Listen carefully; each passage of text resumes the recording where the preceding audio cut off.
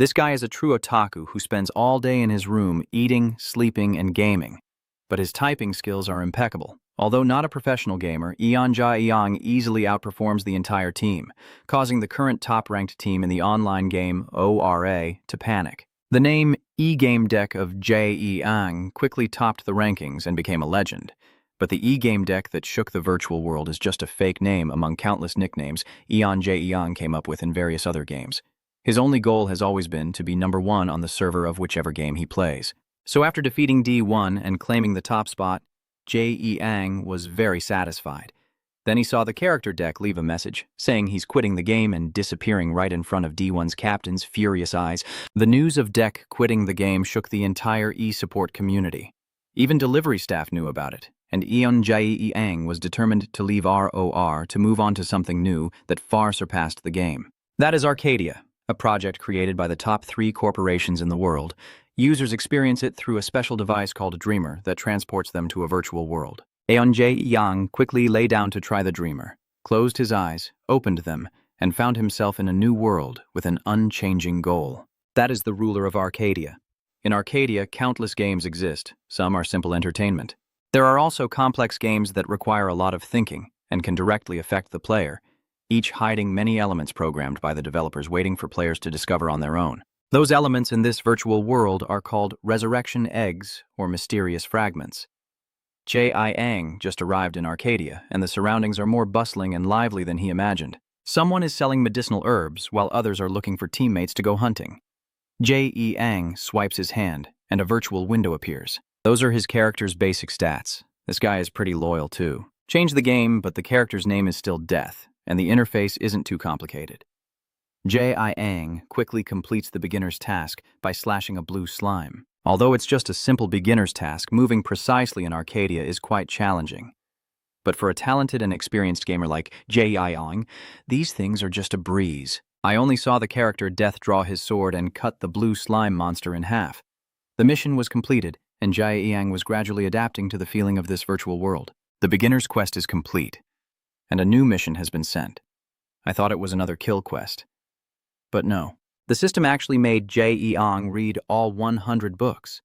Damn, making a gamer sit and read every single one is no different from torture. Although he only talks about gaming, Jae-young still has to go to the public library to read books. He spends the whole day reading, and the finished books pile up into a mountain. Even the 2 librarians had to notice because of this young man's serious focus. Jae-young carefully read the history of Arcadia, but it only had part 1. When she went to the counter to borrow the second part of the book, the bespectacled librarian looked quite surprised, as if Jae-young was the first person to touch the second volume of this series. As soon as Jae-young touched the book, the system registered it as a surprising event, and it also became a condition for the appearance of a hidden quest. As for Jae-young's character deck, it became a special player analyzed by the system. Meanwhile, the young man still knew nothing and was solely focused on reading the book. The book mentions a legend about an expedition to find a treasure hidden in a distant water lake near the new village of Adeline. Although it is just a legend, people are certain that the treasure is the oldest trace of darkness. And according to rumors, it is somewhere near that lake. Of course, no one has ever found the treasure, so this legend is gradually forgotten. But Jae-young had no intention of reading for fun. He opened his map to confirm that the lake next to the village of Adeline was Lake Iran. It didn't take long before the young man arrived at this lake, and when he got there, the scene was incredibly peaceful. Jae-young began to wonder if a treasure could really be hidden in such a place. But just then, the system sent countless new notifications. The main storyline had been activated, and his deck character also received a new B+ level mission. The mission is to track down the oldest traces of darkness. Jae-young doesn't quite understand that the main scenario has already been triggered. But a new game releasing like this with a B-level mission for beginners is definitely worth a try. At that moment, deep beneath the calm surface of the lake, there was a statue lying still, holding something that shimmered with a bright glow. Jae-young wandered around the lake for a long time, and although he examined everything carefully, he didn't find anything special. Suddenly, with a flash of insight, Jae-young thought there was only one possibility left. Maybe the treasure is hidden at the bottom of the lake. The explorer thought for a moment, and then acted. He rolled up his sleeves and jumped into the water. Once underwater, Jae-young was shocked to find that this small pond was much deeper than he had imagined. At the same time, at Arcadia's headquarters in Korea, All employees are struggling with the main storyline having been revealed. Since Arcadia has only been released in Korea for less than a week, having some MA outbreak the game like this was completely unexpected. This must be related to Jae Yang's character, but the details are still unclear. The branch director also doesn't know how to handle it, so for now he has to report back to his superiors. He looks quite worried. Anyway, Arcadia has been peaceful in the US for over 3 months, but in Korea, after just 4 days, how did they manage to mess up the server and the entire game progress? In the virtual world, Jae Yang was still diving enthusiastically, his diving skills having been upgraded, but the treasure still hasn't been found yet. Jae Yang is really exhausted. He just wants to give up on this mission and to be done with it. But thinking about the Dreamer machine still costing him $920 a month in installments at home, Jae Yang can't just quit either. Anyway, this hidden treasure hunt mission is only for you. I can't let this opportunity slip away from me like that. Jae Yang regains his composure and prepares to dive once more into the lake. Meanwhile, at Silikoff's headquarters, one of the 3 corporations involved in the Arcadia project, the main event scenario has been reported to the chairman. Strangely, no one expected that the Silikoff chairman was actually a 15-year-old girl named Jenica Pao, and the chairman's office was filled with teddy bears just like a nursery. Back to the main issue, Jenica is listening to the supervisor explain the situation. Jae Yang discovered a clue that no one paid attention to, which is that book. This accidentally reveals a hidden profession in the Adeline village, and, based on the analysis, if things continue this way, the main storyline will definitely unfold. Jenica felt a headache and opened her iPad to look up information about the hidden profession. It was an unaligned poet with no level system and no attack skills. On the other hand, this person will gain a special ability.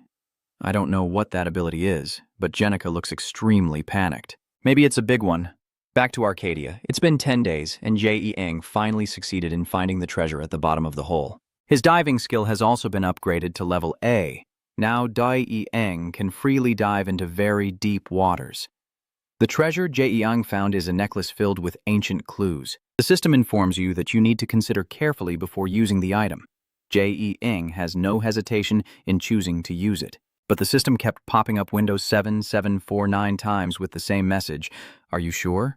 Jae Yang was driven crazy, frantically clicking, yes, yes, yes. Suddenly, a window lit up, and Jae Yang felt as if he saw a young man rushing in front of him. He said he hoped Jae Yang would not regret using the necklace, and also wished that from now on, Jae Yang could use all his power to cause chaos in Arcadia like he did. Jae Yang was stunned like a duck hearing thunder, not knowing who that young man was, but the hidden mission had truly been revealed. His profession has been changed to an unlicensed poet. The level system has been erased, and this character will now be fully controlled by Jae Yang, along with a new mission being sent. However, this mission turns out to be killing a newcomer. What the hell, do I have to kill that person? Jae Yang stands in front of the blue monster hunting ground, watching the happy new players, feeling overwhelmed by life. An hour ago, he was still blankly studying the information the system just provided. The leveling system has disappeared. Leveling up is the most basic aspect of any game. If it no longer exists and other players keep leveling up, wouldn't Jae Yang be pushed to the bottom of society? Thinking that, he tried to delete his character entirely, but there was no way to do it. Jae Yang, thinking about the warning from the stranger, suddenly feels very regretful. He lies down on the grass, feeling lost and unsure of what to do next. If I think more positively, this unlicensed poet class must have some unique benefits compared to all other player classes, right? So Jae Yang sat down again to study his current profession. As he explored, he noticed a stat at 0 called recognition. Recognition helps Jae Yang increase his ability to intervene in Arcadian, and can even alter the laws of this world. I don't quite understand, but for now, there are still missions waiting. Killing this newbie is even more troublesome than dealing with bitter melon. Watching the kids struggling with their newbie tasks, Jae Yang felt a deep sense of frustration. He drew his sword, ready to rush in and take down the 2 kids hunting the blue slime first, but suddenly a group of soldiers appeared out of nowhere and blocked their way. Jae Yang stops to observe. Although this monster hunting ground is a public area, these guys are bullying kids and claiming territory. Although very upset, the 2 children quickly noticed that the IDs of these 3 were red, indicating they had previously killed other players. Knowing they couldn't fight back, the 2 children quickly called for help, but everyone around them was indifferent. The gang of soldiers took the opportunity to show off and threaten the 2 kids. Jae Yang appeared immediately to put an end to their arrogance. Under his sword, one of the thugs' left leg was severed. Not stopping there, Jae Eong wanted to add a few more sword strikes like Eonsu, proficient in 7, simultaneously killing all 3. His ID gradually turns red and the acknowledgement points increase by 3. So, killing one person gives you an extra point, huh? The 2 kids clutching their guns stand around Jae Eong as if to protect him. They thank him for saving them and hope to repay his kindness. But Jae Eong says there's no need, because he plans to kill all of them to complete his mission. The 2 kids froze at this, but before they could react, he sent them off to meet their grandparents. Then Jae Eong quickly dealt with the group of players who had been bullying the kids earlier. The novice blue monster hunting ground quickly turned into a slaughterhouse for the elite. The next day, a rumor spread across Arcadia's homepage about a new, crazy person appearing at the hunting ground. A few days later, Arcadia at night was still as lively as it had been 3 days ago. Under the full moon, a green-haired player was running wildly while shouting for help. He tripped over a rock and fell flat on his face. Before he could get up, a pair of piercing eyes appeared from behind. The one who came was none other than Dek, Jae Eong's character. In just a few days, Dek already looks like the king of hell. The green-haired guy helplessly shouted in chaos, unable to understand why Jae Eong wasn't hunting monsters but kept killing one player after another. Before being taken down, the blue-haired guy threatened to report Jae Eong. However, no matter how much he threatened, it didn't change the fact that Jae Eong swiftly dealt with him. In reality, the Korean branch of Arcadia has been receiving many complaints lately, all related to new players being PK'd, suddenly spiked. It seems that ever since Jae Eong changed careers, quite a few Arcadia employees have been working overtime. His character deck still has no level, but his recognition points have increased to 1,025, which means Jae Eong has sent 1,025 other players to sell salt. I'm not sure if this was the right move. Killing so many newcomers right after the game's launch is no different from sabotaging the developers. Since the mission has to be completed, there's no need to overthink it. Jae Eong killed many players, so the slam monsters are less likely to be wiped out. This accidentally makes him more close to the slam creatures. Suddenly, a pack of slam jumps in to celebrate Jae Eong like a bunch of puppies. But he doesn't really dislike it. After all, having killed 1,025 players, Jae Eong is now shunned wherever he goes. Having this group around makes you feel a little less lonely. Suddenly, in the deep forest, flickering flames appear. Jae Eong has to say goodbye to the slam crew and run away. The group that just arrived are other players hunting Jae Eong. He kept running, with the others chasing and threatening him. In the end, Jae Eong was cornered at the mountain cliff with no way out. Those guys are laughing and demanding Jae Eong to behave and accept the torture, but this guy is crazy beyond belief. He then jumped straight into the deep abyss before the panicked eyes of those chasing him. The clip of the villain Dex was posted online by the green-haired guy a few days ago. It quickly became a hot topic, attracting a lot of attention from the Arcadia gaming community. The green-haired guy is also quite clever. He realized that Dex only kills people around Sand Slam Beach, which shows that his level isn't very high. So if enough people gather, they can totally take him down. His goal is to assemble a team to eliminate Dex. And indeed, many people have agreed to join. Arcadia has a very appealing feature. That is, players have the ability to trigger events themselves. The developers always monitor the reactions of the gaming community both in-game and online. After reporting the above data, the Arcadia control system, represented by a lively girl named Alice, analyzes the data and creates new missions, just like in the current situation where Alice detects the formation of large-scale teams. After analyzing, she launched the new mission called The Birth of the Dark Shadow. The mission was sent out to everyone simultaneously. Its objective is to eliminate Dex, the serial killer currently operating in Slam. As soon as the new mission was issued, the Arcadia headquarters in Korea immediately descended into chaos, and the script team members were extremely upset because they had received no notification. Clearly, the current situation is becoming more and more chaotic, like a swarm of locusts. Even the head of the script team feels bewildered as things spiral further out of control. While searching, he saw a topic about the mass extermination of Dex on social media. It seems this team leader is a bit out of the loop. He has no idea that Eon Jae-young's character has been causing a stir in Arcadia these days.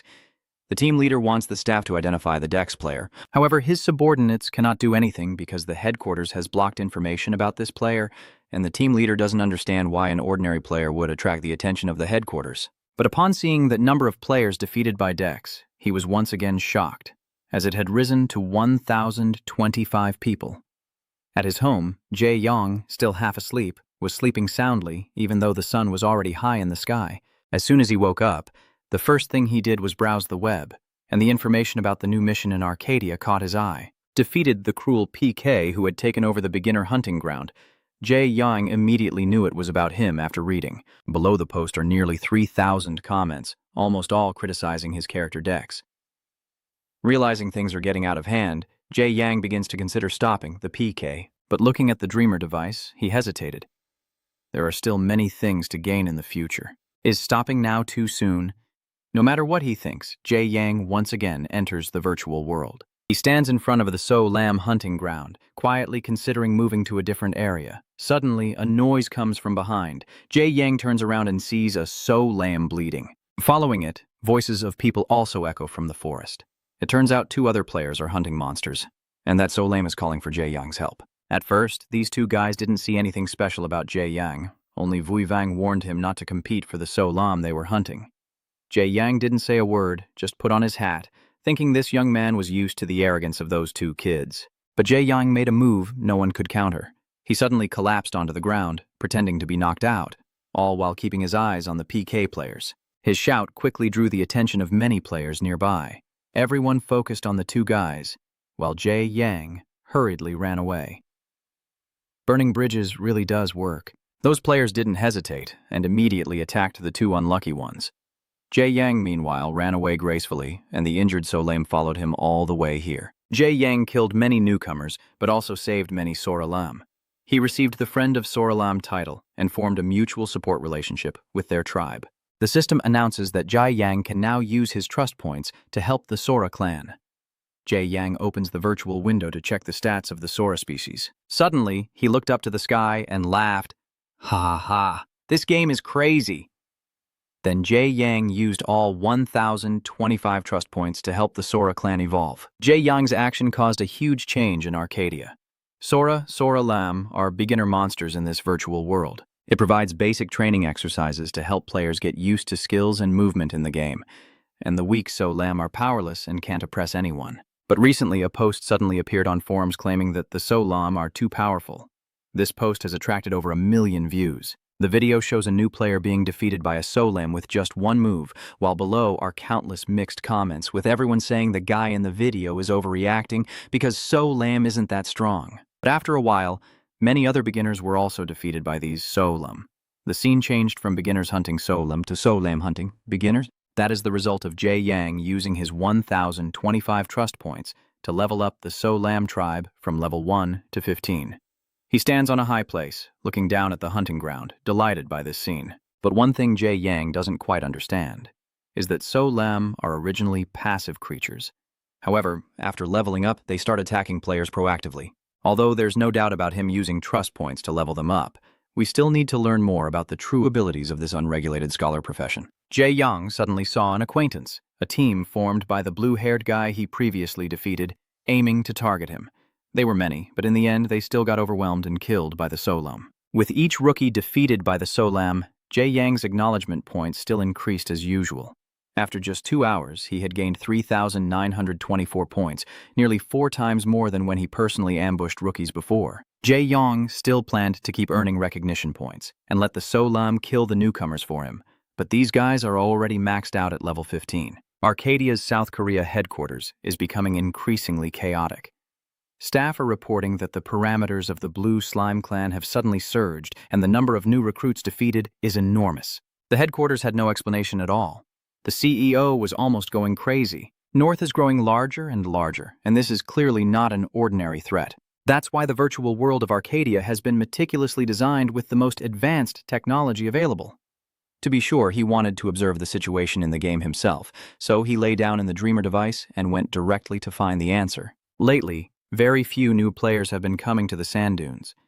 Instead, level 15 and above players gather here in large numbers to kill the sand dunes for experience points. Zayang's reward points gradually increased, but eventually reached 10,000. As soon as his points hit 10,000, he immediately received a new title, the Newbie Slayer. Along with it comes a common reward. Zayang receives the item and immediately clicks to open it, but it was like stepping on a landmine. As soon as I clicked to accept the reward, there was a loud bang and a blinding flash of light. Zayang was still thinking he had been tricked by the system when the light gradually faded and a black egg-shaped sphere appeared above his head. Before he could even touch it, it shattered into pieces. The system announced that Zeyang had gained a new companion. The terrifying pressure made Zeyang even more excited. He felt that whatever he just summoned must be a very powerful monster, but unexpectedly, that thing turned out to be the Demon King Satan. Although he was only the Demon King in the form of a child with incomplete power, his might was already terrifying. But Satan couldn't accept himself in this tiny demon form, and he definitely couldn't accept that the Demon King, ruling the demon world like him, had to humble himself and become a companion to an ordinary human like Zeyang. Satan held his head and paced in frustration while Zeyang silently wondered if the child in front of him was truly the original Demon King. Although he was reluctant, Satan had to accept that he was bound to Zeyang. He wanted to make a few agreements with him before becoming partners. But during the encounter, Satan suddenly discovered that Zeyang possessed an incredibly powerful source of energy. The system also issued a warning to Zeyang that he could use the point of receipt to share his power with his companion, but you should be careful because your partner is a demon. I understand now. The power Satan mentioned is the point of receipt, a letter that allows Zeyang to reshape the world order in Arcadia. He immediately used Zeyang to transfer that power to himself. In return, Satan would also give him a worthy reward. The negotiation begins. Satan wants all 8,975 points of the letter of acceptance from Zeyang. In return, he will give him a cursed shirt with Nagar's lament. This is very valuable. Not everyone can have it.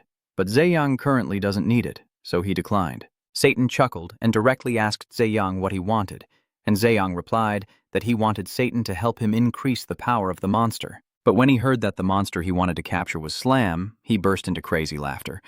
Although he found Zeyang a bit strange, Satan agreed with him in exchange for all the reward points. The pact was made, and 2 bolts of heavenly lightning struck from the sky.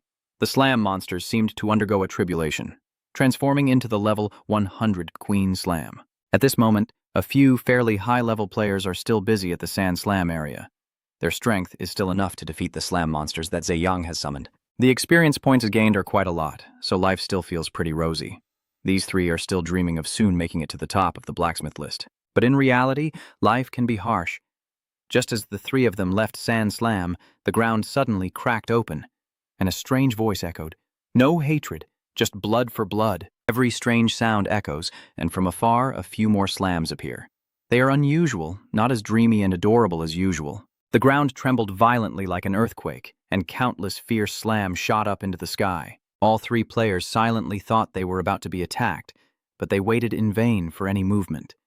When they opened their eyes, they saw the slam flying past without touching them, heading somewhere else. A new story about the slam has begun to unfold as the status window suddenly appeared in front of all the players. The slam species was originally a peaceful and non-aggressive race, but when humanity appeared, they were slaughtered indiscriminately. After a long period of oppression, the slam race decided to stand up and fight for peace, creating new laws. When the story ends, the Slam Queen appears as grandly as a K-pop idol debut. It let out a fierce roar, and just that scream was enough to make trees fall, soil and sand whirl into a tornado.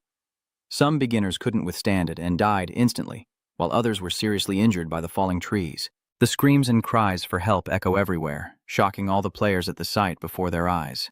Zeon and Satan stand above, observing the situation, feeling dizzy and overwhelmed. The king wanted Satan to buff the slam monsters a bit to earn more recognition points, but he didn't expect him to generously turn them into such overwhelming monsters. Even Zeon and Satan almost got blown away by the Slam Queen because of their screams.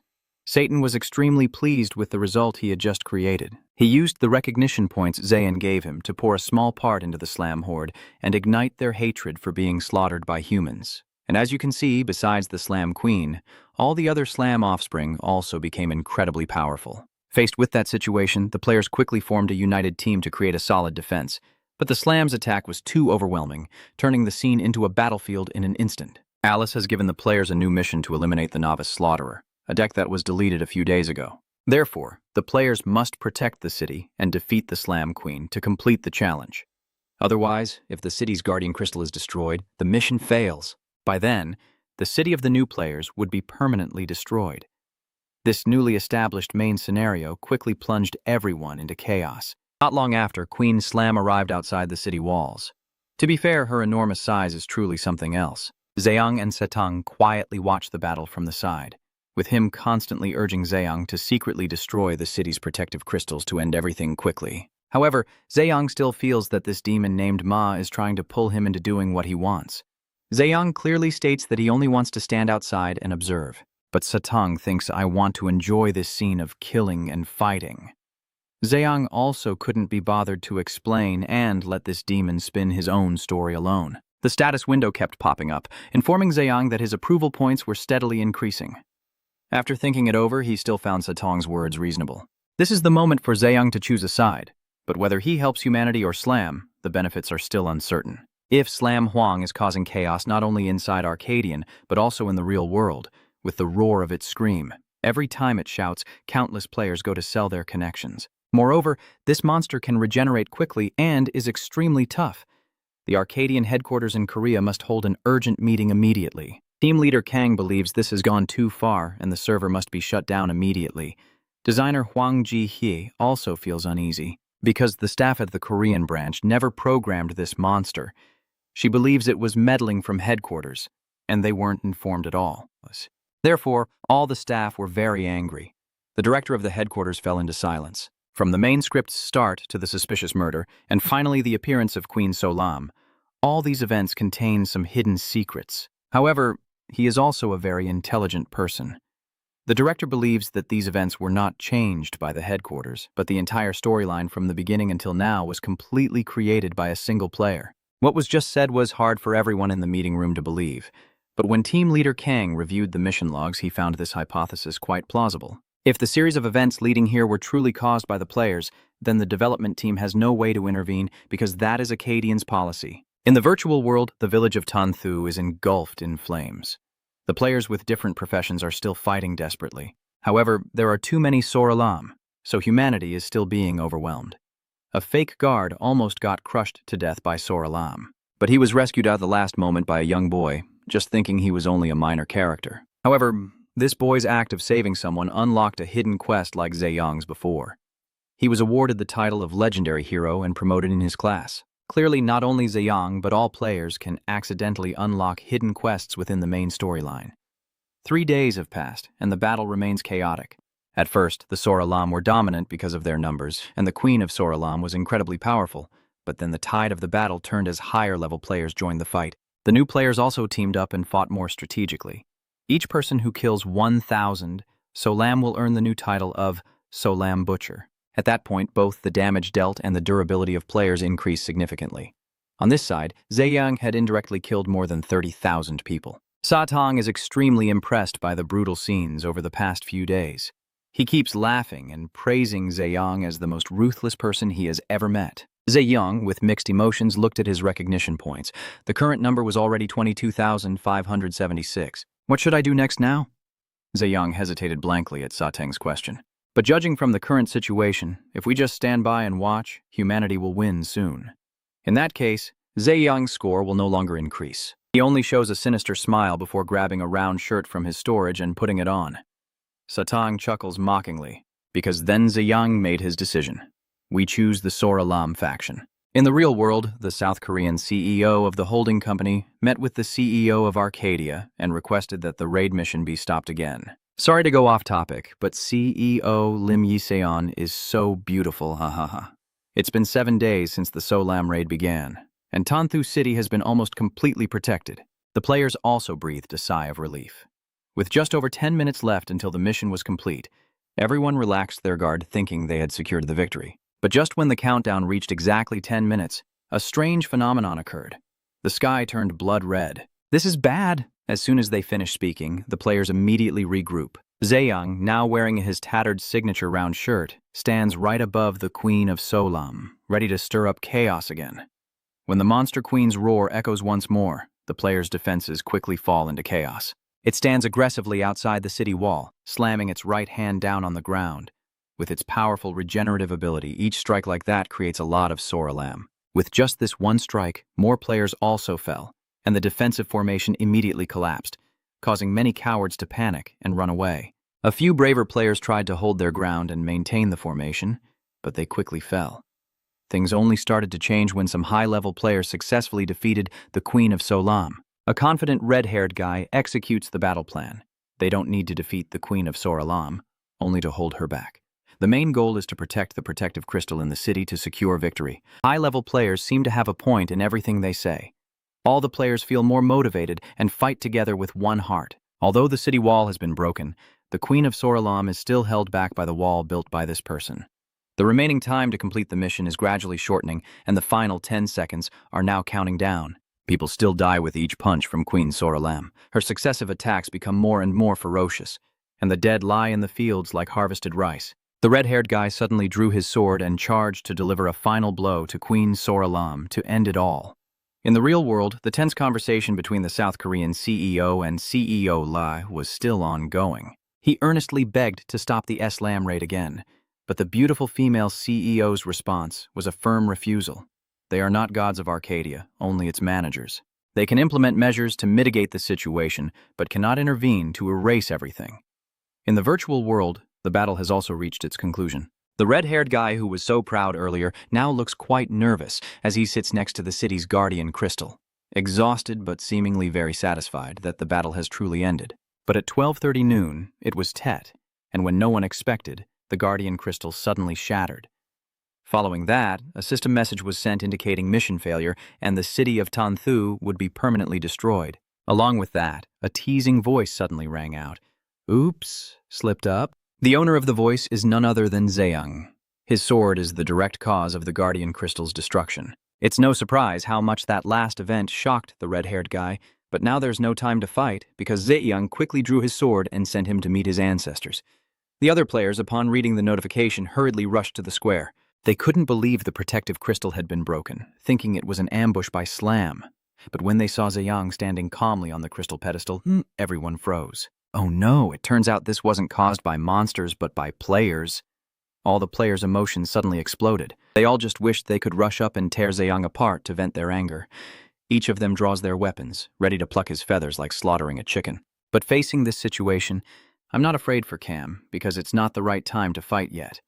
The mission to protect Tanthu City has failed, and the main scenario continues. Queen Slam suddenly exploded outside the city walls, causing the strange slime to rain down like a storm, scattering across the entire city. All the players are caught off guard. The slime on the ground moves slowly at first, then gradually merges together.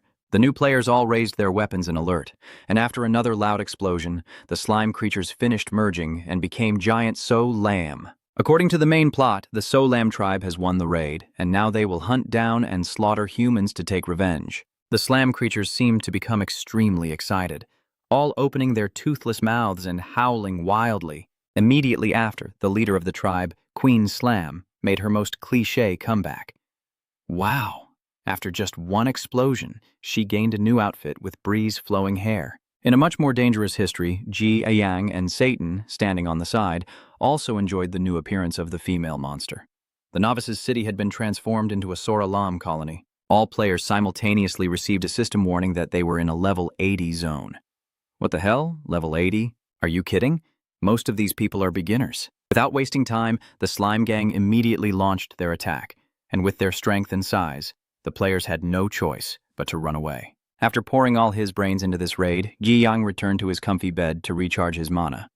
The hottest gaming news these days is the event where the novice city was destroyed in the virtual reality game Down Hot Arcadian. This has attracted a lot of criticism, as most players feel frustrated having to face such an impossible mission so early in the game. Additionally, many people also focused on the deck since quite a few saw him destroy the Guardian Crystal as well. Looking at the chaos right now, Ji Yang feels it might be better to just give up and lose his mind. As he fought, Ji Yang quietly reflected on the series of events that had just unfolded.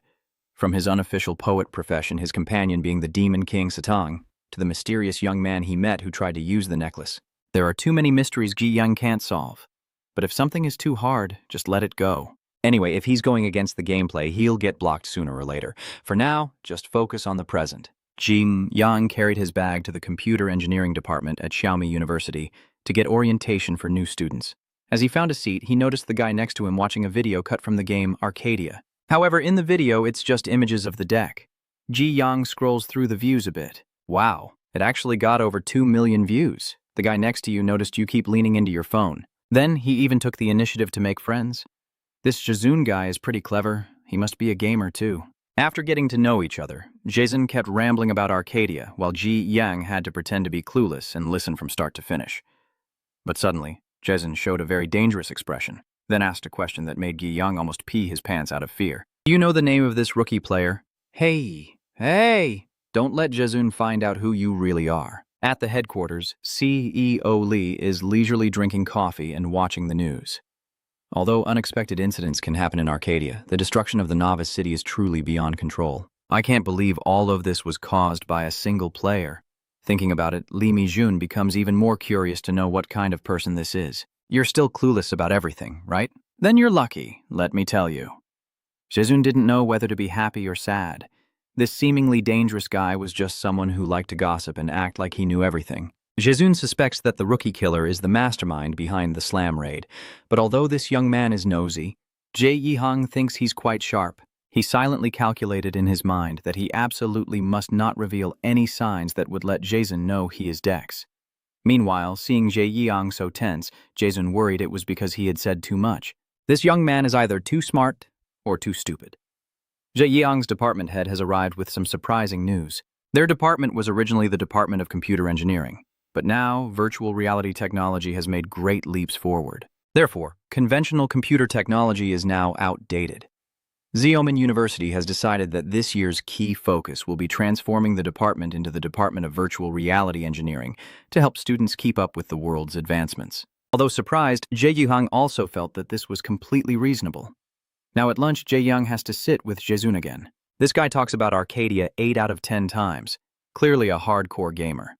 Jezun also wonders why Jae Yi-hang isn't playing this game. I didn't want to reveal any weakness, so I just pretended that the dream machine is on Earth and I'm not good at gaming to brush it off. When I returned to Arcadia, Satan was already waiting for me. This demon is extremely annoyed because he's been waiting for him too long, but right now he's in a child's form, so he doesn't have much intimidation power. I only managed to say a few words to Satan before the Slam members suddenly appeared and clung to Jae Yang as usual, this time including the Slam Queen. She shrank herself to a normal size, and the Slam clan all expressed their gratitude to Jae Yang. I have received a new title as the Savior of Slam, along with over 2,000 recognition points, the Slam Crown, and countless other rewards. Taking on missions here has been unlucky both times. Satan suggested that Jae Yang change his operating area soon. I also think it makes sense since the Slam clan can now protect itself. So the farewell between Slam and Jae Yang happened even faster than your ex turning against you. And you and Satan have moved to a new land. After the destruction of the New Ederland city, many players quickly found another location on the forum. That is the southern region of our country, about 10 kilometers from Ederland. The monsters here are not too strong, and the NPC items for sale are not very expensive. News spread rapidly, so the Arcadia Players Guild quickly gathered here. When Jae Yi-hang arrived at the city gate, the guard NPC stopped him and asked for his name, Lilig Dang Huang. Jae Yi-hang didn't think the event in Ederland would spread even to the NPC's ears. This game is more real than reality itself. I need to be more careful. Satan hiding in Jae Yi-hang's hat now sticks his head out. Han keeps feeling like he recognizes you, but he can't quite remember how. After turning around, Satan suddenly asked Jae Yi-hang about the approval points.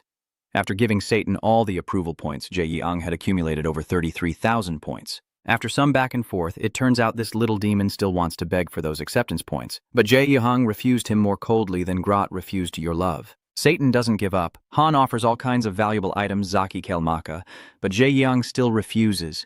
He feels he can't keep using acknowledgement points to exchange for items or Satan's help forever.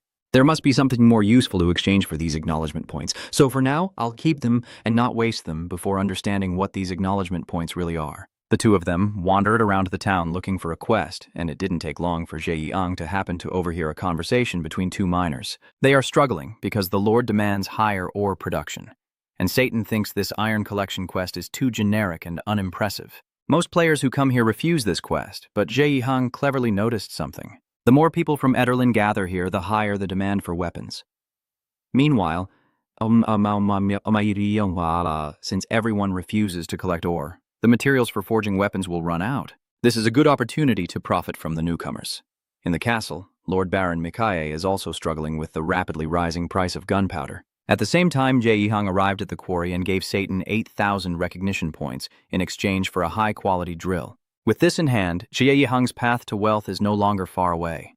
In the town, the newcomers are selling weapons like vegetables. Some others are looking to buy cheap iron ore to complete their mining quest.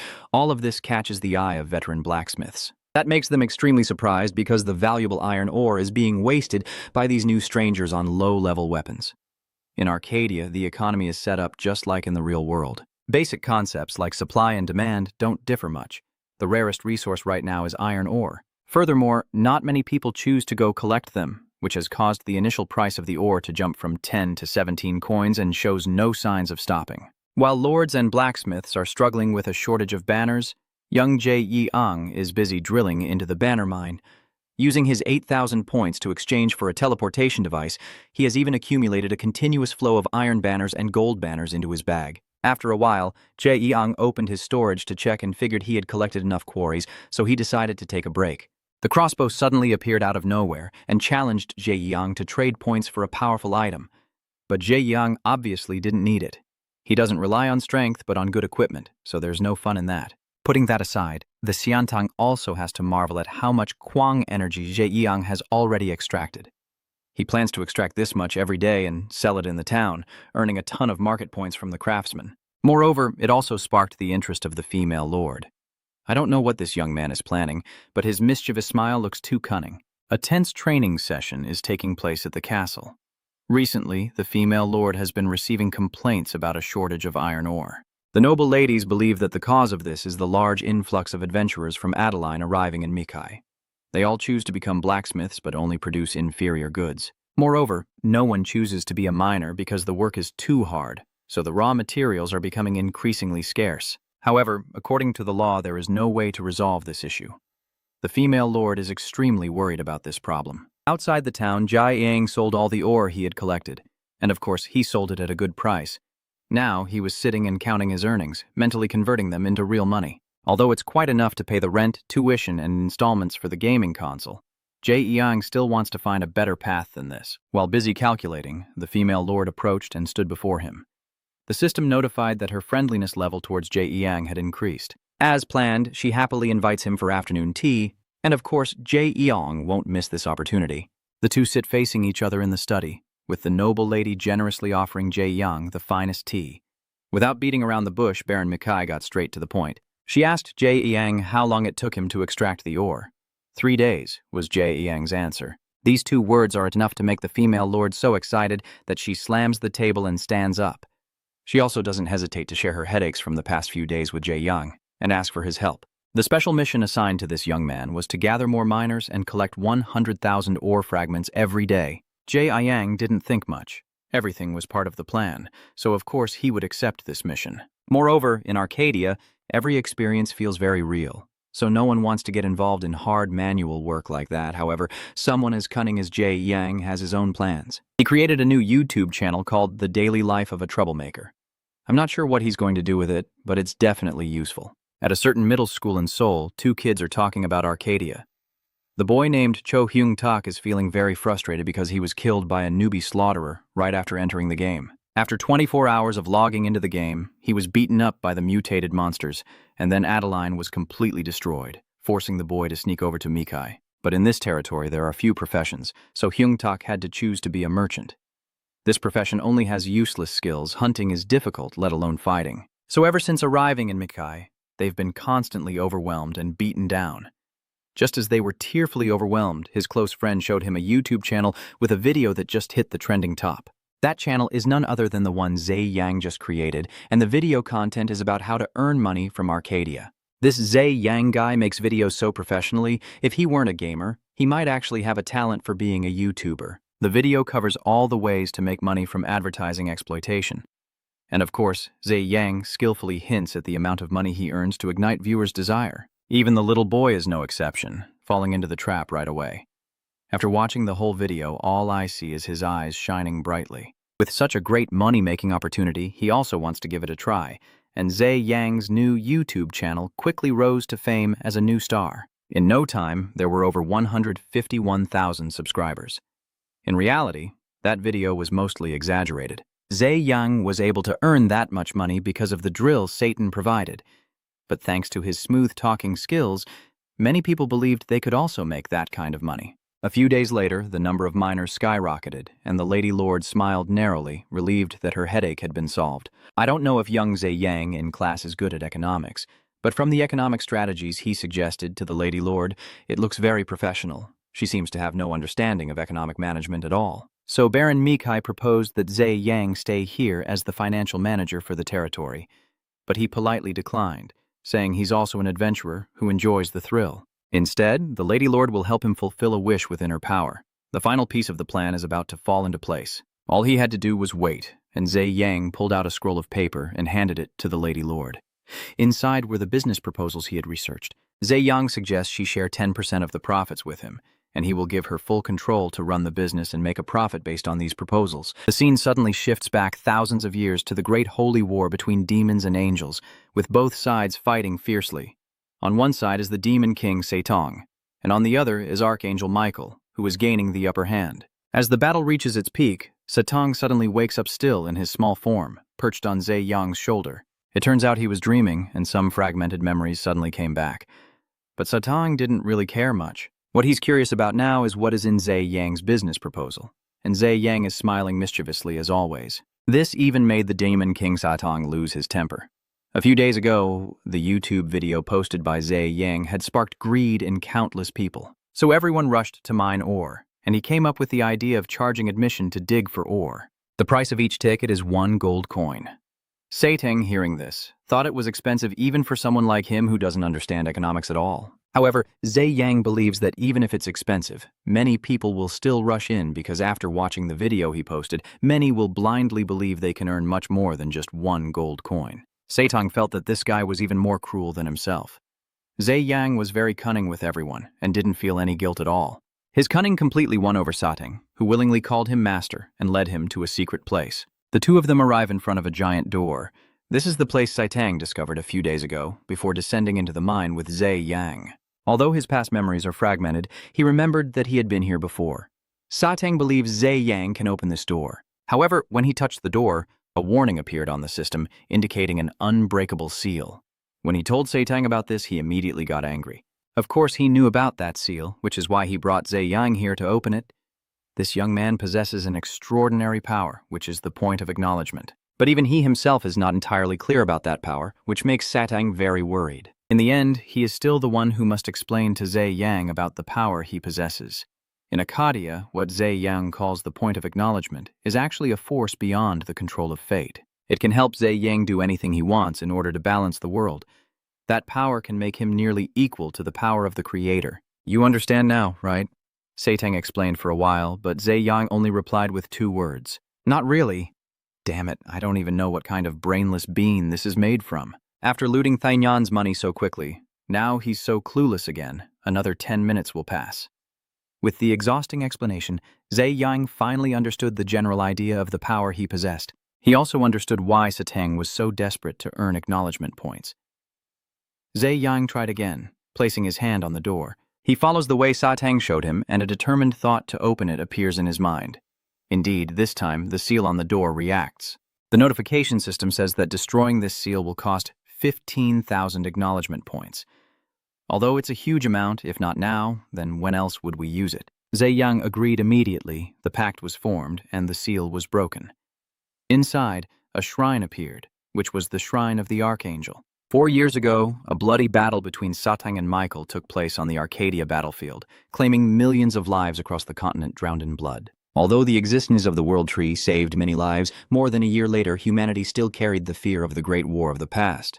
Many records of the battle were documented as warnings for future generations. Zhe Yang breaking the seal of the shrine has triggered a legendary-level mission, bringing along many consequences.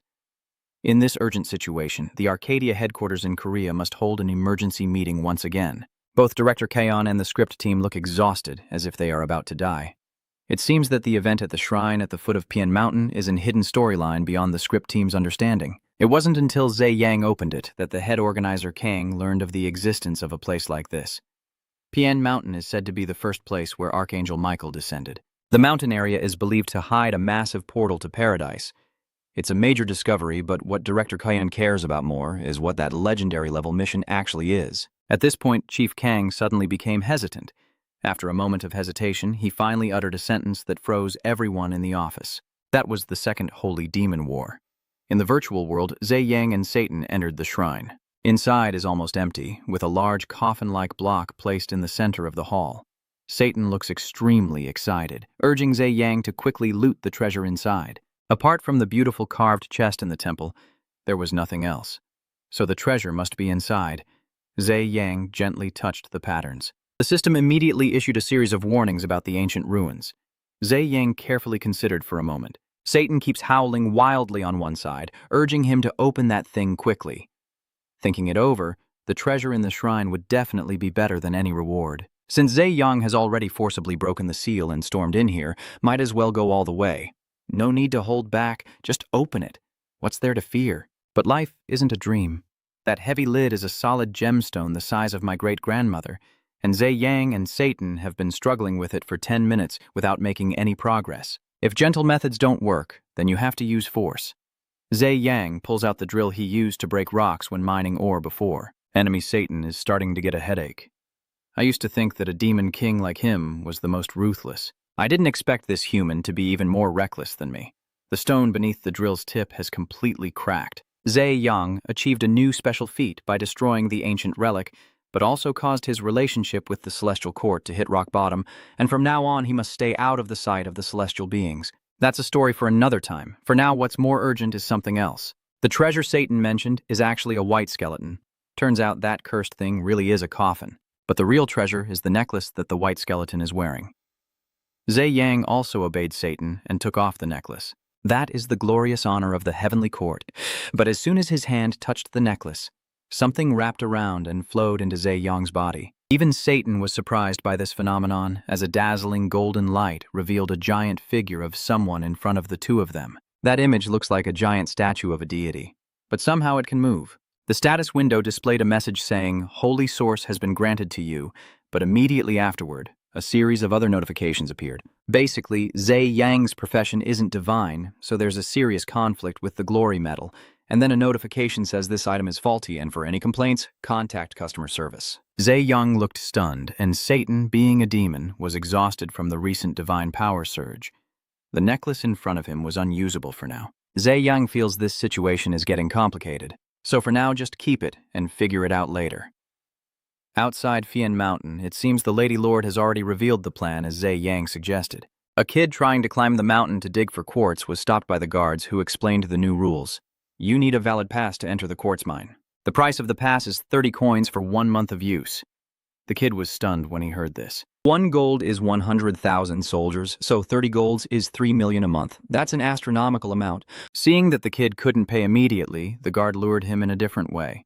It's similar to buy now, pay later. It sounds like a good deal, but in reality it's a consumer trap. The middle school kid with no understanding of economics was quickly lured in. Zhe Yang is truly not that evil. Right now there are countless others in the mine who are also caught in the same trap as that kid. With the buy now, pay later policy, they could enter the mine without purchasing a pass, but the initial amount of ore mined had to be returned to pay off the pass debt first. In this way, all the precious amount of ore mined belongs to the female lord. In the blink of an eye, 100,000 fragments of ore were collected in a day. The task of resolving the female lord's worries is complete. Zhe Yang can return to his territory now, but before leaving, he needs to deal with this place first. The general was confused about what needed to be done here, but Zhe Yang quickly broadened his horizons. He forced his way through the door, destroyed the coffin, and stole the necklace. If others find out, it would truly be a disaster. At this point, Zhe Yang's drill reappeared in his hand. With a flick, he leveled the entire temple. The ancient demon has lived for thousands of years, and finally he has seen what humanity's true face looks like when they become truly evil. Returning to the castle, Baron Mikhail was already waiting for Zhe Yang. She looked so happy. Not only was the issue of the missing quota resolved, but nearly 10,000 people had also signed the prepaid slave contract, hoping to serve as a barrier. The female lord keeps her word, giving Zhe Yang 10% of the profits.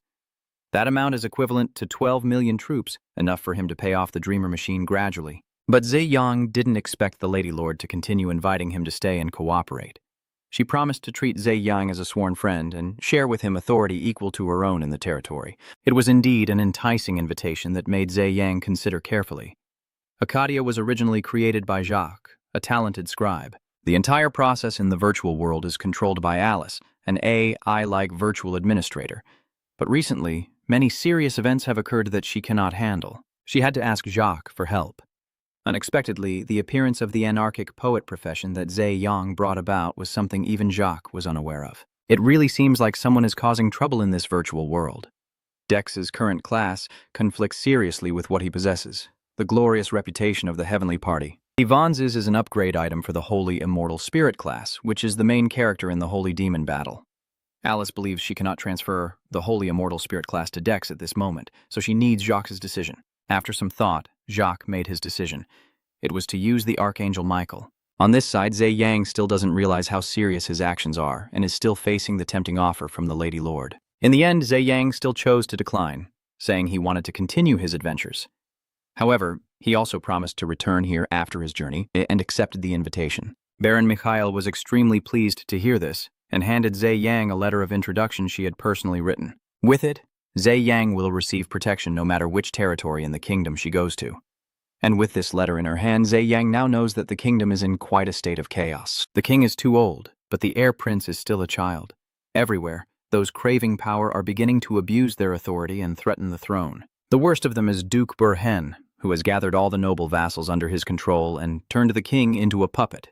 Not only that, Burhen also secretly incited wars with neighboring countries. In that situation, the Lady Lord earnestly hoped that Zhe Yang would lend his strength and intelligence to the Kingdom of Maroon. Although he had no desire to get involved in this, a new mission had been updated. The mission is simply to contribute to the kingdom and the emperor, with no option like ESNOR for Zhe Yang to refuse. Since there's no way to refuse, I guess I have to accept it. Zhe Yang silently cursed this damn game 1,000 times over. After saying goodbye to the female lord, Zhe Yang left. In this virtual world, even an NPC like Baron Mikhail can recognize that Dex is someone special, and what he possesses is an invisible key to change the order of the world. Indeed, although he started purely for entertainment, Dex's actions have begun to change the very order of the world in Arcadia. Even if those actions cause headaches for many, the future will surely see Dex achieving even greater accomplishments. Zhe Yang and Satan leave the city gate, and although he has no desire to get involved in politics, he still decides to move forward. Just then, the bugged item, the badge he took earlier, has been fixed. Its stats have been adjusted, and the cracked necklace suddenly glows, startling Satan. Then, a beam of light converges, and a pair of wings appears in the air. System notification. Thanks to the badge, Zhe Yang successfully summoned a guardian angel. Its wings slowly spread open, just like when Satan appeared. But by now you probably already guessed who the visitor is, so it's the Archangel Michael in a mini-form. Angels and demons are two opposing forces always at odds, especially Michael and Satan, who are sworn enemies. I thought the reunion between these two would shake the heavens and split the earth, but in reality it's just like a quarrel between two fishmongers at the market. Both of them are in mini-size, but the mummification is working at full capacity. The words of challenge and provocation flow like a stream from both sides, making Zhe Yang's head ache. He feels like the two things flying around him are just two preschoolers arguing, completely unrecognizable as the Archangel Michael and the Demon King Satan, who terrify thousands. Anyway, the 1,000-year blood battle doesn't seem to have anything to do with them at all. Michael's call snapped Zhe Yang out of her wandering thoughts. She wants to confirm once and for all whether Zhe Yang is the one who signed the contract with Satan. He doesn't deny it, but responds with a reluctant attitude. Michael quickly realizes the extraordinary source of power called the point of acknowledgement that Zhe Yang possesses. She worries it could become the most dangerous weapon if it falls into Satan's hands. But now Zhe Yang has made an additional contract with Michael, promising to become her guardian angel and guide her onto the right path. An angel truly is different, beautiful, kind-hearted, and gentle in speech, even making Zhe Yang feel moved. Idiot! Satan's words are like a cold splash of water shattering the peaceful scene before us. Michael is angry too, but she's used to Satan's arrogant attitude already. Han chuckled, thinking Michael was overestimating his power. Zhe Yang is clearly human, but even more evil than a demon. She can never follow the righteous path that she is trying to draw. Zhe Yang was about to get upset, but Satan's words made sense, and she couldn't argue. Since taking on the role of an unorthodox poet, he's committed countless evil deeds. But Michael is extremely determined, believing that all humans start with a kind nature, and guiding them onto the right path is the duty of every angel like her. Even if Zhe Yang has strayed from the right path, Michael will try to find his original kindness again. Zhe Yang felt overwhelmed. At first only Satan was loud, now there's another noisy one beside him. But whether angel or demon, they're no different. Zhe Yang lives by capitalism. His point of acceptance is not given randomly, but used only to exchange for what is truly deserved. Michael, being smart, immediately understood the issue upon hearing it. Anyway, in her heaven, exchanging money for favors is just a common practice. Zhe-Yang didn't hesitate to reveal his cards, so she also asked what he wanted. Zhe-Yang's profession doesn't include combat skills, so what he needs is a special ability to fight against strong enemies. Michael thought for a moment and then let out a shout. She grants Zhe-Yang a skill called Divine Descent, allowing the user to temporarily borrow the power of heaven. Zhe-Yang can want as much strength as she likes, but the more she desires, the more points she will need to exchange. The moment the pact between Michael and Zhe-Yang is sealed, a brilliant golden light descends from the sky, frightening Satan and attracting nearby monsters. Following the dazzling golden light, some legendary characters appeared: the honorable knight Farhan, the grand mage Mirlin, the divine archer Basho, and the god thief Miffle. The divine skill temporarily allows Zhe-Yang to borrow the souls of these great heroes, and their strength will become his as well. Zhe-Yang was very pleased with this kind of skill. Just as he was giggling, a voice suddenly came from behind. "Empty out your assets, and then I will let you die peacefully." "Who do you think you are?" It turns out the monsters earlier attracted by the thunderbolt have come over. At the same time, the victims of Zhe-Yang's business policies in the mountain mine are still working hard to dig for ore. They are not fools, so after a while they finally realize that becoming rich from this is clearly impossible. Even though they know they've been deceived since they've signed the slavery contract, they are forced to continue mining to pay off their debts. That kid Hyung, the middle schooler from the other day, was also one of those unfortunate slaves. Honestly, he's got worse luck than that little girl. Mining is exhausting. Suddenly, he thought about escaping from here. But the next scene immediately shattered the boy's thoughts, showing a rogue trying to escape the mine being caught by two heavily armed guards. The nearby adventurers also realize the boy wants to escape and advise him to give up the idea because fleeing means breaking the contract and becoming a wanted criminal across the territory. It's best to work hard mining to pay off the entrance fee so you can return to the game quickly. Knowing you can't escape, the boy grit his teeth and kept mining. Suddenly, an illusion window appeared showing a message that the eternal flame is interested in your soul. Before he could fully understand what the eternal flame was, the kid was pushed to keep mining for the capital. Meanwhile, Zhe-Yang happened to get the chance to try out the heavenly strike skill. In front of the giant monsters, he borrowed the strength of the honorable knight Farhan, who wields a legendary sword that terrifies all demons and a legendary shield that has protected countless innocent lives. Farhan the Undefeated, also known as the Messenger of Glory, while the demons who see knights as nightmares call him the Demon Slayer, Farhan. After using his skill, the celestial embodiment representing Farhan's soul descended into Zhe-Yang's body, and in his hand appeared the legendary sword and shield. Seeing these two items, Satang also broke out in a cold sweat and whispered to Zhe-Yang why he was willing to sacrifice Farhan's soul. Zhe-Yang didn't expect the mastermind like Satang to also be afraid.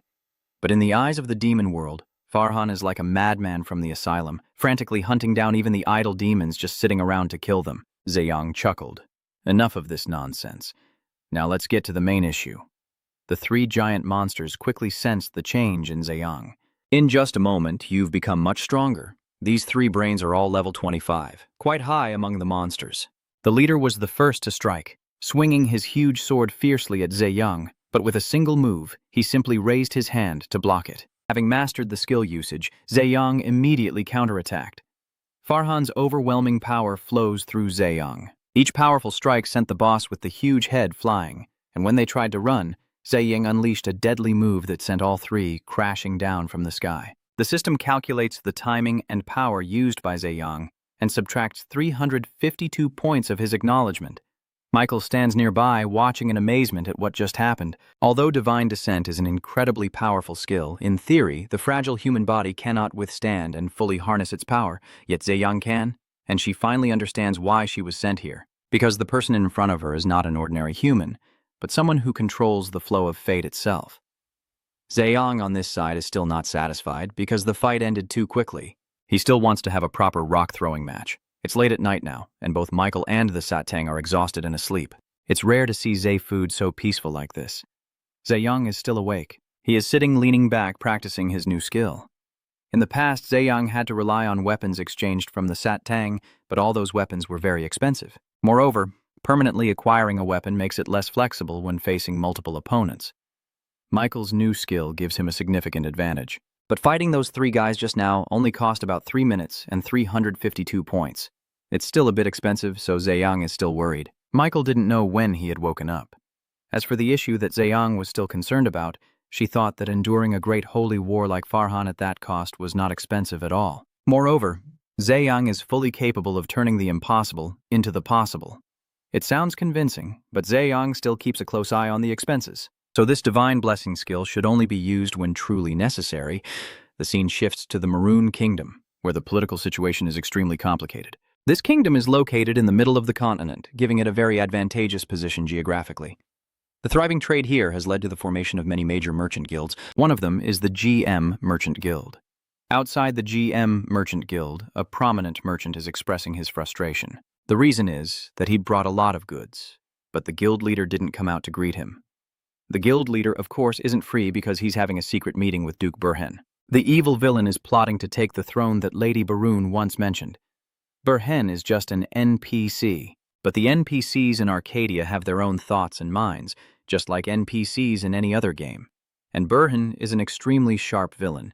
He is described as taking over the Maroon army and waging war against the neighboring country. Although this person is as dangerous to the guild leader as to others, he could be a partner who helps GM make money. In real life, Choi Jae-gyu is the youngest son of the GM Corporation, and also a true assassin. Under pressure from his father and wanting to prove himself, he established a great trading guild in Arcadia. In the guild, everyone is a player aiming to make as much money as possible.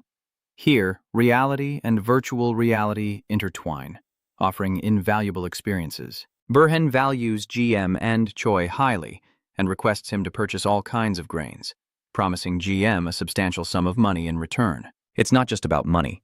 Burhan also promised to grant GM some authority to address the food supply issues across the entire Maroon Kingdom. With both wealth and power, Thuong Hoi Chu Choi naturally couldn't refuse. It seems Choi Jae-gyu wants to get involved in this business too, which makes sense. Because if he fully supports Burhan when he wins the kingdom, the neighboring regions, and succeeds in usurping the throne, the economy in Arcadia on the Korean server will fall into GM's hands. This is clearly a great opportunity for him to prove himself. At the same time, Jae Yang went to meet Count Brocken as introduced by the Lady Lord. Jae Yang handed Brocken a letter of introduction written by Baroon Mikai himself, but he didn't bother to read it and tore it up directly. Brocken asked Jae Yang a few questions, but the young man was very clever, and his answers completely won the Count's favor. The conflict between Maroon and the neighboring country Parkin is about to erupt. Brocken also understands that Baroon sent him here because he believes he has the ability to prevent this. So he also wants to hear the opinion from this daring young man.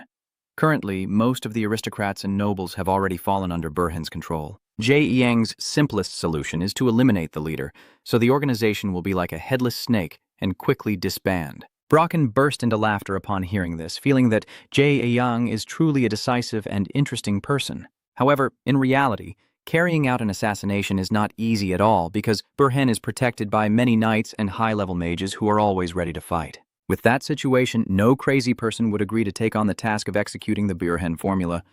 Let me handle it. Jae Yang's words just now made Count Brocken turn dark with anger. There really is a crazy person here. He carefully assesses the target. At level 1, wanting to perform the Burhan ritual is clearly impossible. But Jae Yang confidently retorted, "Do you think I can't do it, Count?" This young man truly keeps the Countess surprised after surprise. He seems like a reckless young horse, and I need to teach him a lesson. So Brocken took Jae Yang to the training ground. If he wanted to prove himself, he needed to fight him first. Brocken is a master swordsman and also has great confidence in Baron Mikhail's wise judgment. So in this match, he will definitely give it his all, and Jae Yang is not afraid at all. Once again, he uses the Heavenly Strike skill. This time, the soul being revived is Knight Lang Zhukov Ferret. In a flash, Brocken was overwhelmed by the opponent's power. Jae Yang firmly held his sword with deadly intent, declaring he would end the battle within 5 minutes. Brocken barely managed to calm himself down when Jae Yang's sword struck. He had to muster all his strength to block the attack because it was too powerful. Finally, Brocken understood that Germany's request to assassinate Burhan was no joke, and Jae Yang was just showing off enough to make Brocken trust his abilities. Ending the match early would have saved him some points for admission, but no. The third day has decided to use all his strength. He raises his sword high, activating the infinite sword skill. Sword Light. This technique allows the user to unleash tremendous energy without even needing to touch the opponent with the real sword. The sword immediately radiated furious red flashes of energy, carrying immense power. Yang forced a stiff smile. This old man really intends to go all out. Before he could think twice, Brocken's sword was already swinging. The power behind this attack was truly terrifying. Brocken's attack was so powerful that dust filled the air and the clash of weapons echoed. When the smoke cleared, the scene before him truly shocked Brocken. Yang still stands firm against that attack. His hands hold two invisible swords, forming a powerful shield that blocks the previous strike. Brocken easily realizes that Yang is also using the invincible sword skill. This skill is a realm that only master swordsmen can reach. On Yang's side, using the extra skill also drained more of his stamina. Not wanting to waste more time, Yang must summon all his strength and rush toward Brocken. Each powerful strike of the sword made the count wait in vain. Finally, he was knocked down by Yang, his sword falling from his hand, looking utterly defeated. Yang immediately stops using divine power. Defeating a master swordsman earns him a new title, the Amazing Warrior, and an additional 10 strength points. But that also meant Yang just lost 2,800 recognition points. The chance was missed. Michael is once again extremely excited to see Yang perfectly harness the power of heaven with his human body. Just now, he looked like a true swordsman, and Brocken, who has been knocked down, is still in shock. Anyway, he's a master swordsman, yet he can't read Dex's sword moves. Clearly, this young man possesses overwhelming power, but is pretending to be clueless and hiding his true strength. Brocken immediately became extremely reverent of Dex, even asking him about his swordsmanship and instantly drawing his sword to practice as if he were a fool. Unfortunately, that day she also apologized to Yang for her rudeness earlier, but he of course didn't take it to heart. Anyway, Dex's level is always level 1, so it's no wonder people look down on him. Back to the main point. In the end, Brocken also believes that Dex has the ability to assassinate Burhan. But he still hesitates because after Burhan's death, the royal family will fall into chaos. Yang, on the other hand, doesn't think much about it. He used the example of the Godden knot to help Brocken understand that it is a complex knot with no easy way to untie it. And the only way to solve it is to cut it off with scissors, just like the problem with the maroon knot now. The only solution is to kill Burhan, and the consequences afterward will eventually settle down. It sounds incredibly irresponsible, but Brocken also thinks this is the most reasonable way. Therefore, he left the decision entirely to Yang. With Brocken's approval, the system quickly updated Yang as the key figure in the process of transforming the Maroon Kingdom. He also has an additional side mission, which is to assassinate Duke Burhan, sparking a debate between Satan and Michael. Satan naturally encouraged Yang to quickly eliminate that old man, but Michael believed that assassination was a cowardly act. She suggested Yang give Burhan 3 days to resign and challenge him to a duel to settle things honorably. No matter what Satan and Michael say, Yang has no intention of killing Burhan right away, because he is not just a lone player but also a slave to money. Yang believes that Burhan must have a reason for starting a war with the neighboring country. He will investigate carefully to see which side can bring him more profit before considering whether to kill or not. In the present, the TV is broadcasting news about Ajin Corporation, one of the 3 companies involved in developing Arcadia. Ajin's electronic stock price has surpassed $5,000, setting a new record in the stock market thanks to the Arcadia project. This made Choi Soon-young, chairman of GM Group, extremely worried. A few years ago, GM and Ajin were on equal footing, but now Ajin's stock price has surged, putting GM's position increasingly at risk. While he was contemplating a new direction for development, the newspaper boy Choi Jae-young arrived, asking for 8 billion won to invest in the Arcadia deal. This makes Choi Soon-young even more worried. And this report? Is the 8 billion won just fake money? But Choi Jae-young was very serious. He even brought a report folder. Inside are details about the deal with Duke Burhan and the current economic situation of the Kingdom of Maroon. After reading, Choi Soon-young's expression gradually changes. Indeed, if Choi Jae-young's fake deal succeeds, he could turn the main economy of Arcadia, the pride of Ajin Corporation, into GM Corporation's asset. This prospect is incredibly tempting. When he said this, even Choi Jae-young was shocked. Soon-young was surprisingly generous to spend 50 billion troops on his precious son. He also didn't forget it to threaten that he must seize this deal at all costs and that this will be his last chance. With money in hand, Choi Jae-young happily ran away. Back in Arcadia, the war situation is becoming more urgent, and the Hmon Empire in the north of Maroon has to send a secret envoy, Knight Leonid, to meet with Burhan. They promised to fully support Burhan in the upcoming battle and help him seize the throne, on the condition that after winning, Maroon would hand over the Hiran Plain to Hamel. This plain is nestled between high mountain roots, forming a natural boundary between Hamel and Maroon. Their desire for this land to bolster national defense is only natural. Burhan carefully considered and decided to accept this request, and thus Hmon became his ally in the upcoming battle. After Leonid left, Burhan smiled a very sinister smile. Everything is still going according to his plan. Now, the old man's power is incredibly strong. He stands above 10,000 people and only one person. That is the future ruler who is only 8 years old. But Burhan thought that no matter how long Maroon exists, there will be a new king. It has to be him. While in good spirits, the appearance of Choi the merchant forced Burhan to hide his sinister intentions. He announced that he had cut off the enemy nation's food supply and was beginning to stockpile grains for Maroon's war effort. Needless to say, Burhan was very pleased with this. Choi Yegu also hoped that Burhan would keep his promise regarding the profits and the power he had spoken of earlier. But this sly fox kept things vague and declared he would discuss it after the war ended. Needless to say, Choi Jae-gu was extremely annoyed. He's just an NPC who dares to leave the game. I wonder if this old fox will keep his promise or not. But once you're in, you have to see it through. He has invested too much in this deal and has no other choice but to wait and trust Burhan now. Choi Jae-gu is extremely tense. The 50 billion won Choi Soon-young gave him has been fully invested here, but that's not enough to completely cut off the supply of the Parkin kingdom. Therefore, Choi Jae-gu decided to opt for a future deal. In simple terms, he signed contracts with grain traders in advance. If this investment fails, the compensation payout in real money could reach 1,000 billion huans. With that amount, not only GM Trading Guild but the entire GM Corporation in the real world would be in chaos. Although worried, Choi Jae-gu still had to reassure himself that this plan would definitely succeed. As he muttered to himself, a shadow flickered past him like a British ghost, and it was none other than Jae-young. Choi Jae-gu hurriedly chased after him, but Jae-young disappeared at the corner. He wasn't mistaken. The outfit Jae-young was wearing was the default attire for novice adventurers. How could a new player appear at Bearhen's mansion? It's really suspicious. Fearing that his plan has been overheard, Choi Jae-gu quickly orders his subordinates to gather information. Jae-young has now entered the meeting room. Bearhen is very intrigued to see Brocken, the Baron, carefully selecting and introducing a low-level adventurer to himself. He is curious about the purpose of your visit.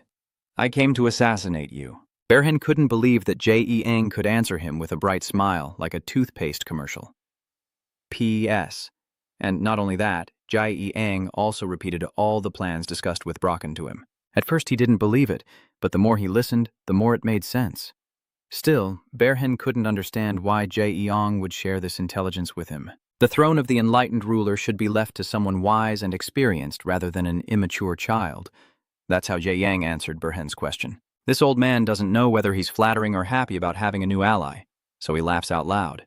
They quickly shake hands, establishing a good relationship. And Jae-young also promised not to disappoint Bearhen's expectations in the future. After leaving the mansion, both Satan and Michael couldn't accept Jae-young's actions. The angelic girl prays for the gods to forgive Jae-young's lies, while the devil angrily questions why he is acting as a double agent. Jae-young explains that he is testing all possible scenarios. The war between the two countries is unavoidable, but if I side with Duke Bearhen from the start, there will be no power left to oppose him when he becomes king, so it's better to support Count Brocken first. In this way, besides the war between the two countries, Jae-young can also stir up internal conflicts within the Maroon royal family. Engaging in both external and internal battles, and doing so in a duplicitous manner, would surely earn him double the recognition points. Michael and Satan looked stunned, and even the Demon King had to take out a pen and paper to take notes. This human is truly 10 times more evil than any demon. While they were having fun, suddenly 2 tall, masked men blocked Jae-young's path. Upon closer inspection, weren't they the 2 subordinates of Choi Jae-gu from earlier? I thought they were going to use force against Jae-young, but no. Those 2 only took him to the GM Guild's headquarters. Here, Jae-young has met with Choi Jae-gu. Both are smiling outwardly, but harbor their own intentions and are very cautious of each other. Jae-young didn't beat around the bush and directly asked why Choi Jae-gu wanted to meet him, and Choi Jae-gu's attitude became very serious. He questioned Jae-young about what he said to the Duke of Coward earlier. Jae-young, who doesn't beat around the bush, didn't answer directly and naturally avoided the question. This has successfully driven Choi Jae-gu crazy. Even Sating and Michael hiding inside Jae-young's hat feel like there's no hope left. Jae-young quietly assesses that 2 men are escorting him here, with 5 more like them guarding the gate outside. Plus, with this Choi guy, Jae-young couldn't see his name or level, which shows he's pretty strong and capable of holding him here. If you're too weak, use your divine stance, Jae-ong thought to himself. At this moment, branch leader Robert Smith, Choi Jae-gyu's close associate, stepped forward and spoke again. Jae-ong felt that finally there was someone polite, and the hand preparing to use the divine stance withdrew. But Choi still maintained his rude attitude, which made him extremely annoyed. It wasn't until Robert grabbed his collar and warned him not to cross the line that Choi Jae-gyu finally calmed down a bit. Jae-ong observed his attitude and quietly assessed that he was not an easy person to deal with. Robert Smith also didn't hide anything and openly revealed his hand. He revealed that the GM Trading Company belongs to the GM Corporation. Jae-ong naturally also knew about the existence of this famous corporation in real life. Choi Jae-gyu has invested heavily in Burin, so GM doesn't want Jae-ong to become an obstacle for them. Robert threw a large bag of gold onto the table, clearly money to buy Jae-ong's loyalty. He also didn't hold back, casually grabbing the bag of money and happily accepting. All right, I'll give up the mission if it means avoiding the formula. Both Robert and Choi Jae-gyu were surprised by Jae-ong's ease, and Jae-ong himself didn't expect this battle to be so big that even GM Corporation would have to get involved. Anyway, no matter how it turns out, you'll still benefit from the fight. But seeing Choi Jae-gyu's arrogant attitude, Jae-ong doesn't want this reckless guy to live peacefully. So he came up with a cruel plan again, to assassinate Burin. Saetang was at her wit's end with this guy's sudden mood swings, while Michael was overjoyed because Jae-ong finally kept his original promise to Count Brocken. However, she still reminded him to warn Jae-ong beforehand and to duel with Burin, while he had already decided to secretly assassinate the old man. Because of this disagreement, Michael declared he would no longer let Jae-ong borrow divine power. Saetang saw this and took the opportunity to stir the pot. He revealed to Jae-ong that he also has a divine power skill that grants him similar strength, but it is a dark power from hell. Without waiting for Jae-ong to think, Saetang created a new contract, allowing Jae-ong to temporarily borrow power from the demon world using acknowledgement points, just like how he used Michael's heavenly power. This young man can now use powers from both heaven and hell. With these three, who can compare? An illusionary window appears with a lineup of notorious Demon Realm characters for Jae-ong to choose from. He feels happier than ever, even as Michael seethes with rage. After hesitating for a while, Jae-ong decided to choose a white skeleton. Michael was already sweating cold. Because what Jae-ong just chose is Lich Agamer, the most evil necromancer in hell, master of soul manipulation. He commands an army of death, has defeated an empire and 4 kingdoms, and spreads fear across the continent. Wherever he appears, it is a sign that death is near. Jae-ong harnesses the power of Lich Agamer. One full moon night, he appeared on the roof of the Burin mansion, like a death god. Below, 2 weak guards just happened to become test subjects for Jae-ong. Immediately after using the divine strike, a cold air instantly envelops the 2 guards. The deadly energy immediately overwhelms both of them. Although they are just guards, everyone in the Burin estate possesses extraordinary strength, so neither of them was easily defeated like that. One of them quickly raises a powerful shield to block Jae-ong's magic attack, and not wanting to give him time to prepare, immediately leaps onto the roof to counterattack. He poured all his strength into the Judgment Mirror technique, aiming to take down the intruder in one strike. The stronger the enemy, the more excited Jae-ong became. He used the Spirit of the Wound, a cursed soul, and with a long, powerful sword piercing through the enemy's body, he instantly killed him. The remaining guy was also driven mad by this scene. He wanted to run but couldn't make it in time, so he had to face the same fate as his teammate. The weakest soul master is when they haven't yet revived a corpse, but now Jae-ong has that power. The 2 guards who just died were instantly turned into undead by him as proof. Jae-ong smiled a cruel smile. This young man is starting to look more and more like a villain. A soul master who can command unlimited spirits, as long as they transfer their power into the dead. Therefore, just one soul master is enough to rival an entire powerful army, and the one lending Jae-ong their strength is Lich Agamer, the strongest soul master of all time. So, it didn't take long for Jae-ong to turn the 2 guards into an army of undead. The scene inside the mansion immediately descended into chaos. There are only a few guards left outside, but no matter how strong they are, they will be quickly defeated by Jae-ong. He ordered his army of undead to quickly find the current location of the princess. Burin was asleep at this moment. He was startled awake by the savage screams coming from outside the courtyard. A knight rushed in, looking panicked, to report the current situation and urgently asked Burin to evacuate immediately. The other knights also arrived to protect the Duke, but were too late. A few of the undead found him. Needless to say, he was terrified. While Bearhen was still panicking, unsure where these assassins had come from, he suddenly noticed their clothes and weapons and horrifiedly realized they were all his guards. The remaining 3 or 4 knights were quickly taken down. Jae-Iong appeared like a demon, wearing a savage smile. Bearhen also recognized that it was Dex, the adventurer he met a few days ago. He didn't know his true intentions, but to save his own life, he was willing to do whatever he wanted. But right now, all Jae-Iong wants is this old man's life. Bearhen is cornered and almost hopeless. Jae-Iong also didn't forget to leave a few words for him before ordering the assassination to end this attack. No miracles will happen. Bearhen's head was cut cleanly off from his neck as the system sent a series of notifications to Jae-Iong. After completing the Bearhen assassination mission, he earned a total of 53,000 recognition points. This staggering amount excited not only Jae-Iong but also Satan and Michael. These two guys usually run away whenever they're hurt, but whenever Jae-Iong gains more recognition points, he's always there. But Jae-Iong's evil plans didn't stop there. I don't know what he's plotting, but Bearhen's severed head was quickly reattached by his magic, and he soon became a zombie under Jae-Iong's command. His smile is gradually losing its humanity. Just wait, according to GM Corporation's plan. That night at the Holy Empire's cathedral, the bright moon made Pope Wyman feel restless. Suddenly, there was a soft knocking and a gentle voice from outside. "Sir, could you spare a moment? The newcomer is the saintess of this kingdom, Sylvia." Anxiety filled her eyes as Sylvia came to see the Pope because she had just experienced a nightmare with ominous omens. In the dream, she saw a massacre somewhere on the continent of Arcadia. "Hung, do you know anything more about that place? Any clue, no matter how small, is valuable.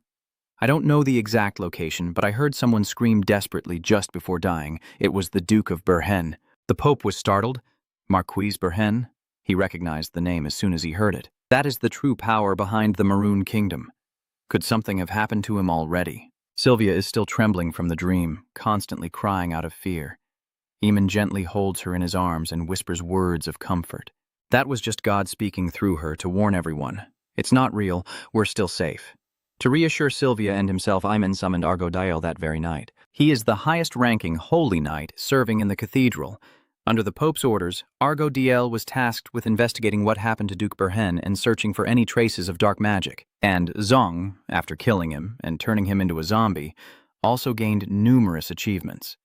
His most notable feat was single-handedly conquering the territory of the Duke of Bearhen. At the same time, Zong received a new title, the Evil Soul Master, along with 14,000 recognition points. Zong stood above, watching this magnificent scene. The power Satan brings is truly incredible.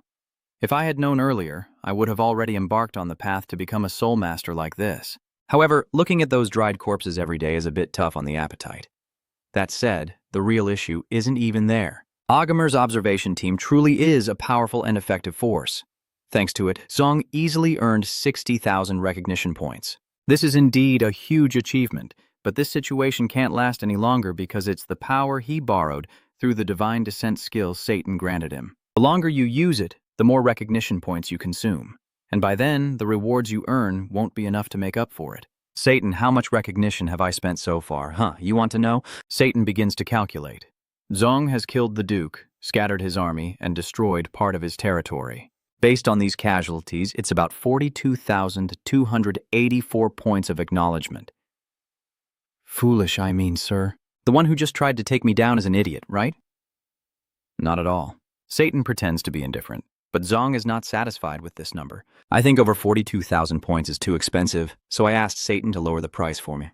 "Miss, boss, do you think this is a game? No bargaining involved. Because you need it. You used it as you saw fit, so you have to pay a fair price. Don't you think so?" Zong, of course, knew that, but he still thought the price was too high. Besides, he was quite different from other players. Even if he was called a VIP, he didn't feel like one. So at least Satan should have a special love for himself, or at least some discount vouchers, right?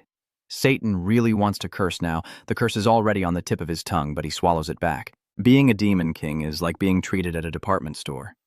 If there's no special love, from now on, I will only deal with Michael myself. Really? The angel girl's eyes lit up after hearing that. Satan is starting to panic, quickly lowering the price to 40,000, but Zong demands 35,000, and Satan, unwilling, continues to reduce it to 39,990. But Zong was also determined not to give in much, raising it just a little to 36,000 points. After some back and forth, Zong finally decided to settle on 36,500. I can't lower the price any further, do whatever you want. All right, that's enough. Zong achieved his goal, laughing out loud as if he had hit the jackpot.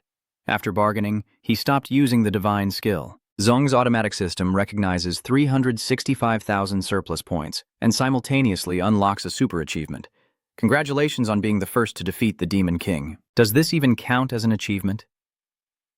Moreover, thanks to this, Zong's ordinary skill level increased by 7 ranks. From now on, you will have the advantage when talking to regular NPCs. Zong also didn't expect to achieve such an impressive feat so easily. Indeed, heaven does not abandon those who work hard. While Zong is rejoicing, someone else is suffering so much they are about to collapse. Why do I have to endure this loss? Damn it! Michael was very pleased to see his opponent in trouble. She chuckled to herself, realizing that was the price she paid for daring to steal someone else's divine inspiration. Returning to the main topic after eliminating Burhen and disbanding the Han army, this territory had truly become a chaos. Zong planned to tell Satan and Michael to stay put because he needed to go somewhere. Neither of them wanted to, since they had both made a vow of silence with Zhang. Then he leaves. Neither of them will be able to do anything. I need to finish a few things, but by then you'll soon know the details, so just wait. Immediately after, he exits the virtual world and returns to being normal young Zong. The first thing he does is go online to check the information. As expected, a multitude of articles about the Soul Master destroying the Burhen formula have hit the trending search. Many predict that with such danger, this must be an epic boss rather than an ordinary player. Zong chuckled to himself, not knowing how fiercely the online community would react if they found out he was behind the previous Sulam ordeal. But then again, thinking about it, only a fool would let others catch him off guard. All right, now I have everything I need. Time to take down that bastard of a little shit. Zizung has always enjoyed playing MMORPGs games. This isn't the first time he has negotiated with people like Jagyu and the ZM Corporation, using his past experiences as a foundation. Zong devised the perfect method to negotiate with those abusing their power to commit injustices against others. From the moment Zong decided to confront Jagyu, he gradually began preparing that perfect approach. To prepare for this, he asked Satan and Michael to monitor and record everything about Jagyu. Now he just needs to erase all traces related to him and edit the pieces together to make it look like something is happening. If a war breaks out, how much profit can we make? It will depend on the food prices, but our estimated profit is about 8 million gold. If Duke Burhen keeps his word, the GM Trading Guild could dominate the entire continent, not just the Maroon Kingdom. The profits from controlling food supplies are only the tip of the iceberg. We will make profits of up to 300 times, even hundreds of times. All thanks to these fools just playing and enjoying this game. I really hope a war breaks out soon. Zong sits in front of the screen, watching the clip he just edited over and over. This should be enough to shake the online community. Now all that's left is to post it and wait. He even deliberately pulled a really catchy headline to reveal the true culprit behind the incident on Duke Burhen's territory. Just as Zong expected, the video instantly exploded, gaining millions of views in no time, and the comments below were also filled with anger. All the players are furious because they were humiliated like cattle, and most of them cursed the guild GM with the harshest words imaginable. Zagyu sat in front of the computer screen, looking pale as if he had seen a ghost, realizing at that moment that he was doomed. What on earth is going on? How did our conversation get leaked out? All the conversations are held in places where the guild has no knowledge of, which means there are no players there at all. Robert Smith also couldn't understand what had happened. If there were no players there, then where did this footage come from? Choi Zegyu, furious, punched the computer screen so hard that blood splattered everywhere. He didn't know who was behind this, but he would find out and send them on their way. In this case, Robert Smith is still the more rational one. He believes that instead of desperately trying to find out who is behind this, they should focus on removing this video first. Otherwise, the GM Guild will face many dangers. At this moment, Choi Zegyu's phone rings. It's his father calling. It seems like it's too late. Damn it, I'm really done for. This even made it onto the 9 o'clock news, with GM Guild being named as the culprit behind abusing the economic system of the game to hide valuable items and corruption. And then, the Arcadia branch in Korea, a subsidiary of the Ajin Group, revealed that GM Guild had invested a large amount of capital to buy gold. The most shocking part is probably the amount of funds allocated, estimated to be up to 750,000. Currently, GM Guild is waiting for the Fair Trade Commission and prosecutors to announce their stance on this incident. Lee Majayon, the CEO of the Arcadia Korea branch, of course, is not ignoring this hot news. It's been a long time since we've had such a big fuss. Really worth waiting for. I wonder if it's okay for the public to find out about this incident. Of course, this is a good opportunity for us to set an example for the corporations watching us. But Miss Majayon, I'm sure the GM Guild won't just sit back and take it. This will be resolved, right? I have to see this through to the end at any cost. Lee Majayon is too sharp, even though she knows this will also affect the game's reputation. But surely the ones who will suffer are the GM Guild. She wants to take this opportunity to warn those treacherous merchants trying to do anything for profit in the world they have created. Furthermore, with her sharp instincts, Lee Majayon knew that the real problem was the person who spread that video. The Slam Raid incident, the Iron Slave incident, and this latest one on Burhan's territory, all believed to have been caused by one individual. But it has a huge impact from Arcadia to the real world. Doesn't anyone think that the person revealing their identity, mysterious player whose identity is unknown? The next morning, as they headed to the training ground, Jae-gyeon excitedly told Jae-gyeon about the GM Guild incident. To Jae-gyeon, their alliance with that super-powerful NPC Burhan was truly a crazy thing. So, Jae-gyeon has been pretending to be indifferent, acting clueless the whole time. Really, how can a big guild like that be involved in something like this, as if it were just a game? A game? Jae-gyeon, do you really not understand? Jae-gyeon really wants to say he understands, but then it would be obvious. So I have no choice but to keep enduring Jae-gyeon's rambling about GM's illegal deal. It has enough financial power to allow a real-world corporation to get its hands dirty with it. The NPC's thoughts and actions are considered part of the system. And in fact, this incident has already made the front page of real-world news. Arcadia is no longer just a game. It has become a world of its own. Dad? Jae-gyeon nodded. And with this attitude of his, it seems everything is still unfolding according to plan. Jae-gyeon is just a representative of the Arcadia players. There are definitely many others who react the same way. And everything is part of Jae-gyeon's plan. His ultimate target is Choi Jae-gyeon. So today, he was swarmed by reporters asking about using virtual reality games for speculation. Jae-gyeon felt satisfied having taught that bastard a lesson. Hello, everyone, a confident voice echoes from above the lecture hall. I am Kang Bin-jun, a surveyor from the Survey and Development team at Arcadia Limited. I will be in charge of today's special lecture. Kang Bin-jun is a senior from the same school and currently works for Arcadia. It seems today's lesson will somehow relate to the recent upheavals in this virtual world. Satan in Arcadia is feeling bored to death right now. The reason is that his master has been gone for a long time. While hanging on a branch, Satan suddenly sensed an extremely evil energy. That power is also incredibly terrifying. It turns out that the Holy Knight Agudiel has already led an army here. Satan, of course, didn't know who this person was, but the warning told him to stay away from this place. Agudiel faced a few undead soldiers without feeling any fear. He raised his hand, and a bright, holy light appeared, causing the undead soldiers to instantly disintegrate. Agudiel knelt on one knee and said with deep sorrow, "Rest in peace, my fellow warriors." It's unfortunate that what happened here perfectly matches the seeress's prophecy. And Agudiel blames himself for not realizing this sooner. Now the situation is beyond control. The undead Agudiel just faced are at an intermediate level. If they keep pushing forward, they will definitely face something even more terrifying. That would surely lead to failure. Report this to the Pope and tell him that a living corpse has already managed to blend into the flow of history. Now, let's return to Jidong's class, where Kang Bin-jun is here today to talk about the benefits everyone can gain from pursuing the world's first virtual reality technology. Just hearing it sounds like a pyramid scheme. Without waiting for the students to speak up, Kang Bin-jun started his lecture. The introduction presents a virtual reality technology capable of directly connecting the human brain with advanced machinery, which is also the key condition for the success of virtual reality. However, just like everyone has a different face, each brain is unique as well. Every brain has its own way of using the connection signals to the machine. In other words, they are called the degree of sophistication, meaning that talent in using virtual reality truly exists. The students below are silent, and Kang Bin-jun continues. The ratio of the virtual screen and the electronic signal exchange device, which reflects the difference between possessing talent or not, is what we call the synchronization rate. To make this concept easier to understand, Kong Pinjun will measure the student's synchronization rate right here in this classroom. It will be a great experience. Does anyone want to volunteer for the experiment?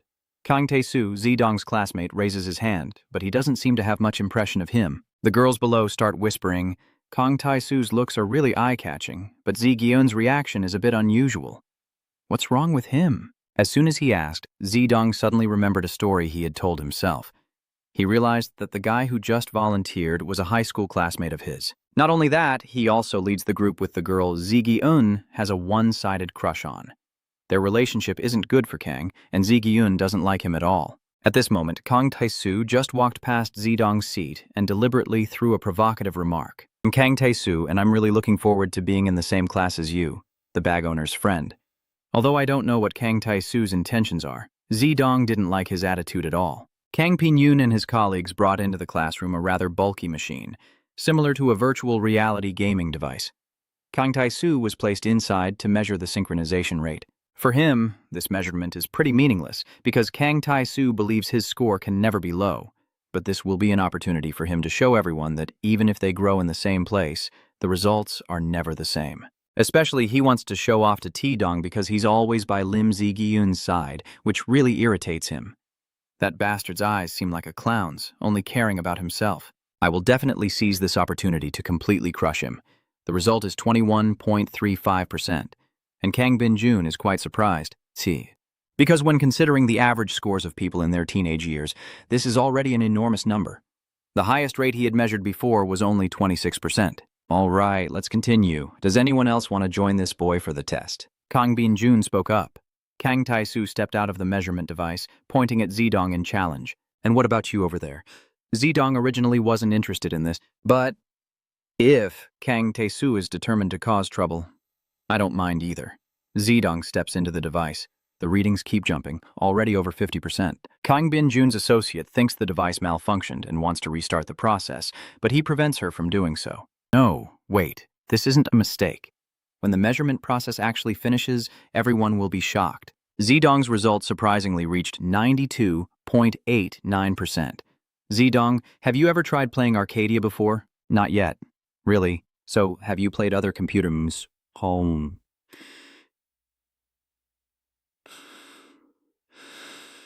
Games before? Those simple games, you really have an incredible talent for them. Is that so? I didn't know that. He's not only talented at gaming, but also a master of pretending.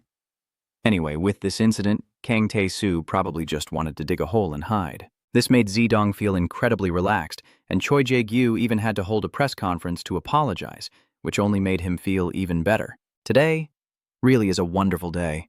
Not only has that new clip gone viral in Korea, but it's also getting interactions from Arcadia players worldwide, and YouTube has also paid Zedong a nice bonus. Although it's pretty modest, at least thanks to it, Zedong no longer has to worry too much about rent and device installment payments.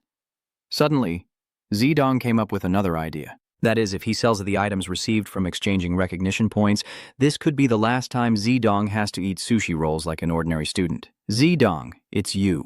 Where did Zi-gyun rush over from? I heard that all the professors are talking about Zedong because his synchronization rate is incredible. Zi-gyun couldn't hide his admiration for this friend. He always wondered how incredible Zedong would be if he played Arcadia. I've played it before. Somehow, Zedong suddenly wanted to tell Zi-gyun the truth. Maybe it's because so many things happened today that made me happy. Or maybe it's just because that sushi roll was so delicious it lifted my mood. I've never told anyone this, but I've been playing Arcadia since it was just a beta test, with the character name Deck. The atmosphere froze for a few seconds. No, it was Zi-gyun who froze. The in-game image Zedong just saw was so familiar that it took him a few seconds to load. Because you know exactly who Deck is. Maybe even all the Arcadia players in Korea know that name. Deck is the top-ranked player.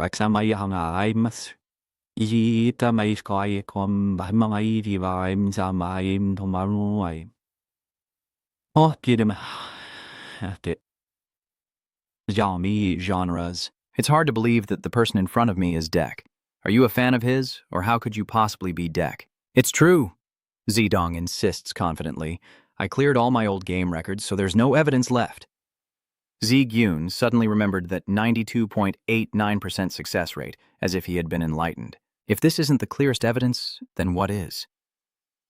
Suddenly, you knelt down in front of Zedong. Hey, what's going on? Are you okay? Please give me your signature. I'm a huge fan of yours, and then Zedong really took a long time to calm Gyun down. Back in the world of Arcadia, an attack is underway in the Ice Valley, with levels suggested to be 85 and above. But the situation doesn't look very promising, as there are more monsters than expected. In the look-up back, a player appears, and surprisingly, she can defeat all the monsters with a single strike. She is the top-ranked mage in the game. The three inexperienced players were quickly assisted by the mage girl, and managed to wipe out all the monsters in the area. For them, it was a moment of great pride. But for her, these monster-slaying things are a piece of cake, and not interesting at all. She casually swipes her hand to open the virtual window, and the system sends a new mission notification. There is a rumor that Duke Burhan, a powerful and influential figure in the Maroon Kingdom, was gruesomely killed by an evil mage. Confirm whether this rumor is true and uncover the identity of the evil mage. Burhan had previously approached her for cooperation, but was rejected. Now, a cunning man like him has met a tragic end at the hands of a mysterious player, which piqued her interest. Because the Arcadia player community is so clever, but still couldn't figure out who this person is, then that mission is impossible to do alone, so for now let's set it aside. But I still wonder who is behind all this. If this isn't part of the game master's plan, and is just the spontaneous act of a specific player, then it's too unreasonable.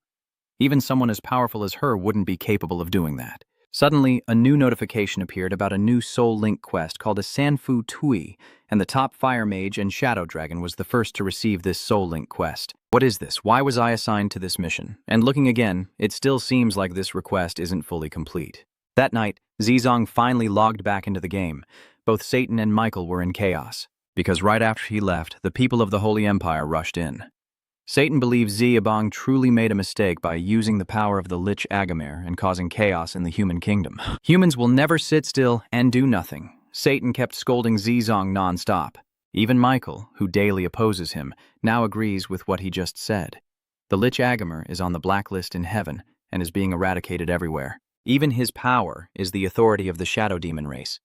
As someone who made a pact with Zizong, Michael does not want his master to use that power at all. But when Satan heard this, he immediately snapped back. "What do you mean by the dark singing demon race, you psycho chicken? Am I wrong to scold you like this, you damn brat?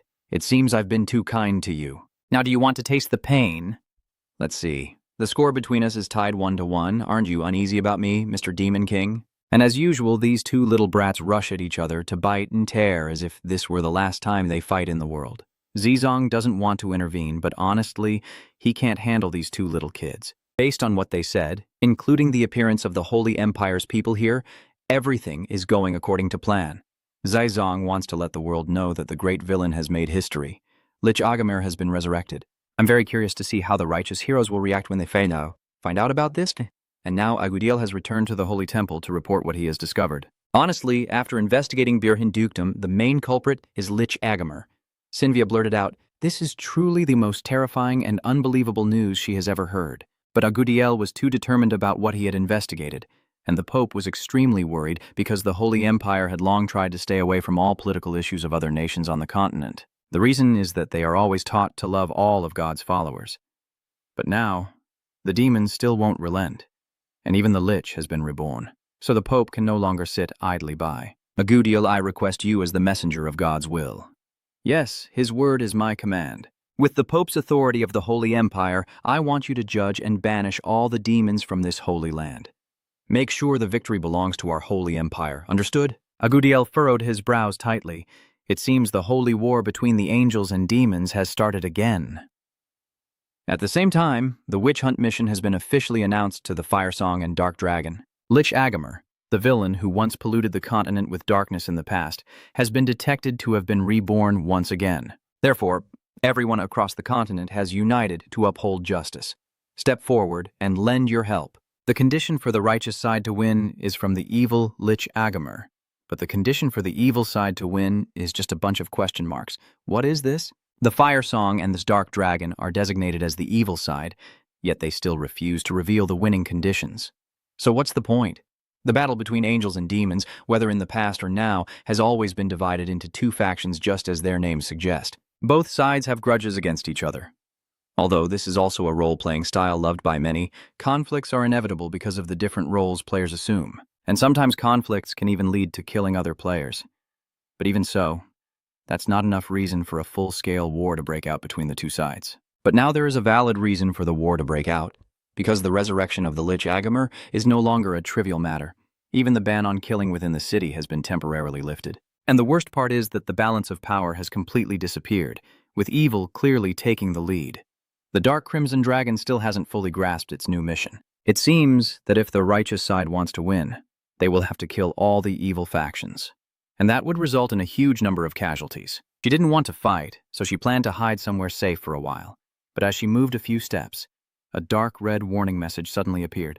This is a zone where slaughter is permitted. If you do not wish to fight, please change your location. What kind of madness is this? Where did the law against killing in the city go? The Black and Dark Dragon originally wanted to hide in the city for safety, but it seems that if the law against killing has disappeared, then a bustling place like the city has become the most dangerous spot of all. And indeed, in the city, many who claim to fight for justice have begun their slaughter, driven by the thrill of hunting down the weaker and the promise of rewards, making them even more bloodthirsty. Even the NPCs' attitudes have split into two clear factions. The evidence is that as soon as the Shadowflower Shadow Dragon entered the city, the NPCs issued a warning about the infiltration of the Dark Mage. Are you trying to kill someone? The Dark Flower Dark Dragon is actually a pacifist who only fights monsters. But given the situation, if I don't act, I will be the one to die. And whatever must happen has already happened. Thanks to her swampy skill, she wiped out an entire city guard team in the blink of an eye. You have killed a city guard team. From now on, all NPCs in the city will be hostile towards you, and other guards will also be hunting you down. If you die, you will face additional penalties. Please remember that. The dark, sinister dragon gasped for breath, and this damn mission accidentally turned her into a murderer. But she had no other choice. However, the recent murder scene was witnessed by many from the good side. She didn't want her hands to be stained with more blood, so she chose to run away. And Zedong, who is currently near the territory of Ba Tuok Burhen, also received the trial a few minutes ago. Before he could finish reading the message, Satan shouted, "Ah, it's this damn radish again. That's exactly why I told you not to push beyond the limit. I didn't want to do those things. It's all just for the test and the mission." Satan couldn't even speak anymore. Zedong is truly a psychotic pervert. In the game, killing people without causing harm now only claims it's for the trial. Now he's starting to regret letting him use the Divine Strike. At that time, he should have used every possible way to prevent the goat from borrowing the power of the Lich Agamer. If Michael's followers really went crazy, even Satan would be cursed to hell. Suddenly, he came up with an idea. "Hey, Michael, step forward and be the mediator. Return to your angelic state and tell the Imperial Princes to behave themselves and stop using me." Why should I do that? Of course, Satan doesn't want to see a war break out. After all, he has regained all his strength. But Michael actually thinks this is pretty great. What better chance is there to wipe out all the dark forces? Satan's face twisted in anger. "Well, I forgot this bitch is just as crazy and twisted as her master." Priest Aemon even issued a prophecy filled with determination, saying that no matter if they have to stain the entire 6 realms with blood, they will not stop. It seems that the war is now unavoidable. Satan is now starting to complain to Daedong. Master A is responsible for all of this. Everyone on my side is ready to sell salt. It only took a few days to use the Lich's power to create this chaos. If you do nothing, I will never lend my power again. Even though Satan pinched my ear, it was very painful for Daedong. But what he's saying isn't entirely without reason, because if this slaughter continues, this game will end up just selling salt. The only way now is for Michael to step forward. If we can't stop the war completely, at least we can minimize the casualties as much as possible. Look at that crazy quest. It requires the good side to kill 50 million evil players and Lich Agamer to win, but killing 50 million people would flood the land with blood. Moreover, I don't think all of them are guilty. They don't deserve to be executed because they are dark mages. And I will definitely give you lots of acknowledgement points, so please help me out. As expected, money makes everything easier to discuss. Michael, after hearing about the acknowledgement points, nodded reluctantly, but was clearly very pleased inside. After earning 1,500 acknowledgement points, he returned to his full-size form and made his way down to the Holy Empire's cathedral. "Look, the divine messenger has arrived. Now I will bring you a message from the Lord. Please note this."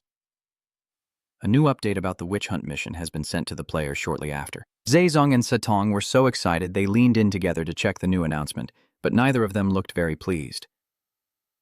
What's going on? Even Satong's reaction is more exaggerated. What the hell is going on here? The reason both of you are acting like that is because, compared to the number of villains to be eliminated in the original mission, this time only 100 people were reduced. Zezong was furious, knowing right away that Michael wouldn't listen easily. Spending 1,500 points to save only 100 lives, Michael has now returned with an extremely excited look on his face. So, after all that, I only reduced 100 people for you, right? Do you think I am merciful? So, are you willing to accept it now? Zezong didn't have time to speak, but Setang angrily shouted first, "Hey, you crazy hen, today let's settle this once and for all." Another argument broke out as usual, and Zezong could only sigh. In the end, which crazy person programmed the Angel Michael in this game? Well, luckily Zezong had a backup plan prepared. If Setang is determined to help the dark mages who are high on magic, then I do have a way. Over here, the guards have successfully cornered the dark shadow dragon on a snowy mountain. They not only bully the weak, but she's also running out of mana herself, and can only use her skills 1 or 2 more times. The situation now is extremely dire. The more you PK, the harsher the punishment, but if you don't PK, you'll die instantly. The Hakwahak Amlong feels like he's facing the hardest choice of his life.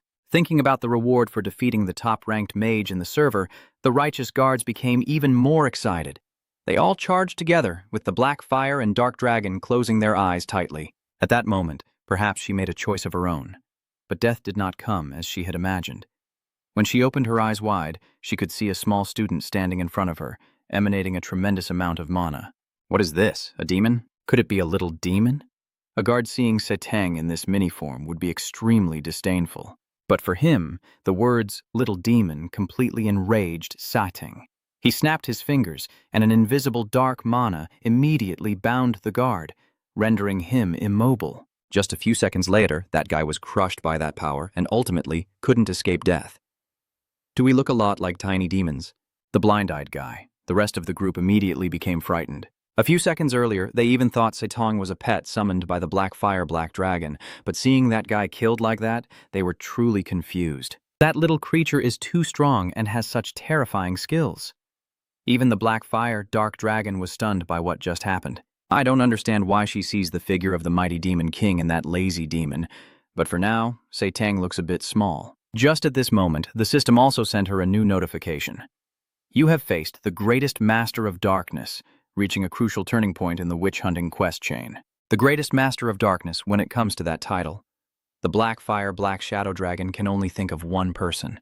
But why did she appear in this form that day? Setang seemed to read all her thoughts, but he just signaled the dark dragon to be silent, because there was still something to deal with in front of him, which was to call all of Michael's little disciples. Come on, finish quickly. It's time for you to retreat and recover. Even though we know the enemy is very strong, those guards won't accept being underestimated. So everyone charged at once, each unleashing their strongest skills. They all focused on that mage girl, not on Setang. Because they think he's just a healing tool, once the black fire and dark dragon die, Setang will also get a ticket to sell salt. Truly speechless at the low IQ of these Tepziu guys. Setang didn't even bother. With a wave of her hand, she created a powerful shield that absorbed all the relentless attacks. Then, a surge of intense mana called the shadow aura spread through the space. Of course, it was created by Setang, gradually enveloping the guards and ultimately controlling their bodies completely. The divine power has vanished, and now the guards must obey Setang's commands. This is an order, you corrupted holy temple minions. Go and die.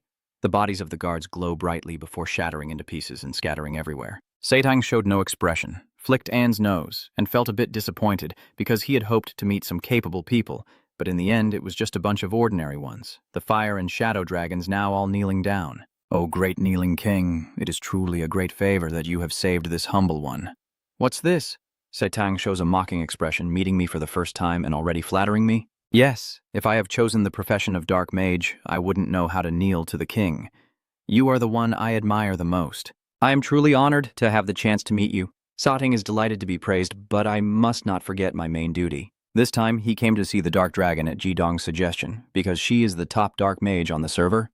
Dark Dragon, listen carefully. From now on, you will be the representative of the Dark faction. The Shadow Dragon thought he had misheard. What is this? The Kui Vuong forcing someone unwilling to drink to represent the entire Shadow clan. Come to think of it, the story of Lich Agamer is truly a legend. He is one of the few mages who achieved immortality by making a pact with the Queen Keeper. He was defeated by the sword of the Supreme Holy Maiden of the Lord, Maria. That event has passed several centuries ago, but people still remember the prophecy of Lich Agamer back then. Our Lich Agamer will not be defeated by anyone's sword. Wait and see. One day I will return and avenge this humiliation because I cannot die. The Lich has been imprisoned to maintain the balance of the world's order. He had to endure a long period of helplessness until today, when Lich heard a familiar voice. Hey, dog skeletons. Kui Vuong Satang, you come here again. Could it be that the Divine Empire is about to fall? You came to save Lich, right? Fine, from now on I vow to climb mountains of swords and dive into seas of fire for you. The monk slapped the Lich for stealing a car key and driving, and given the current situation, bringing him back to the continent is very difficult. But if we bend the rules and bring him back in a mortal body, it's not impossible. That's also why the monk appears here, in his majestic and imposing form like now. You must cooperate with me to perform a play within a mortal body, but remember to obey. If you still dare to act on your own for your personal gain with the heavenly realm, you're doomed. Arcadia now has someone even more twisted than a demon. Remember? One Lich, 2 arrows, yes. But deep down he wondered if there was someone even more evil than a Tathagata in this world. Who could that be? Of course, it's the crazy Gizong. Who else could it be? The only thing is Lich Agamer hasn't had a chance to meet this lunatic yet. All of this was Gizong's plan. Through an ancient formation, the demon priest poured nearly all of Lich Agamer's immense magical soul into the mortal body of the dark dragon. Since then, his knight has been bound by the divine light, and he has been reborn stronger in human form once again. Humanity, I have placed a huge bet on you. Remember to do it in a way that lives up to my expectations. Please, I beg you. After absorbing the Lich's essence, the Dark Abyss Dragon unlocked a new title, Lord of Hell. At the same time, the Witch Hunt mission has been updated. Now the winning conditions for the Dark Faction have been revealed. Seize the Maroon Kingdom and directly confront the Pope. Even the Satanist feels this is an overly ambitious goal. The Dark Faction will probably have to put in quite a bit of effort to win. But after absorbing, the body of the Dark Dragon also underwent many changes, with all her stats skyrocketing, especially her strength. These numbers are completely mind-blowing. Even I, the top professional mage in the Korean server, have never dared to dream of such divine stats. If I keep developing like this, becoming the top player in the world might not be far off. Hey, you little fool. Sa's voice interrupted the dreams blooming in the darkness of the abyss long, startling her completely. Sateng carefully observes her from head to toe. The interface now looks pretty good. Very fitting for the role of the representative of the evil faction. He also didn't want to waste much time and proactively continued the plan by handing a bundle of paper to the Dark Abyss Dragon. Here, open it and see for yourself. It's unclear what is written inside, but Hakam Long seems very shocked. In contrast, Satang appears to be enjoying herself. He has given her endless power. On the other hand, now she has to act out this perfect play with him. Dedong is emerging from the virtual world, trying to find some news. The scene is indeed chaotic, just as you imagined.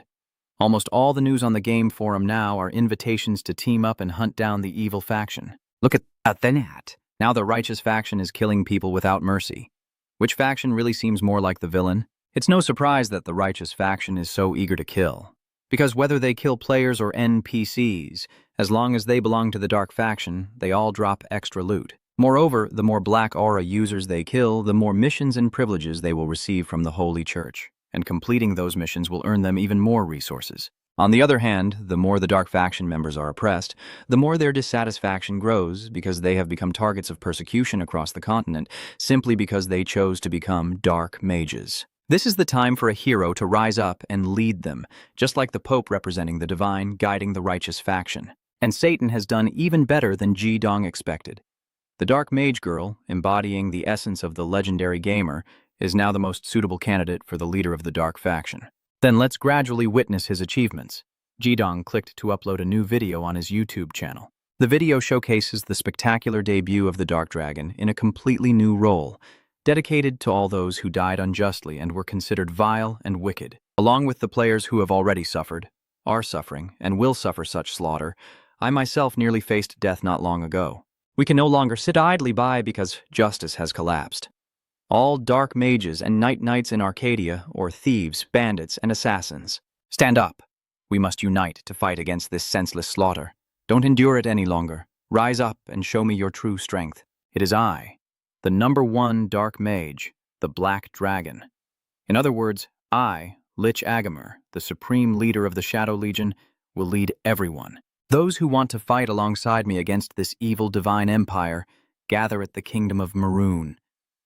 Soon, a swarm of monsters as numerous as ants will arrive at Maroon, specifically in front of Lady Baron Mika's mansion. What is this? It's crazy. Where are all these monsters coming from? Before I could figure out how to deal with them, Baron Mika heard a voice she knew all too well. Lord Mika, are you well? I came to visit you. Zezong is riding on a giant skeleton, enthusiastically waving hello. As soon as Baron Mika saw him, he immediately recognized him. Dex, what are you doing here? The two of them went into the study to drink tea, but Baron didn't seem very welcoming. It's understandable, though. This time Zezong came here with an entire army of corpses. Outsiders would think he was about to die of a heart attack and couldn't be happy. And when Zezong said he was here for a vacation, Baron was even more furious. Right now, a fierce war is raging outside between the two factions, and Baron fears that if he keeps wandering the streets like this, he might die at any moment. Don't worry, I brought those monsters along to protect this holy land from them. I also don't want to lose what's precious. At this moment, Baron became a bit calmer and also observed the leader commanding Zezong's skeleton army. Although somewhat skeptical, Baron believed it was Duke Burin. Zezong also did not deny it. This excites Baron so much that she screams out loud. I knew I wasn't mistaken. He really has the ability to defeat that bastard. The Duke Burin you defeated is like a blood-sucking demon draining the people of the Maroon Kingdom, Frog. Baron says this is not an exaggeration at all. If you count all the battles that Duke Burin swallowed, it would be enough to feed the entire country for a few years. He even has a plan to overthrow the kingdom. Zezong has truly acted in accordance with heaven's will, punishing a scoundrel like that. He is indeed a talented individual. I don't know what your intentions are, and I have no desire to find out. But looking at the achievements you've made, Dest, you truly are a hero in my heart and in the entire Maroon Kingdom. Zezong is used to Satan being called crazy, and Michael also thinks you're too cruel.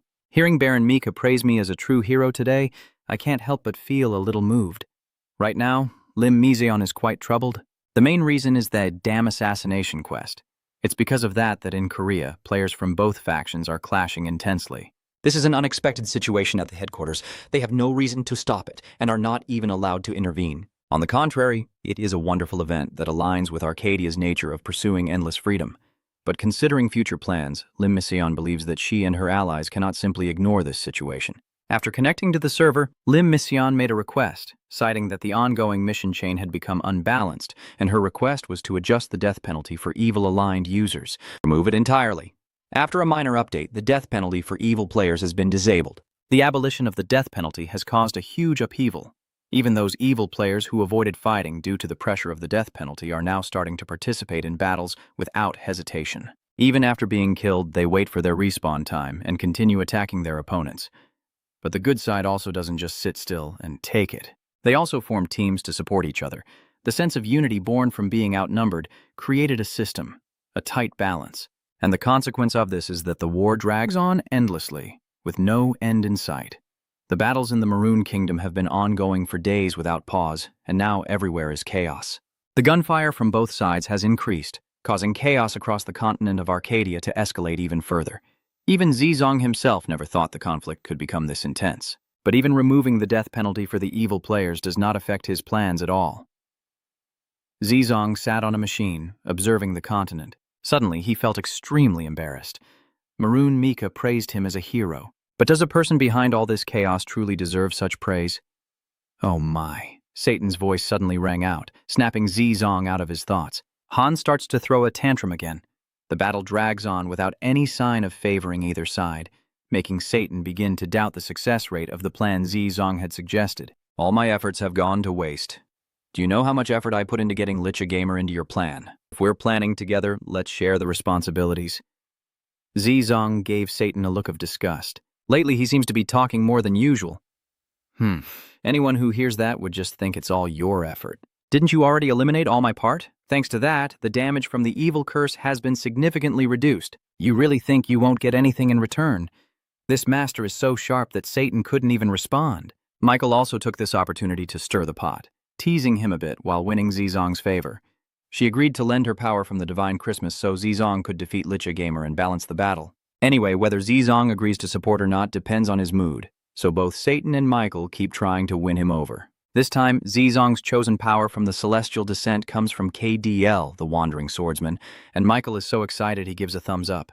She is certain that this person's strength is enough to defeat the Lich. What? Satan sneered contemptuously, thinking the ghost looked disgusting, but he wouldn't be easily defeated by anyone. Zizong, hearing that, directly ignored KDL and chose the power of another character.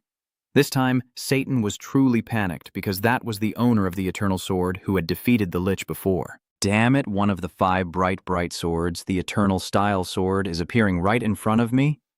Then defeating that damn ghost is easier than eating candy. Satan was trembling with fear. I hope Zizong is really on the side of good this time. Michael chuckled like a predator. This time he's serious. One side is Lich Agamor in the body of the top-ranked Dark Dragon Mage. The other is Zizong, wielding the power of Maria just borrowed from the Heavenly Court. I'm not on the side of good or evil, I'm just here to clean up this mess. Soon the undead army will arrive near the Imperial Palace. All the pressure is on the young prince's shoulders. Of course, since he is still just a child, it's not surprising that he is panicking in this situation. Aguan suggests that they should flee to the Holy Empire first, since protecting the sacred body is still the most important thing right now. But the young prince was much braver than the courtiers had imagined, and his reaction to that suggestion was extremely fierce. You want me to abandon everything and run away? Do you think my father will forgive that? The courtiers apologized, but another person proposed a more promising option.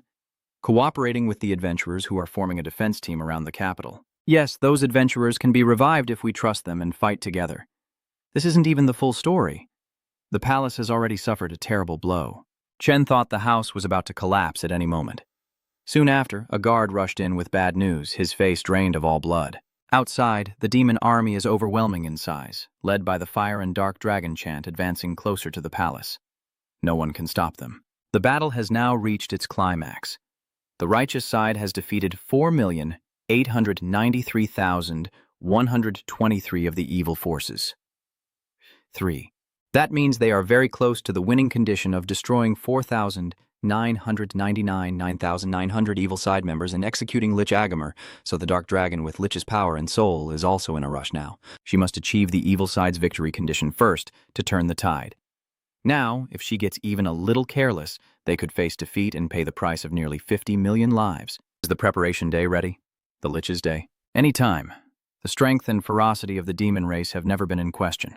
The Dark Song carries the essence of the Lich and begins launching successive waves of attack. She continuously unleashes a series of deadly skills. Just one skill is enough to give someone a headache, but the Shadow Dragon Song also uses 6 ultimate techniques at once. Even Lich Agamor has to admit that it's amazing. He never thought his pact with the top mage could unleash his power to this extent. Our current army cannot defeat me unless their strength can match that of an angel. Lich Agamor boasts proudly. He is confident that now no human power can stop him anymore. The dark dragon stands above, looking down at the righteous side with a very confident and contemptuous gaze. The battle begins. All troops, move forward. Following her orders, all the undead and skeleton soldiers began to move. The righteous adventurers hadn't even fought back before they were scared shitless. The scale of the armies on both sides is too large. How can we possibly win? The shouts of the soldiers tear through the night of the capital. The capital quickly sank into a sea of blood. It didn't take much time or effort for the Dark Song Dragon to reach the throne hall, where not a single soul remained inside. It's a pity, even as an NPC, I didn't expect that king to run away. It's a shame for the lives of the soldiers guarding Kong Than. The Shadow Dragon slowly approached the throne, and the system immediately issued a series of new notifications. The throne of the Maroon Kingdom is recognizing its new ruler, and the moment the Dark Song Dragon sits on that throne, the evil Phi has officially achieved its victory condition by fully conquering the Maroon Kingdom. Phyak has won this battle, so the death curse has been reactivated. Hadam Long sits on the throne, so happy that he can't control his facial expressions. This is the first time she has won such a major mission, becoming the ruler of an entire country. What should I do now? Oh, first, just find the treasure in the fortress, then tax the people and make some quick money. Just thinking about it makes me so excited. But a golden voice suddenly interrupts Hadam Long's thoughts at this moment. Being king must be so fun, huh? Hadam Long jumped in surprise as a figure appeared at the main gate, having been there all along. He stood against the light, making it hard for her to see his face clearly, but behind him were the remains of hundreds of warriors under Hadam Long's command, and she quickly stood up in shock. Someone? Daedong didn't answer, only revealing a sinister smile. Hadam Long recognizes this person must be an enemy, so her hand immediately gathers mana and prepares to attack. The skill she uses is a cursed arrow, with dark mana forming into an arrow ready to pierce Daedong's body. Adrining's lightning-fast steps and a giant cross made from divine mana completely nullified Hatam Long's attack. At this point, she can now see her opponent clearly. But it's strange. Hatam Long has never seen this face appear on the rankings before. His skills, speed, and even his confident expression all point to one thing. He's too strong. Dedong, sword in hand, begins his counterattack. You've been in high spirits all this time, haven't you? Well, I guess so. Having the power to break the balance of the battle and rule an entire kingdom, of course, makes him satisfied. Dedong even knows about the hidden profession of the Amlong singer and the ongoing war with the Demon King. This makes her feel more threatened. Who exactly is this demon lord, and how does he know so much? Who are you really? I see that Dedong seems relaxed, but his swordsmanship is not slowing down at all. The Dark Song Dragon can only barely hold off the sword in his hand using the chaotic mana of the Lich's Dark Song. I'm just a creditor here to reclaim what I lent. At the moment, the two sources of mana converge. Even the Lich's soul trembles. He can feel this divine power, this mighty sword. The enormous divine power makes one gasp for breath. The mark of the Death God has been carved onto that sword. The Agamor Lich's soul is in turmoil, and the Shadow Dragon cannot control its own fear. What is this? Who are you? Well, you must be surprised, because now the sealed magic is being released. The power of Dedong brings an enormous pressure. As he predicted, Hatam Long is a mage. Her abilities will be greatly limited when the opponent gets this close.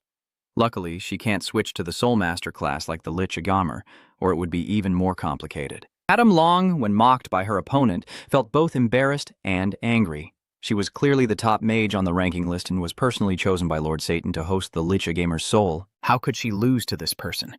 Thinking of that, the power within the Dark Song was ready to explode at any moment. Even the stubborn one didn't care about stepping back a few paces. Unlike the Shadow Dragon, the Agamor Lich was even more panicked, recognizing that sword. It is the fate of eternity. The sharp sword has cut him down in the final battle. Its appearance here explains Satan's attitude earlier. No wonder the Demon King keeps warning about chaos leading to death. Now it's finally happening. In this tense moment, Lich makes a very difficult decision. Run away. You absolutely must not face him. What do you mean, Your Majesty? The Shadow Dragon, on the other hand, seems a bit stubborn and unwilling to admit defeat. You said the only one who can defeat us is a knight from the Holy Temple. I refuse to accept this. I haven't even fought properly yet, so how can I run away? But the opponent didn't give her a chance to escape. Dedong tightly grips the glowing sword in his hand, executing a stunning mid-air jump, aiming to strike the Dark Dragon and end its life. She hurriedly summoned a demon, calling forth an army to form a defensive line. Dedong temporarily stopped, and the hateful sneer appeared once again. Really, you want to send people away peacefully, but you keep resisting too much. The eternal chain in Dedong's hand emits a dazzling golden light. He has activated its demon destruction power, increasing its demon attribute attack by up to 80%, and can also bypass all defensive and magic resistance. The giant skeleton soldiers that the Dark Song Dragon just summoned couldn't even withstand a single strike from this sword. Wherever the sword passed, demons fell like they were collapsing in sleep. They are all high-level skeleton soldiers, yet they can be easily destroyed like that. The Dark Song Dragon keeps wondering more and more, what exactly is the opponent? What terrifying existence are they facing? Who is it? What exactly is that sword? Where did it come from? Facing a defeated opponent, Dedong explained with great sympathy. This, seems to be a sword, but I'm not exactly sure because I borrowed it. Hatam Long clenched his teeth, while Dedong seemed to be thoroughly enjoying this moment. For demons, the divine power flowing through this sword is their deadliest weapon. At this moment outside the command center, the fierce battle between demons and adventurers is still raging. Suddenly, with a bang, something pierced through the wall, causing all their actions to momentarily halt. Who could have done this? Who is capable of breaking through the wall with such a move? Upon closer inspection, they realized that the thing that pierced through the wall was actually the Shadow Dragon. But it seems she was the one knocked back, while Dedong was chasing after the Satnut behind. Hatam Long kept using her demon resurrection skill, but with the divine ability Dedong now possesses, it no longer posed a serious threat. Even after several uses of demon resurrection, the Shadow Dragon was completely disabled by the opponent, thanks to Tanthu's sword's blessing effect. The Shadow Dragon has never felt so desperate, but she still refuses to admit defeat. If I can't revive high-level demons anymore, I'll just revive the normal skeletons as long as I have the numbers advantage. Sorry, Dedong sneered. This confidence is really irritating. But this blessing effect will apply to all of her minions. Sure enough, just a second later, all the skeletons that the Dark Song had just revived turned to dust. Currently, her magic revival has been completely sealed. Now, Hadamlong realizes that her opponent is not just an ordinary, powerful enemy. You are her trusted supporter, which leaves her no room to use her power. But it's too late now, and the goat is holding his sword tightly as he advances once more. Come on, mage lady, let's finish this slowly. The system is issuing warnings, but the shadow dragon no longer has time to escape. The demon-slaying power of the holy sword swiftly strikes her body, triggering a series of red alerts. The divine power of the holy sword has taken over your body. The soul of Lich Agamor is crying out in pain. A critical hit, you are now on the verge of death. The dark dragon demon lies on the ground, exhausted and drained. But for Gazong, she still has many questions. Who is this person really? Where did they come from? And why do they want to chase her down to the end? The witch hunt is over now. The evil faction has won. Deliberately killing me doesn't benefit you, right? I was just waiting on purpose until the mission ended with victory for the evil faction. His plan is for the Dark Song Dragon to successfully take over the Maroon Kingdom and then die at his sword's tip. Only then does the Lich Agamir's soul have time to clearly see his opponent, and he gurgles. Isn't this the young man who borrowed his power to destroy the Björhin formula? What kind of crazy thing is happening? But no matter what crazy things happen, he has no right to know because the time has come. Gazong raises the fate of eternity in his hand and delivers one more decisive blow to the Shadow Dragon, with the instant death and time effects applied simultaneously. This synthesis has caused irreversible damage to the soul of Lich Agamir and also severed the pact with the body of the dark-hued dragon. Although unwilling, Lich Agamir's demonic core has been destroyed, and now he truly must disappear. Gazong takes on a new title, the Supreme Arbiter. The body of the Dark Song Dragon is also gradually disappearing, but she refuses to accept it and vows to return someday. The battle now truly ends with the eternal rest of Lich Agamir, the name that always spread fear among humans. Now, conflict has arisen, and both sides have met the conditions for victory. This guy doesn't have a small one. The Arcadia producer must be having a headache now. The information is quickly sent to the server. Through analysis, the Holy Temple still holds the advantage, but the demons are the first to meet the victory conditions. A quick patch is being implemented, and the final result is a draw. The rewards will be evenly distributed between both sides, and the good players will receive rewards based on their contribution points. At the same time, the chance to unlock hidden classes for the good faction will also be increased. And the Maroon Kingdom has been occupied by the Fire and Dark Dragon. This terrifying power makes the kingdom incredibly strong. For now, no country can declare war on Maroon for the next year, as creatures from Hell are all gathering and protecting this nation. The first chapter of Arcadia is officially complete. The witch hunt mission has come to an end, and the rules have been reactivated, so player versus player combat is once again prohibited. But after this event, only Zizong is truly satisfied, while everyone else is left with a headache because the alliance between angels and demons this time will once again lead to chaos. Evil energy, which has always been weaker, is now powerful and balanced with the divine energy of the Holy Temple. But so what? The only thing Zizong cares about is that through this mission, he earned 210,000 acknowledgement points. That's not a small amount, and although he doesn't understand why the unregulated scholar profession came to him, becoming someone who changes the world isn't a bad thing either. Zizong is really looking forward to what will happen next, and thanks to his significant contribution to the Lich Agamir battle, he received a special reward called the Acknowledgement Supply. You can provide recognition points to any lifeless item and change its profession. Zizong stared at the status window. This system is a bit too convenient. This explanation doesn't even specify how many recognition points are needed, but anything with a visual example will be easier to understand. Thinking that, Zizong pulled out a rusty beginner sword. I haven't used this in a long time, but it's perfect for testing this new unlock ability. The silver sword in his hand suddenly shone brightly as he finished speaking, almost blinding both Satan and Michael. After a moment of analysis, the system suggested a number to upgrade this item. It was 9,000 acknowledgement points. Zizong hesitated for a few seconds. 9,000 acknowledgement points are enough to exchange for a unique item from Satan or Michael. This amount is more than you expected, but satisfying your curiosity is worth it. Zizong didn't hesitate anymore and immediately agreed to the request. The 9,000 points vanished into the wind, and the blood-refined sword began to change. The blood-tempered steel sword is receiving a high-level class upgrade. The blood-tempered steel sword is adjusting itself to match its new class. Zizong nervously watched each notification line. Finally, when the transformation was complete, he received a new weapon called Blood Absorption. Although its appearance hasn't changed much, its current power is now comparable to a level 70 weapon. Still, Zizong isn't entirely satisfied. It seems he had too high expectations. Holding the blood absorption in his hand, Zizong's first thought was, what if he sold this at the market? But Zizong's curiosity didn't stop there, he thought to himself. Even a scrap of iron can be transformed this much, so what if it were a different valuable item? Thinking and acting, Zizong pulls out the drill he hasn't used in a long time from his leather bag and continues with the supply acknowledgement. I thought I would achieve something remarkable, but no. This time, the acknowledgement process has completely failed, but the system simply explains it as the object lacking the qualities that can be improved. Zizong takes back the drill in his hand and begins to think about everything. Both this drill and that sword have been used by him for a long time. Why can one provide acknowledgement while the other cannot?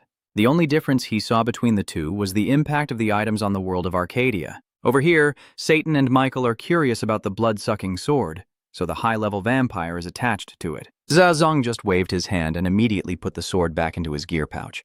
After that, he stored it away again. I was just looking at it, Satan shouted. Why bother looking? There are better items in that person's stash anyway. Just forget about it. I'm planning to sell it. Wait, sell it. Satan's eyes lit up like car headlights. He started bargaining, saying he wanted to exchange this sword for some recognition points. Even Michael wants to join this deal. She happily boasted that there's a lot of money in heaven, and she's definitely going to buy blood essence with a horned skin. But Zizong outright refused. He didn't need money right now because a large sum was coming into his pocket every month. Anyway, his YouTube channel was doing very well. But in Arcadia, the partnership with Countess Mika to sell that beauty potion is going very well. Wait, then why are you selling it? You should keep it and use it yourself. Are you crazy? Satan keeps shouting in the face of his owner with the loudest volume. The reason Zizong wants to sell the blood essence is actually very simple. It's because of curiosity. He's very curious about how much a one-of-a-kind item in the world, with stats high enough to break the balance and not limited by level, would be worth if anyone could use it. Hey, what do you guys think about auctioning off an item like this? Asking these two for their opinion is just for fun because Zizong has already decided to put the blood absorption item up for auction. Zizong putting the blood absorption item up for auction caused a huge stir in the Arcadia gaming community, and the first to react most fiercely was Zigil. Hey, your account name is displayed on that seller. Where did you get that crazy powerful item? Ah, that. Before Zizong could explain, Zigil, already chattering away, was working overtime like a machine. I've never even heard of that unique item before. Did you get a hidden profession related to crafting? What is it? Tell me, I will keep the secret. You know I would never reveal your secret, right? I haven't told anyone your identity yet. Zizong was so overwhelmed he almost fainted.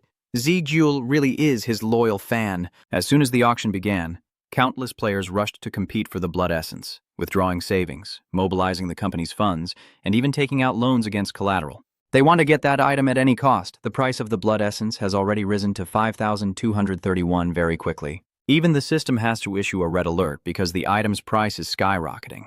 To prevent the number from exceeding the legal limit, the system must temporarily halt the process and pause the auction. 5,231 gold is a huge amount because 1 gold in Arcadia is equivalent to 100,000 troops. Even the CEO at Arcadia's headquarters in Korea is feeling very stressed because originally there are only 8 levels of items. From common to legendary, there are no one-of-a-kind items like the blood essence that Dedong would take to auction. Moreover, until now, the most expensive items ever auctioned were only rare items. He kept thinking, could this be North again?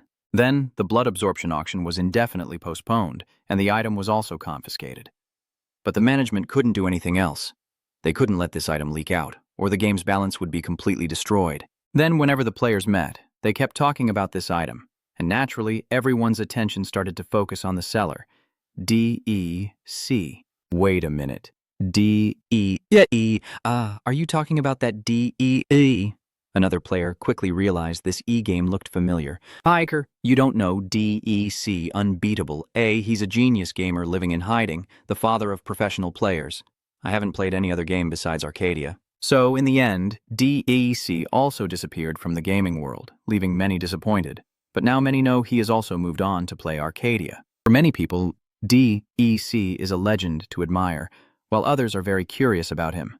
To some, he is a fierce rival. But no matter how he did it, DEC proved to the world that he was present in Arcadia with the e-game DEC, a debut even more perfect than a K-pop idol. Meanwhile, the CEO of Arcadia Korea also noticed something unusual. That blood-sucking sword looked just like the one wielded by the rookie killer in the videos flooding YouTube. At that time, with his authority, he had no way to identify the killer, and now he also has no way to find out who is selling the blood-sucking weapon. But the keen instincts of a game developer make him certain that those two are the same person. An item with a record-breaking auction price of over 5,000 gold has been confiscated. If it were an ordinary player, they definitely wouldn't accept losing money like this. The CEO is eagerly waiting for DEC to step forward and reclaim this item, so they will have their answer. Come on, DEC, you're just a beast caught in a trap. At the same time, the latest notification was sent to Gazong stating that the auction for this item had been suspended by the management committee. Please contact the customer service center regarding this incident. This is indeed unfortunate. Does this mean the item's feature is too unfair? Gazong already knew that the management board would try to intervene to maintain order and balance in the game, but he didn't expect them to directly revoke the blood absorption like this. What's wrong, Master Kamin? Master, sure. It seems that the weapon has been stolen. Satang immediately jumped up and said, "Oh my god, then we have to steal it back right away." That sword is worth countless points. He would want it even in his dreams. And yet Gezong let someone else steal it. Satang is extremely eager. He doesn't care who stole that sword. But if Gezong needs him to put in effort, he will definitely go and take it back. But what Satang didn't expect was that his owner wasn't excited at all. He even waved it off dismissively. Whatever, let them keep it. Instead, I'll make a similar one and sell it again. Anyway, I have enough recognition already. This time, Satang is truly speechless. He doesn't know if his owner is an idiot or just too rich to care. Of course, Satang couldn't know about the chaos caused by Gazong. He understood that now the game hand company saw him as a thorn in their side. But they have no way to investigate his background. All the management knows now is his damn account name. If the management had agreed to the item sale, things would have been different. However, they chose the most extreme method, confiscation of the item.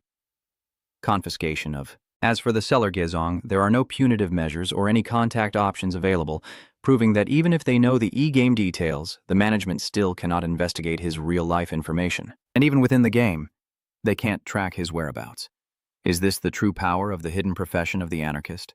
It really is a profession that possesses the power to turn the game world upside down, and it also prevents the management from acting recklessly. Gezong is really curious about which crazy person created this hidden class, but never mind. The most important thing is that through this auction he can confirm that his identity remains safe. Well, from now on I can cause even bigger chaos. Unlike Gezong's calmness, the branch manager isn't as relaxed. For an entire week afterward, the customer service team worked non-stop, but received no response from the user at all. He also did his best to gather information. But the only thing he's sure about is that the consumables are created by users. Recently, there have been too many incidents, from the novice slaughter case, the lamb-touching incident, to the last witch hunt. Now, it's a matter of the items. Clearly, this is not something the management team can keep under control. Even if they could contain it, they still wouldn't be able to find a solution. So Director Kagan decided to discuss this matter with CEO Lim Mizeon. But her attitude seems more stubborn than he imagined. We are not fortune tellers, but a management team. So clearly we can't keep track of all these incidents or know every action of the users. Still, Lim Mizeon doesn't want a single user to repeatedly disrupt the order of Arcadia. She also wants to catch him at all costs. Director Kagan, do you remember the plan we discussed last time? Let's carry it out. And so the first official PvP tournament in Arcadia, called the Bamboo Competition, has officially begun. These days, while taking a break, Zong browsed the forum and noticed that players are developing very quickly, with those over level 100 already starting to appear. Now they can fight across many servers in different regions, so levels will continue to rise rapidly. In other words, if things keep going this way, Ziying, who gains no benefit from the level system, will face more losses. The situation he's always worried about is starting to unfold. Given the current situation, Zong thinks he might need to buy a powerful skill or item just in case someone tries to attack him. But for now, there is something more important. That is, you want to participate in the Bamboo Spear Competition event that is about to take place. The rules of this event are exactly like its name, meaning a PvP where only bamboo spears can be used to attack. The owner will ultimately be the one to win. Participants can use items or skills, but only the bamboo spear can deal damage, and the damage is proportional to their stamina. In other words, this event isn't dependent on level. Everyone participating has a chance to win. Zong knew this event was likely a trap to catch him, but he still willingly jumped into it despite the risk. Because if he wins, he can receive a prize from the defeated as a leftover, while all his items remain safe. This is interesting.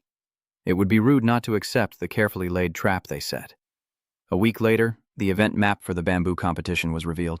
The location is Thonki Island, where many players have gathered, and news of decks being there has already reached everyone. This has become the hottest topic that everyone is discussing. Hey, have you heard the news? Dex has appeared on the battlefield. Of course, I heard he's been hunting people all week. Other players have faced Dex, a VS-99, and still couldn't take him down. I don't know about other things, but when it comes to PvP, Dex is a god. He's really a monster. All these words are pouring into Zizong's ears as he casually strolls nearby. As expected, his reputation still causes a stir, but Zizong doesn't really care about that. What truly satisfies me is this event map. It's much better than Zizong thought. Here you can eat to your heart's content without worrying about your weight. It can also move anywhere instantly, making virtual reality truly unique. At this rate, all the travel companies will go bankrupt. Where am I right now? A familiar voice rang out. That sharp, sarcastic tone could only be Satan's, and soon after, Zizong also heard Michael's voice. Oh, this is an independent area, not part of the human realm, let alone the spiritual or demon worlds. This is a completely different world. Seeing Zizong's face, Satan shouted like a young girl betrayed in love. Master, even if you're indifferent, you should still care about your servant, right? Suddenly moving to another world like this is just too much. Who cares? Just follow me yourselves. Hey, do you know how many worlds we've had to cross to find you? If she tells us one more thing, she's dead. Zizong, used to these loud and troublemaking kids, just couldn't bother to explain anymore. While he was still wandering around exploring, a woman appeared. But what she said truly shocked Zizong. Sorry for the rudeness, it's just that this is our first meeting and I asked this. Could it be that you have a hidden profession? The opponent is a beautiful woman with green hair dressed casually. Based on Zizong's reaction, she was 90% sure her guess was correct. How did she know? Oh no, what should I do? The opponent's gaze suddenly became extremely sharp, fixed tightly on Michael and Satan floating behind Zizong. Who wouldn't know that the kids over there appeared after breaking the space here? Even the two little ones are frightened this time. Since ordinary people can't see them, it's remarkable that this woman can. Moreover, she can sense that Satan and Michael possess two immense sources of energy. They are summonable creatures, so you must have a hidden class of summon type too. Zizong felt a terrible threat. I didn't think my secret card would be discovered right before the PvP starts. This isn't good. I probably need to keep my distance before more information gets out. Isn't that the second-rank Holy Light mage over there? After this statement, all the attention of the surrounding players shifted to Zong. More precisely, all the attention is focused on that girl. Oh my god, is that true? Who is the person standing with her? I don't know. I've never seen them before. Another top-ranked player? Zizong hurriedly put his hood back on.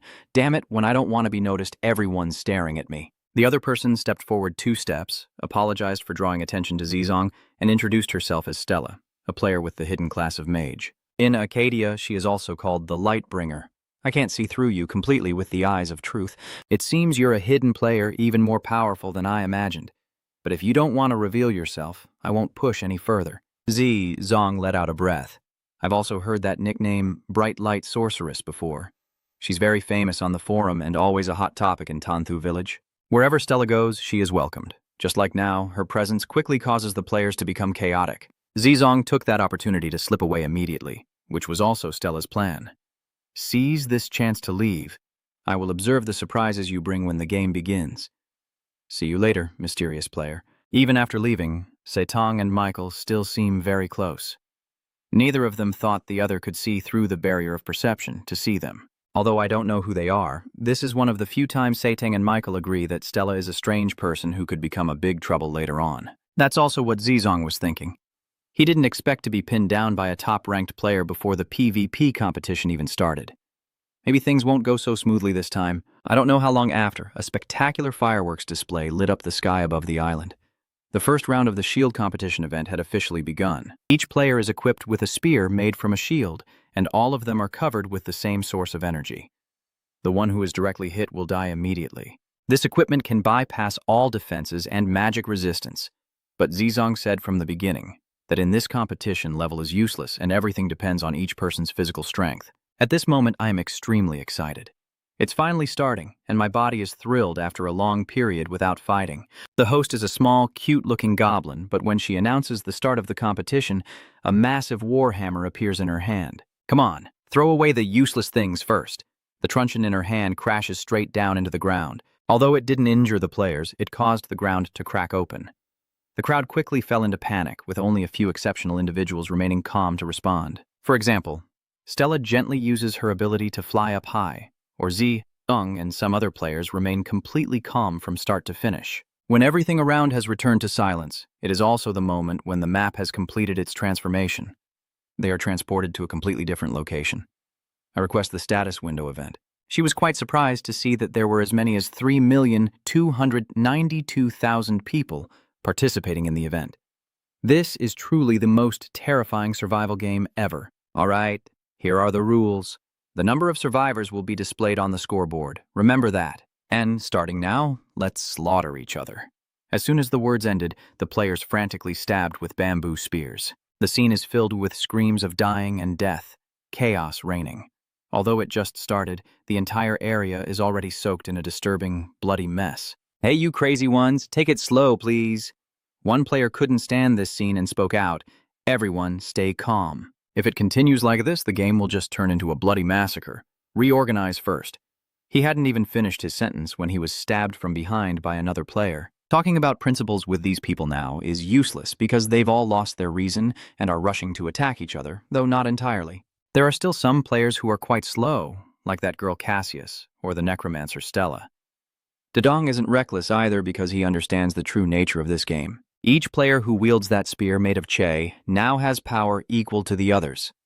It's natural that they can't control their desire to kill as many as possible to prove themselves. While lost in thought, a clueless guy suddenly sneaked up to ambush Dedong, but killing him isn't easy, and that damn reputation isn't just for show.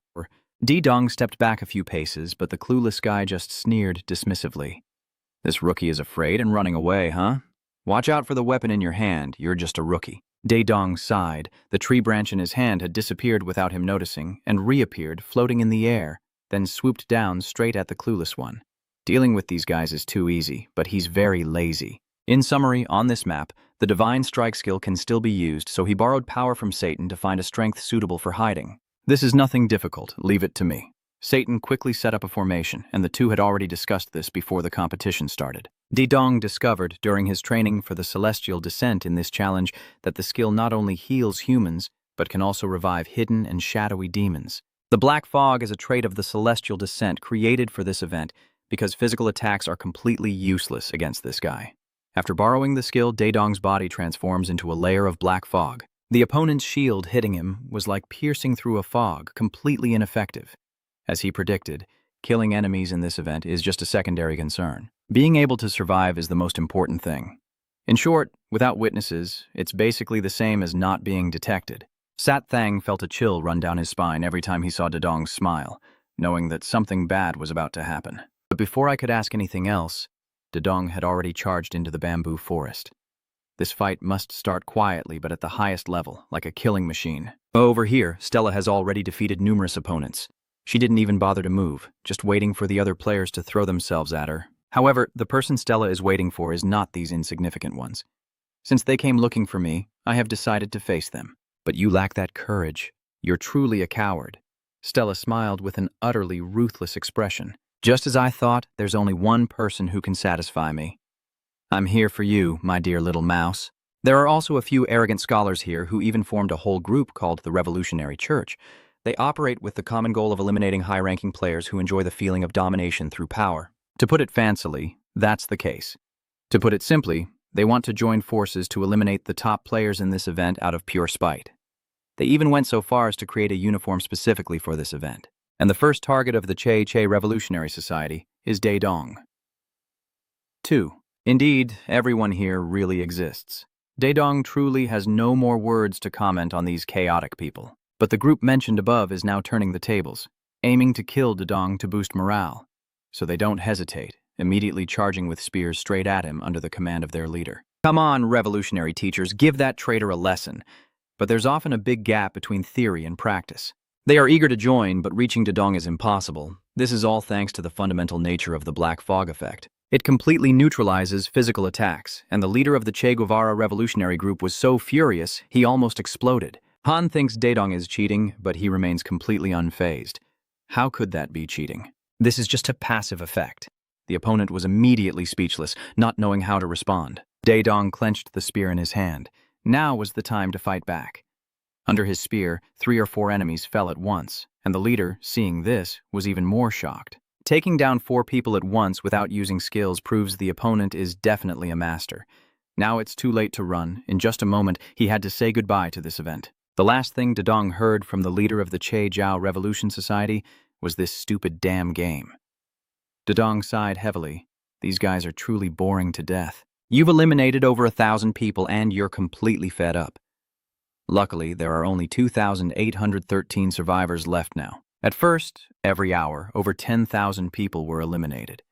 But now, the weak have been filtered out, so the rate of decrease in the number of survivors has slowed significantly. It's just that the current speed is a bit too slow. This map is too large, and catching each person one by one is very difficult. Daedong still hasn't figured out how to end this quickly when a piercing female voice suddenly rings out nearby. "Hey, move aside." He turned around in confusion. The owner of this voice was a delicate-looking girl holding a spear tightly with both hands, rushing towards him like a gust of wind. The girl was also very panicked because she couldn't stop in time, thinking that the two of them would crash into each other. But unexpectedly, she passed straight through the weak goat's body and then fell flat on the ground. After hitting the ground painfully, she turned her head and threw a not-so-happy glance at the goat. "What are you supposed to be? I thought we were about to crash into each other. Are you a demon?" "Well, I guess so." Daedong is also too lazy to explain her skills to outsiders, but this girl makes him very curious. Judging by her way of handling the situation, she seems like a new player. With those skills, how has she managed to survive until now? "Ha! We meet again," another female voice echoes, this time sounding very familiar. Daedong turns around and immediately recognizes the other person. It's the mage Stella, but she doesn't seem as friendly as the first time we met. Instead, there's a hint of cruelty and cunning on that beautiful face, making Daedong very cautious. "Oh, I sensed there was something about you when I greeted you last time. The fact that you're still alive means you must have something special." As soon as Stella appeared, the new girl was trembling and kept begging Daedong for help. Now he roughly understood the situation. It seemed Stella was chasing this girl. But instead of helping her right away, Daedong simply asked back, "Why should I save you? This is a chase between her and that person. Why should I get involved and help her?" Stella giggled while the girl was utterly confused. Daedong's reaction wasn't without reason. The opponent is the second-ranked player and also a mage. If she doesn't die from attacks by things that aren't shields, magic still works, so she's currently a very troublesome person. Seeing that the opponent seemed interested in her, Daedong was terrified. Facing someone with a high rank isn't necessarily a bad thing, but right now it's still too early, so Daedong decided to retreat for now. However, at the moment he wanted to withdraw, the system sent a new updated mission. In the darkness, Stella is gradually closing in on the pink-haired girl. The spear shield is raised, aiming precisely at the target. Just when it seemed her game with the pink-haired girl was over, Daedong gritted his teeth and spat out a curse. "Damn it!" Then came the sound of weapons clashing in the darkness. Stella's shield was knocked away by Daedong. She was both surprised and furious. "What the hell is he doing?" "I don't know either. Something told me I had to protect her." Stupid idiot. Stella's opponent naturally turned that weak girl into a scapegoat. For the first time, he felt that this game was really complicated and stupid because the mission sent earlier was something like this. "You, who tirelessly work day and night to turn this world into chaos. But to accomplish such a grand task, you will face many difficulties alone. To create your dream world, find the traitors you trust to help you. The special symbol will appear above the heads of those you need to turn into traitors for yourself. Depending on the strength of the traitor, the rewards you receive will vary.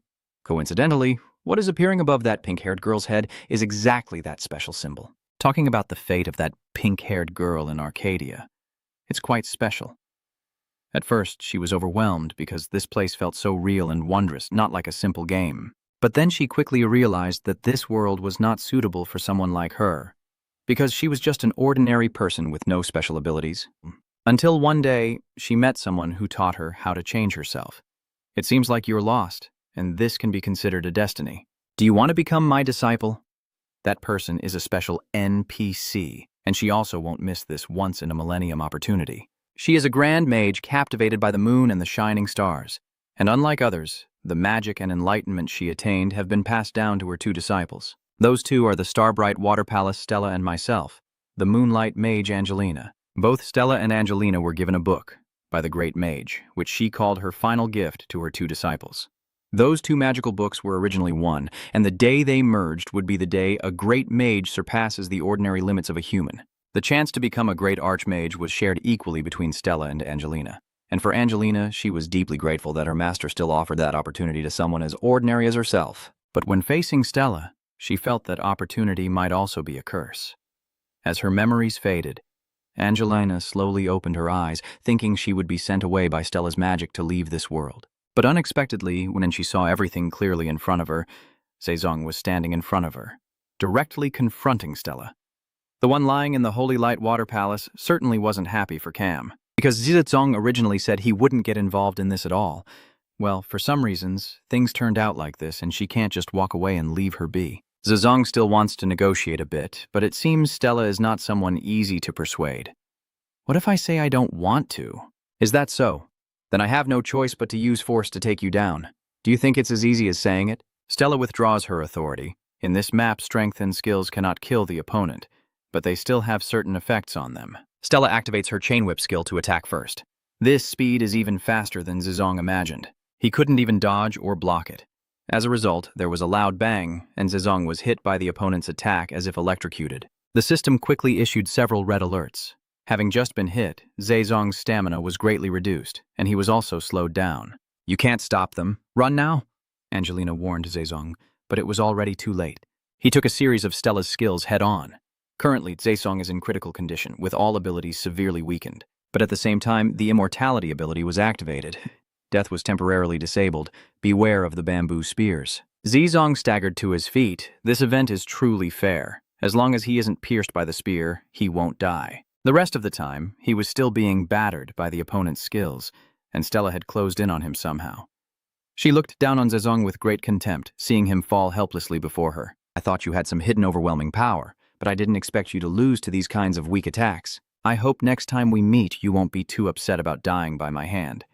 Stella gave a wicked smile, who told Zezong to dare stand in her way. The bamboo spear in her hand was raised again, but Zezong was not afraid at all.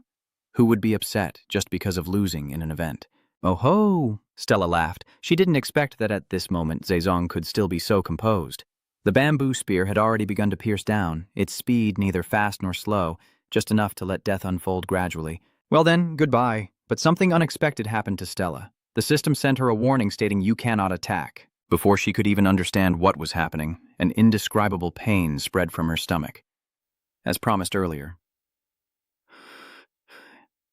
don't be upset just because you died at someone else's hands. In the end, it was just an event after all. This cowardly guy, he was the one who finally did it. Stella hadn't finished her sentence before her body vanished. She has officially been removed from the school competition event by Zezong, and things don't look good for him now. If it weren't for the immortality effect, Zezong would have been killed by Stella before he could do anything. Angelina, witnessing the entire scene, rushed over and dropped her staff. She never thought Zezong could defeat the cunning second-ranked player, Stella. Although he stepped in to protect her, Angelina herself didn't think Zezong could win, and his face was now pale. A terrible dizzy headache hit me. Could it be the negative effects from Stella? Sorry, are you okay? Angelina hurriedly ran over to Zezong. I'm still okay, but if it goes on any longer, I might not make it. Thank you so much for helping me. Angelina bowed 90 degrees and stammered, I don't need thanks, but why are you being hunted by a second-rate player? Tell me the story. Angelina hesitated for a moment before finally recounting the story of the two demon magic books. Now Zezong also understands that Stella's goal is to kill and rob. She wants to take the other half that Angelina is holding to become the greatest archmage. So, what do you plan to do now? Your opponent is none other than the second-ranked player. How do you plan to play when you're constantly being hunted? Do you even dare to go out hunting? Facing a series of questions from Zezong, Angelina could only lower her head. To be honest, she also didn't know how to deal with Stella anymore. This really is a tough problem with no solution. Zezong, seeing the opponent keep hesitating, decided not to press further. He skillfully changes the subject. What level are you at right now? This is truly an astonishing number. This level isn't low or high, but Zezong noticed that what Angelina is wearing is the uniform obtained when reaching level 20. and the accessories were taken from the level 15 quest reward. Angelina was caught off guard and felt extremely embarrassed. Because she kept running away, she never had much money, so she had no choice but to wear the pile of funeral items she was dressed in. You might want to test that ability to admit your excess. Thinking of that, Zezong was very excited. Tung grabbed Angelina casually and shouted, "Hey, give me all the items you have." All the items obviously include clothes. If it had been someone else, Zezong would have been slapped right away. But, luckily, the target is Angelina, who is very gentle and still considers Zezong a savior. So she obediently hands over all the items on her body, and Angelina can't help but feel embarrassed. But from start to finish, Zezong didn't even bother to look at her once. This made her feel that he was more trustworthy than she had ever imagined. Zezong guessed that Angelina had been using these items for a long time, so it was perfect to activate the acknowledgement ability. He immediately put his plan into action, spending a bunch of acknowledgement points to start the transformation process. Luckily, it was a complete success. All the forms and power of those shabby equipment have been upgraded. Angelina puts her outfit back on, still unable to believe those items are actually hers. Zezong is still not completely satisfied because these items are still not good enough. But for now, they are quite decent for this mage girl. "Thank you," she whispered softly. Today, Zezong not only saved her life, but also enhanced her equipment. But one thing she kept wondering was why this man treated someone useless like her so well. After hesitating for a moment, she decided to ask him, "Who exactly are you, and what about me?" Zezong smiled cunningly. "Actually, I am your servant. We will meet many more times in the future, my friend.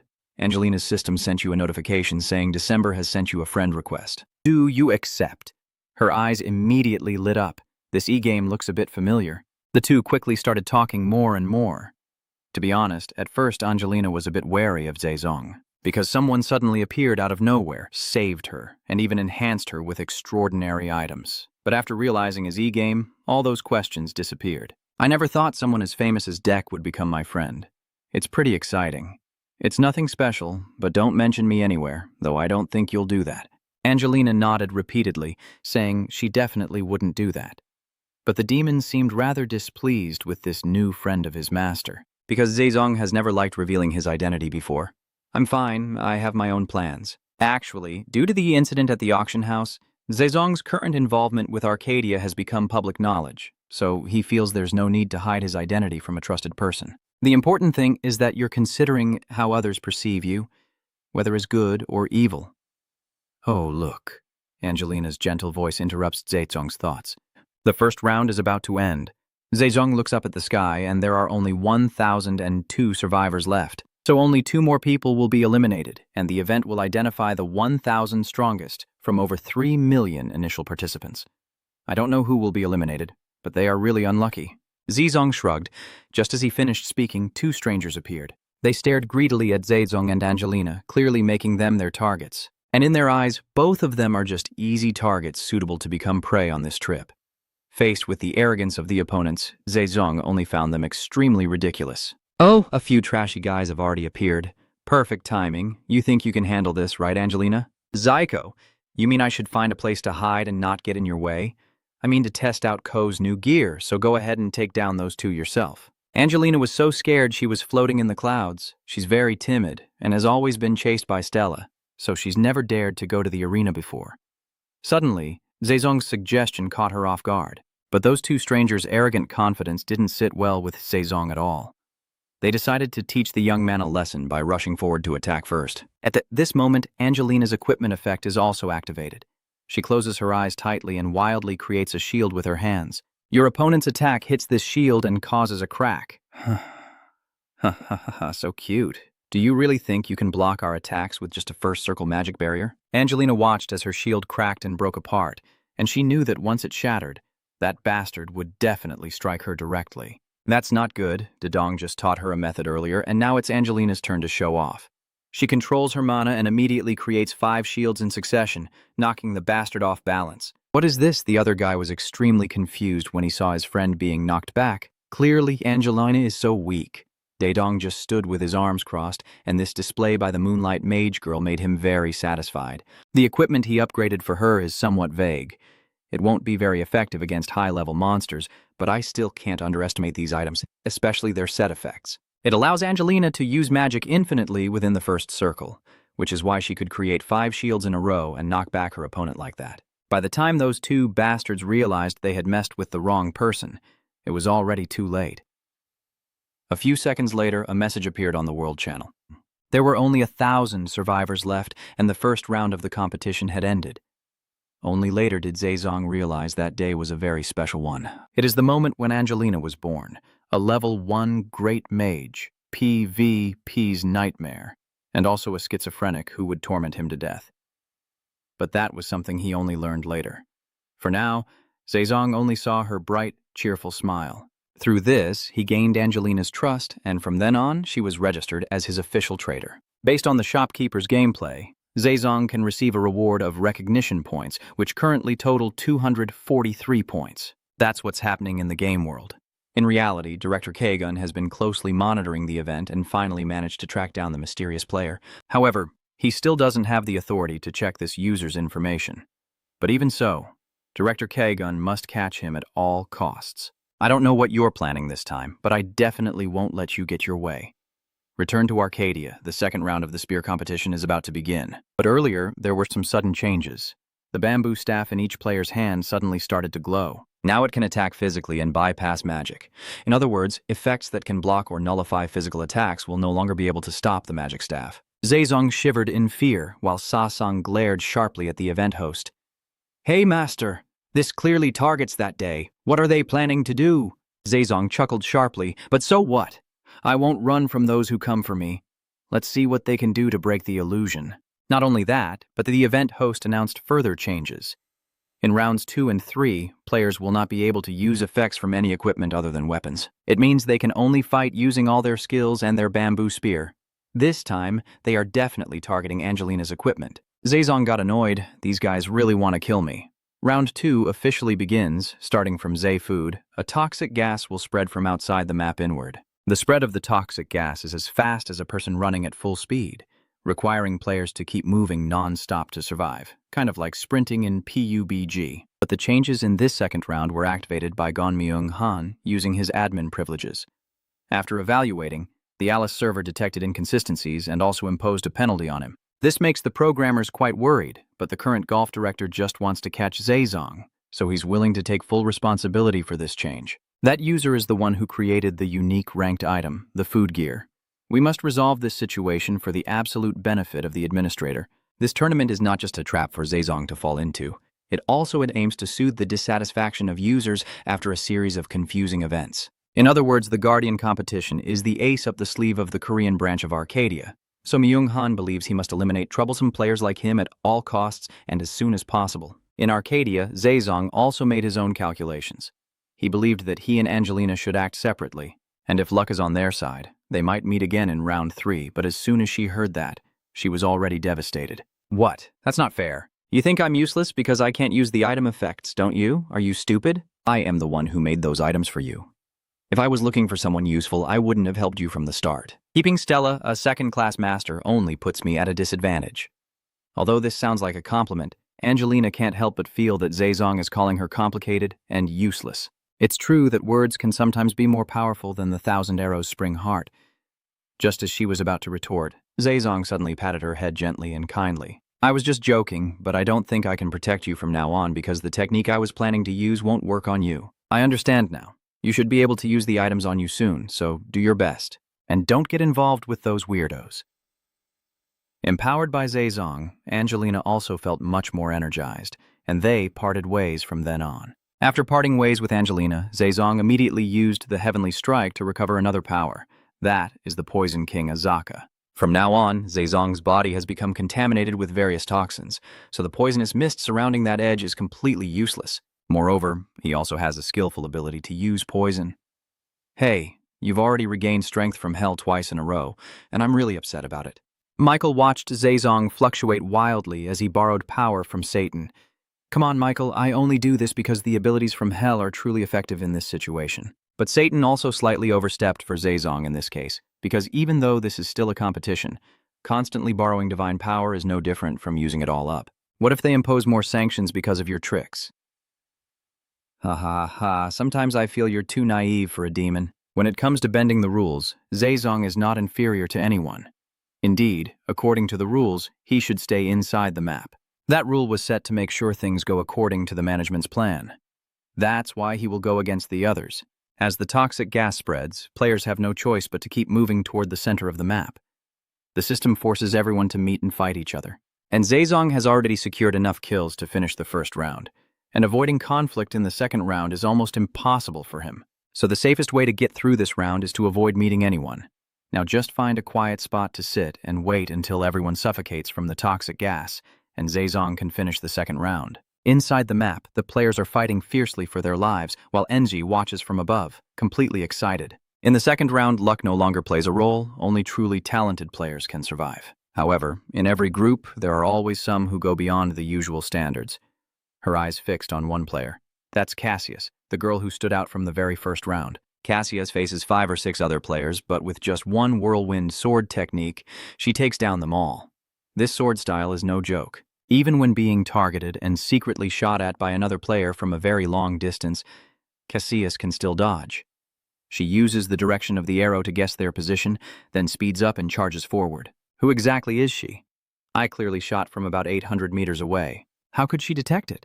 Does she have an hidden class? Cassius's spear has marked his answer to send him on his way, but even after taking down so many players, she still doesn't seem satisfied. This is so stupid. We've searched everywhere so thoroughly and still can't find his aura. Where the hell is he hiding? Sometime later, the second round officially ended with only 2 survivors remaining. One is Zezong, sitting quietly at the bone table outside the bull ring, and one is Cassius, grinding her teeth as she searches for a rival outside her team. Throughout the second round, Cassius held an incredible record of eliminations. There were times when she even took on 8 people at once. What other players saw in Cassius were devastating skill combos they had never seen or heard of before. Where's the fair competition? How can we fight against a monster like her? That's what other players think of Cassius, but she has different thoughts. Specifically, it still took me 3 minutes to defeat all of them, so it's still not enough. Truly a monster, and the reason Cassius pushed me to become so strong is only one thing: to beat the damn king. Cassius was once an early loyal player of Icaros, a role-playing action game released over 20 years ago. That game became so famous it could be considered a national game, but the problem was, it required an absurdly high level of physical and mental ability to play. Combined with its poor programming and graphics, Icaros quickly became outdated.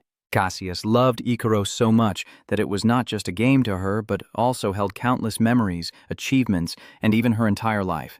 So she vowed that no one could steal her #1 spot on the leaderboard. But Cassius's dominance on the leaderboard was only before Dex appeared. In a PvP match, she was defeated, and it was a very close loss. While she was still trying to find out who the bastard that defeated her was, Dex just threw a comment and logged out. This game is so messed up, but there's a pretty skilled player like her. Oh wow, you're #1 now, so let's log out. Heh. And just like that, Dex not only cleared Icarus, but also shattered Cassius's pride. After switching to Arcadia, she was lucky to receive the hidden class of warrior. And thanks to her skill in trading, which allows the user to adapt to all types of equipment, she was able to fight with any weapon as easily as when she cleared Icarus. At first, when she received this hidden class, Cassius couldn't believe it was just a coincidence, because it seemed like it was made for her.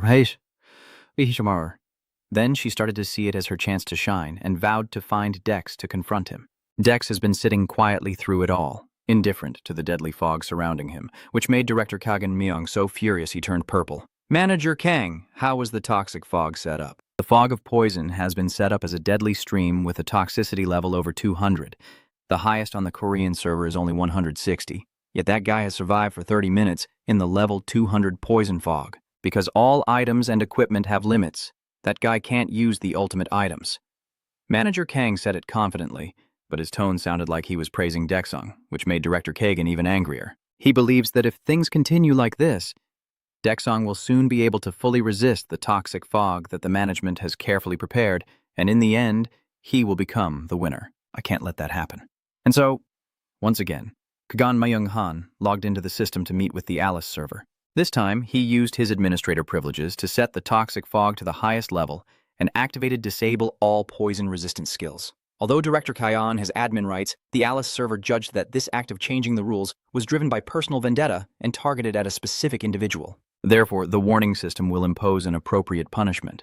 This is the second time you have used your administrator rights unfairly. This request may be denied, and you will lose your current position. The punishment will include a salary reduction, cutting annual leave, and being brought before the board of directors. Even though Alice warned him, Director Kagan still accepted the punishment because he couldn't allow a strange player like Dex Tung Huan to stay in Arcadia. Right after Director Kagan got involved, the potency of the toxic fog in the game increased significantly and can bypass all types of poison-resistant skills. What is this? Another update? The toxicity level has risen to this extent. Now, they're directly aiming their spears at us. Us. Dex Tung Huan sighed heavily. Even Satan is panicking because even Azaka's poison method, which is lending strength to Dex Tung Huan, is struggling with this dense toxic gas. His master won't last much longer. What are you going to do now, master? There's nothing else to do. I didn't think my stash would be used until the very end. Let's put an end to this seriously. In the end, Zedong finally stood up after a long time sitting comfortably in the second round. Your opponent has truly appeared. The only two names left alive are now visible in the sky. Number 1, Cassius. Number 2, Dex. Cassius clenched her teeth tightly. She knew right away that her final opponent would be Dex. Over here, Zaptang is also in chaos like grasshoppers. Master, are you really planning to fight here? This doesn't seem like your style at all. Maybe I should help find a few divine blessings suitable for PvP. Feel free to choose. I'll find good items for you. Like this time, Zedong outright refused him. Instead, he wanted to borrow some strength from Michael. At this moment, she finally saw her master paying attention to her eyes shining with joy. Master, heaven is always ready to help you. And with this divine strike, Zedong borrowed the power of the weapon god Calypso. When channeling this god's strength, Zedong can wield any type of weapon. More precisely, all weapons are made of mana, and their shapes change according to the user's needs and will. The mana in Zedong's hand flows freely, and countless weapons materialize. Saidang was stunned, seeing such an unreasonable use of mana for the first time. Even Mythical was amazed by Zedong's power, because even the owner of Calypso, the god of weapons, couldn't summon weapons that quickly. All right, enough of this warm-up, let's fight now. Zedong saw Cassius's shadow, and since the first to strike is the stronger, he made the first move. Finally, you're showing your face, Adek. Cassius gritted his teeth and fought back against the recent attack. And you, aren't you also acting wildly and recklessly? Defeating a veteran player of a game that has already fallen out of favor because it failed to attract users? I figured out your hidden class now. Cassius is both angry and embarrassed to be caught off guard. The weapons in her hands keep moving fluidly, with a series of rapid attacks launched. Zedong couldn't help but marvel at how quickly she could switch her weapons. Only when you see up close do you realize her skills are like magic. But unfortunately, I have something just like hers. What do you think? Cool, right? This time Cassius is really thrilled, because Zedong's weapon form can also change, and it changes very quickly. The two of them started fighting fiercely. Zedong kept unleashing combos with unpredictable freeform attacks that Cassius couldn't anticipate. After a while, she was knocked down onto a machine, looking utterly miserable. Cassius secretly cursed their ancestors to the 18th generation in her mind. Zedong was using the same tactics on her, clearly on purpose. Come on, losing again would be so embarrassing, so do your best. In the darkness, Zedong's smile was both cunning, confident, and a bit disdainful. This expression has truly driven Cassius into a rage. She unleashes all her strength against her opponent, but Cassius realizes that this fight isn't fair, because her skills allow her to quickly switch between different weapons. But with Zedong, his weapon has never been fixed in shape, and can transform freely, so Cassius's speed could never catch up with him. But still, she swears she will fight this battle. So her pride and self-esteem are just illusions, as the true strength of both sides was decided long ago. After fighting for a while, Cassius was in a losing position. Zedong didn't hold back and directly mocked her. So then you gave up already? If that's true, I'm really disappointed. I had high hopes for you. What exactly is that skill anyway? Oh, this. It's called the King of All Weapons. Not bad at all. You're really lucky to have such an incredible skill. Whether in the past or now, your strength still amazes me deeply. But a stubborn person like Cassius would never give up. Knowing that only using normal skills to defeat Zedong is truly impossible, even with countless weapons. If you can't fight them, it all becomes meaningless. Cassius lowers the spear he was holding, startling Zedong a little. Before using the spear to stab him, I must first completely subdue you with my sword. Cassius, with murderous intent, drew an ancient sword. Zedong couldn't recognize the item's history, but for some reason he felt it was extremely dangerous. Man with quick reflexes in hand, Zedong hadn't yet decided which weapon to use to counter that. Then suddenly felt something was off. The system immediately alerted that Zedong had received a fatal wound, along with bone fracture and bleeding effects. His speed was forcibly slowed down and only returned to normal once his body recovered. Too fast, Zedong clutches his wound and keeps coughing violently. "Hey, master, are you okay?" Shatang almost shouted. If Zedong dies, who will accept the challenge with him now? And Michael was a bit contemplative, because she felt the sword in Cassius's hand looked somewhat familiar. Suddenly they saw Cassius disappear from sight. The deadly sword in her hand swung straight at Zedong again. Just like this time, he blocked it with the shield. "So you blocked me with your shield, but if you do that, you won't be able to counterattack. Have you given up resisting?" Damn it. Zedong knows Cassius is mocking him, but even if he doesn't want to admit it, it's the truth. All you can do now is defend yourself. It's no longer just a feeling. Now you're certain of one thing. That is how much faster Cassius has become since she drew her sword. Just then, the system sent a new notification. The goddess Calypso requests to speak with the player. What's going on? Zedong is still struggling to hold on, while Cassius can attack at any moment. There's no time for chatting. Calypso, through Michael's presence, has sent Zedong some messages. The sword in Cassius's hand was once his weapon, passed down to the one who would inherit Calypso's will. A part of that sword will grant power to its owner. It is a ring that bestows skills based on the owner's strength stat. But Calypso didn't sense the presence of that ring at all, so he found it very strange. It seems like Calypso wants to talk because something is going off track, owner. From Michael's words, Zedong roughly understood the issue. Cassius has skills similar to Calypso, but her swordsmanship is completely different. At this moment, she was still gripping the sword tightly in her hand, looking at Zedong with a not very friendly gaze, and Zedong was also very tense, unsure if he should probe a bit because the current situation was too bad. After some hesitation, Zedong finally spoke first. "Hey Cassius, is that sword the reward you received after completing the mission?" At first, Cassius didn't want to answer much, thinking that the bastard in front of her was getting arrogant. But Zedong kept pressing, his attitude becoming increasingly urgent, so in the end, she finally spilled the truth. "Yes, this sword is a reward I received from a strange guy after completing a mission. Is there a problem with that?" Calypso was very excited, and he continued to suggest that Zedong ask the girl what she did with the necklace, along with the sword. Zedong also cooperated very well, and Cassius was surprised to learn about the necklace. But she honestly replied that it was not like the sword because it was an unverified item. "The shopkeeper in my village doesn't have appraisal skills, so he told me I need to find an appraisal scroll. So what have you done? Do I really need to spend money on a red ink appraisal scroll because that necklace is so worthless I pawned it? I earned about 15 coins, so I think it's only worth that much." Calypso was initially shocked, then quickly became furious because the successor dared to sell his achievements. Zedong's status window keeps flashing because Calypso is about to snap Cassius's neck, and even the system sent a notification that left him stunned. Weapon Master Calypso proposes to possess the player's body and promises to take full responsibility for what happens. Zedong quietly considered that it might be better for Calypso to fight in his place, but he wasn't sure if it was safe, since this was the first time he faced such a situation. Michael saw no major problem because Calypso had promised to take full responsibility, but the side effects of this were still quite dangerous. She thought there should be a valid reason to justify such a sacrifice. It's not hard to understand, really.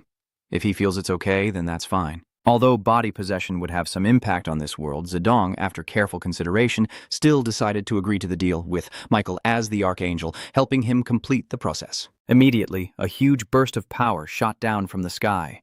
Blinding light made Cassius step back a few paces. She had no idea what just happened. Was there really no other trick up their sleeve? After the possession process is complete, Zedong's body is fully restored, but control has shifted, and he is now in observation mode. "So you were the one who sold that necklace? Not only did you dismiss the concern and sincerity of the predecessor, but you even dared to sell my most sacred relic at the pawn shop, you brat."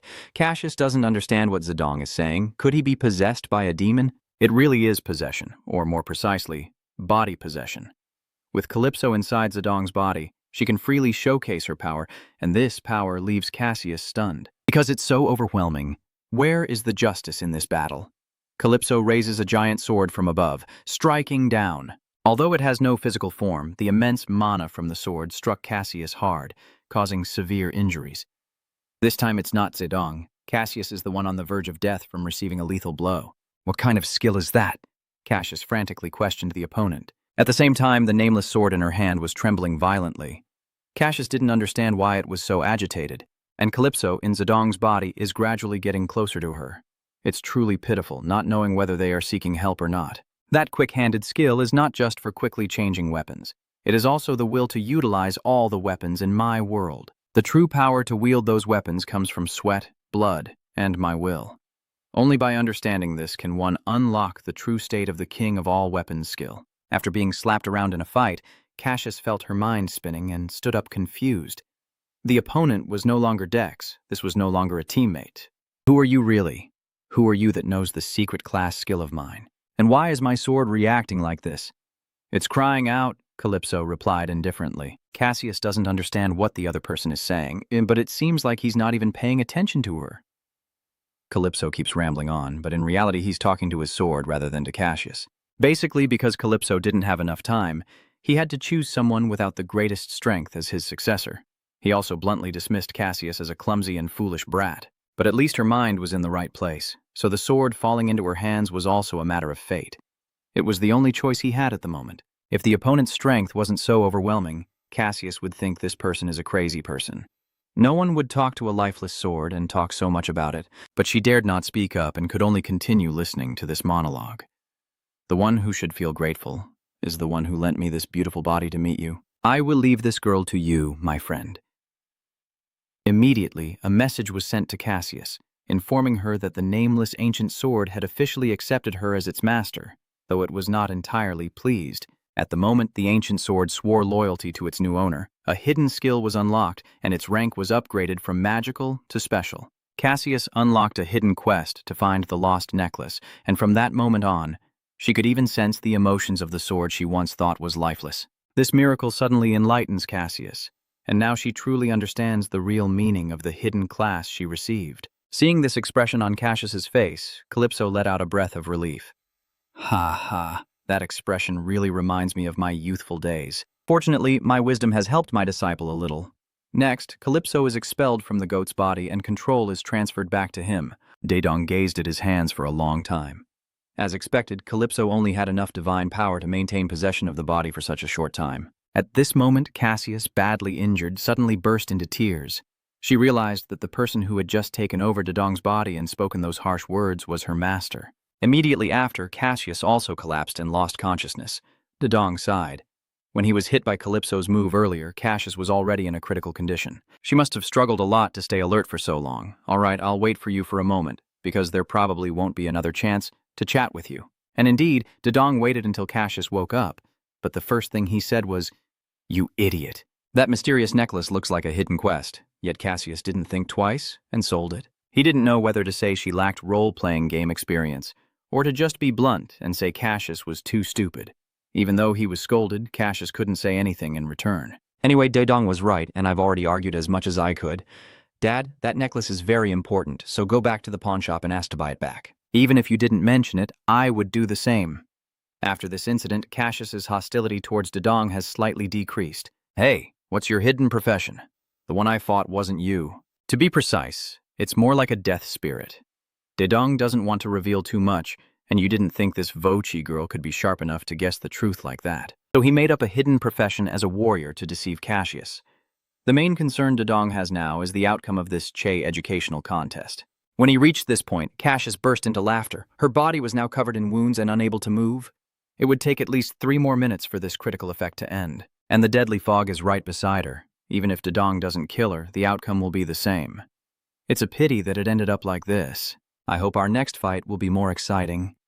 Daedong's words are completely sincere. Anyway, the one who pushed Cassius into this situation was Calypso, not me.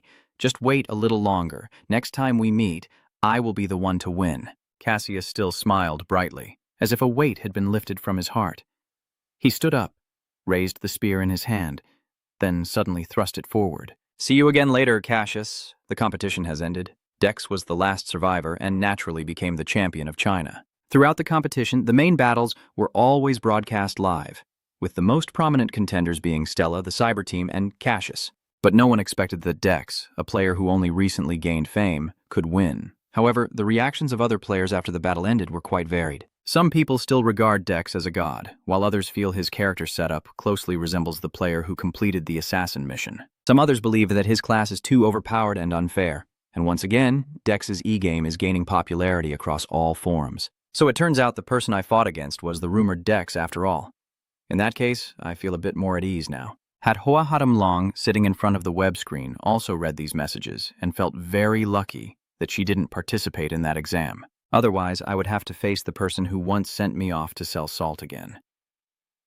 In Arcadia, the event MC quickly moved on to the award ceremony, and Dex Dong received a mysterious box. Inside are all the items from players he has defeated. Just pick one, and the organizers will instantly create a copy to give him as a prize for the winner. So, most of them are rare and valuable items.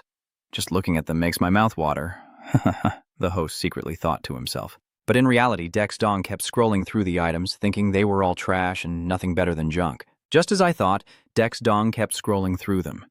With that attitude, it seems he's already made his decision. The host turned to Dex Dong when he saw the item he chose, and she looked stunned. After all, this was also an item I had previously discarded.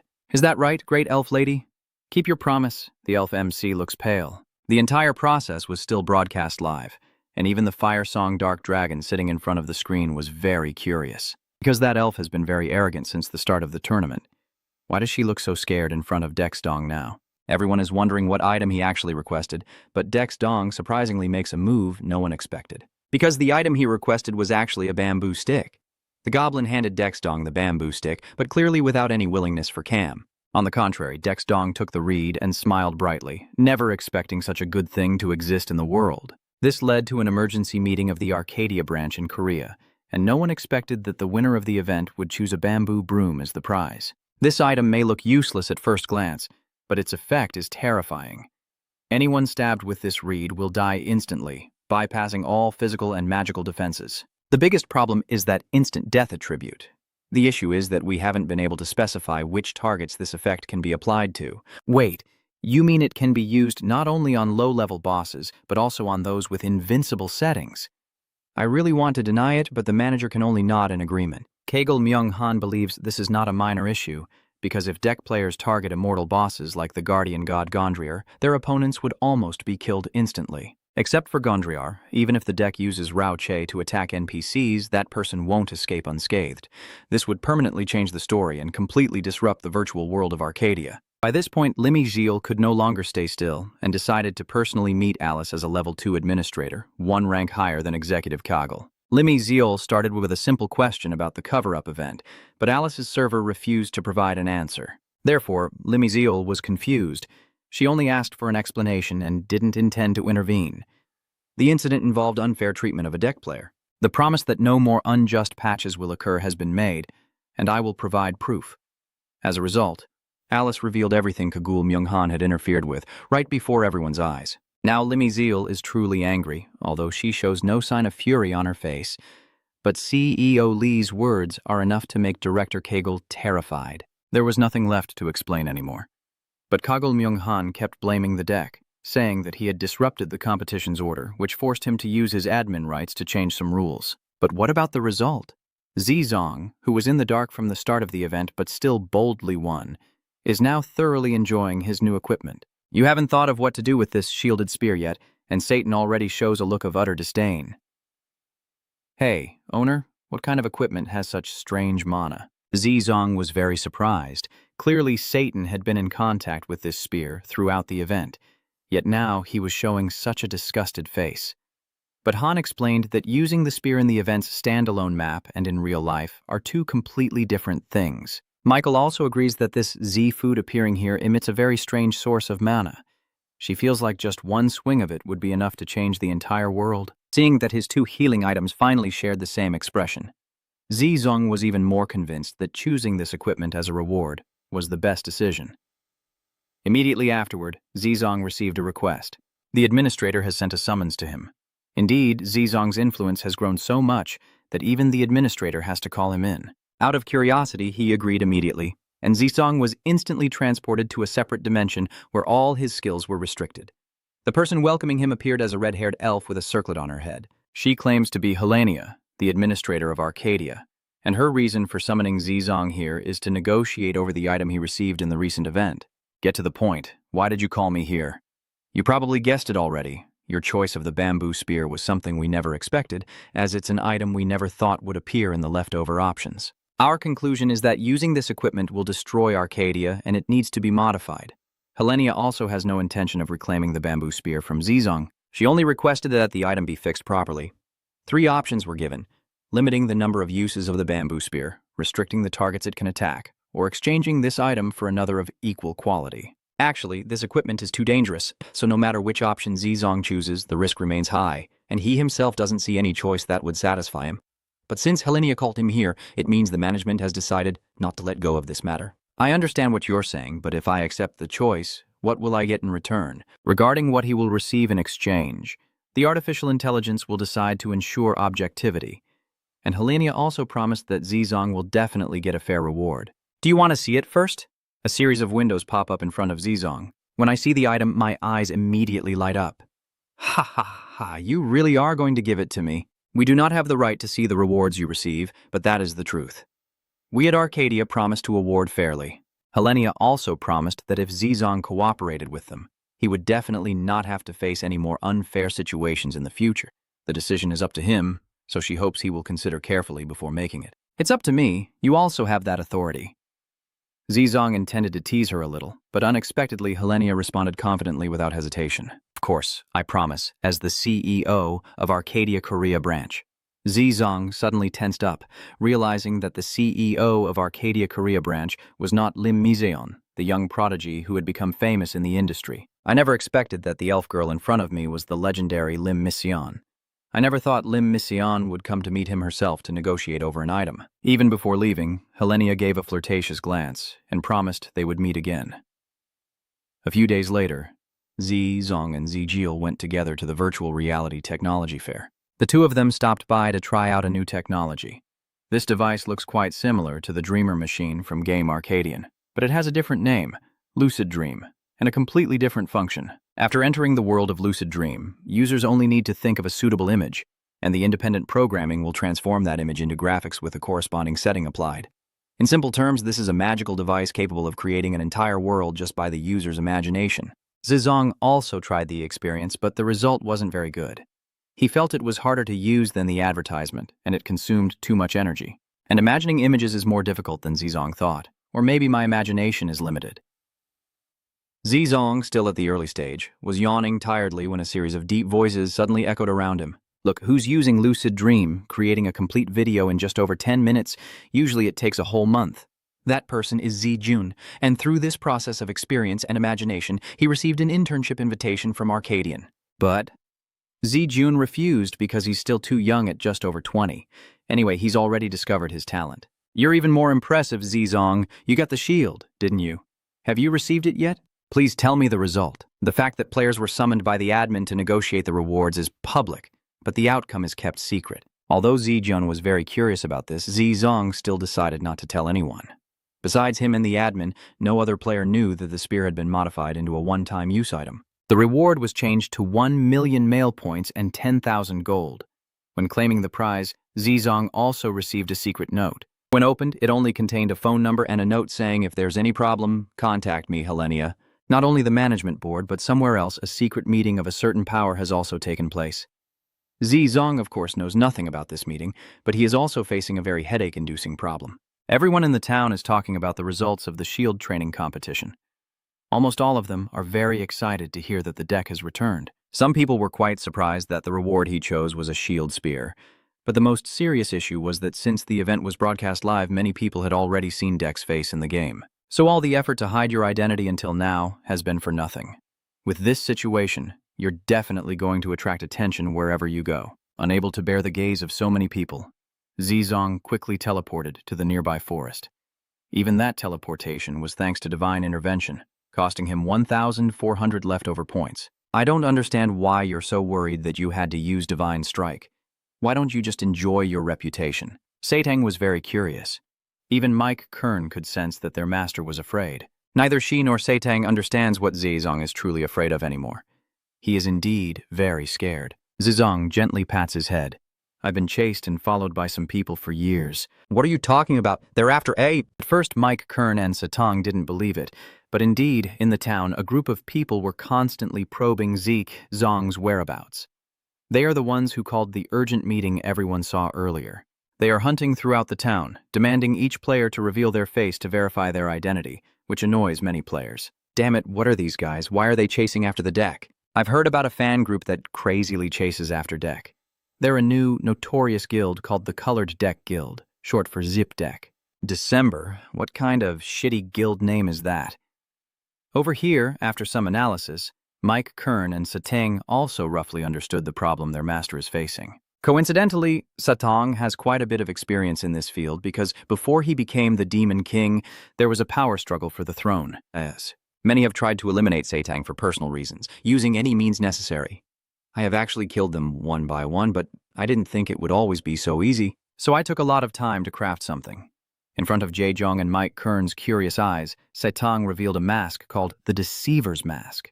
This is a legendary item crafted from a high-level demon soul. When worn, it will give the user a false face. With the ability to nullify all clairvoyance skills, no one can see through the mask to uncover the truth.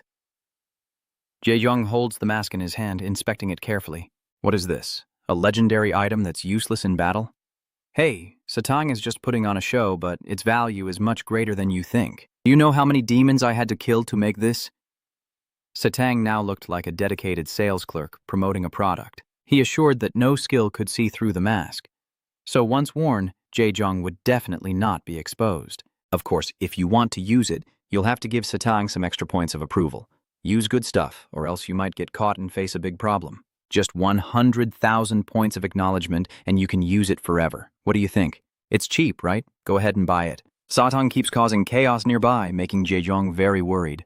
100,000 recognition points is not a small amount. But it seems this mask is the best choice to shake off the Chuizongjia.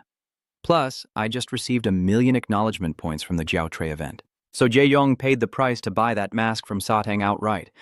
The crazy followers are still rummaging through the town. They received intelligence that he was here less than half an hour ago, and they even had to pay 10 gold coins for that information. So they definitely won't let it go. But the true goal right now is to confidently move forward after putting on the mask. To be fair, his current appearance looks much more pleasing. No one really recognizes me.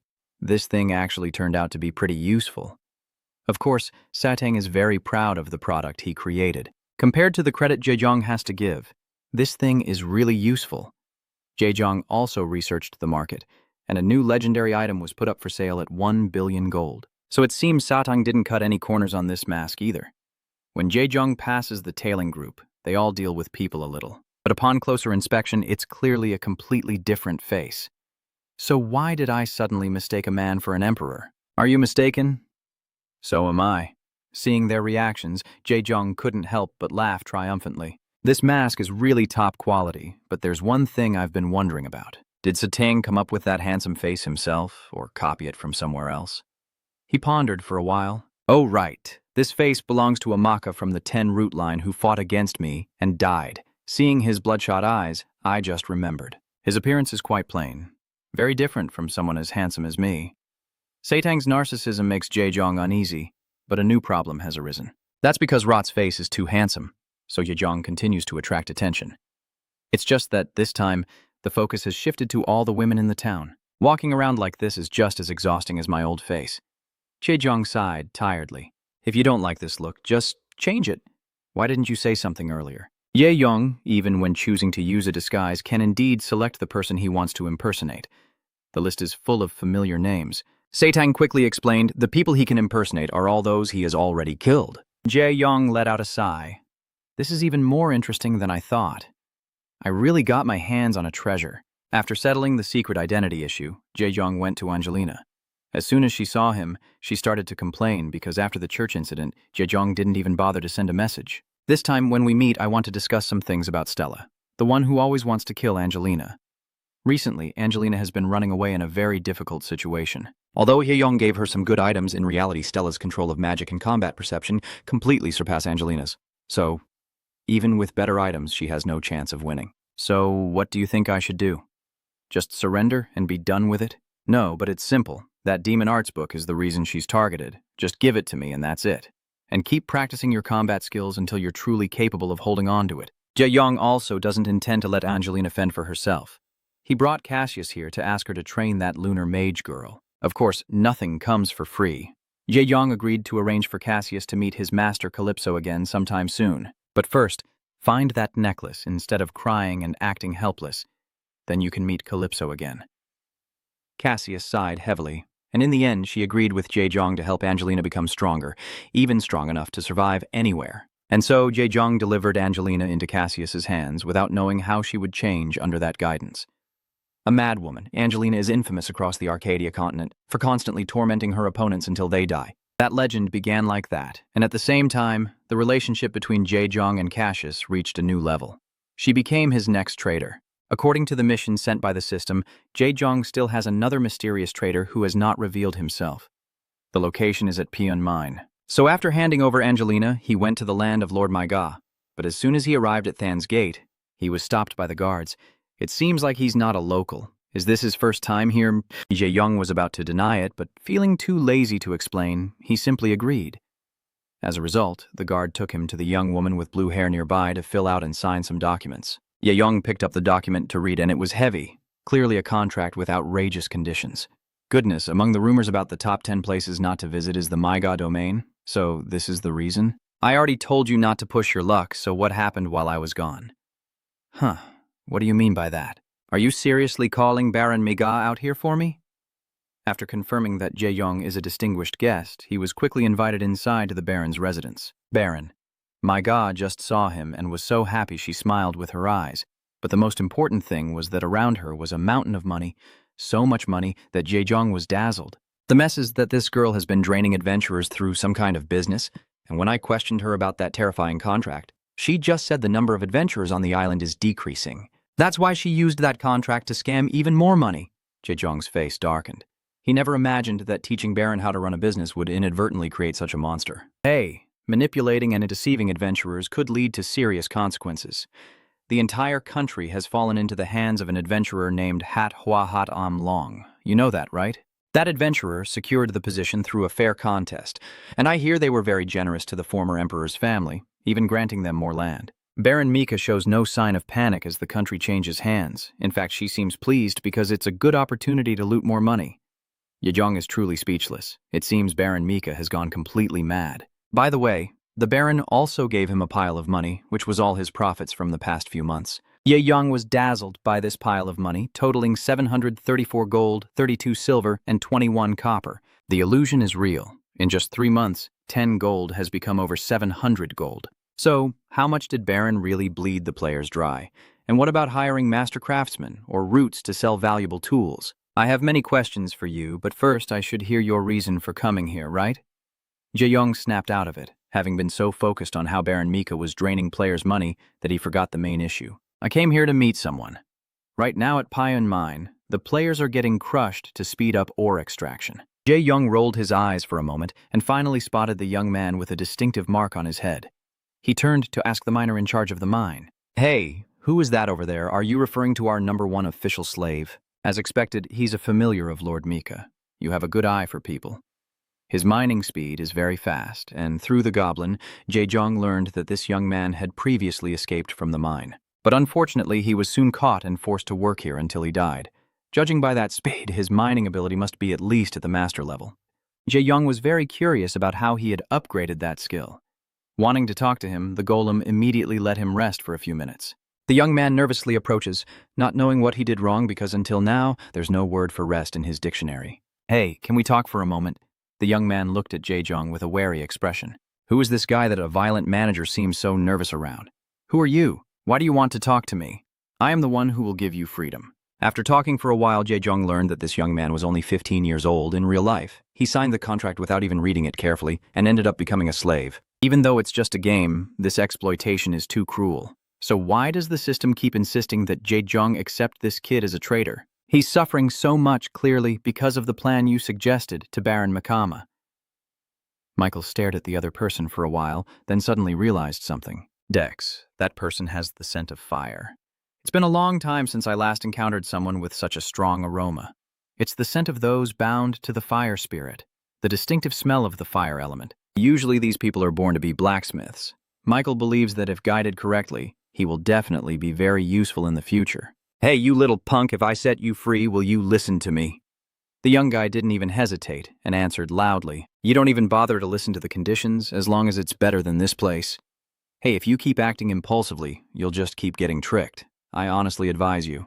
Before I could even advise him, that kid was already kneeling at Dedong's feet, repeatedly bowing his head, making him startle. "If you free me, I will serve you unconditionally." "Please, take me with you. I don't want to mine anymore. The other side has begged so much that Dedong can't bear to let him suffer even for a second." Immediately, he ordered the veteran to cancel the contract between the young man and Mo Kwang, and quickly registered him as his traitor. After the stinky hand became a traitor, Dedong could freely check his stats, and was very surprised to find that this young man was actually the first player to test the closed beta version. Arcadia was secretly developed until its launch. Someone who could be a beta tester must definitely have an unusual background. Dedong stared intently at the other person. "Come on, tell me the truth. Who exactly is that kid?" "Oh, well, actually my friend gave this to me up here." "Just a friend, huh? Is the kid the secret president of Silicop Corporation or something? Could it be the anonymous grandson of the Azin Electronics Corporation chairman?" Dedong really wants to get to the bottom of this, but the little brat only says that his friend is very smart and secretive. So I didn't bother pushing further, since judging by his attitude, the kid doesn't seem to be lying.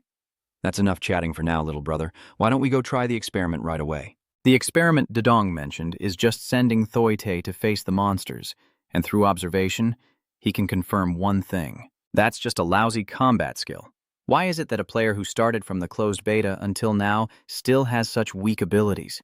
Even the crafting skills are not good.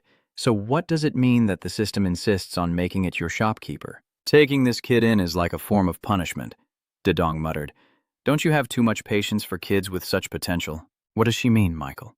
Dedong looks down on this kid, but Michael doesn't see him that way, because she believes that to become a blacksmith, one must have skill, talent, and artistic sensibility to breathe life into their work. But those things alone do not truly make a blacksmith. Standing on blazing flames to forge metal, holding a hammer in the scorching heat, that person must have the determination never to give up. They must go through hundreds or even thousands of hammer strikes with unwavering resolve. That child endures difficult circumstances without giving up. At least to me, I believe that kid has more potential than anyone else. "Michael, how much do you know about the craft? And aside from that, why do you seem so interested in that boy?" Indeed, Michael's reason for hesitating makes sense. But unfortunately, she can't tell Dedong, because revealing this could have a huge impact on the continent. The recent incident where Calypso possessed Dedong's body was already too much for the points she had earned and became a burden for the Heaven Realm. If things like this happen again, it won't be considered normal anymore.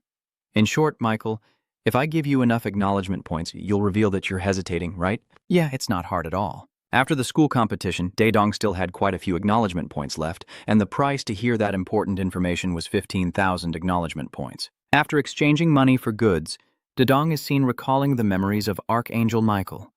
Long before the Heavenly War, the underworld once experienced an era called the Mythic Era. Although they had different powers and abilities, back then there were gods who possessed divine strength, such as the god of archery, the god of music and joy, the god of war, the god of justice and balance, the god of time, and the god of fortune and calamity. There are countless other gods and sects that worship them, but during that time, some sects completely vanished without a trace. That means there was a sect that slaughtered other sects to assert its dominance and prove that the god they worshipped was the true god.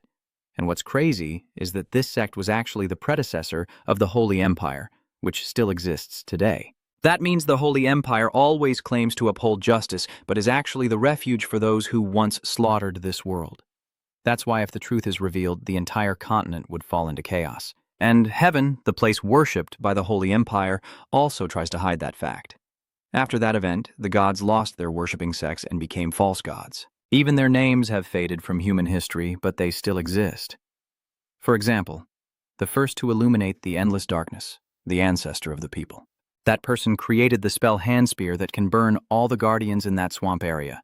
He is the one who has been watching that boy. After talking for a while, Dedong finally understood why he had to turn the rotten hand into a powerful weapon. But now the problem was that he didn't know how to train this kid. Michael suggested they could take the rotten hand to the dwarves, but Dedong didn't want to show any attitude towards Michael. But in reality, the explorers from Arcadia haven't discovered any other species yet. How can I tell him to take that kid to the dwarves when I don't even know where they are? I see, I don't know where they live either. And yet you're saying that. At this moment, Satan, who had been silent all along, suddenly spoke up. I know where the dwarves live. Hey, how do you know when I don't even know myself? Michael immediately snapped back. If you dare to ignore this, I won't forgive you. I'm not lying. The dwarves live underground. They dig tunnels everywhere, and one of my subordinates has found one. The The goat let out a sound, and this information sounds quite credible. But when asked about the exact location of that cave, he hesitated a bit. Because it's located beneath the desert, 5 days south by Wyvern. In other words, it's in the Chesrumer Desert, one of the 5 forbidden zones on this continent. There, people can easily lose their lives due to the harsh environment.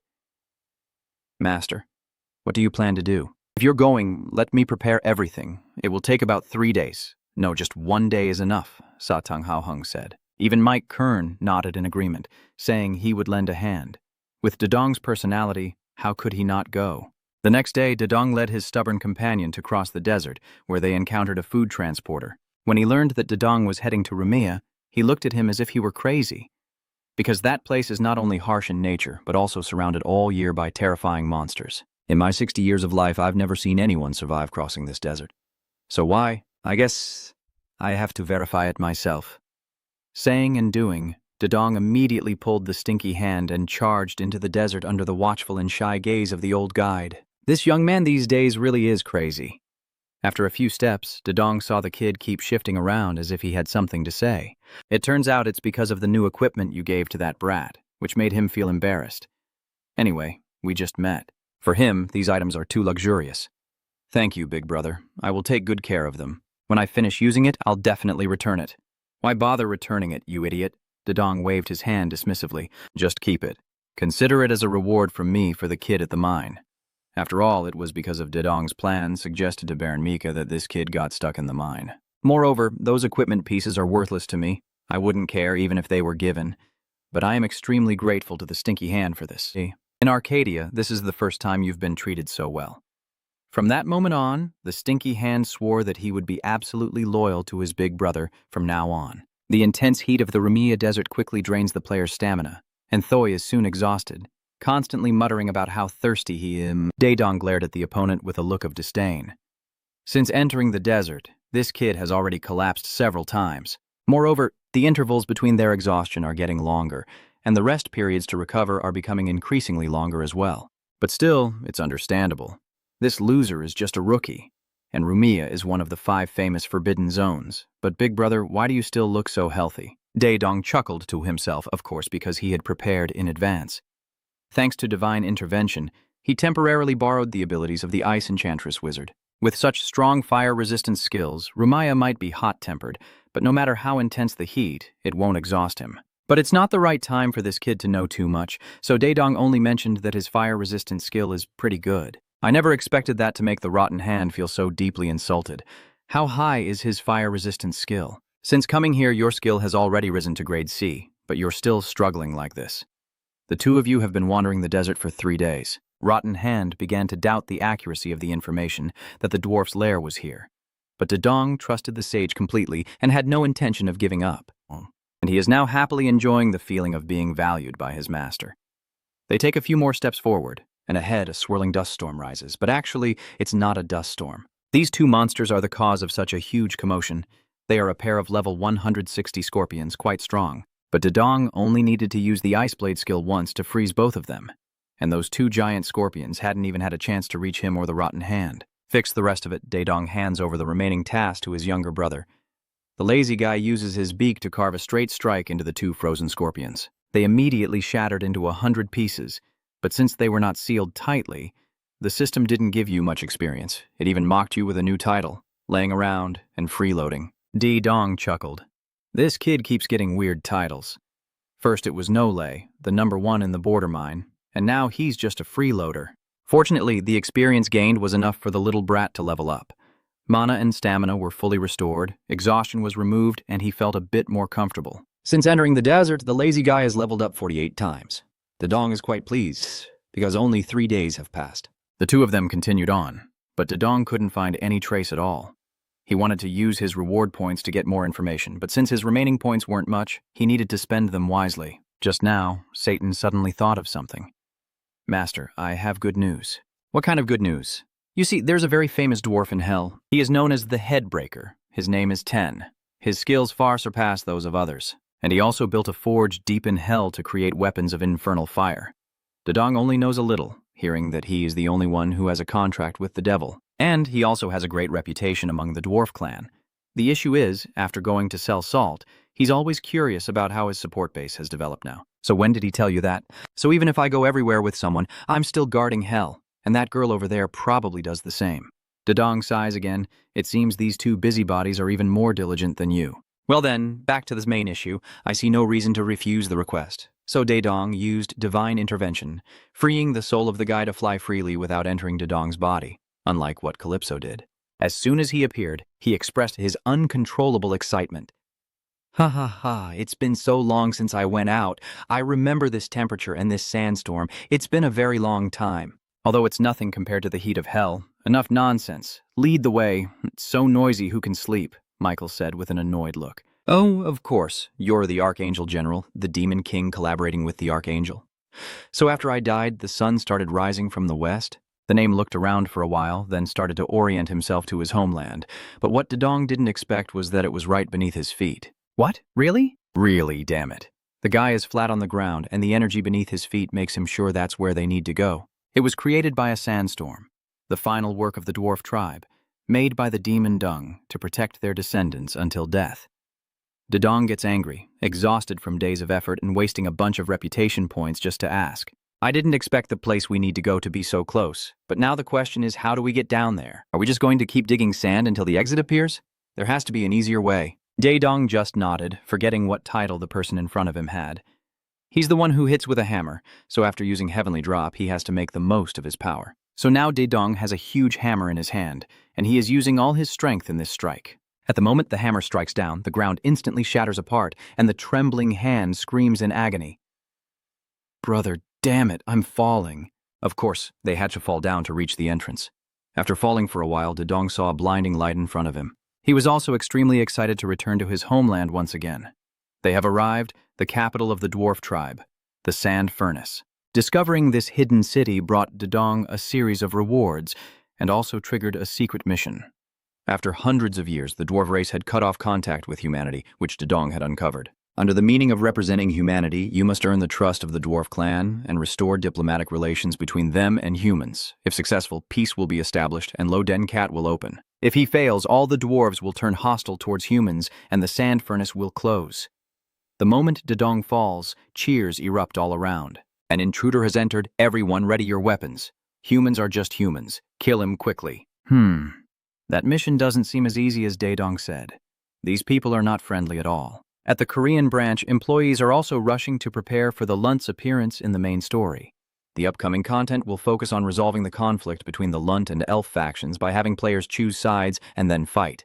But a staff member in the background team thought that wouldn't be feasible, because he felt that the Lun's trait of looking down on other races didn't quite make sense. In the previous scene, humans and elves formed an alliance and defeated the dwarves, so players choosing the dwarf faction will have to establish their own guild. I think elf players will have an easier time than dwarf players. If that's the case, the difficulty will be quite low. But Manager Kang doesn't see it that way. According to him, the motives of the dwarf faction are quite clear. That's because their extraordinary craftsmanship can create super powerful weapons. So even without the contempt for other races, many would still want to succeed in befriending the dwarf race. Because once they become friends, they can possess those super powerful items and harness a strength capable of shifting the entire economy of Arcadia. That's why Gazong and Taethoi are welcomed so enthusiastically. Manager Kang still sticks to the old story. The ancient dwarf race has always looked down on other races. This led to a war between them and the elves, resulting in the dwarves losing and retreating underground in hiding. So they probably don't like humans very much, right? Taethoi asked a question that couldn't be more clueless, and the answer to this question was already clear before their eyes. The dwarves, each wielding a hammer, stormed forward, ready to smash the trespassers. It seems like this is their army. They respond to the situation very quickly. Taethoi is very worried. He doesn't know what to do right now, because according to that mission, they have to build a harmonious relationship. So how can they turn against each other? But they also can't just let these people climb all over them. Of course, there's a way to solve this. How could we waste the hundreds of thousands of reputation points we've earned? You carry the power of the name, creating a giant hammer like before. The dwarf group immediately recoiled when they saw this because they recognized it as the weapon of the great master from the clan, who had sacrificed himself in the battle against the elf tribe. After a human like you, there's that hammer. Answer me. I am this guy. You bastards, after I die, you still live well, right? The dwarf people found this unbelievable. but the look in his eyes and the way he spoke made them certain that this person was definitely the great master. So everyone simultaneously put down their weapons and made a fist with their left hand upside down. This is the gesture of the highest respect from the dwarf tribe. And at this moment, the goat herd also faced them and performed a similar gesture. Soon, the trust between him and the dwarf tribe was established. The mission was completed just like that, leaving him dumbfounded. Was it really that easy? The entity didn't possess his body for long, so he quickly regained control. The dwarves were extremely grateful because thanks to him, they were able to meet the Grand Master named for a brief moment. One by one, they took turns asking about him, believing that the goat was his disciple. After that little show, he was free to explore the sand furnace. This place looks even more amazing than Dedong imagined. Although, underground, everyone living in the city is a skilled blacksmith, engineer, or architect, so the architecture is incredibly beautiful. A dwarf named Kohim took Dedong and Thoi to his own forge, the Halian Forge. This is a top-tier blacksmith's forge, ranked 3rd in the clan, owned by Byron, Kohim's father. He is also a member of the Elder Council with the authority to participate in the clan's decision-making. This kid dreams of becoming a blacksmith. Dedong quickly pushed Thoi's hand forward to introduce him when he saw Byron. Although still inexperienced, the boy has enough strength and perseverance, so with just a little guidance, he will be very useful. Byron looked at the brat with a judging gaze for a while. Their unique traits make other races very powerful. So even if the Dedong is known as a follower of that man, he still doesn't want to accept the useless one. Finally, Byron came up with an idea: to let the weak hand compete by crafting with a newly joined dwarf friend to learn the craft at this forge. It's just that the abilities of the two races are too far apart. That little friend, even as a rookie and having held back, can still craft a squad of magical-grade pain, while the useless hand only manages to produce a regular pain squad with all his strength. Byron looked at the pain blade for a while, constantly criticizing the weak and inept craftsmanship of the rotten hand. But compared to human forging abilities, that pain blade had already exceeded his expectations. "I'll let you try your hand, but don't get your hopes up too much." The rotten hand was so happy it was almost in tears, thanking repeatedly. Dedong also felt relieved to carry this burden, feeling very satisfied to leave this debt behind at the forge. Before he left, the clumsy one was also very touched. "Even though you know you can't be a burden to Dedong forever, you and he haven't known each other for long, and Tai Thoi can't bear to see him leave." Before leaving, Dedong also gave you a special gift, because he noticed that the weapon, the hammer, used by Tai Thoi was just an ordinary one, unlikely to be crafted into something rare. This can be improved with the ability to provide acknowledgement, but the score is 35,000 points, and Dedong thinks this system is just too blood-sucking. "But what can I do now? This little leopard is my fault for being too weak. I have to take responsibility. Little one, from now on you have to treat me really well forever." Dedong just finished speaking when he immediately used the acknowledgement feature. The familiar hammer changed rapidly, and its abilities were completely reconfigured. The rotten hand seems to hear a faint voice echoing in the space. "The kid still has a long way to go to become someone worthy of my name. Try to make up for the shortcomings by newly enduring hardships and pain like forging steel. Overcome all obstacles and rise above everything. Become the greatest blacksmith and proudly say that you are my disciple, the god of iron and fire, Vulcanus. Because Arcadia is a game but also a virtual reality, what happens there sometimes surpasses the power of its creators. For example, the discovery of the rotten hand led to a series of incidents. The god of fire Vulcanus has reached the minimum conditions to unlock his power and grant divine strength to the rotten hand. However, this caused conflicts with another part of the scene. As a result, the next 6 scenes all turned out badly. The failure rate reached 89%, the highest level of danger. In that situation, the Alice server and artificial intelligence automatically made a decision due to the emergency. At this moment, all control over the main scene by the administrators has been revoked, and Dedong had no idea how much chaos his choice had caused. All I know is that now in Arcadia, I managed to trade that rotten hand for a new legendary hammer. His eyes are shining brightly as he tightly hugs the hammer in his hands. At this moment, Dedong looks no different from a god. In fact, he didn't think he could create a legendary item either. Dedong thinks that the 35,000 points are only enough to exchange for a special item. But Voontree Nuss poured all his divine power into it to create this hammer. Sating was very confused. Wasn't Voonke Nuss a false god who had lost all his power? So why does he still have divine energy? "Idiot," Michael began to explain. "Voonke Nuss is still respected by the dwarves and some other races. He's even better off than those gods who were demoted and whose names have almost been erased. Even so, does he have enough power to intervene directly like this? That's right. For someone like the Master, the only reason this could be possible is that he poured all his leftover points to make the exchange. At this point, both Michael and Satang looked at Dedong with angry eyes, annoyed that he had accepted so many points of acknowledgement yet still signed a contract with us. And at this moment, the Stinky Hand also felt that something was special. Not long ago, in the mine, he received the title of the Oldest Flame and the mission to find traces of the buried god. Now Dedong gives you the sacred hammer of Vun Kainers, proving these two things are connected. Dedong smiles kindly like Uncle Butt and pats the little guy on the head. It seems he's not that dumb after all. Leave those things to me. Just focus on improving your blacksmith skills for now, so you can keep this. Of course, you can't use it either. If you're shy, you can return it to me after you succeed. The dirty-handed one was so moved that tears streamed down his face. Dedong has helped so much that it motivates him even more to become the best artisan. Only then can I work hard to help Big Brother in the future. At this moment, a new notification was sent to Dedong, who had gained the absolute trust of the target. The player with the bad hand will take on the role of assistant, complete the mission, and the reward is the official unlocking of the assistant system. Now Dedong officially has 3 assistants and receives reward points through them. First is the battle mage Angelina, second is weapon master Cassius, and finally the disciple of King Kainos, the master blacksmith, Tae Thoi.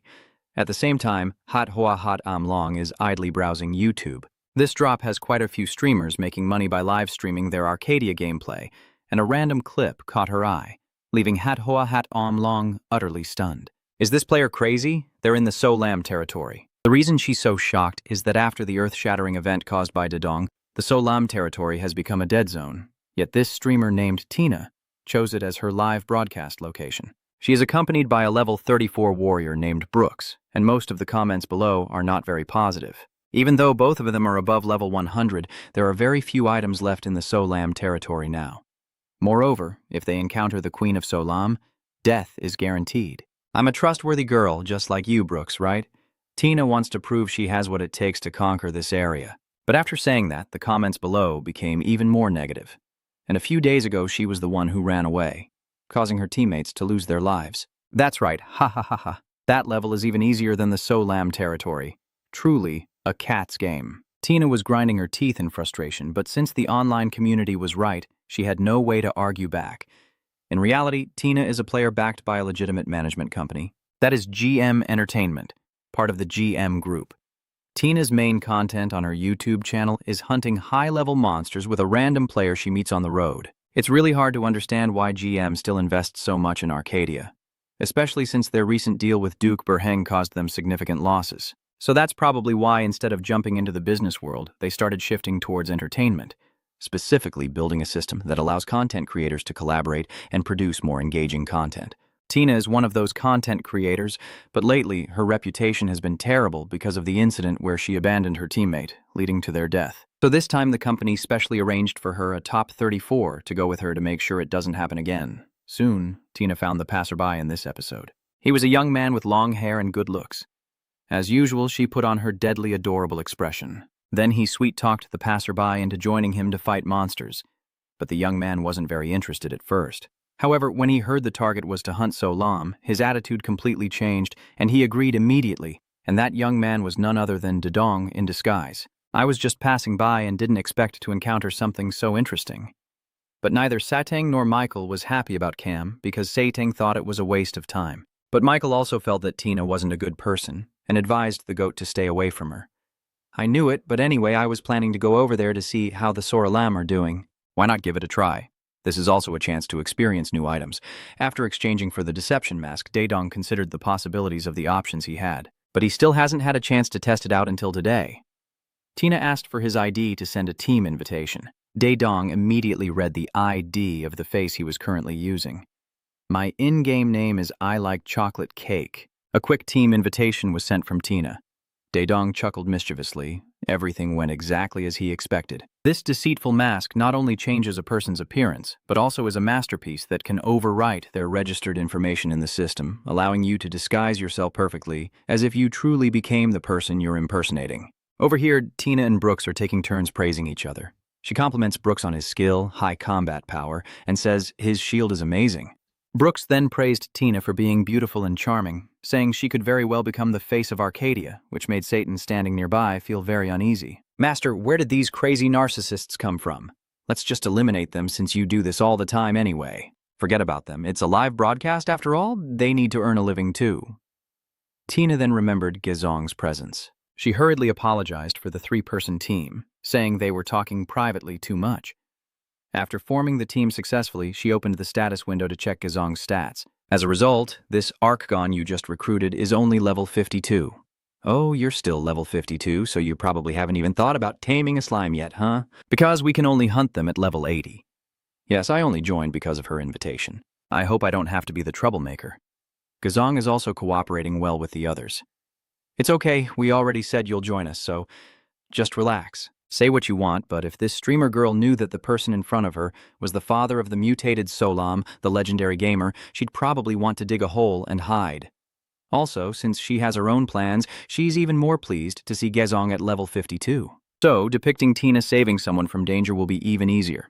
If this goes well, going viral on social media will restore her fame. The 3 of them moved deeper into the SLM territory and quickly encountered a group, each with their own thoughts. Brooks thinks there are more Solam than he imagined. It's so annoying. Tina thinks if this video is shot properly, it will definitely be popular. I need to stand out. Gezong thought again. These Solam are still as weak as the first time. It's been a long time since I last saw you all, and so the hunting adventure begins. Tina and Brooks split up to fight on 2 fronts. Gezong stood motionless and completely refused to help. So far, this is the first time I've seen other players fight in Arcadia, because every time I meet someone, I either fight them outright or recruit them. But these Solam are even stronger than before. Each one is between level 80 and 90. They attack in groups and work together very well. So, unless you can kill them all at once, it's very hard to take them down. The Sorms realize that their long-lost friend Gezong is standing far away. They eagerly want to rush over, but Tina thinks they see Gezong as weak and want to deal with him first. Coincidentally, this fits perfectly with the plan. The blonde girl rushes forward to shield Gezong and throws a firebomb to block the Solam. Hey man, watch out! The Solam guys were knocked back, but Tina's stamina and mana were also severely drained, and she collapsed to the ground exhausted. I need to rest for a bit. My mana hasn't fully recovered yet. Brooks quickly understood and used his shield to protect Tina, while also telling Gezong to stay close behind him and not to wander off. Gezong watched these 2 play their roles and became more and more captivated, while the online viewers watching the live stream started to praise and continuously admire Brooks' abilities. Wow, such a high-quality reputation. His stamina didn't drop at all, despite being attacked by 20 Solam at once. The lever is high-end and well-equipped, with great control skills, really top-notch. This time, Tina not only didn't run away, but also actively joined the fight, even saving the new recruits, quite different from before, haha. That's right, this attitude really suits Tina. Plus, the praise is spreading quickly, and the plan is still going according to schedule. But Michael, who has been watching from the side, kept feeling that something was off.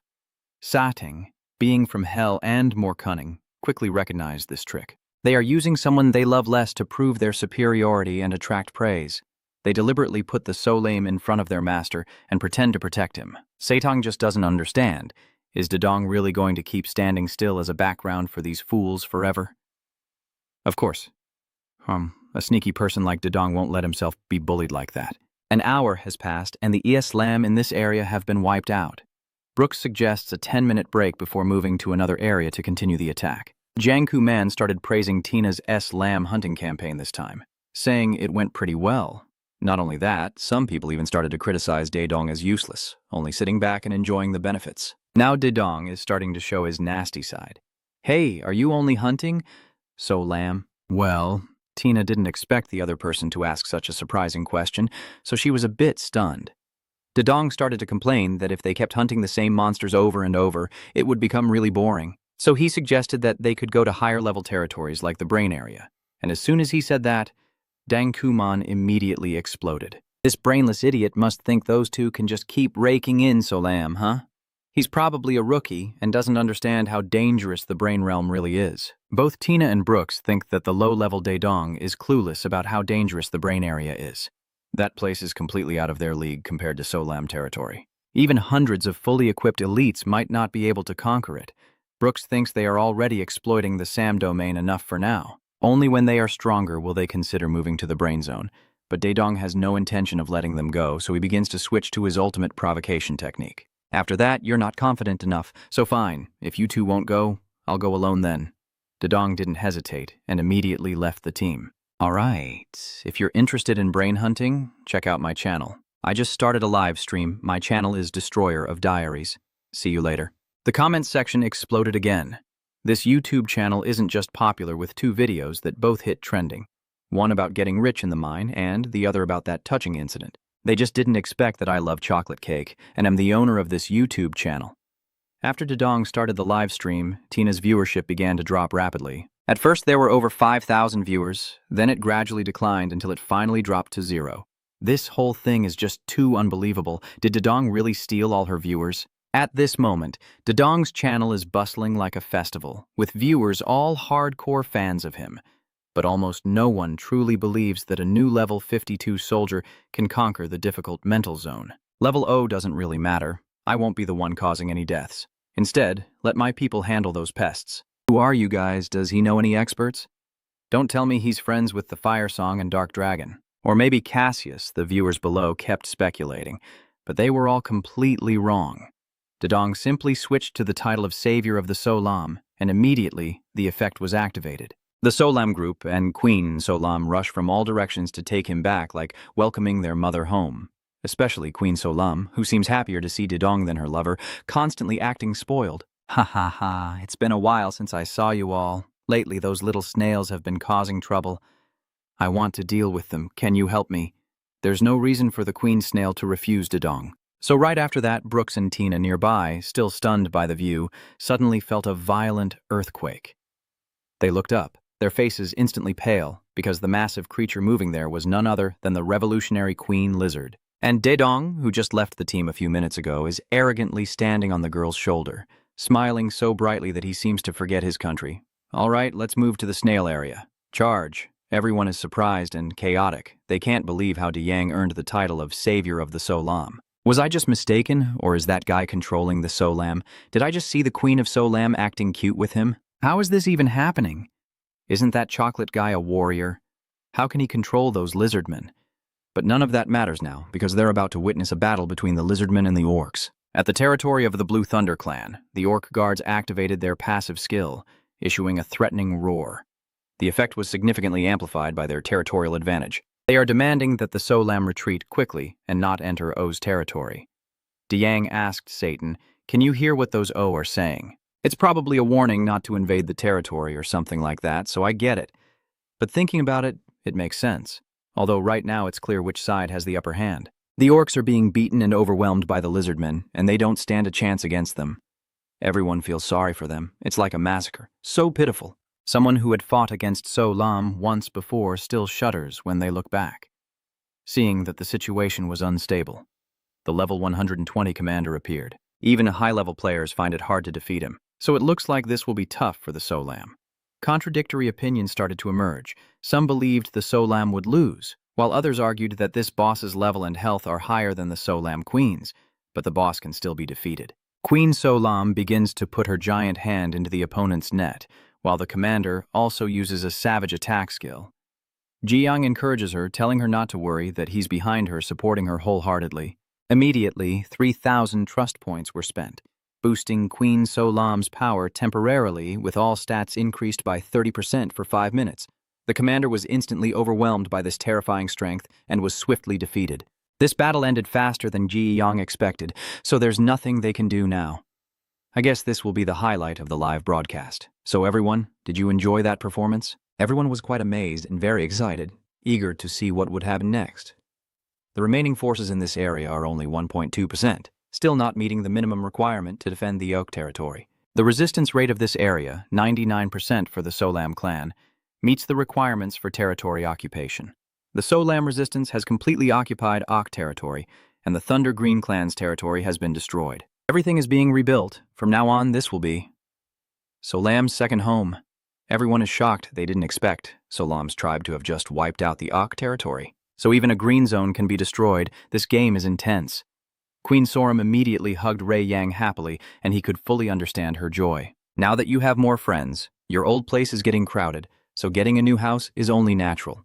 Congratulations to her and the Solam tribe on their new home. So, the queen of the Solam has achieved a great feat beyond her racial limits. The Solam race has endured countless oppression and persecution, and they have bravely won the victory. They created a glorious golden age that no race dared to ignore, and there will be adjustments to the Solam race, with their abilities significantly increased. A Solam with a special name will be added, Solam level 120 and Guardian Solam level 150. Jae Young quietly thought that reaching level 120 seemed to mean they gained an additional 40 levels in one go, and even a pretty strong player would find it hard to defeat any of them.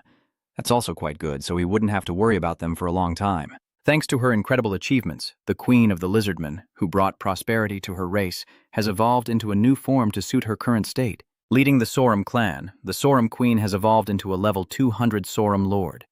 With this appearance, I really want to shoot wildly. No player can catch up to this level 20 anymore. She may look small and cute, but she's quite formidable. If the Queen of the Sorum simply roars, the surrounding area will immediately be affected by fear from contact with the Queen, reducing the ability by 30%. Even from 2 kilometers away, they still feel the effects. When the level is too low to overcome fear, players will instinctively become frightened, with movement speed reduced by 50%. Tina's eyes welled with tears as she couldn't believe this was real. If the goddess Sora Lam was grateful for the player's help, she would acknowledge that the player had saved and resurrected the entire race, becoming the savior of all the Sora Lam. The title of savior of the Solam has been changed to Solam Knight, and the Solam race will be absolutely loyal and follow the player's orders. Everyone is curious about the identity of this special player. He is the host of that destructive daily channel. Just hearing his name sounds impressive. Satan turned to ask the owner why he hadn't invested in these creatures from the beginning of the day. Is there a reason behind it? Zhe Yang smiled brightly. The main reason is because they are very adorable. After hearing the reason, Santan was stunned. What kind of ridiculous excuse is that, big brother? Soon after, the event was widely spread, and the newspapers called it an invasion of the Sorum race into the territory. The headquarters in Korea of Arcadia held an emergency meeting to discuss this issue, but could not impose any sanctions on Zhe Yang, who used the system fairly and seriously. Soon after, the Arcadia territory, the second home of the Solam, attracted a few high-level fire element players to conquer it. However, they were completely wiped out by the overwhelming number of Solam. Now at level 120, the lizard folk race has become stronger than ever and cannot be destroyed.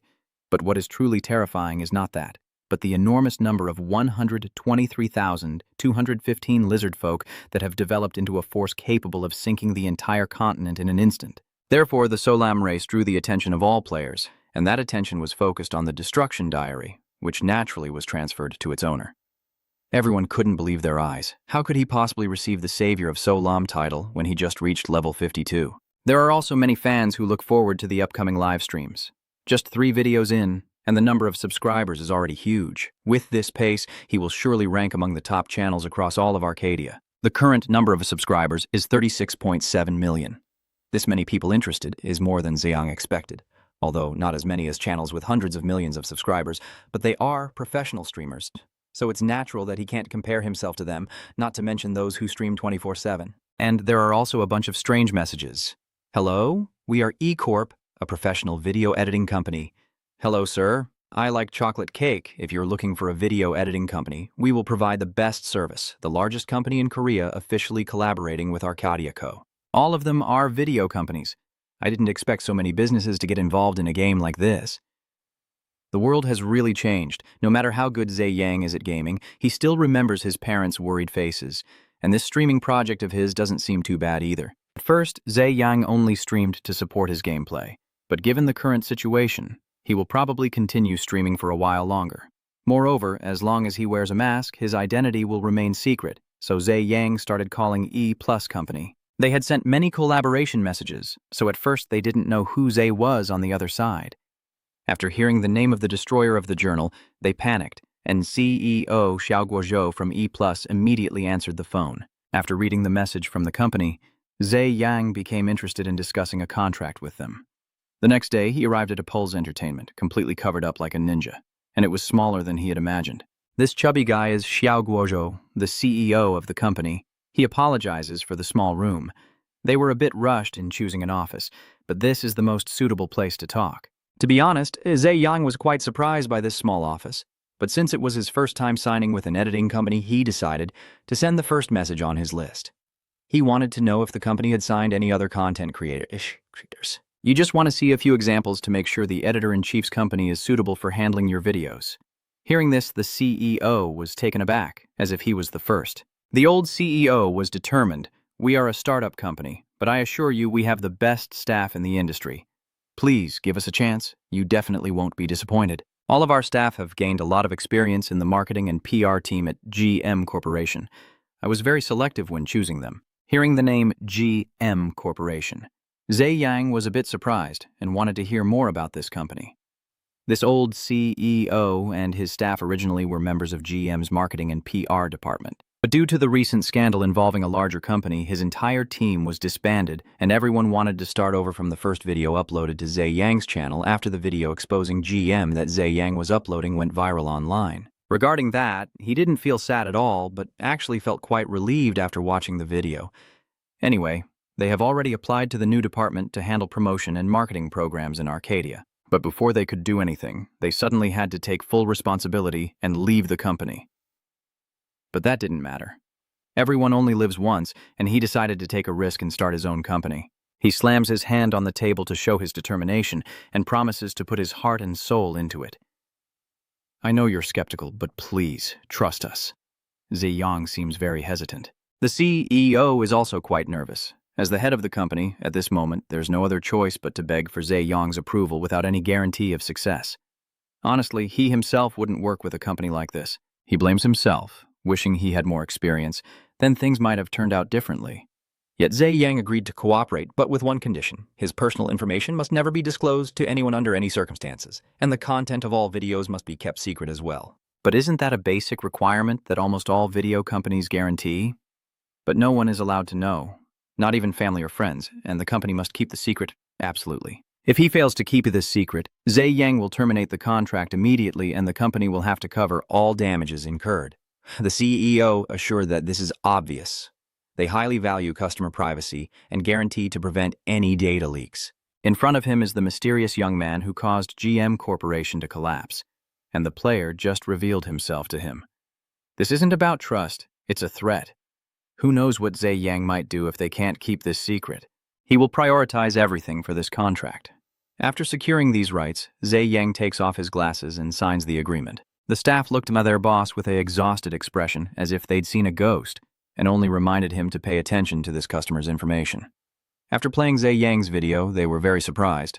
Where is this? In an underground tunnel or a corridor? This must be some kind of underground exploration video or something. I'm not even sure where this is. I've never seen it before, but the truth has made him speechless. This is the city of the dwarves. Not long after, a new video was announced, an entry from the destroyer revealing an undiscovered area. The viewers must have been very surprised. No one expected a place like that. This game seems to be made just for this guy. A legendary achievement, you are the first player to explore the final city of the dwarves, Kazan. Dwarf Byron said that once you become their ally, it means Zhe Yang is allowed to use his creations. If you like something, just feel free to tell him. An item from the dwarves has already sold out, so the next auction will be a mess. Moreover, the forge is also short-staffed. He wants a recommendation from Zhe Yang. As long as it's from him, humans are fine too. Everyone seems excited, which means Zhe Yang will gain crafting skills from the dwarves. Having established trust with the dwarves, the mission is complete. You have the right to enter Kazan. Kazan opens the door. Official exchanges between humans and dwarves will increase in the future. The followers are very curious about this new place. They want to go there but haven't received any shared information from the uploader. Seeing the engagement on this video, even the old CEO is shocked. He knew the impact of the video would be significant, but didn't expect it to be this much.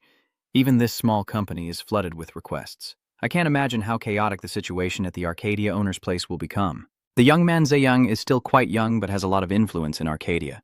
Who he really is to him remains a mystery. Suddenly, receiving a call from Zhe Yang, he watched the video and called just to praise their work. The edit is very accurate to the content, even though he didn't give any specific instructions. They are also very happy because their partner is satisfied. Zhe Yang also sent another video via email, hoping the company could edit it exactly like that and make sure to include all the information about the items. It's a bit confusing when it comes to the items, but he said if they watch the whole video, they'll understand. Just do your best to get the job done. The question marks keep flashing in Selguzel's mind. First, he uploaded a video introducing Loon, and then immediately another about an item. What is he trying to do? Even an extraordinary item like this is hard to generate more excitement. Seeing himself still working tirelessly, the staff member brings him coffee, even though their eyes look equally tired. He said the client just sent a new video revealing an item, but this one is disputed, so he fears it won't make as much noise as the previous one. But as soon as he learned about this item, the coffee in his mouth shot out like rain. This is a legendary item, the legendary Vun Karnos hammer, limited wear, chosen by Vun Karnos, attack 10 to 15, infinite durability. It is mandatory that when using the production skill, you are completely immune to fire elements, reduce 99% of health during production, and the effort and dedication for the production are fully demonstrated, doubling the required skill level, and it cannot be traded, exchanged, or destroyed. Immediately after, a new video is uploaded to the Destroyer's Journal channel, beginning to bring about the usual significant changes. The main headquarters of Arcadia held an emergency meeting, and countless players began rushing to the Lumiere Desert, including large guilds exploiting the benefits from the Lizard City. This has become the focus of the reenacting players' attention. Zayan lay on the grass, enjoying the fresh and peaceful atmosphere. He truly loves this place. Michael looked at the owner and thought to himself that strengthening the Sor Alam and eliminating opportunities for other adventurers to develop, then deliberately revealing information about the dwarves to attract their attention to the Lumiere Desert. So his next target would be another unexplored area, the Kingdom of the Succubi. Michael guessed that this was unavoidable. They are heading towards the ruins of the demon war god. Alice detected a sudden spike in keywords related to the dwarves with an analysis accuracy of 42%. All current missions have been disabled and switched to real-time mission generation mode. Select the user who is fulfilling the mission creation intent and is assigning related tasks. Jae Yang is reading his next mission, facing his ancient enemies, the dwarves and the love spirit.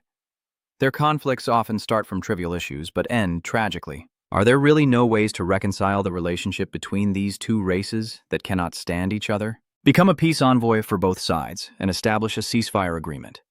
For success, a reconciliation treaty between the two races must be established and trade routes will be opened between them. If the peace treaty between the two races fails, war will break out again. After establishing a friendly relationship with the dwarves, a new mission arises. Convincing the dwarves is truly difficult, but somehow Jae Yang managed to meet the negotiation conditions. Now the only thing left is to sweet-talk the succubus. The problem is how I need to come up with a few strategies before going there. It's really uncertain what this race's temperament is like. But since they've formed an alliance with humans and even made peace, they won't be entirely hostile. Suddenly, Satang received a signal saying he needed to return to Hell for a while. Michael saw Satang realize that something was seriously wrong because he seemed unstable. One of his subordinates in Hell had started to rebel, and if things continued like this, he might even lose his position as the Demon Lord. Satang seems quite annoyed by Michael's teasing and immediately turns to remind her, Master, I will come back as soon as I can. But no matter what this little winged girl says, you can't trust her, understand? He said he would come back at all costs, just wait a little longer. He will arrange everything quickly and return soon. Ziyang sighed. Well then, just go carefully. It's understandable that he's worried like that. The 1 million points he collected are now only about 300,000. Ziyang turned to tell Michael that if he wanted, he could go visit the Heavenly Realm. I planned to wander around for a bit, so being alone is fine, but she really was hoping for this moment to happen, having gone through all these deceptions just to have some private time with Ziyang. And demons are inherently dark and cunning, never honest. Moreover, they are loyal to every desire, which is how those foolish creatures can be easily manipulated with just a little provocation. And on top of that, Uriel from the Heavenly Realm and his Divine Legion are stirring everything up. She guesses that the bat must be having a headache right now, so it's probably best to disappear completely, but that might be a bit difficult. At this point, Ziyang finally realized that Michael deliberately incited a rebellion in the underworld and ordered the angels to create chaos. She had to go that far to make that damn bat crawl its heavy ass down to hell. She had tried her best. However, he didn't understand why it had to be done. Michael repeated the insult about the holy mountain, looking at Ziyang's panicked face. She said she wouldn't blame him because after all it was that demon who deceived him, not knowing that Ziyang thought Tan had already tried to stop this. If she went to the trouble of sending Tan away like that, she must have something to say. Michael was silent for a moment before speaking.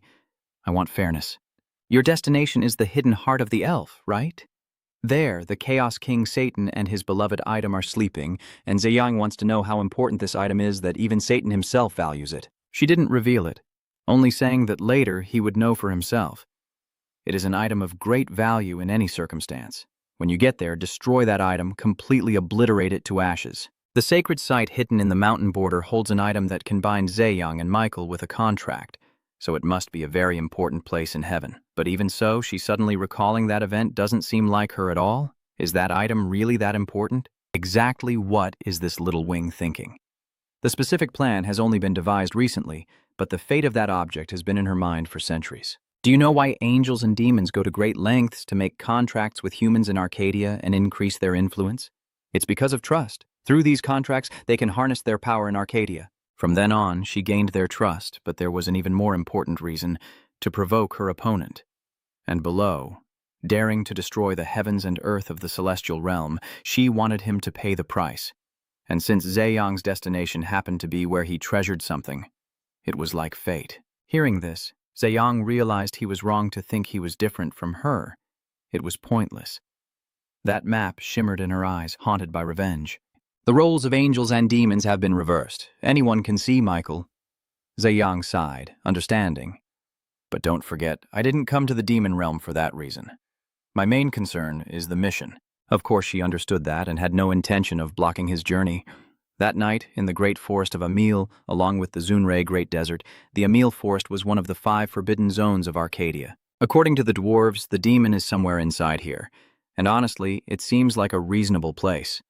Somehow Zhejiang managed to get this far despite a few setbacks, even though there are no elf souls left in the heavens. When the yokai die, they don't go to the heavens or hell, they all return to the spirit land. So Satan is the same, unable to resurrect elf spirits. Things are a bit complicated now. Zhejiang plans to resurrect an elf spirit to guide him, just like he did with the dwarf. Michael had an idea. Even though there are no more elf souls in the celestial realm, there are still those who are close to them, like the archer Amelia, who will guide Zhejiang through this ancient forest to find the fairy village. However, be careful, because the ancient tree spirits living here are very fierce, and they have no choice but to pass through. As he finished speaking, a level 140 amulet forest treant monster started to sniff out the uninvited guest and appeared. It wanted to use its giant hand, Black Zhejiang. But thanks to these eyes, he didn't have to run around and could still dodge. The ancient tree grew even more furious when it saw its opponent acting so arrogantly. The great arrow is immediately activated, and the passive skill True Sight is also triggered, identifying the enemy's weakness and attack, bypassing their defenses. The forest ancient tree had to twist and turn to dodge this arrow, but it seems unlikely it can avoid the big attack. Seeing such incredible damage, it's no joke. Although impressive, Zhejiang finds it quite difficult to control that power, and it consumes a lot of trust.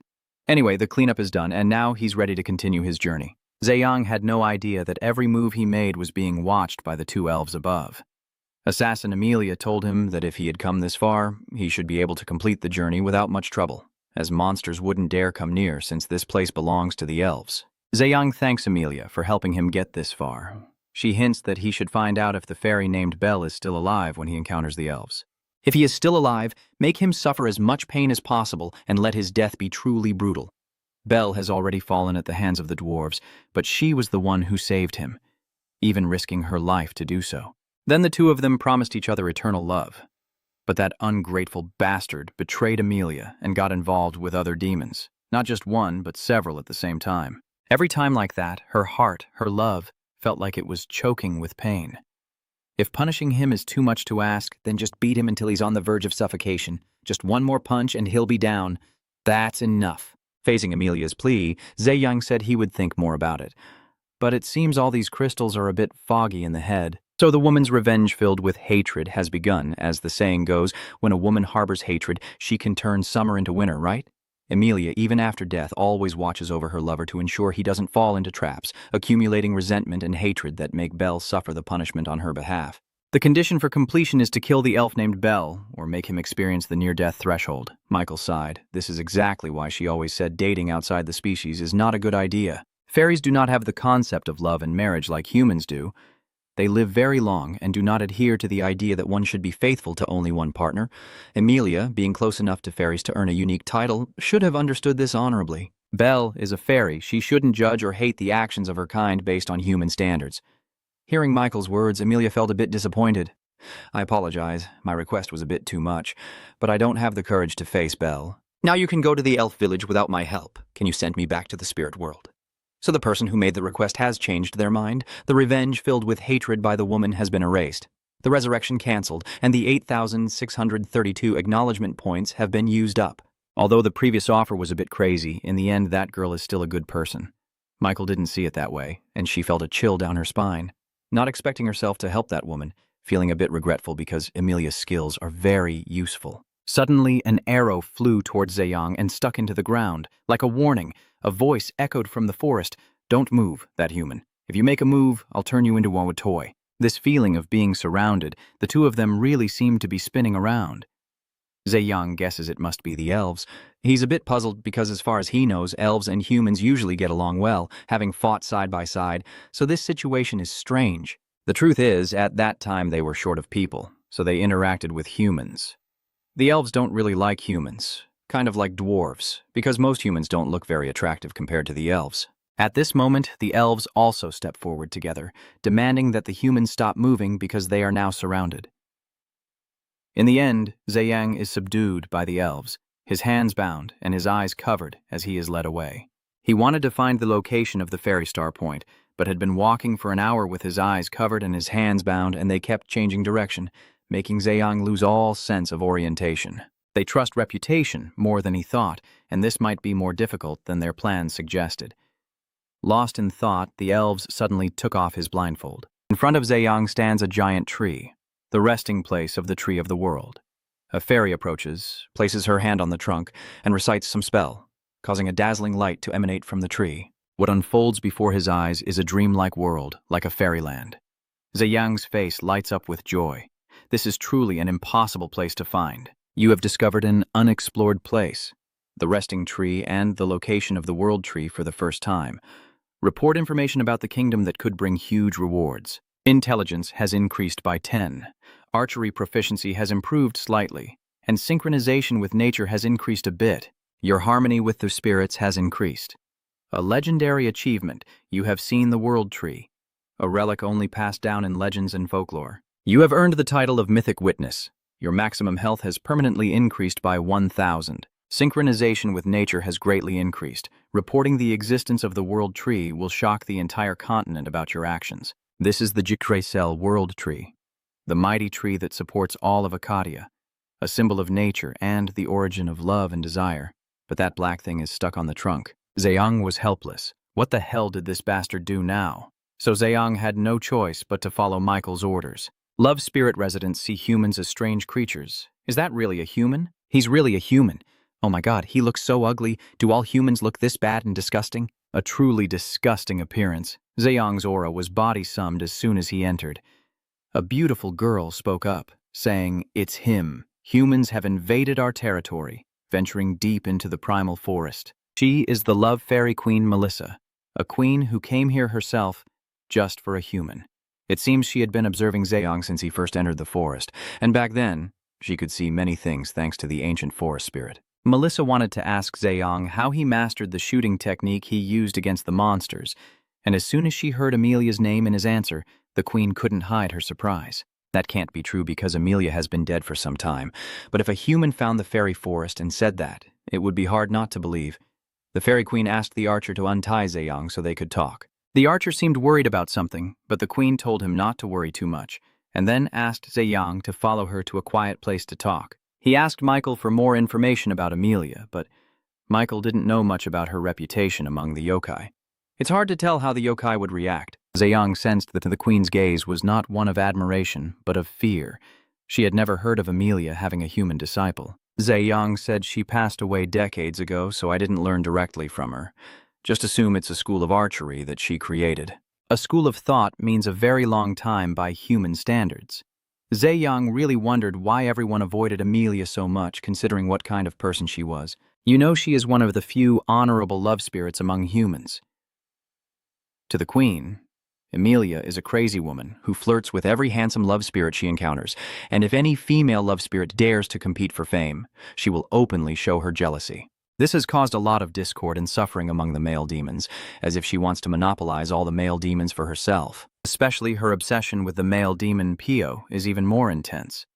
One time when she was drunk, she threatened to kill him with an arrow if he refused to marry her, and Melissa still remembers that day vividly. She also caused a lot of headaches, and thanks to her, the queen had to wait 40 years to reunite with Pio.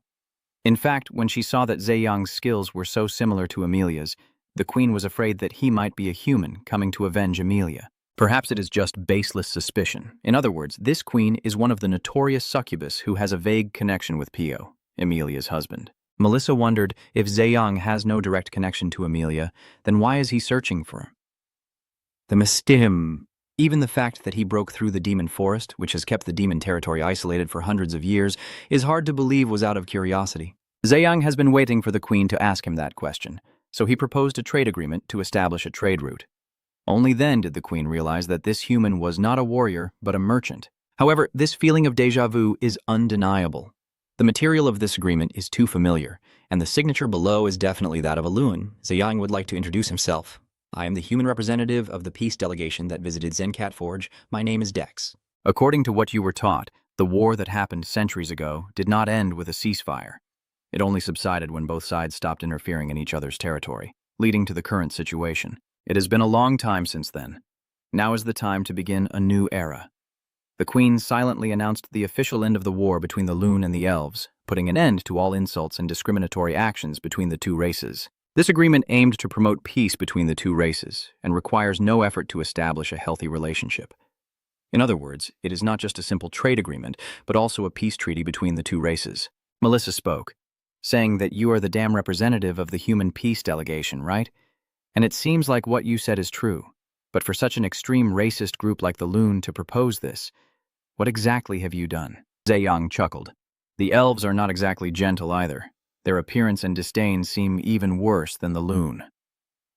According to the peace letter, Zhejiang wants to trade elf fruits and branches from the world tree, and if possible, they also wish to exchange soul stones and fairy wing powder. The queen refused, unable to accept this request. It is still too early to make a decision, and both sides can discuss the exchange items at any time. The queen remained firm, saying it was not an issue. The simple reason was that the elves were unable to comply with the agreement. Zhejiang wanted to learn more about this, but the queen's side could not disclose it to humans. If you're done, everyone go home. The elf guards will take you back to where they met. So the peace treaty with the elves has failed, and the peace delegation has failed. Zhejiang didn't expect things to turn out like this, but he didn't want to back down. Mythical also chimed in for fun, insisting that he had no choice but to accept her demand. Maybe Mythical already knew everything would turn out like this. She was still eager to tell him her proposal. The sudden battle plunged Arcadia into a sea of blood, a great war of saints and demons. In the terrifying fight between demons and angels across Arcadia, the World Tree saved countless lives from bloodshed and death. The territory declaration skill makes it so that during this time, no living creature can use attack skills. All combat-related stats are significantly reduced, and that is the power of the World Tree. Thanks to this skill, the area around the World Tree was spared from war, and its shadow became a sanctuary for many weak trees, praying for the end of the battle. However, the holy war between angels and demons did not end so easily, and even the inevitable happened. The artifact of the underworld, the harbinger of death, the thing that can plunge everything into darkness, somehow pierced into the body of the World Tree.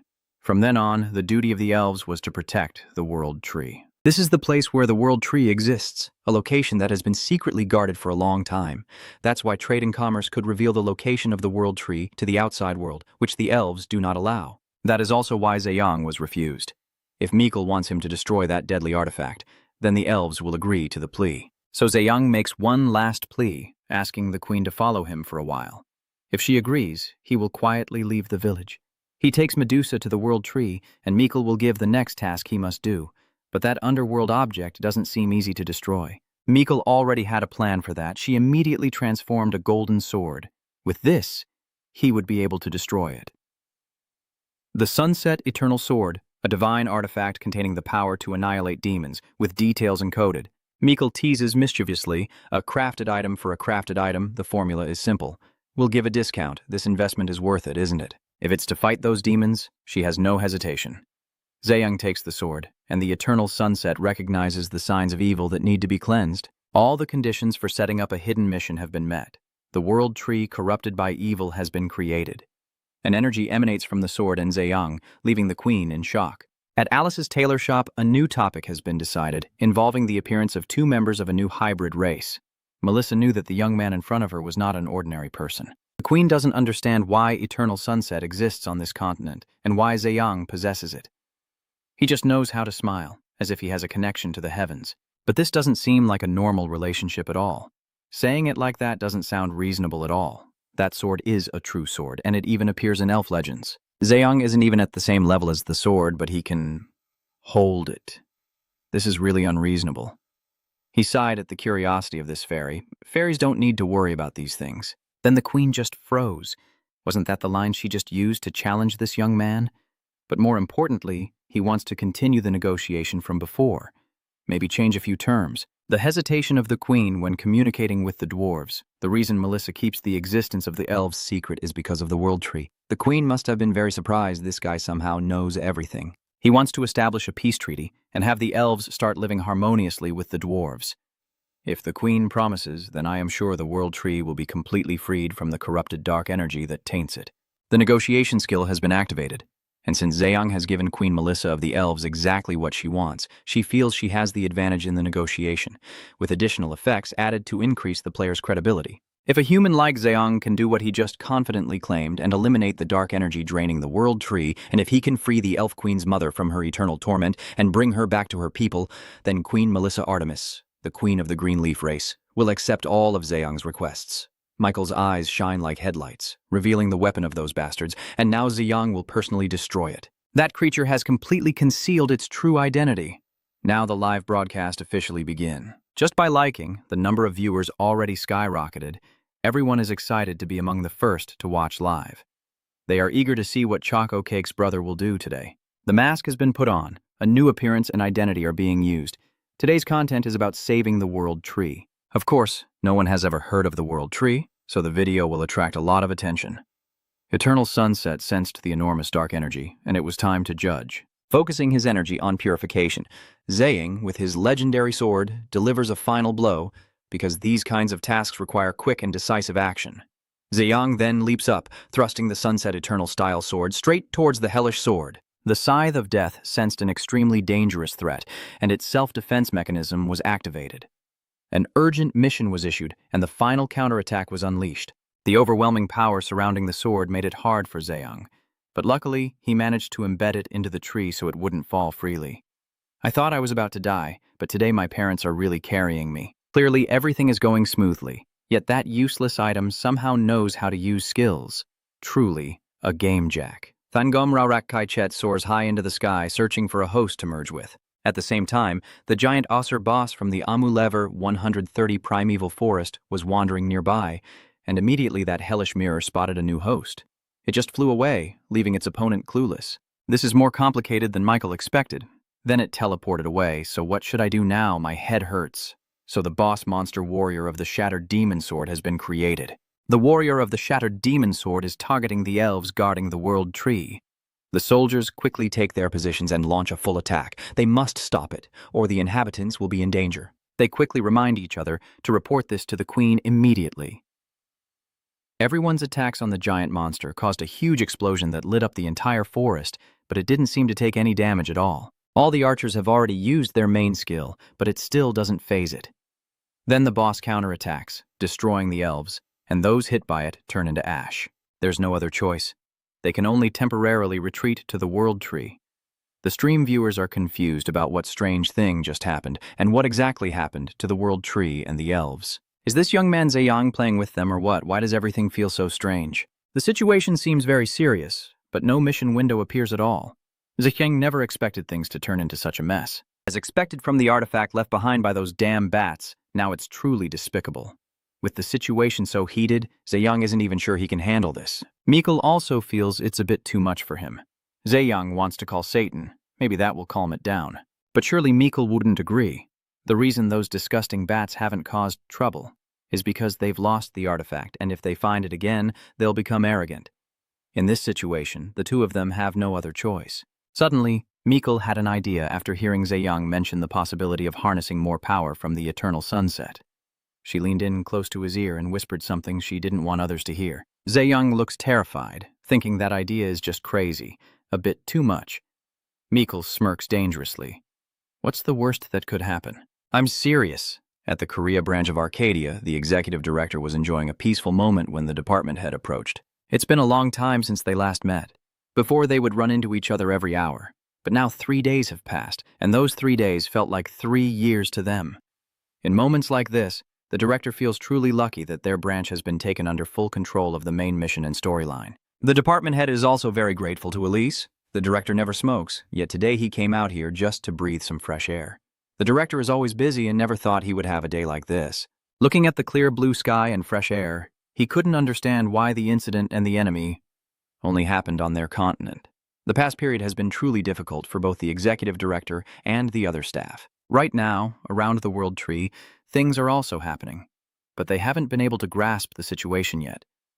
Just imagining having to handle this on their own is enough to make them afraid to think about it. Now the customer support team is also living on the edge, their phones ringing non-stop. Meanwhile, the department head is even more eager to ask the director what their core story department will handle in the future. The director immediately understood and didn't need to worry too much because the story core department is very important in game design. Right now, the office is in chaos, with everyone pale and pointing at the computer. The director didn't know what caused his staff to turn pale, but if it was about the world tree, he would have known. So there was no need to be so tense.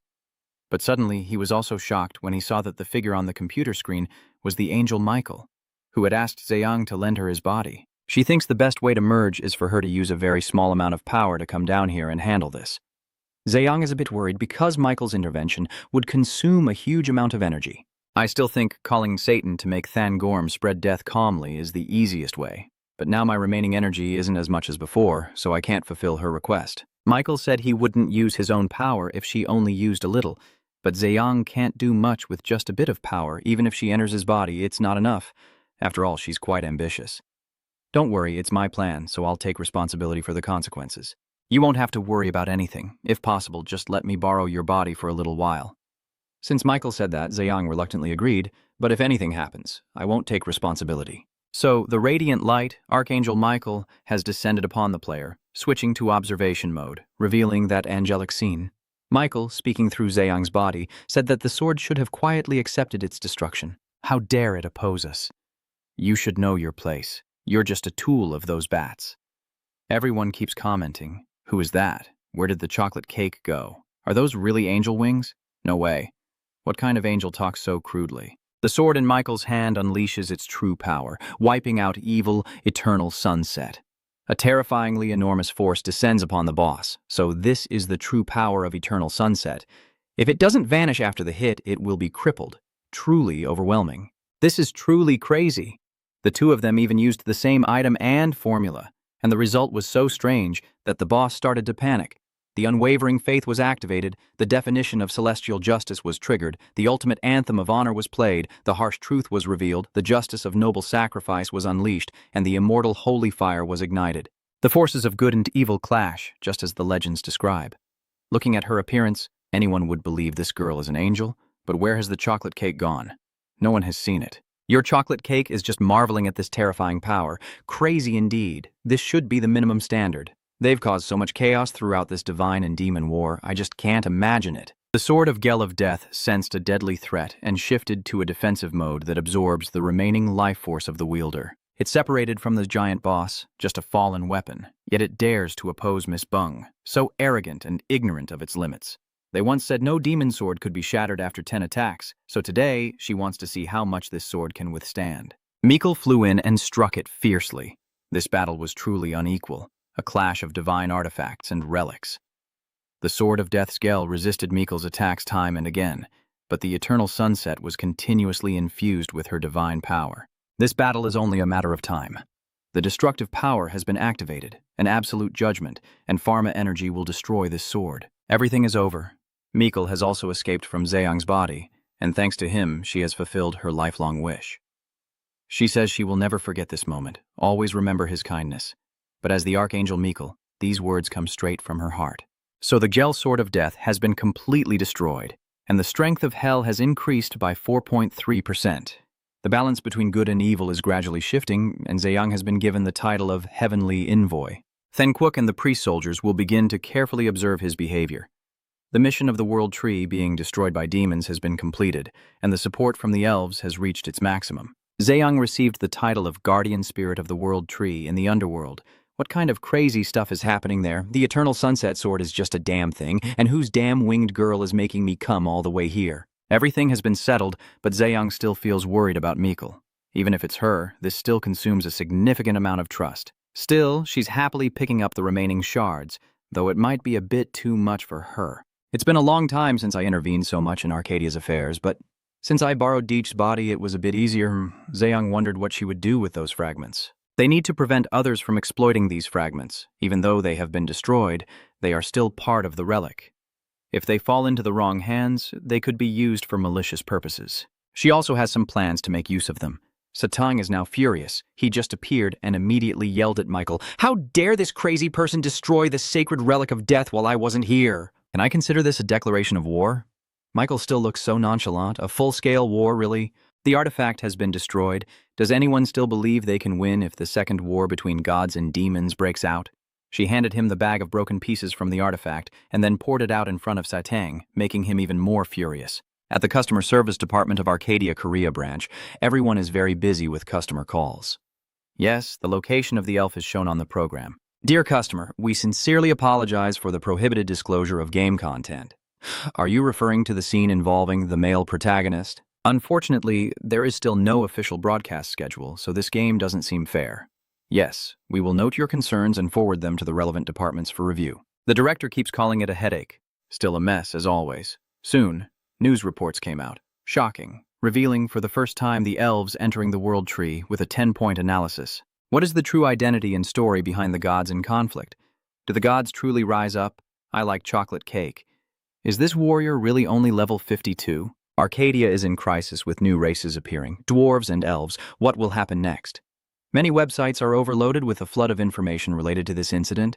Chaos ensues, but most of these posts are baseless rumors and speculation. Everyone started doing strange things with all sorts of fake information to obtain details and missions related to elves and dwarves. Some went into taverns wielding hammers and saw dwarves and related missions, while others planted apple trees in front of certain people to receive elf-related quests. As they try and fail repeatedly, their disappointment grows, and complaints flood into the customer service department, prompting players to seriously reconsider the status of the Korean branch. The situation is really unstable as they continue to stay silent without giving any response. CEO Kagoon proposed this plan, which requests authorities to allow self-adjustment of support from elves and dwarves. With that authority, the company can jump straight to the part of the script involving a race war and a peace treaty. They can also make these two races take the initiative with the players, or rather, take more initiative with humans. If the director agrees to this and adjusts the relationship between the elves and dwarves as well, that plan would become the most effective. But she believes they cannot use that approach because the company has no sufficient reason to make such a change. It's just a setting for a game character, but centuries of alliance wars between these two races have been ingrained in their blood. If they suddenly reconcile without any reason, CEO Kagoon would definitely not agree with such a situation. Unlimited freedom and infinite potential, this idea is not just wordplay. More importantly, the situation where one player acts according to their own will has changed the long-standing conflict between the two races. A conflict even CEO Kagoon couldn't resolve. After that incident, the Destroyer's log kept receiving messages from other companies. They keep inviting me to join the guild, claiming to be the top management company in Korea, and even members wanting to request an interview. It's such a mess. But Jae-young has not revealed any personal information, so it's understandable that everyone is curious. At this moment, the employee comes to report that Arcadia's branch in Korea has sent an invitation to cooperate with the company. They want his side to share some information about I like chocolate. Just a tiny bit is fine. The CEO snapped. Do you have to ask about this? Of course, the answer will be no. He started lecturing the staff because customer information must be kept absolutely confidential, with no exceptions, not even gods or Buddhas. The employee immediately obeyed, and the old CEO knew for sure that Arcadia would have to contact them directly soon. He knew they would do that no matter what. Now we need a solution. Probably contacting Choco Cake. Just mentioning Chow Chow, and he calls right away. The old CEO, fearing that he might bring up the issue of confidentiality, immediately asserted that the company is very strict about this matter. Zheong wants to know how people have been reacting lately. Incredibly impressive. Your channel is growing like crazy, faster than all the others. If that's the case, it wouldn't be surprising if you become #1 worldwide soon. But looking at the comments, there are really many people who want to know the location of the dwarves and the elves. But isn't that what everyone has been waiting for? Just finding out the location alone would bring in huge income, and the game's widespread promotion adds to the romance, with many willing to spend millions of troops to get that information. Zhejiang, after hearing this, didn't care much. He just needed to leak the location information, which made the fat CEO look stunned. Zhejiang was planning to reveal the location of the elves and dwarves' village, but the CEO thought it was too hasty. With the current appeal, if they film a few more videos about the villages, they will get even more interactions. Based on viewers' reactions, even if they show the items sold by merchants in the villages, it will still generate a huge response. But Zhejiang doesn't want to do that. He doesn't want to post those kinds of things, as the fat CEO mentioned.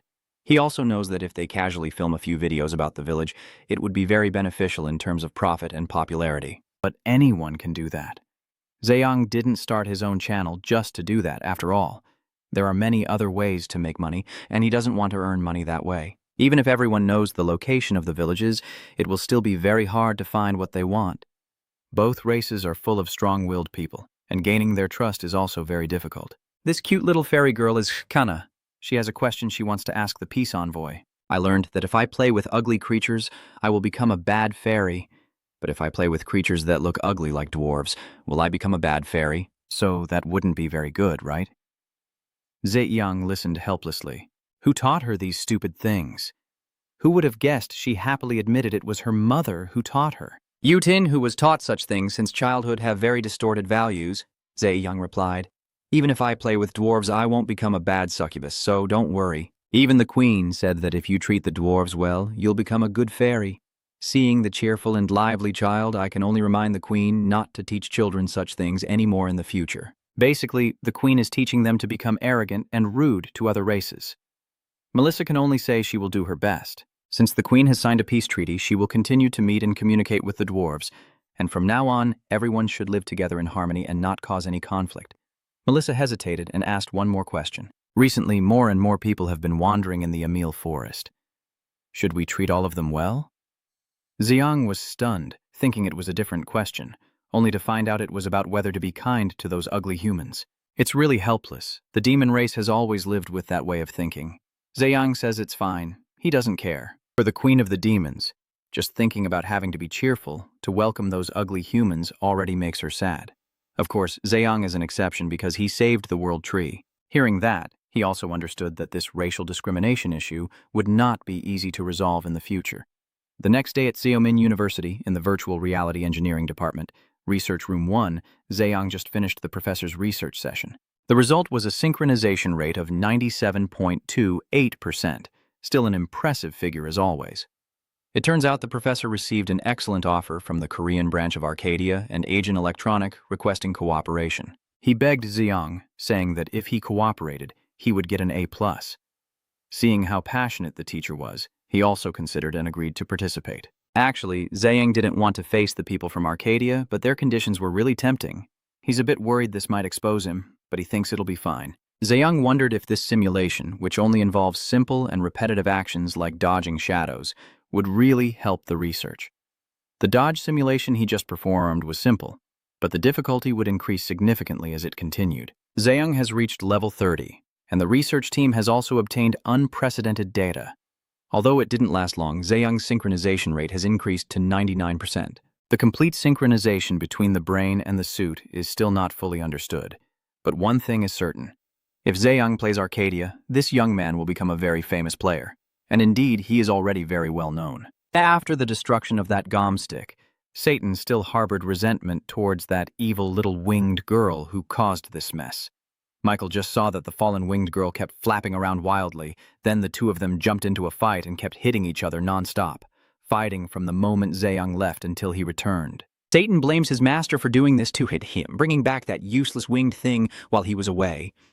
Michael also quickly retorted, "Do you not remember the sins you have committed?" Explain to me. Explain who was responsible for destroying the boundary stone, you crazy person. How could you compare destroying the boundary stone to destroying the record stone? Are they different? Tell me, no matter what, you're still incredibly stupid. You're the real fool. The one feeling helpless right now is Zhejiang. The most exhausted person right now is Zeyang, and all he can do is stand there and sigh. Suddenly, a notification from the World Tree requested a conversation with Zeyang. After what happened with the elves and Michael, I started to suspect that it has its own consciousness. A tree with awareness is indeed very interesting. Zeyang immediately pressed yes to chat. The chat channel was instantly activated, and Zeyang was taken to a strange space. The blue-haired girl appeared before him and said, "Welcome, young adventurer. Don't be afraid. I just want to talk, but my power isn't enough. So I had to pull you into this dream world where I can talk more easily. Your body remains in its original position." She is called by many different names by people, but now everyone still usually calls her the World Tree.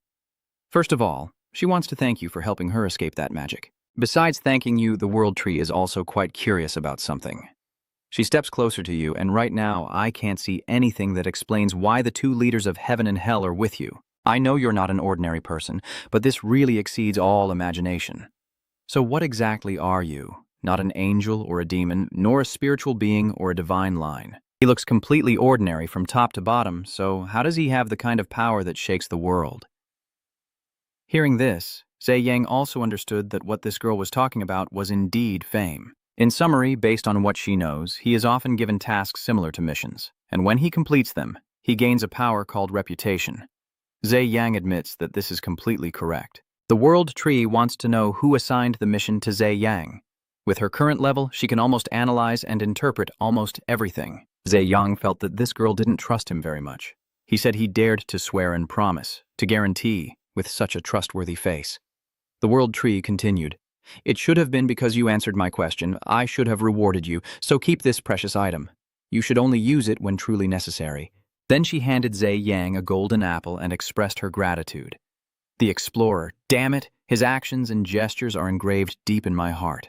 He sincerely resolved and helped mediate between my children, the demons and the dwarves. That's why I feel really bad having to ask you this, but I have one more small request. Zeyang wasn't sure what she wanted to say, but he knew it would be beyond his ability.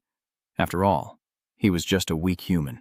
Zeyang's reputation points had been exhausted, and things would get worse if the situation continued to become more complicated. The trust score is now only 115.468. The World Tree recognizes that the young man in front of us truly has strength. So why did he refuse? A novice slaughterer, a relic destroyer, a noble murderer, a cruel soul tamer, a demon king manipulator, the savior of the mission. His titles speak for themselves. Zeyang was quite surprised that this girl could know so much and have such detailed information about him. Some of the achievements look a bit strange, but with just that, she believes he has enough ability to meet her requirements. Moreover, if even he can't do it, she is sure no one else can. The noble judge, the neutral mediator in a revolution for equality, the dwarf's friend, the elf's hero, the explorer, damn it. In the name of the World Tree, she needs Zeyang once again. The fragmented continents are instantly formed. The moment of unity has arrived. Arcadia is now divided into many continents. Please help the World Tree awaken from its long sleep to restore the divided continents and unite them into one now. The necessary material, the heart of the source of Arcadia, the only continent called Pangia, is a land full of stories about a snow-white dragon that exists in the icy, snowy mountains. A continent filled with stories of the dwarf clans cursed by gold and treasures beneath the earth. A continent filled with tales of beautiful and mysterious fairy tribes living in harmony with nature. A vast continent whose size no one can truly comprehend, with everything interconnected, because the World Tree stands tall and majestic right at the center of the continent. Arcadia was once a vast continent, but the World Tree sank into eternal sleep after the ancient war of gods and demons, and many things have changed since then. In the end, she was unable to unite everything on the continent, and after a long time, the land split apart and took its current form. This is completely an untold story in Arcadia's history. The World Tree wants to reunite the continent once again. The second continent of Arcadia is the official name of the server Zeyang is playing on, so the World Tree wants him to unify all the servers. Unifying the continents isn't difficult for her, but the only issue is that she hasn't recovered enough strength to do it. A task of such magnitude, and she says, it's not difficult at all. What exactly does she want from this small body? It seems she is very clear and powerful, so what can an ordinary human like Zeyang do to help? The World Tree praised with a beaming smile, saying, I'm not forcing you to do anything urgent. If you have the time and feel strong enough, please bring me an item. That item is the dragon's heart. If possible, find the heart of a peaceful or higher-level dragon. Only then can everything go as planned. Zhe Yang could only shout in frustration. How could she laugh when asking me to do such a thing? At this moment, Zhe Yang also returned to reality. He had woken up and escaped from that dream, and the fairy companions beside him immediately reported the news to the queen, remembering that mission and the dragon's heart. That girl wanted Zhe Yang to bring the dragon's heart, considered the strongest creature in Arcadia, which already sounded impossible. Why do all high-level creatures have mental issues like that? The queen immediately ran over happily when she found out he was awake, looking at the confused face of that ugly human. The fairy spirits beside her were furious, already in the queen's room, and yet they still showed no gratitude, just gossiping around. The queen suddenly took his hand and said, "The world tree has awakened." The world tree is covered in a bright golden light, and the spirits appear without needing to be summoned. That means the connection between the spirit world and the fairy world has been restored. This is truly a miracle. Looking at the golden apple in his hand, Zhejiang realized that this dream was not just an ordinary dream. Do you have a dragon heart? The fruit Zhejiang is holding is the world tree fruit. The world tree blooms only once every 1,000 years, bearing a fruit full of vitality. It can be used in various ways, but since it is a one-time item, careful consideration is needed before use. When the passive permanently increases health and healing speed by 100% and 1,000% respectively, the materials to create the wise stone will be exhausted. According to my research, the most suitable place for the elf and dwarf races to hide is somewhere within the territory of the Holy Empire. I even dare to say that the Pope is trying to hide them, especially the elves, from us. The search mission is to find the dwarf village. How to accept the quest? First, it's important to prepare a hammer. Then we will go to a specific tavern. The tavern owner is very suspicious, and there are many rumors that he is a dwarf, selling out humanity. Players also realize those messages are scams. If anyone goes there, they'll just get a few blows from the tavern owner with his hammer. This is also the reason why Arcadia has been heavily criticized for allowing false information to spread everywhere without any moderation. Arcadia's top priority is to provide users with a realistic experience through freedom and unlimited possibilities. As for the elf and dwarf villages, their locations will be discovered by those who take the time to search for them. In response to this news, the number of user comments has increased significantly. Players become obsessed with finding the traces of the elf and dwarf races. A promise of immense wealth and fame if found. Who can keep their enthusiasm alive? The factions are fully focused on this expedition. Don't miss even the smallest clue. In this game, the biggest mission can start from the most ordinary item, so search carefully. Other groups have also started searching for high-level creatures, no matter how much money is spent on this quest. The queen has also ordered all villagers to leave quickly, as humanity will soon come to their village, and the succubus has been living separately from the ugly humans for a very long time. However, the benefactor of the mother tree of the world is none other than humanity itself. To repay them, the elf race promised to open the door to the human world. A demoness spoke up, "Should we stop those ugly guys? If the king is embarrassed, that's only natural." At the GM Trade Federation, this blonde-haired man is Choi Jae-gyu, the Federation's trade guild leader, whose subordinate posted that he knows someone who precisely knows the location of the dwarf village. He assured that this person is an explorer and adventurer, then handed over their profile to Choi Jae-gyu. It is the person who recently discovered the entrance to the dungeon. Their work involves researching the history and geography of Arcadia, and they have identified a location similar to the dwarf village, with the hypothesis confirmed by relevant documents. However, the amount of gold they demanded was quite large. Choi Jae-gyu thought to himself, knowing that information leads to wealth and power, especially in this game. Even if he requested an unreasonable amount of money, it was worth investing in. He wants to know how much money is requested. The young man wants 100 million, which is the amount he desires after the deal, but initially he asked for 500 million. Choi Jae-gyu was furious, but this way of demanding money was no different from those damn information brokers. If it can be confirmed that the information is accurate, he will be willing to invest. His subordinates will also include a clause in contract stating that if the information is proven false, there will be a penalty. Choi Jae-gyu slammed the thick report on the table, frustrated that he had to work with this heavy pile of documents while playing the game. It's obvious he's not meant to read all this, so he might as well say he glanced through it. There's so much, it'd take forever to read it all. This is a report on GM Corporation's financial status. With an estimated asset value of 5,124,651 gold, he wants to start with 500,000 gold and see where he stands now. To win this race and ensure all treasures and the key positions lead to every transaction, The GM Trade Federation will be the first to find the dwarf clan, no matter what. A new video has been uploaded to the Destroyer's daily log, revealing the location of the elf village and the dwarves. The professions in Arcadia are very diverse, specifically divided into two main groups, combat and non-combat. They are diverse by nature, with each group having its own characteristics and advantages. The abilities of these two groups are balanced, with neither group being superior to the other.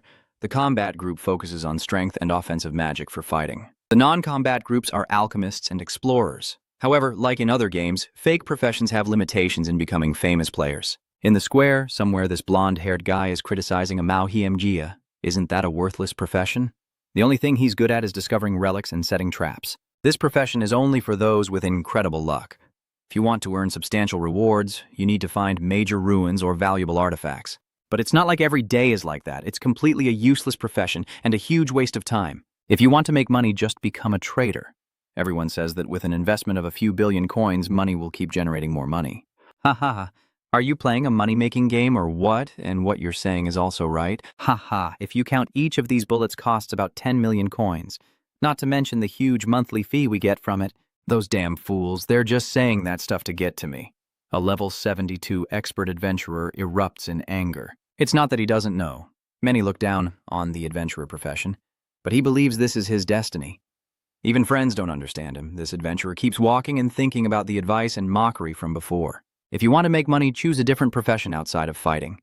Or just enjoy hunting with combat professions like everyone else. However, he became more determined about his profession. Aren't there many different ways to enjoy this game? He clenched his fist and insisted that he's the one who doesn't understand the situation. He's been playing the game, so why bother worrying about the results? Just wait and see. One day, I will make everyone regret not choosing the adventurer. At this moment, he senses that the time of the fake adventurer is coming soon. After walking a bit, he finds the entrance to the last city of the dwarves. He excitedly opens the Genforge door and solves the puzzles on his own. After a while, the door opens, and he happily explores the final city of the dwarves. As he descended, he was suddenly caught in a special net trap, with 3 dwarves surrounding the adventurer. You intruder, how dare you try to break into our secret city? Why are you here? Are you planning to steal a few of our items? Adventurer, please let me go. I mean no harm. I am just an ordinary adventurer. The 3 dwarf men shrug and go back to discuss among themselves.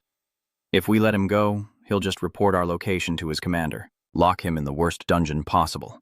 Make sure he never sees the sunlight again. That young guy was stunned to hear they planned to lock him in the dungeon. He immediately cursed, "Damn, am I going to be imprisoned here for the rest of my life?" One of the 3 dwarves looked at him, and seeing how small and slight he was, mistook him for a half-blood between the dwarves and humans. Then the dwarf canal whispered to his 2 friends, and all 3 agreed to release the adventurer. After he was released, Ken patted the young man on the shoulder and apologized. I always welcome the half-blood children of the dwarves to find their way back home. Let's go inside now, so I can fix your mistakes over a few cold beers. A fake addict still feels shy and needs a reason. Over at E+ Entertainment, 2 men sit silently in a meeting room. After a moment, GM President Lim Dong-ho breaks the silence. Come on, Team Leader Joe. Don't just sit there in silence. Say something. Mr. Joe angrily demanded that they stop calling him Team Leader Joe because he is no longer an employee of GM. He used to be Dong-ho's superior, but not anymore, so please use respectful language as usual. Mr. Joe confidently crossed his arms and flexed himself, now sitting here as the company director. Behind the door, 2 employees are eagerly waiting. The CEO hesitated. So is this because of what happened before? He is referring to the time when the director assigned them most of the daily tasks, but nothing was effective. And then the director blamed everything on them, and only saved himself. Maybe he ignored all the suggestions from the employees, insisting on doing everything his way. Director Lim apologized for those things, but still believed he was doing it for the company's future. Joe's face was grim. If you don't think you've done anything wrong, there's no need to apologize. Just tell me why you're here. Director Lim presents a file indicating that GM Group officially wants to acquire their company. This is the merger agreement. All employees at E+ Entertainment will be transferred, promoted, and receive special bonuses. Joe Seoguk will receive the executive director, Dai Yu. Director Lim thinks these conditions are what everyone desires. Seoguk and his staff will be able to continue working as they have always done. The company will not change the way everyone works anywhere, and he definitely won't let anyone interfere with their work process. Seoguk immediately figured it out. This must be because I like chocolate cake. Seeing that shocked expression, just as expected, they received countless calls asking about all sorts of things related to Ji Young. And of course, GM Corporation would never sit still. Even if Seoguk angrily tears up the agreement and drives the four-eyed guy away, he will never reveal their user information to these people. The two staff outside the door are also stunned in shock. Director Lim is humiliated, holding on to that huge agreement. You're making a serious mistake because many of our groups are already trying to find his information and address. How long do you think you can hide an entire village? The attention around this won't last long. The fat CEO sneers dismissively. What are you messing around with? It just seems you still haven't checked the video carefully. What have you done? After their village's location was revealed, the dwarf and the persistent one, players started visiting their village one after another, causing quite a controversy. They keep telling us to go away because they think we're ugly. But the dwarves also like short and ugly players, who said appearance doesn't matter, a good look is now your ticket in. The dwarf told me to go away if I didn't want to get beaten up. Obsessed with appearance, the dwarf is haunted by height. Because of their harsh entry requirements, a trend has emerged among players to visit those communities to check their appearance. With important discoveries about the continuous village and the dwarves, an event occurred that no game developer could have foreseen, as players who entered the villages began sharing content about those villages. High-level items crafted by the dwarves, knowledge of spiritual techniques, and professions related to these two races. This enrollment was revealed and the public gradually gained access. Some have dreamed since childhood of becoming a cute necromancer, while others, formerly jewelers, can now easily embed precious gems into their gear. Someone took the opportunity to sell tools and equipment at very affordable prices, with only a 10% commission fee. These two races are very different, but both villages have entry restrictions. Given those harsh entry conditions, players couldn't do much. Surprisingly, these changes didn't just affect players. More and more information was spreading widely among them, and a new breeze was beginning to change everything in Arcadia. Hey, have you heard the news? It seems like the mythical creatures in the forest and the dwarves are real. They just found their village nearby. Many people have paid adventurers to take them on tours, claiming that those villages are full of rare mythical items. Of course, the guy next to him has already heard this information, so just imagine the values of the items guarded by the dwarves. I heard that even the royal family is interested in those villages. This queen has already ordered her subordinates to send a delegation there immediately, telling them they want to establish a friendly relationship and start trade. The subordinate immediately obeyed, and this queen even wanted to go there herself, along with the orc and the dwarf. If she didn't have royal duties to attend to, she would have packed her bag and left already. The news reports on Arcadia Limited, a virtual reality gaming service provider with a controversial game setup that discriminates players based on appearance and height. The game development company has issued an official statement, but the number of complaints from players continues to rise. It is necessary for the company to implement some measures to address the current situation. Zayang was eating cake and listening to the news, quietly thinking that the news about the game was now being broadcast on a large screen. Hasn't this world changed quite a bit already? But is it really all because of this young man, Zayang? After thinking it over, this young man is the one behind most of the events in Arcadia.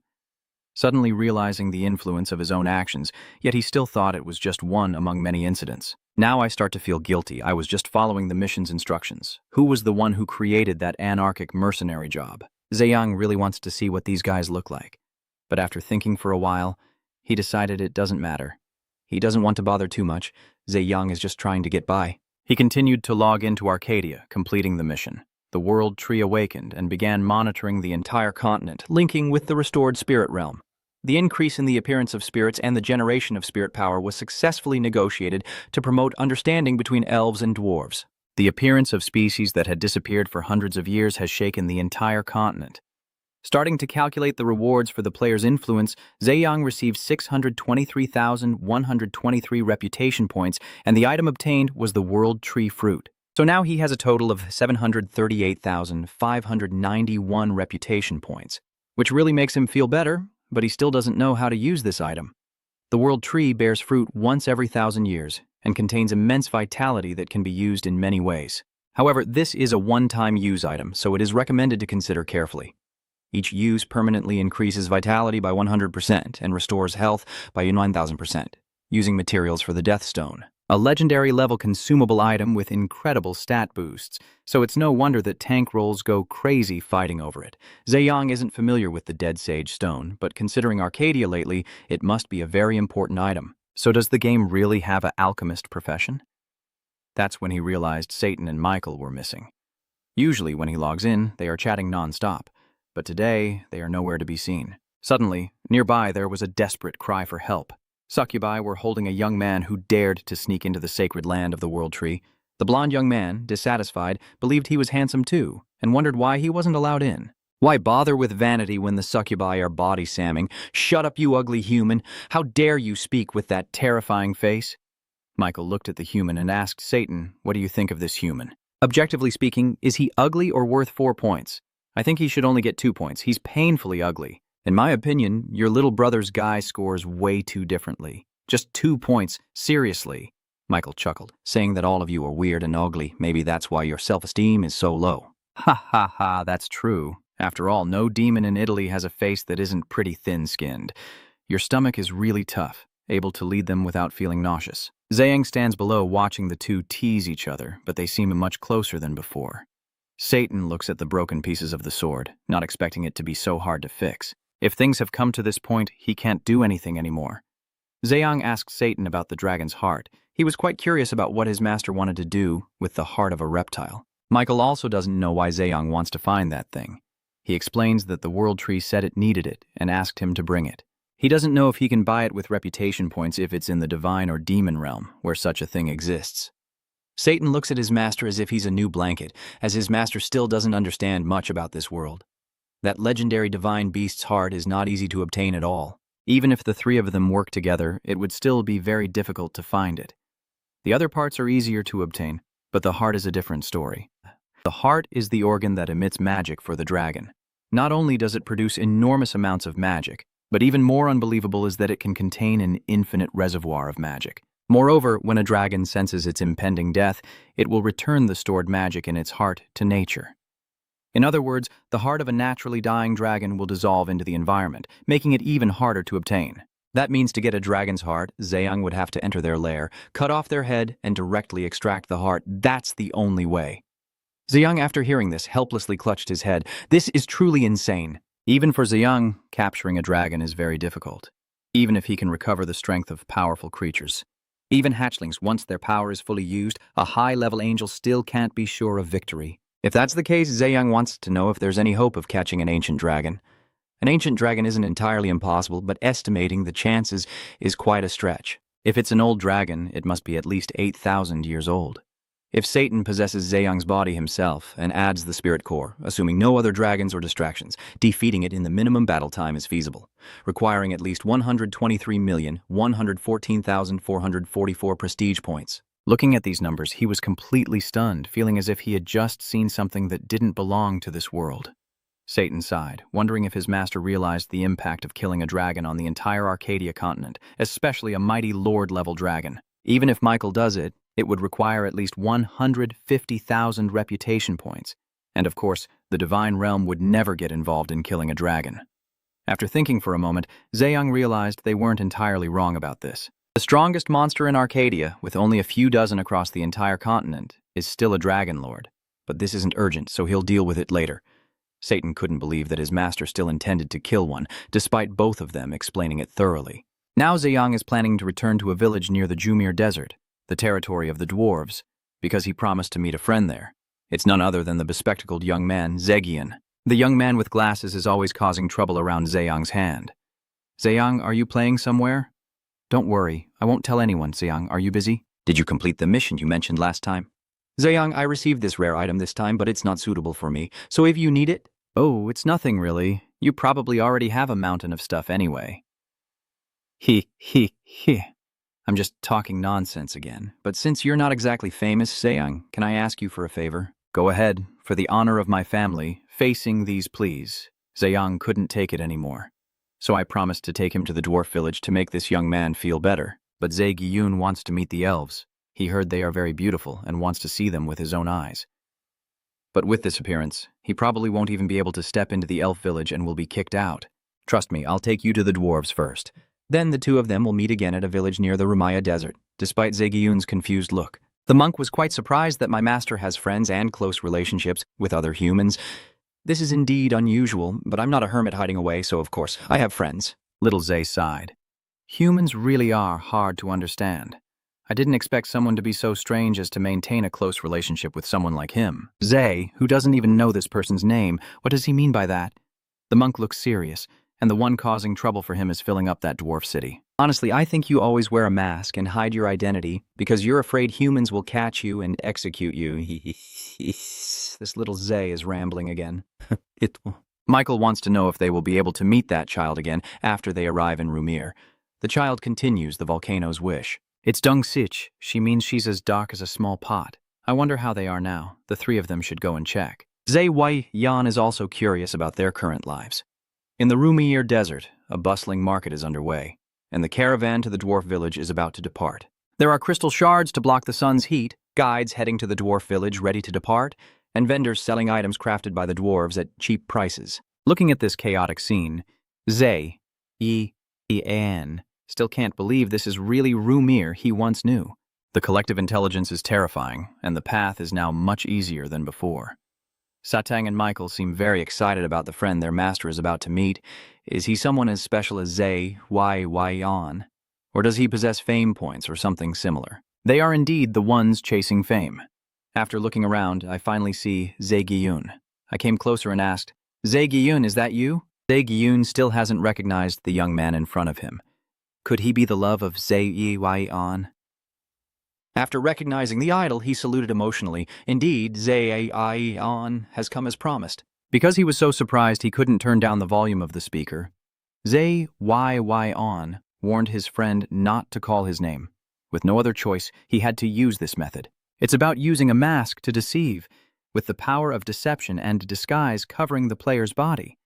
From now on, call him Lesjadora, and he will appear in this form in the eyes of others. Looking at this cool appearance, I really want to use my skills. It's truly impressive. So this is one of Idol's abilities. Zay Giyun seems a bit overwhelmed. Your face has changed, and your account name has changed as well. This must be the negotiation skill, and even the negotiation skill can't be this perfect. It's really impressive. I've never seen this before. It's just the effect of an item. There's no need to be so shocked. Let's not stand around idly anymore. Everyone should depart as soon as possible since the Luyun village is quite far away, but how to get there now? Zay Giyun has an idea. Among the convoy heading to the Luyun village, there's one called the ZM convoy, and the group can follow them. Now that it's time to leave, Zay Giyun has already booked spots for both of them, even got the tickets. Hearing the name ZM, it really fits. So many other caravans chose differently but ended up with that one. The ZM convoy belongs to Buren, a bad relationship from back then, and Zay Yang hoped not to get more involved, especially since they also hold some real-world influence. Seeing Zay Zhang seem to have some issues, Zay Giyun asked about it, but it was nothing serious. That's not the only convoy preparing to depart. There's another one, but it's too small, so Zay Giyun doesn't trust it much. Knowing that it's still better than sitting with the ZM convoy, so Zay Yong decided to join that one, claiming he has some old issues with the ZM group and doesn't want to run into them. At worst, just grab a stick and run away from that group. If you choose the smaller convoy, it only costs 20 silver per spot, while the ZM convoy costs Zay Giyun a gold each, so now he's going to negotiate with them. Satang looked at this human as if he had a problem with his head. He even thought about having his friend, the owner of the effect, kneel and cling to this guy to subdue and use him. Mike Gunn feels that he is quite reserved, and she hopes he can become a shining beacon of celestial justice across the continent as Dex's friend. These two humans are both fame-hungry and see humanity as a tool for their own purposes. These handsome young men are the head of the caravan named Apple, and the deputy head named Lemon. They are very pleased to welcome the two new guests. Zay Yang also introduced herself as Lestiodora, and the head of the convoy was grateful that they trusted their team. They were actually having a hard time finding people because their convoy was too small. Food and drinks are all prepared, so if any passengers feel tired or unwell, just let them know. They've got almost everything covered, and the whole group should arrive at the dwarf village within 3 days. Zay Yang was a bit curious about the names of the leader and deputy, because their names are really related to each other. They shyly said they just got married. Y'all married, trying not to reveal it openly, but anyone looking at them could tell. I could tell right away that Zay Yang was feeling jealous.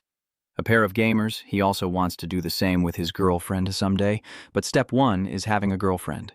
He hasn't even managed that yet. To enter the dwarf village of Kat Jen, you have to pass through Huang Mak Rumir, one of the 5 forbidden zones of Arcadia. Because the daytime temperature is very hot and the nights are freezing cold, this area has turned many adventurers into spirits. But what is more concerning is the existence of a terrifyingly powerful monster near level 160, the giant desert scorpion. The caravan usually avoids passing through the Royal Mound of Mir, and adventurers seek other routes to avoid the danger of the scorpion. The mage will use a specialized ice spell to slow down the scorpion if encountered. while the skilled warrior will bravely confront and hold it off so their group can escape. This combination has become a minimum requirement for any caravan. The sun still blazes over Huang Makru Mir, and the giant scorpions continue to emerge from attacks on the convoy, including the Pie Squad. Apple orders the mage to use ice magic to speed up their escape, as Mana has not yet recovered. Zhe Gyun is a bit worried that if those two have to die here, it will be a serious blow. Zhe Yang remains calm, still unscathed, sitting patiently to see what will happen next. As you predicted, most of the people in that convoy are just NPCs, and if this keeps up, they'll be wiped out for sure. Everyone is still fighting bravely against the scorpions. Apple urged everyone to quickly hide behind the barricades, but with these heavy weapons, they couldn't escape in time and had to abandon their belongings to save themselves. Apple felt stunned. How could everything go so wrong? An officer like him couldn't just stand by and watch their equipment get destroyed. If Apple can recover even a small part of the belongings he entrusted, it wouldn't be bad. Then Apple no longer hesitated and charged alone to face the monster, ignoring his wife trying to stop him. In the moment of danger, J.Y. Anne stepped forward to protect Apple. Initially, he didn't expect much, but this was too cruel. The scorpion's claw was instantly frozen, followed by its entire body. He immediately cast the ice barrier and seal spell, freezing the giant scorpion with ice eyes. I think the squad leader is really cool for trying to hold on until the end. I'll send some more money to Apple since he helped me. No problem with extra money, I agree. After defeating one, other groups also rush in. The giant desert scorpion is just a high-level monster, and its attacks are pretty standard, even though it's designed for players to avoid when encountered. If we let these creatures run, they'll call for reinforcements. They really don't know their limits. Well, since I'm here, I'll just have to wipe them all out. With just a single ice spear skill, Gi-Yam-On had taken down the scorpion army. The onlookers couldn't keep their mouths shut, truly unable to believe what was happening before their eyes. A spear of ice in the middle of the desert. A member has heard of him before, a person who easily took down 2 scorpions dominating this area. Surely the one in the rumor is the Bang warrior, Jack Frost. The celestial descent has ended, and the system is calculating the player's timing for actions and gameplay. 28,352 trust has been withdrawn, and the amount of trust in Gi-Yam is extremely low, only 28,000.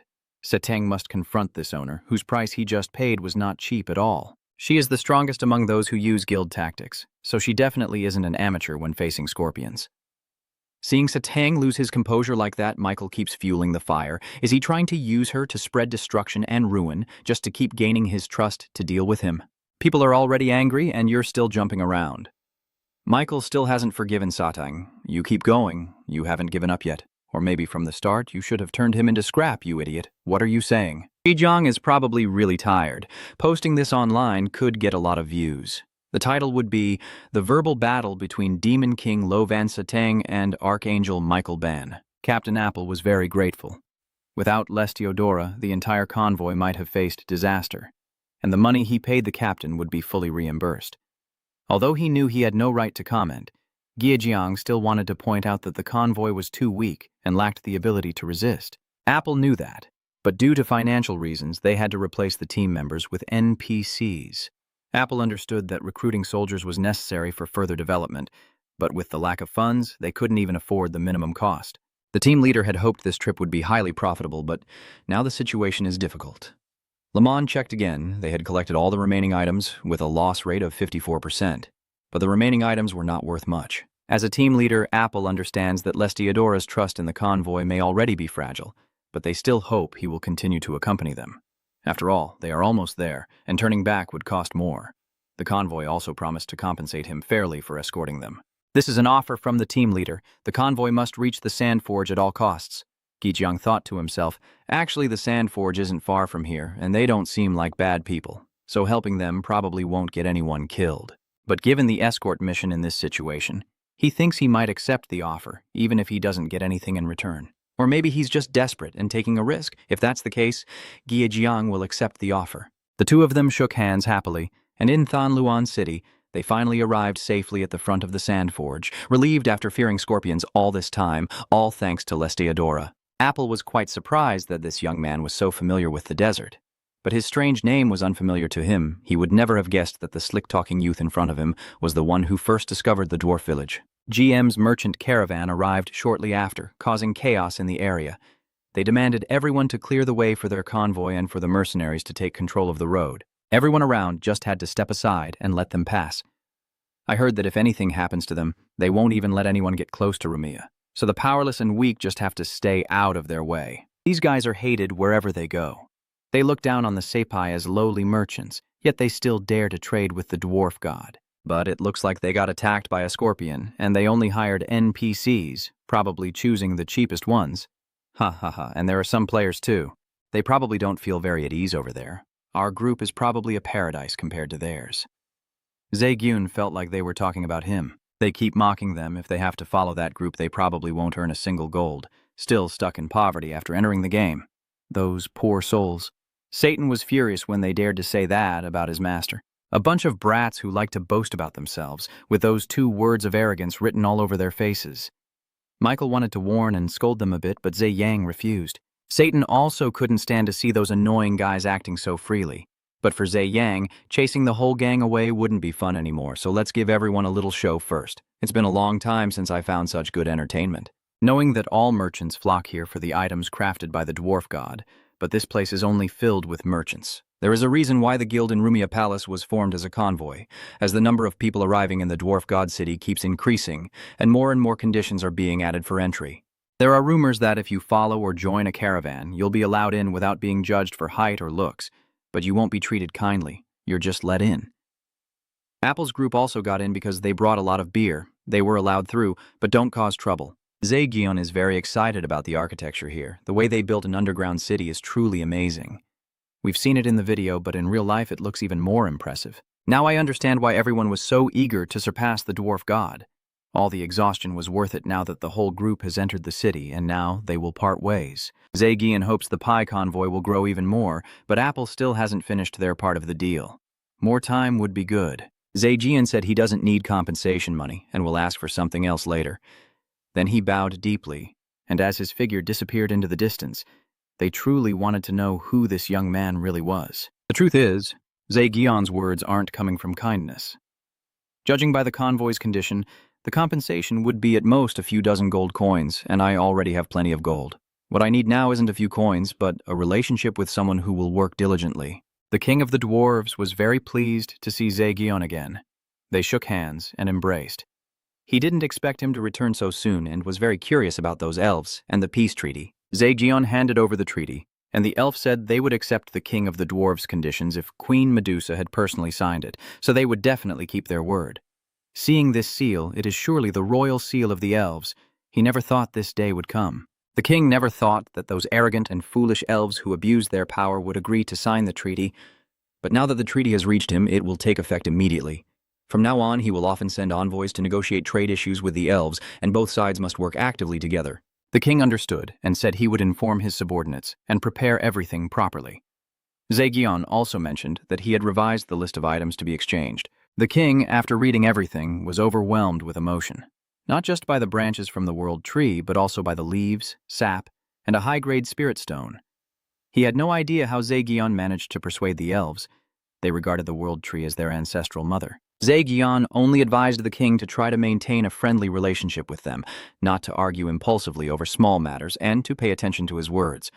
So, he successfully helped the elves and dwarves sign an agreement, bringing peace to the 2 different races. Zaegyun's usual intuition has advanced significantly, and now all species will listen to him. The power of the items created by the dwarf gods will be greatly improved. The bond between the elf and the dwarf has become closer, and Zaegyun has gained the instinct for negotiation. Afterward, Zaegyun wondered what those elf matters were all about. Zaegyun insists that he is only negotiating the treaty between the elves and the dwarves, but don't tell anyone. It would be very troublesome if too many people find out. Zaegyun claims he's not that nosy. Now Zaegyun is going to meet someone. He's only here to see this person, and this name is very adorable. At the Zen Hellion Training Center, old Byron is fueling the fierce spirit of the blacksmiths, making sure they stay serious. Don't you think steel can't handle a light hammer? You useless. Control the fire and temperature properly. So picky, but still call yourself a dwarf god. Today, I won't go easy on you. Until you do something decent, don't even think about eating. Even the lazy guy endures this harsh training, criticizing the dagger he forged and then making hurtful remarks. The kid can only hurriedly apologize and say he'll redo it right away.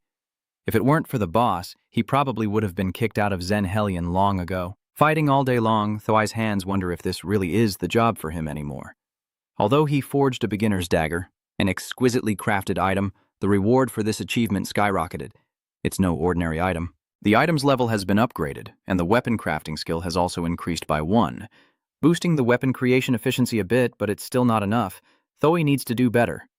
At this moment, the kid was surprised by a familiar voice, and no one else but the big brother he respects. Zheong happily asked about your studies. Your masterpiece is this dagger, a superb creation by a skilled craftsman, and it's very easy for beginners to use. Attack power 8 to 100, durability 500 to 500, can detect weaknesses on monsters of the same level. The clumsy kid pours out his heart, while forging the dagger is the most basic strength training for apprentices, but his dwarf colleagues have already moved on to the next stage, and he isn't sure when he'll be able to progress further. Although he saw that this dagger was truly a disaster, Zheong looked at the dagger, a beginner item without level restrictions, capable of reaching this level, and it was also a rare quality. Rare items are sold for millions at auction houses, so this kid has the ability to influence the entire economy of Arcadia, and Zheong is confident that his judgment is indeed correct. Zagil looked at this item and had to admit it looked pretty good, almost level 20 magic item, and it also revealed weaknesses, which is a unique trait for archers called keen-eyed. But the masters still aren't satisfied with this. They say it needs to reach at least the unique quality for her to move forward. Zheong, hearing this condition, really found it tough. Tae-toi is very sad. No matter how many daggers the kid forges, none are of rare quality, and others keep saying to follow intuition. The kid feels confused, wondering if it's wrong for someone like him to dream of becoming a blacksmith. Satan feels that humans can do things like this because of that, although it's still a bit lacking. This dagger has an obsession to it. Maybe it's because time passes too quickly to fully embed the obsession. It would take a long time. Something feels off. Even when using Vulcanus's creation, the quality of this is too low. When hearing about creation, Zheong remembers there was a note attached. I want to review the previous hammer after examining Vulcanus's hammer. The highlight of the story between Satan and Michael that I heard is this. You need manufacturing skills to use it, complete fire resistance, 99% less stamina consumption during production, and increased proficiency with effort and focus. Zheong asks what Youngshik was thinking while making this dagger, and Youngshik says he just kept going. Think about it. Did you truly put your mind into making the dagger? Or are you just going through the motions to improve gradually? Youngshik silently looked at the hammer in his hand as Zheong continued. Listen, kid, you probably already realize it. Arcadia is not a simple game. Try again, but this time don't hold back. Just focus on creating the best masterpiece and putting all your mind into it. Zheong thinks the two of them should step back, and he tells the kid to go ahead. That kid has listened to me and quietly followed the blacksmith's path until now, and now he trusts me again, and picks up the hammer. Zheong wants to stay by his side, at least until he's finished forging. Youngshik throws himself into work. The kid has no talent, no skill, no craftsmanship or artistic flair, nothing at all. In fact, in this world, he's been living recklessly with everything around him, but maybe this time will be different. Someone believes in a failure like him. Even knowing what kind of person he was, he still trusted him until the end, and Youngshik was determined to repay that trust. This item causes stamina loss during crafting. Vulcanus's hammer reacts to the user's determination, and the crafting is complete. Alice couldn't believe her eyes. An item capable of channeling the entire lightning element had been crafted, and its quality far exceeded expectations. The weapon forging skill has leveled up to 8, and the title of Master Craftsman with Soul has been awarded. The old masters smile at this achievement. Seeing these notifications, Dungshich tears up with joy. At last, the boy has done it. The two brothers were overjoyed. The Spear of Enlightenment, a weapon forged with the understanding of breathing, allowing its users to gradually comprehend its greatness. Damage 150 to 300, durability 2000 to 2000, likely causes burn effect. Lethal damage increased by 300%. Experience and mastery gained are doubled. Jack, the creator of the virtual world Arcadia, was quite surprised to see someone craft a unique item, which was unusual since it was supposed to take another year. The quality is determined based on the meeting criteria, and after checking the data, it takes nearly a month to create a single badge. With such determination, it's understandable, especially since Vulcanus's father is used, and the spear doesn't seem to be doing anything wrong. There's no reason for any punishment, but it seems this young man learned to use his father's methods too quickly. A known factor is that the Chaos Song is believed to be the cause of the incident. Although Jack Death has to say this, Jack doesn't believe Deck truly knows how to play video games, but he has found the right owner for his profession.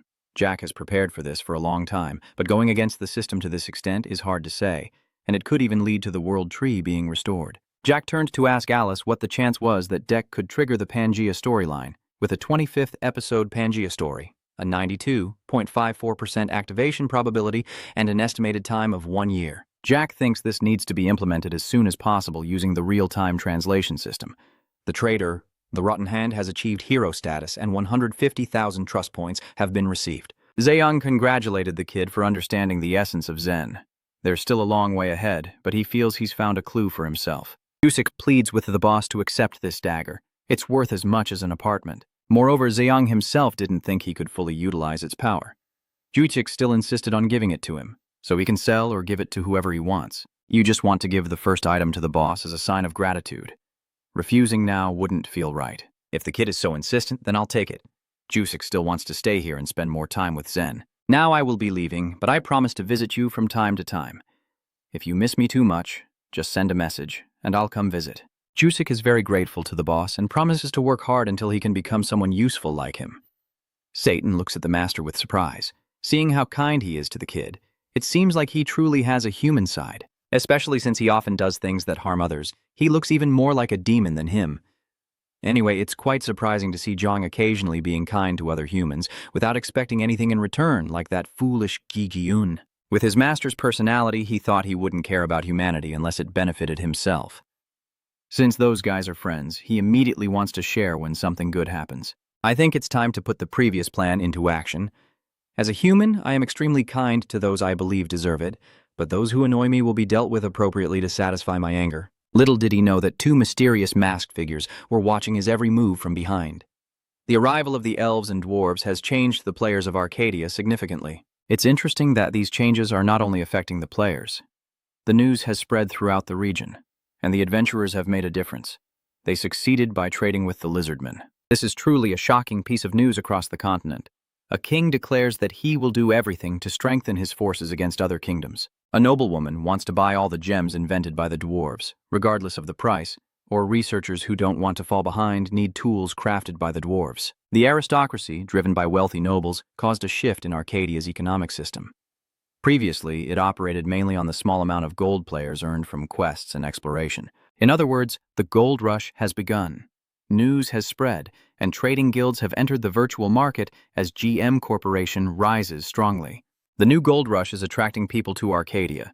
The in-game currency exchange rate is soaring, affecting gold and the economy.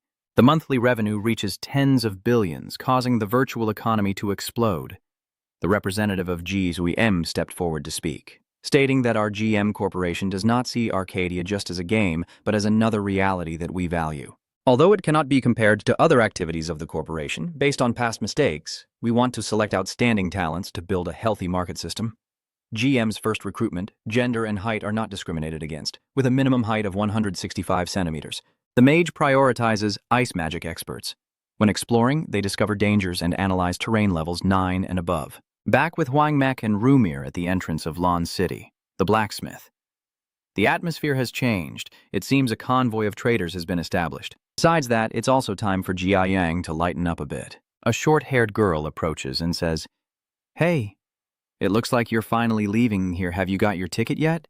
If you're planning to buy a GM ticket, hurry up, they might stop accepting reservations soon. Jia Yang asked with a question mark, realizing this girl is the leader of the GM convoy, probably the real boss. Jia Yang refused, saying he planned to use a different vehicle, not one from GM. The girl thinks that with the amount of money you spend here in a month, you must be financially independent.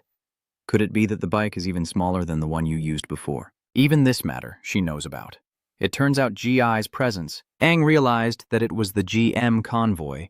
She just said one sentence and left. After all the trouble, it seems you still haven't learned anything, huh? Then just do whatever you want. I hope you're lucky enough to stay alive. This white-haired guy seems to be her brother, but he doesn't look anything like her usual self. Are you really provoking a kid? She said everyone has their reasons, and she knows an interesting piece of news about GI. Aang somehow managed to get out of the dwarf's forge, a place players are forbidden from entering. If this young man succeeds in making a clear wish with them, it will definitely completely change their monopoly. Since there are no other clues, it's just speculation, not very important, she declared, as long as she could gut GI. Aang immediately realized the truth. Sading recognized that girl as the GM leader. Shouldn't she be eliminated for her arrogance? since as long as it's justice, divine power is always ready to protect him. Ji-Ing doesn't care about her. In fact, he should be grateful she caused trouble first. Recently, running a convoy business has become a trend, and Ji-Ing plans to start his own venture. The pie convoy kept enthusiastically inviting customers when suddenly an old client returned. Apple was delighted and said he would cover the expenses, but with his abilities, he could support himself. Why bother riding the vehicle? Ji-Ing said that going alone is too boring, and he thinks it's better to have someone with him. So Ji-Ing and the pie convoy continued on their journey. The path of forging, now called the Golden Road, means the items the dwarves produce are as valuable as gold. You've read about this before, so the pie convoy's business must be quite good, right? Apple laughed. With a small convoy like theirs, they can't earn that much. Even with this shipment, the profit is only a little. To make big profits in this industry, there must be a continuous flow of goods and passengers. The more customers there are, the more goods they can transport, so large traders like the GM convoy can carry more people. If it's trade, they start recruiting openly to gather all the top explorers and ice mages, and they even pay double the usual. I heard that most of their staff don't actually participate in trade, but just stay there, having the authority to eliminate competition. I never expected a big corporation to choose not to do so. It really shows how cunning people can be defeating rivals in a truly unique way. So that's why that corporation is so arrogant. At this moment, a member of the team urgently reports that Pie's convoy has been attacked, but it wasn't attacked by monsters, but by a group of people. They used a sandstorm to launch their attack. Apple said that they are not allowed to drive fast in this area because it would provoke the scavengers, yet they are boldly leading a whole army like that. Those guys even targeted Pie's convoy. No one else but the short-haired woman from the GM convoy. Zheang looked at them with a dangerous gaze. He didn't expect there to be bandits even in the wilderness, but Apple has never heard of that. Stealing, without reason, will make the GM convoy furious. Zheang, Chan-An, Apple, they are all members of the GM convoy. Who else could they be? It seems like they want to attack him and the convoy. Apple is very surprised. How could the GM convoy be so fast? The current problem is that the entire convoy might have to risk their lives in this dangerous place. All their items could be stolen, and if they don't survive, the convoy will go bankrupt. The pie convoy is surrounded, and just because GM is a big corporation doesn't mean they can trample on the weak like this. The white-haired imposter claims he's not from GM, but no matter how much he denies it, there's no other convoy that large in the wasteland. That little girl with short hair also spoke up, hey, saying that is a bit dangerous, small convoy leader.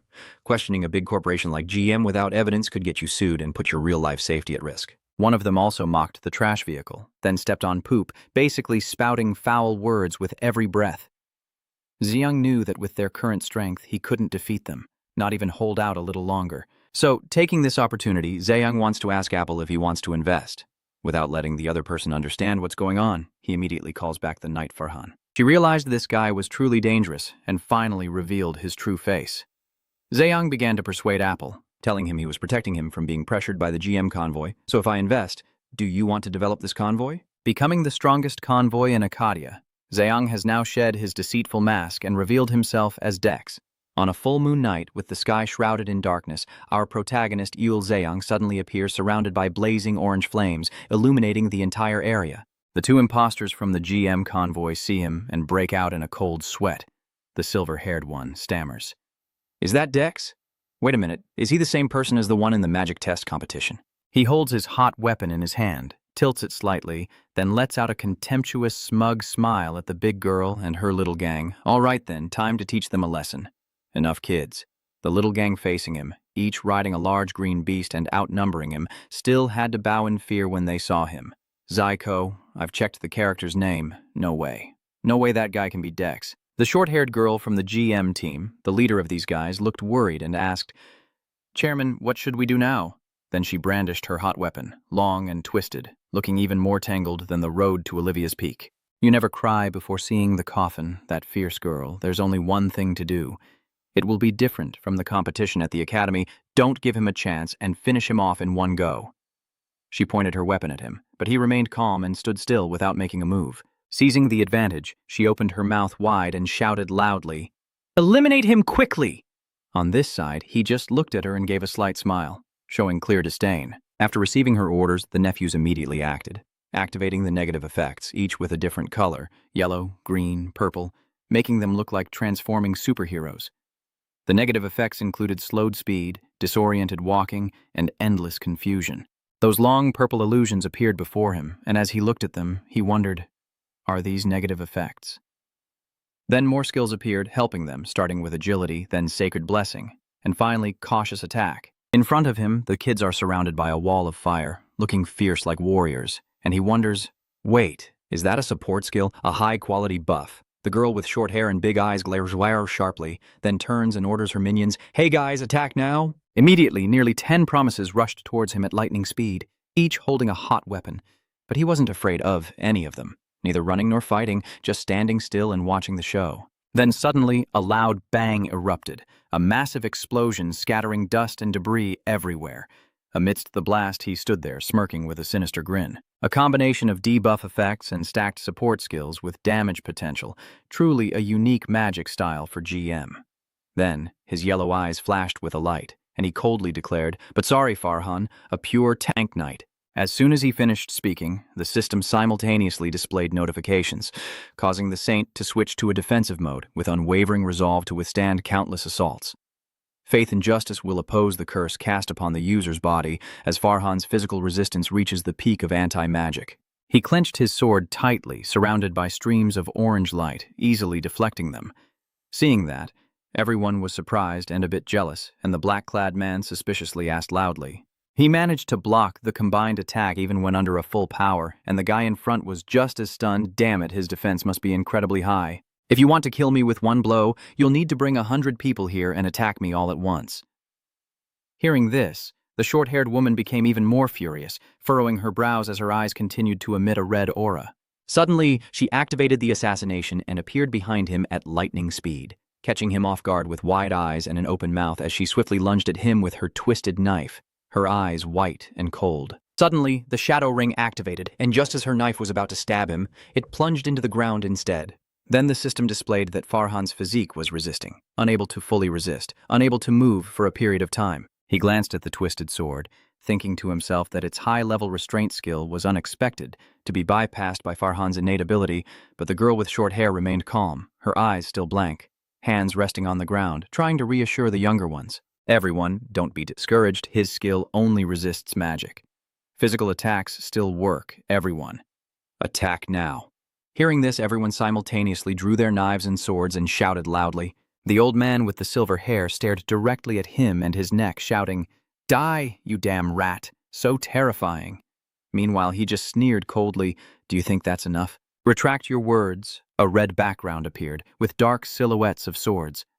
Then the honorable knight, Farhan, appeared, his entire body radiating a golden light. The system also displayed notifications, activating the steadfast heart, greatly increasing healing speed, activating the hymn, activating rapid healing. Blood stained red everywhere. Someone spoke. "Is it over now?" He still wore a cold, threatening, and icy smile. "If you want to attack, don't hesitate. Once you start, you must show all your strength, right?" The girl with short hair is still behind him, while the others surround him in front, and a gloomy atmosphere envelops the place. Suddenly, her twisted sword in the ground shook violently. At the same time, the system also displayed that Farhan's physical condition had successfully recovered. The sword, unable to withstand the immense pressure, was shot out of the ground and spun several times. She looked at him, grinding her teeth and thinking, how crazy is it for such a distance to be enough for this to happen? The two nephews watched this scene and were a bit scared, sweating under their arms. The old bald man spoke first. "Chairman, defeating him is very difficult," the other guy agreed. "Yes, it's time to retreat. Anyone who's afraid can go home." The short-haired girl, although she was drenched in sweat, still looked very stylish and smirked confidently. "These fools must be crazy. How can we escape from a monster like that?" Her heart races faster and faster, fear making her want to pee herself, and she thinks, I guess he's a foreigner. Now, he lowered his face, gave a cold smile, and warned that it was now his turn, right? Thinking. Then you began to act, causing the saint to switch to combat mode. The blazing fire activated. True to its name, countless flames appeared around him. He hovered in midair, and an arrow-shaped atmosphere pointed straight into the night sky. The kids below couldn't run away in time, so they could only watch. Zooming in on his face, he looked like a bloodthirsty villain, laughing loudly just as expected. Taking down those chickens is the best. Then, flames burst out, causing a huge explosion that blew the troublemakers to pieces, immediately ending up on the altar to admire the naked chickens. After dealing with the troublemakers blocking the way, the system appeared, confirming that the suspicious bandits had been eliminated, and there was no penalty for PK. I received 9,231 reputation points. I was very surprised after reading it. I didn't think it would be so little. What is this? Is that all there is? Suddenly, Archangel Michael burst in, covering his mouth to laugh and asking how many fame points he thinks he'll get from them. They are just insignificant. Helpless, he glanced at the sky and replied, "It doesn't matter what power you use, but who you choose to face with that power. When facing off against 160 scorpions, you need to earn 10,000 reputation points." Eonyai suddenly suggests, "Well, I'll give you a little discount because the Archangel is the judge and savior of the week. I can't just stand by and watch." But he didn't know that a third person had been watching him all along, and that person spoke up. Well, hearing that made him confused and turned to look around. It turned out to be Apple and Lemon, the leader and deputy of the flying convoy, who both loudly thanked him for saving them, with Apple speaking first, saying thank you very much. "If it weren't for you, we would have suffered serious losses." Lemon also closed his eyes and shouted, "That's right. What should we do to repay you?" He looked at the two of them and thought to himself, "That's right. There are a few people here." Then he smiled gently at them, pondering what to do next, humming softly as he thought. The GM convoy's banner had been crossed out and removed, he mused silently. Although other players exchanging equally with the Lun and Eof tribes isn't a big deal, if the GM monopolizes the market, that's a different story. He can't let that happen, he thought as he looked at the two of them and said, "Do Tao and Tron remember the investment proposal I mentioned earlier? So, should we continue the discussion now?" The words surprised both Apple and Lemon, their eyes wide open. Then, in the vast desert under the night sky, the convoy of bikes kept moving, and finally Tao and Tran crossed the desert, talking about how to run the guild. In short, they are a couple who met at the company, and not long after getting married, the company went bankrupt. During that time, Arcadia Online was released. They invested all their assets to build the guild hall. At this moment, Tao and Tron are chatting and laughing with him, sitting around a small fire to keep warm. He laughs and asks, "So you two decided to become gamers after being fired?" Both of them look shocked, and Chan steps in to explain, "Well, that sounds a bit strange, but we're serious about that and have started the business," Tao added from the side. "Yes, it's not just a risky move." Hearing this, he smiled, "Meaning this guild is both your job and your business." Tao, 3 parts helpless, 7 parts like him, replied, "Exactly right." Seeing the glowing fire, he nodded appreciatively and said, "Good." After some back and forth, he finally concluded, "So I will invest in your guild house." After hearing his words, Tao was surprised, wide-eyed, sweating, both happy and amazed. Then Tran asked, "Uncle Deck, when you say invest, what kind of investment are you referring to?" I thought for a moment and then said, "That's right. I will give you both the exclusive right to control the trade route between the dwarf and elf clans." Still stunned from the earlier video, Tao was now even more surprised and suspicious, asking again to confirm, "Really?" Then he smiled happily, pointing and explaining to Tao and Tron that I will ensure that the GM Corporation won't bother you two. They need external support for that. Then the two of them sent me some images to play with. After hearing this, Tao was very confused and a bit surprised, his eyes wide open as he asked again, "Wait a minute. You mean to say that they will monopolize the trade route between the dwarf and elf clans?" At the same time, he thought to himself that he couldn't keep up with this conversation. His eyes were steady and cold, looking very serious, meaning that your trading guild would handle the transportation and exchange of goods between the dwarves and the elves. Tao was even more shocked to hear that, sweat almost running out, but even if he didn't say it, the GM Corporation wouldn't just sit still and watch. No matter how powerful they are, controlling all their actions is a bit too much to ask. Hearing that's all there is to it, he just smiled with his eyes. "Oh, don't worry about that. From now on, the lizardmen and elves won't communicate with anyone related to GM Corporation." I'm just as confused. I smile sincerely and ask, "Really?"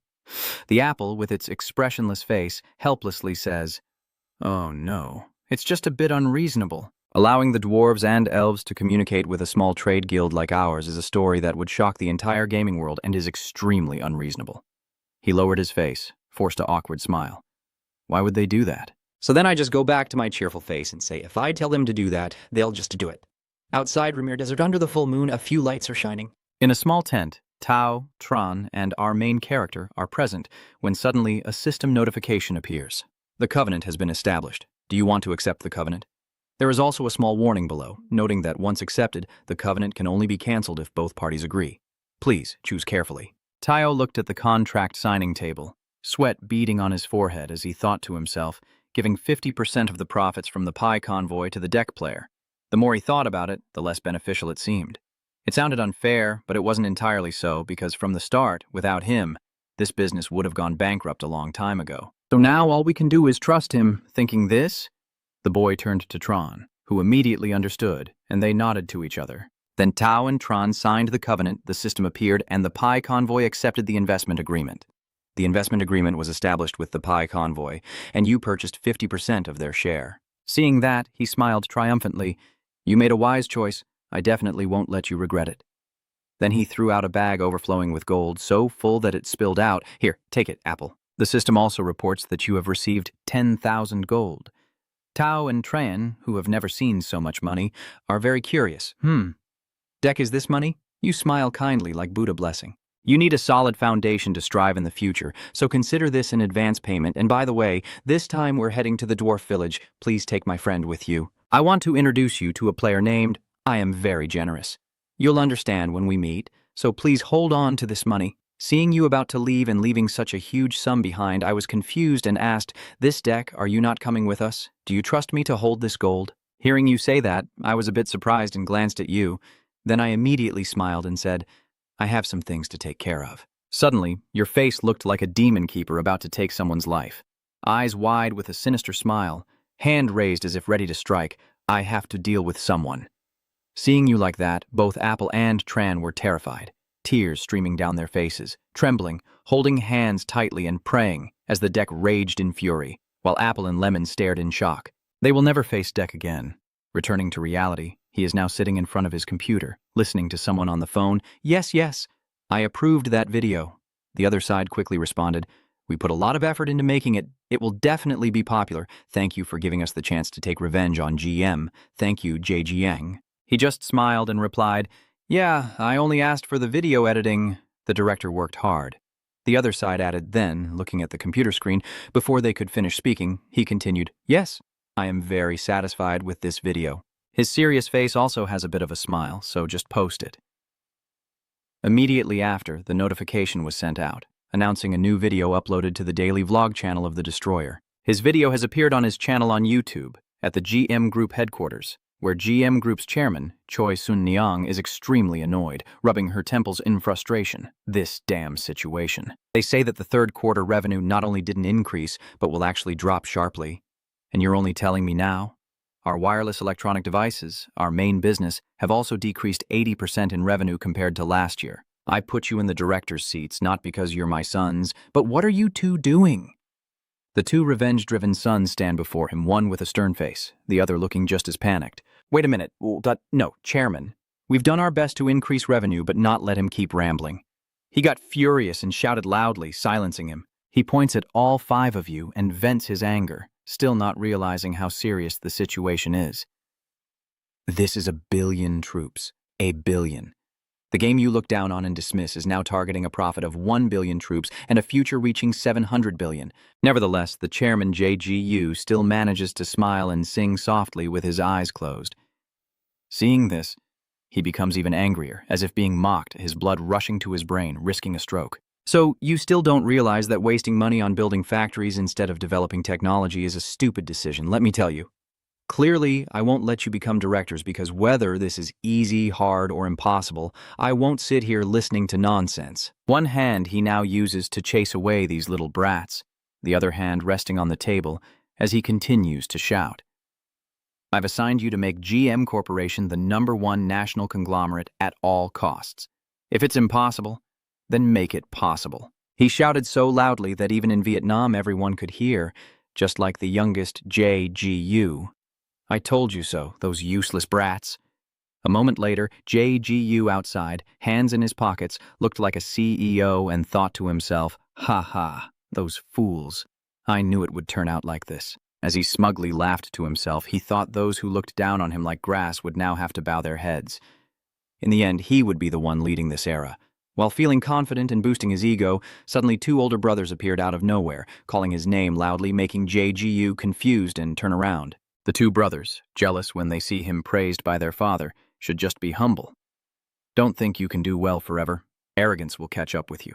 Then he raised both hands, smirking and taunting the 2 nephews. Ha ha! You followed me all this way just to be pests. Aren't you ashamed, hearing that? The two of them were even angrier, clenching their fists and shouting loudly, "What, you bastard!" Seeing that, he became even more excited, sneering and taunting. "If you're angry, then prove it with your strength, brothers. This is the law of the GM Corporation. You know that." After winning, he put on a smug face, looking like he just wanted to punch the old man and mock his words. If it's feasible, it must be turned into reality by any means necessary. Once in a while, he gets to act superior and lecture the elder brother. Then he returns to his room, sitting on the chair, laughing like crazy, tears streaming down his face. He laughed so hard he doubled over, but still couldn't hold back his words. "Wow, that's amazing." Looking at those old seniors and the one in front with a grim face. "Ha ha ha. Ha ha ha." The GM Guild president, John Smith, standing behind him watching him laugh without saying a word. Then he also spoke up. "Your mood is really good," he said loudly. "Of course, the best song is always with you." Then Gigiu's face became excited, eyes wide open and teeth clenched, thinking that if I can reach over $1 billion in revenue, becoming the GM Corporation won't just be a dream anymore. Finally, my time has come. Suddenly, Mr. John Smith broke out in a sweat, interrupting him with a serious tone. "Sorry to disturb you while you're happy, but the Destroyer's Daily Vlog channel just posted a new video." Hearing that, his face instantly turned panicked, no longer the excited and happy expression from earlier. "What is it?" Then TGU immediately grabbed his phone to watch, grinding his teeth in frustration, veins bulging with anger. "What is this? Another video related to us? That bastard wants to expose me or what?" Mr. John said something decisive. "You have to see it yourself." At this moment, his face looks even more ridiculous than a monkey's. What is he trying to do this time? He grabs the iPhone Pro Joe Max, playing our protagonist's video. What is this? In the video, his GM company is being shot at with a sniper-like lens, and the comments below are full of laughter. "Ha ha," watching it over and over again. "Ha ha." A pitch-black screen appears, the pause button shows up, and then the sound from the video begins to play.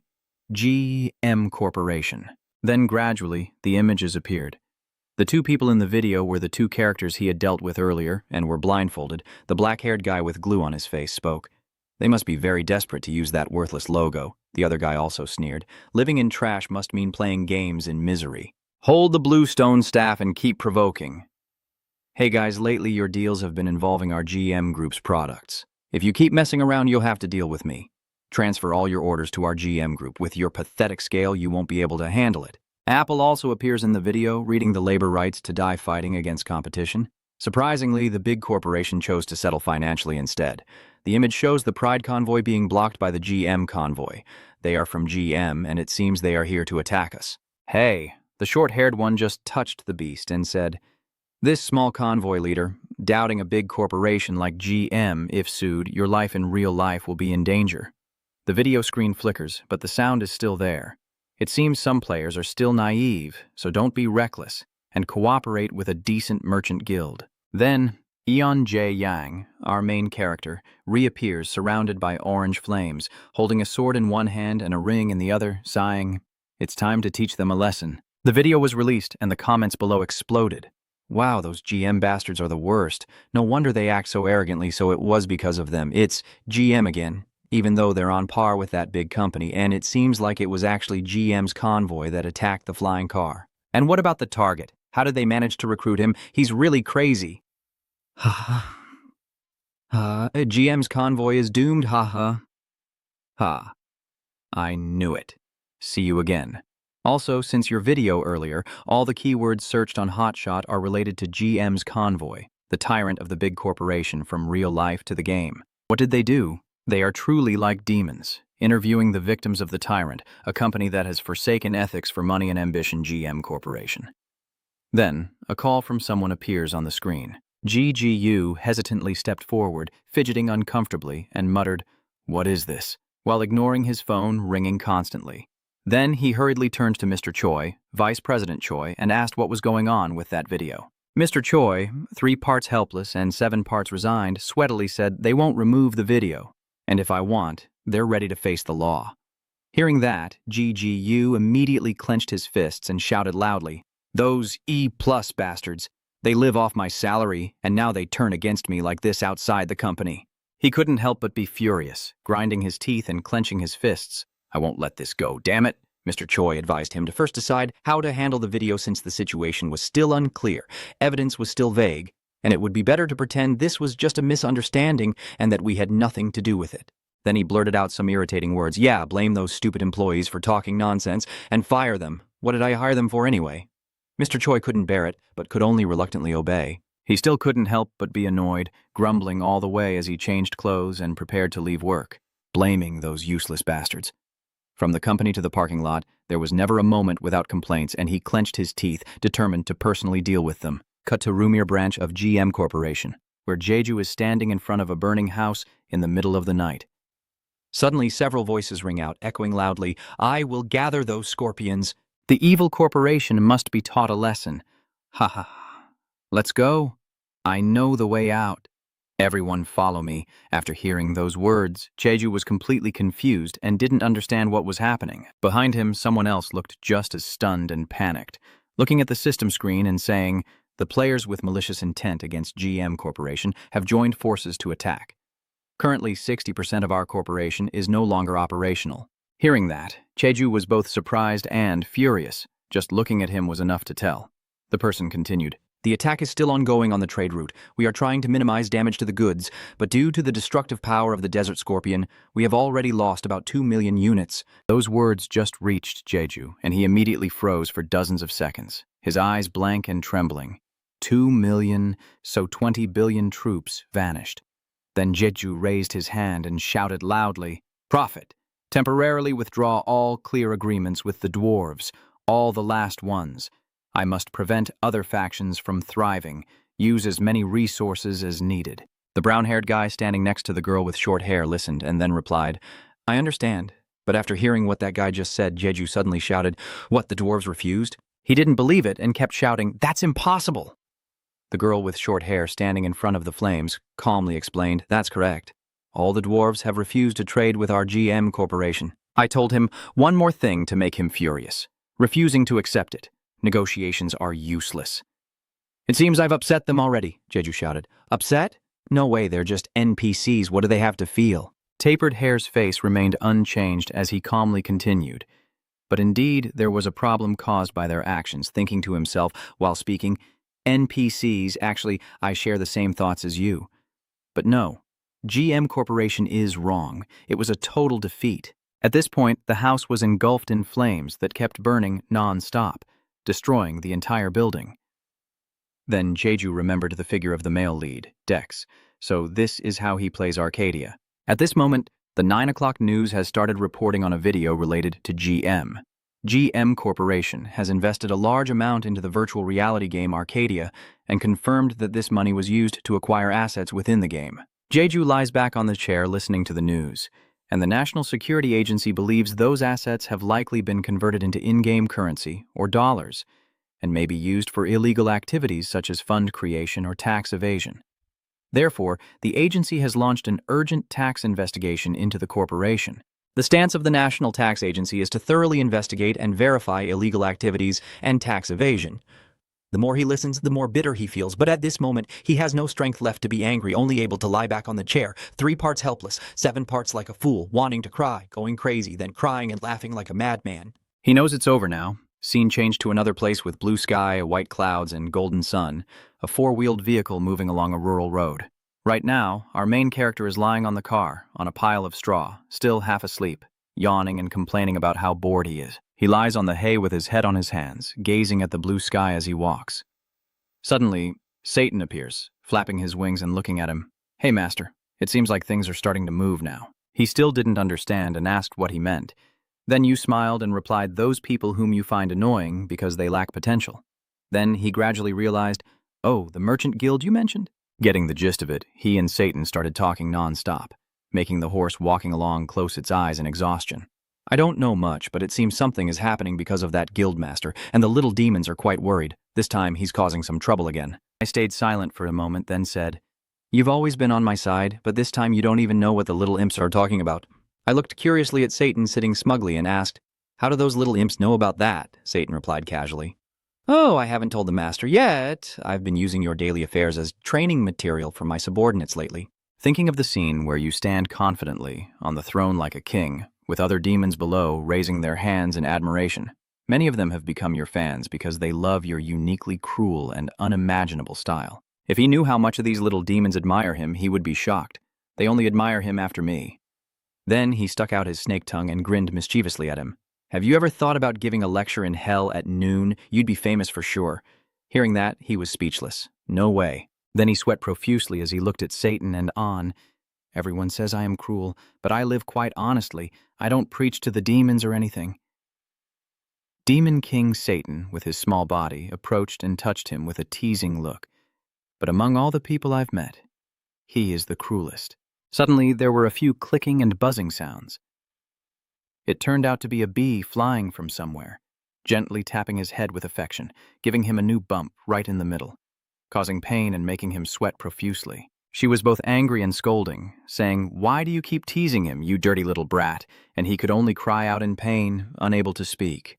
Then she pushed hard, but luckily she probably forgot that I am his guardian angel, and my duty is to prevent reckless brats like you from leading him astray. If you keep trying to drag him to hell in front of me again, I will personally destroy your hideout in Mauspels that day.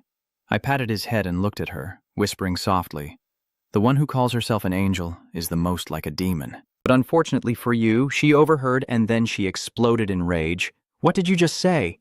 But you still weren't afraid and argued back. Did I say something wrong? I said it right, so you got mad, right? No one's willing to give in, you little fool. He lay on the hay and chuckled contentedly, feeling truly peaceful. Just as he was about to relax, the old man driving the cart stopped and turned to say to him, "Hey, we've arrived at your destination. I can only take you this far." Then he handed a coin to the old man, who took it with trembling hands. "This is your payment." The old man clasped the coin tightly, bowing deeply to him. "Oh my, I am very grateful. You seem so young. Be careful. I don't know why you're going to that city, but that is the most dangerous and brutal place on this continent. The place I want to reach is the 5th forbidden zone of Arcadia in the Caribbean Sea. Right now he's standing on a cliff with Satang the little demon and El the little angel behind him, saying, "Shall we go there?"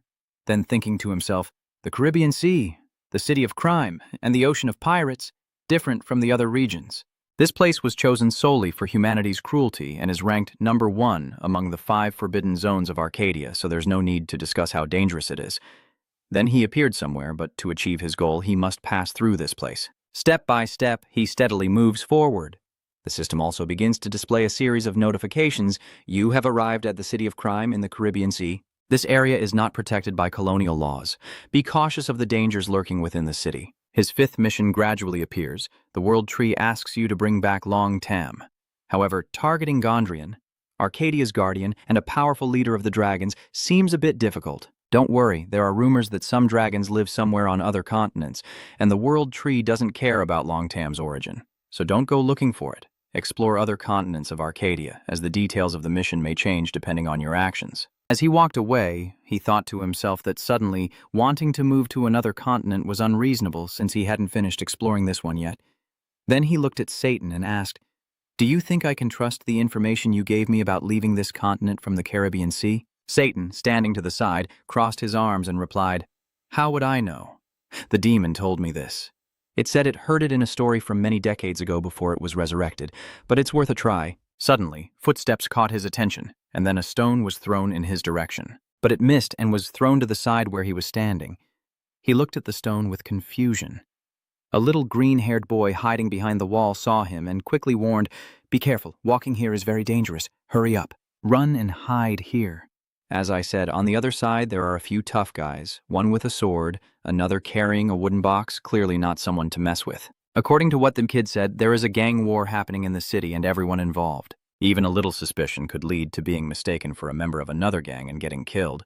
The kid, cross-armed, he serious, replied, "Yes, sir. If you cause trouble here, not only will someone be hurt, but everyone living in this area will be caught in the crossfire." You question him, "Why are you dressed so hot?" Turns out this is Han, a 10-year-old resident of the Caribbean. Then he continues, confused, "How come you don't even know basic things like that? You must be an outsider." He just adjusted his collar and replied, "Sorry, I just arrived in the city." And hearing that the boy's eyes lit up wide with surprise, he asked again, "Are you really an outsider? Seriously? So you're planning to go to the Caribbean to cross to another continent? You think it's impossible. Even if you avoid the pirates' attention and look sad, No one has ever survived facing the deep-sea monsters. Then Han gestures towards you, sweating. Why don't you give up? Only one person in the Caribbean region has survived crossing the sea and made it back. He was surprised and asked what? Who is that? Han replied, oh, you don't know. That's Pirate King Carlos. That burly Uncle Zozia is actually Pirate King Carlos, Han continued. The one who founded the Black Pirates and became a legend who completely conquered the Caribbean Sea. Hearing this, he just sneered coldly.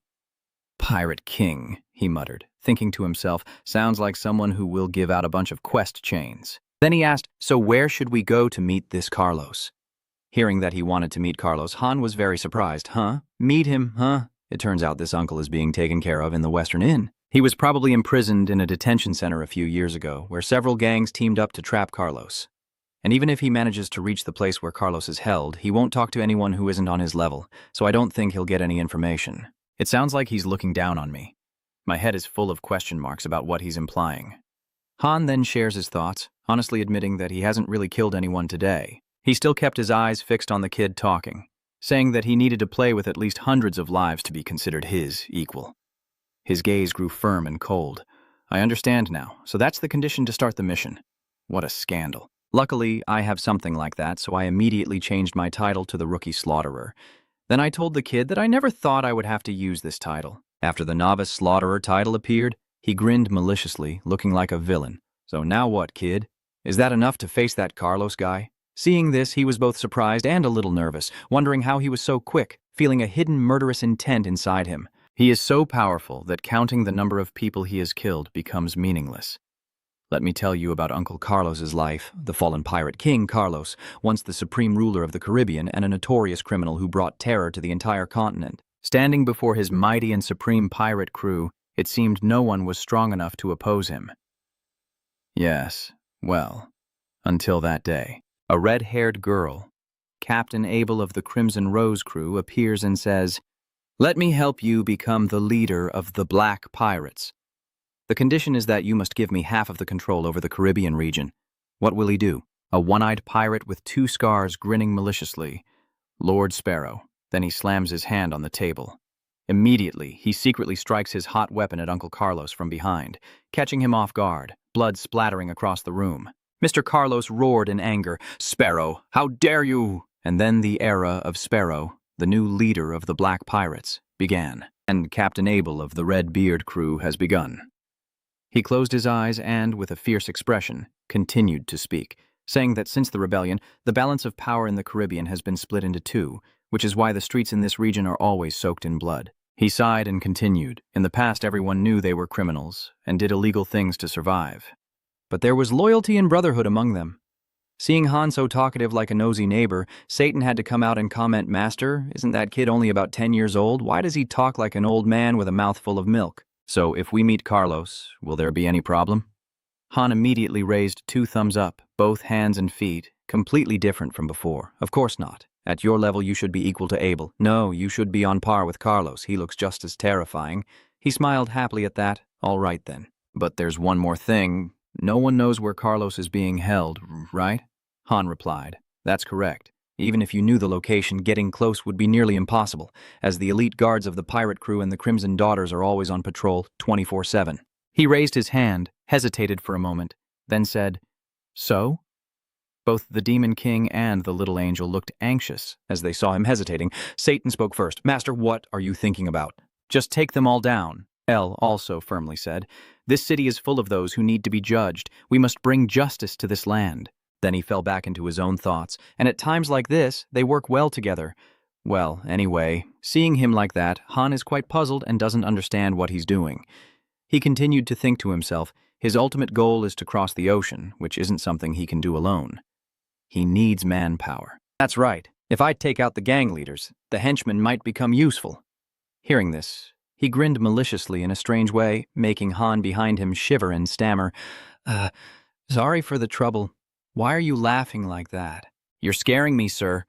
He said nothing, still lost in his dark, sinister thoughts as the leader of the assassin gang, possessed and ominous. The system also displays information, a temporary existence from the underworld taking over the player's body, allowing you to use the power of the temporary host.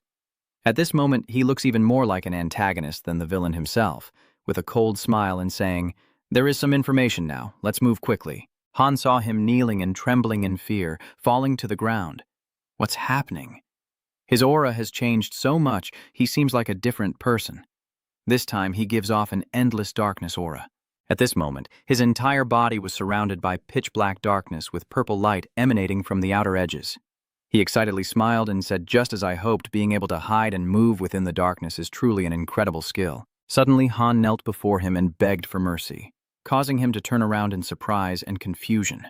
At the same time, a system notification appeared. Passive skill, activated eternal fear of death. Passive skill, activated chaos darkness. Han looked very scared and softly said, "I'm sorry for not recognizing you. Please spare me." He saw how frightened you were and felt a bit guilty, thinking, maybe it's because of the passive skill I activated. Sorry. I didn't mean to scare you. Thinking that, he said, "Well, anyway, thank you, little one. I'll come see you later if everything goes well, so take care," and then he disappeared. Only the remaining black fumes and a shining gold coin are left. Han looks on in amazement, with his mouth open and eyes wide. The gold is gone, then the silver, and he is extremely surprised.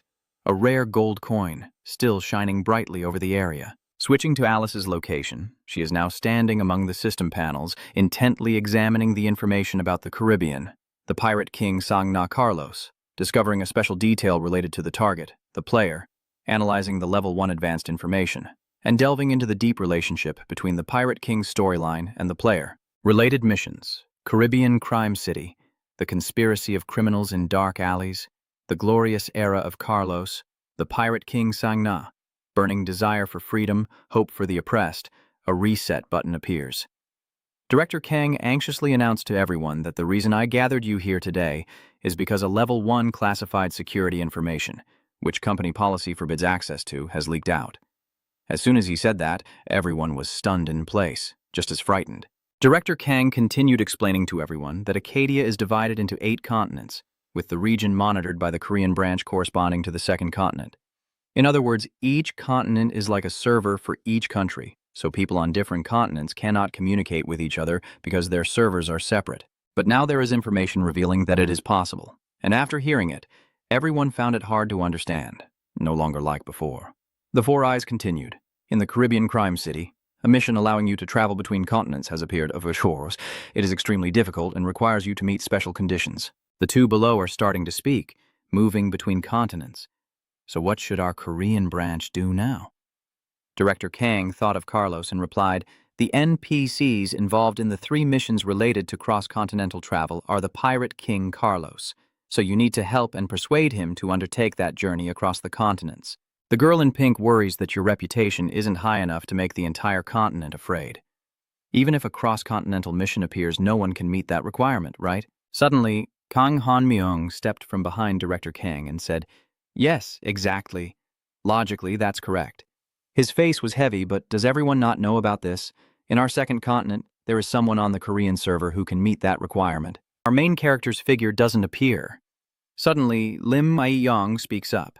Alice has already changed that part of the script. She smiles firmly. Soon the servers of different countries will connect, and players from those servers will link up. Transitioning scenes at Kagi in the dangerous zone, inside the dark pirate base. 4 guards are standing watch over 8 things, each carrying a hot item on their shoulders. The hero's shadow gradually appears, and although he's not here yet, he mumbled that there are 4 level 200 guards. All of them are top tier, so Carlos is almost certainly here. He is watching them from above, looking very small below. They say it's the darkest place where light doesn't reach. Could they be hiding Pirate King Carlos in the basement? I almost wasted my time. Satan, standing on his shoulder, immediately asked, "So what is the plan, Master?" He asked back, confused, "What plan are you talking about?" But then he sneered and said, "We will persuade him to join us. That's the only way to make this happen."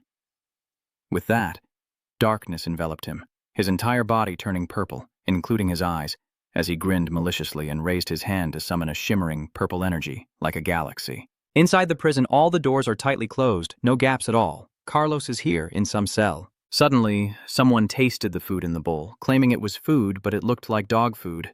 Ugh, this guy's food. He felt very uncomfortable, like being belittled and cursed. This place is disgusting. Does anyone think I would eat this? Looking at what's in the bowl, he couldn't imagine it was food for humans.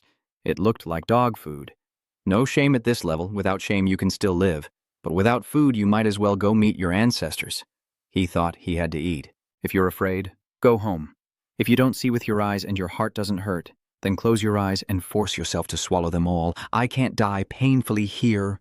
Not as a former pirate king. Someday I will leave this place and take revenge. even if I have to give away my soul. Before he could finish thinking, suddenly the smirking mouth of the man appeared out of nowhere. Soul of yours? Are you serious? Lost in thought, thinking to leave fate to others, now he also has to panic and sweat bullets. 1 second later, he reacted, stepping back against the wall and shouting, "Who is there? Whoever gets caught, but this tiger is mine.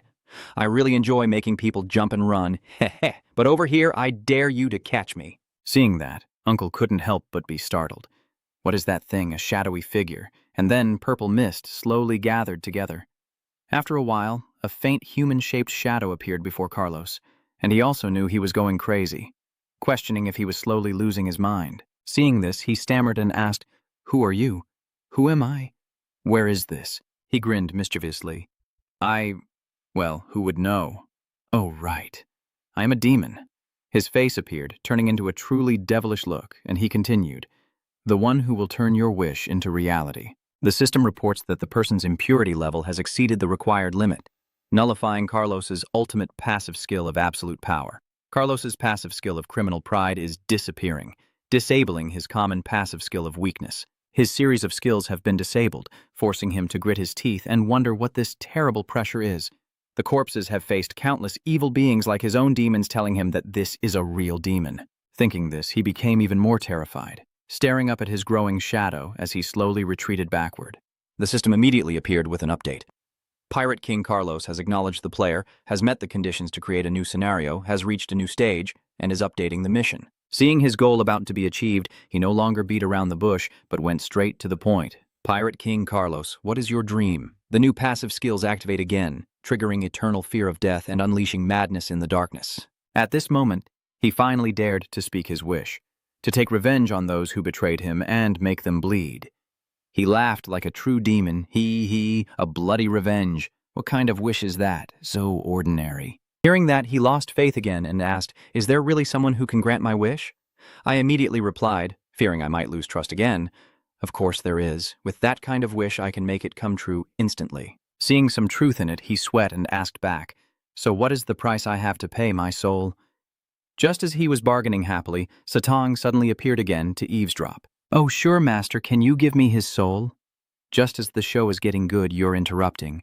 "I told you to go back to your place. Shut up, you're distracting me." Then, with full experience, he continued to play his part and spoke, telling a little fairy tale. "Carlos, I don't want your soul." He smiled happily and waved.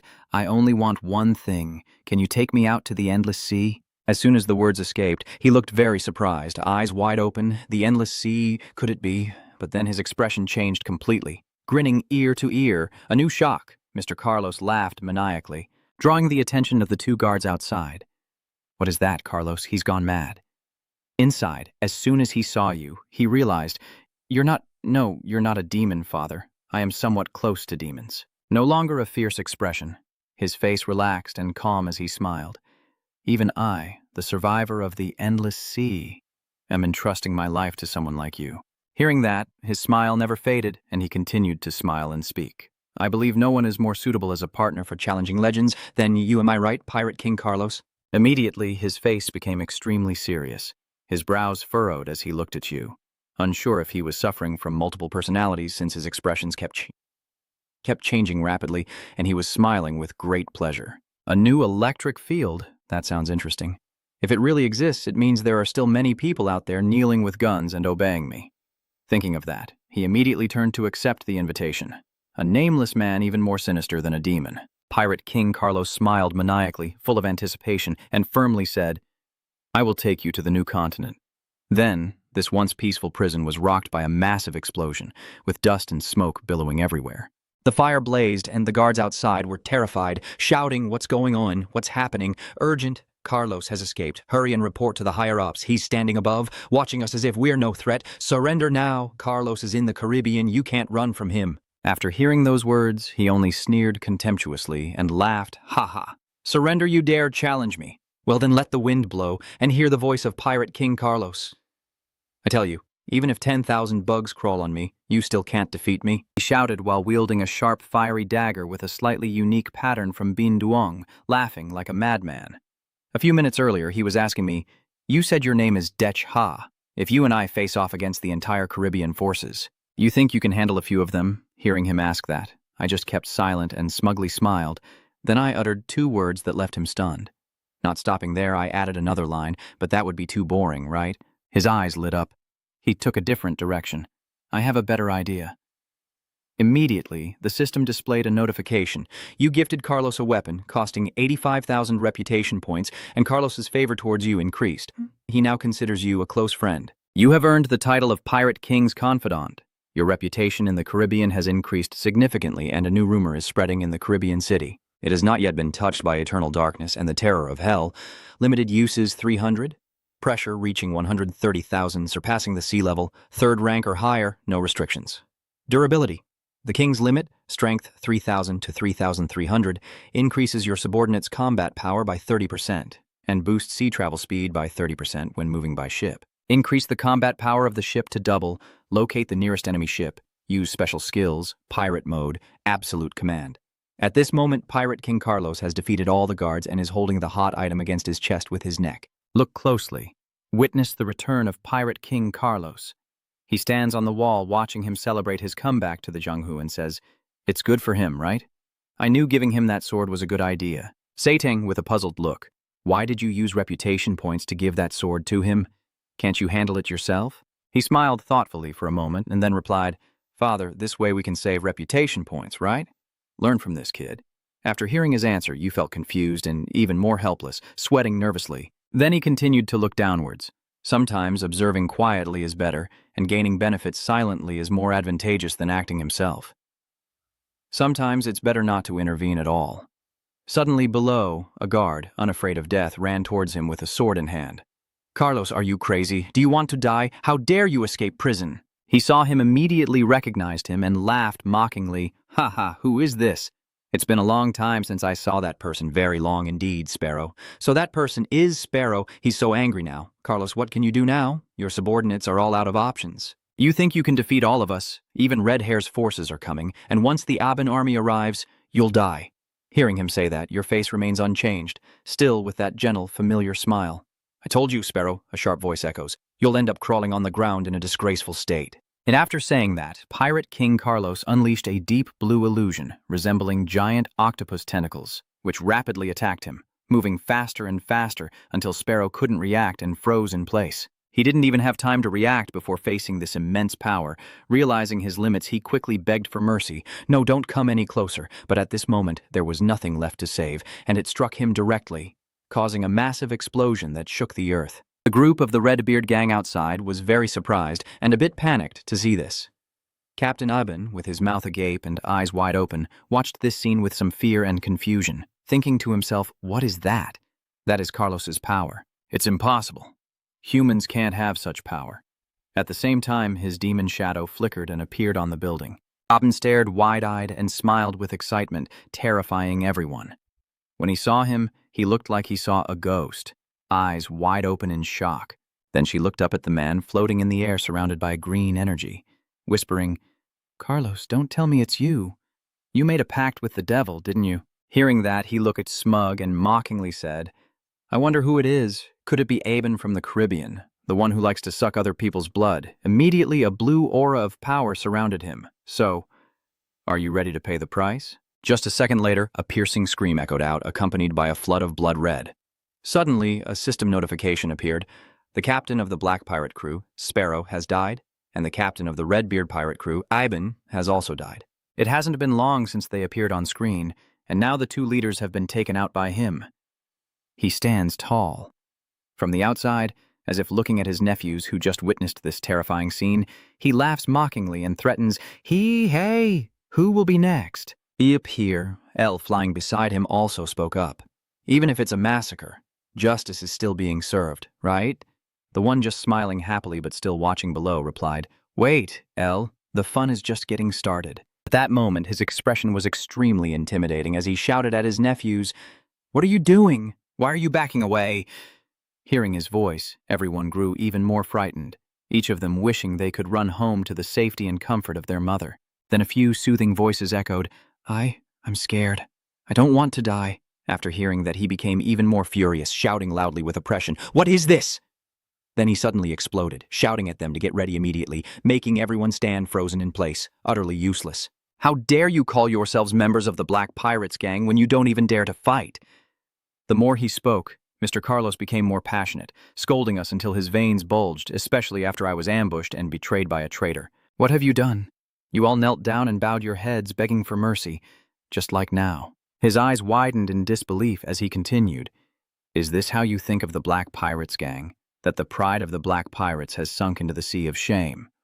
No one dares to speak up when he looks so furious, afraid they'll be sacrificed on the altar to be watched while naked. Then, a series of swords and blades were thrown aside.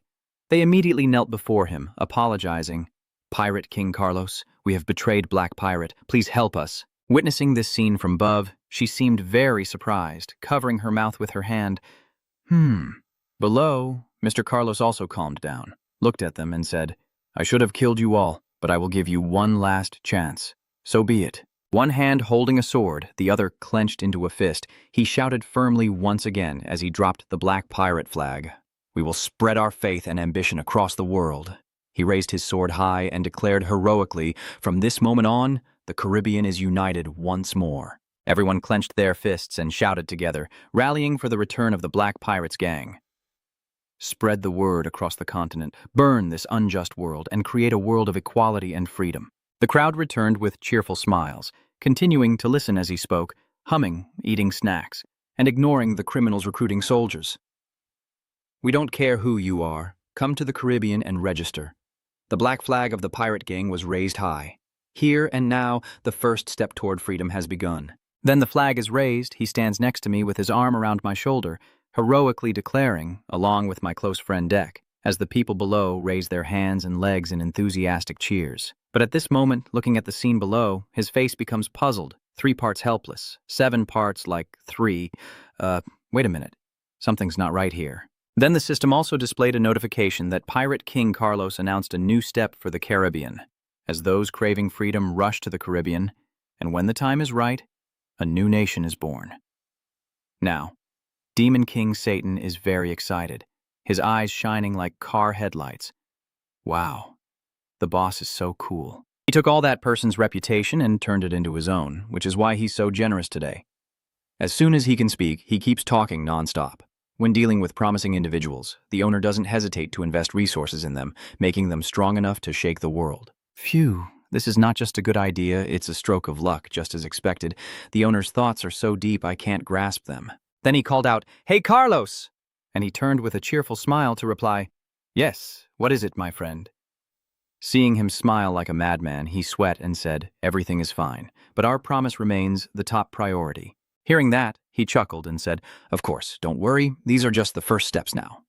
Everyone raise your heads. I'm about to give the first mission. Standing before the crowd as numerous as the armies of UN, he gave a loud command. From now on, our black pirates, no, our Caribbean crew, will explore the new electric grid and the main sea routes there. Mr. Carlos cheerfully extended his hand, asking for all the clues you have, even the smallest ones, as the decision will be ours and my friends, not yours. The system has started updating. All conditions for activating the main story are met. Part 2 of the new electric realm has begun. The linked mission, a story from a forgotten legend, has been created. You have been chosen as the main player in the main scene. The main story's progress will change based on your actions, so be careful.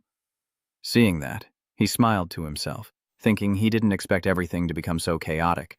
Well, it's not too bad. In the video, his appearance also caused a storm in the comments below. Everyone was surprised.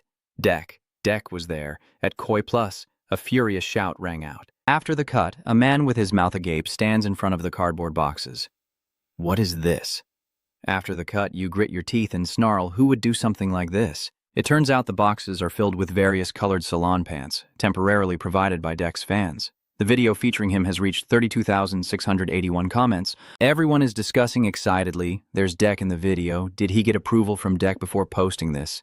This looks like a company called E+. Does Deck have a contract with them? If so, does anyone know who Deck really is? No way. But it seems the comments have been deleted. Damn it, are they trying to provoke us? Do they all believe in freedom of speech? It seems we need to show them the power of Dex fans, with comments demanding explanations flooding the video. Right now, our main character is sweating helplessly while listening to someone's phone call. And you're saying you have to spend the whole day deleting comments and blocking users. The other side says a few words that make him freeze. I'm sorry, but is there any way to contact Deck directly? All my staff are trying to control the comments, but it's too overwhelming. You secretly sigh. Finally, it's happening. Furthermore, Deck's fans must realize that we have no choice. Mr. Joe is trustworthy. Then he seriously said, Joe, it's me, Deck. Hearing this, Joe broke out in a sweat and hesitated, then continued to clarify that he liked chocolate as his character's name, but his blue mask was December. I didn't want to reveal it because I was worried about situations like this. Joe nodded in agreement. Is that so? Then he directly cut to the point. I just want you to know this. Joe, just tell the staff that December and I are friends. And after hearing that, Joe nodded in agreement. All right, I understand. Then Joe said 2 lines that made you silent for a moment. I will make a video myself and post it to calm the situation. Immediately after, a yellow notification appeared saying a new video had been uploaded to the Daily Journal of the Destroyer channel, featuring Deck trying out a mask and saying something. Everyone listen up. I'm talking about Deck's damn fans causing chaos on this channel. Somewhere, 2 people are watching his video on the screen. The man with wide eyes is Deck, and the girl with orange hair covering her mouth is giggling happily. Oh my God, that's really December. The man standing with his back to the screen continues to say, I have a close relationship with the channel owner, and I agree to post my videos here, and no one knows my identity, so you should know your place now. Many people are watching the big screen listening to him, so stop bothering others and stop now. I know you don't listen to reasons or threats when someone commits a crime or is tailing someone. Then he threatens again. But if you refuse to listen to me, his face serious warning, I will quit this game altogether.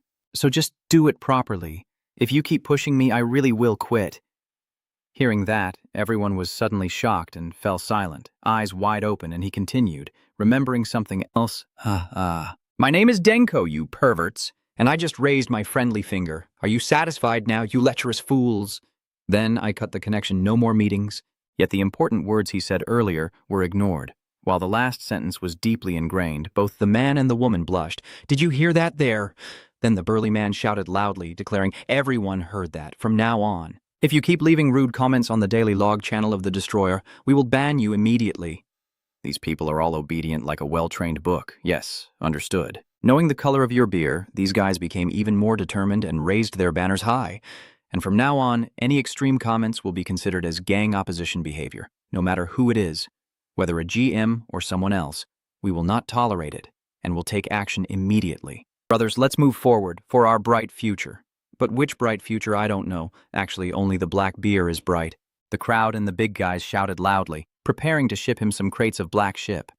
Then one sunny day with blue skies, white clouds, and golden sunshine at co.e+. There was a voice saying, delivery here. Smelling the scent, it seems like the dark beer has arrived. Mr. Joe looks 3 parts helpless and 7 parts resigned as he gazes at the crate. This one looks a bit shady. As expected, it's another shipment of pants placed among overly decorative flowers, Mr. Joe says, as if this is a pair of pants, so I guess I have to handle it. The scene shifts to the Caribbean Autonomous Zone, with the first change, as commands echo across the sea, bringing more wood here. After finishing this area, we will proceed to Part B, where many of Carlos's subordinates are working on the ship, carrying wood and completing it. The chatter of everyone is lively. Oh my God, the smell. Hey, you still haven't fixed the drain? Which group is responsible for this? Pirate King Carlos has regained his position and is showing off, standing with arms crossed and laughing. All right, you don't forget. The goal of this organization is for everyone to cooperate. We must restore the golden age of the Caribbean port city. All together, obey the order. Yes, Your Majesty Carlos. The system is starting to update. Recovery is underway in the crime city of Caribe. 36% of the city's functions have been restored. Gang conflicts have ended, and the city's stability has increased to 89%. On the shore, our main character is observing everything with a hat pulled down and quietly thinking that the atmosphere of the city has changed significantly. Moreover, King of the Pirates Carlos, when a capable person takes power, efficiency increases greatly. Then he went up to the ship to ask him, and as soon as he saw him, the man immediately said, You've been here for a long time, my friend. I sent you many messages. Hearing that, he just smiled and replied, "Sorry, I've been busy with some business people." Then he started to introduce to you. Look here. When you follow the direction he points, you become very curious and confused. What are those things? King of the Tides. Carlos chuckled and explained, "Those are the items I found after searching every nook and cranny in the Caribbean just to tell you." The information on these items appears to be an old, magical map. I'm starting to doubt whether it still works as the destination keeps changing. The sea map is faded, with only the faded parts remaining, making it hard to determine. A small pressed mark, like broken glass, and no matter how many times you try to press it, you can't see anything. An old nautical journal stored in a warehouse for a long time. Its pages are torn, and the ink has smudged from water, making it very hard to read. He confidently smiled and said, "They look like old things on the ground, but they are definitely related to the legend of the Endless Sea." "Ah, the Sea King, I assure you." Then he picked up the large map and examined it, listening to him, but they had been left in a ruined state for so long that they no longer functioned. I wonder, are these items really that important? The man's face became determined as he held the old diary and said, "Of course. Based on this journal, if it weren't for those two artifacts, they couldn't survive in the Endless Sea. If they want to reach the new continent, we have to fix them." He skigged, "Fix them? Is there a way?" "King of the pirates." Carlos replied, "I've thought about it, but with these ancient artifacts, especially the ones enchanted with magic, we have no choice but to seek help from the lamb magic." He kept talking and then continued. He looked at him pleading, "I'm sorry, but most people in the Caribbean are professional criminals, so could you go to the magic tower for us?" Then the system notification appeared. "You have received an important clue about the main event." The ritual restores an ancient magical artifact that was created. Switching to Alice, she stands before a series of system notifications warning about the second continent and the looming prospect of mass migration. The remaining time until the start is 1 day, 2 hours, 39 minutes, and 24 seconds. After the second continent is confirmed, it's the continent where players are most likely to migrate to. The third continent, the country of the players. Japan, the fourth continent, the player's country. China, she hovers in the air, surrounded by countless systems. And she's not alone here. There's also the silhouette of someone standing opposite Alice. This person is Janica, the leader of the silico-biotech industry. She's grinding her teeth at Alice like this. Even the second continent is causing confusion. That's enough. We have to intervene. Alice sends a message to Janica about the announcement from the second continent, the continental migration scene. Janica saw this message and clearly felt worried. She thought to herself, the continent migration scene isn't well prepared yet. If this continues, we won't know what problems might arise. The contamination scene caused by dirt on the second continent can't contain this issue from spreading to other continents.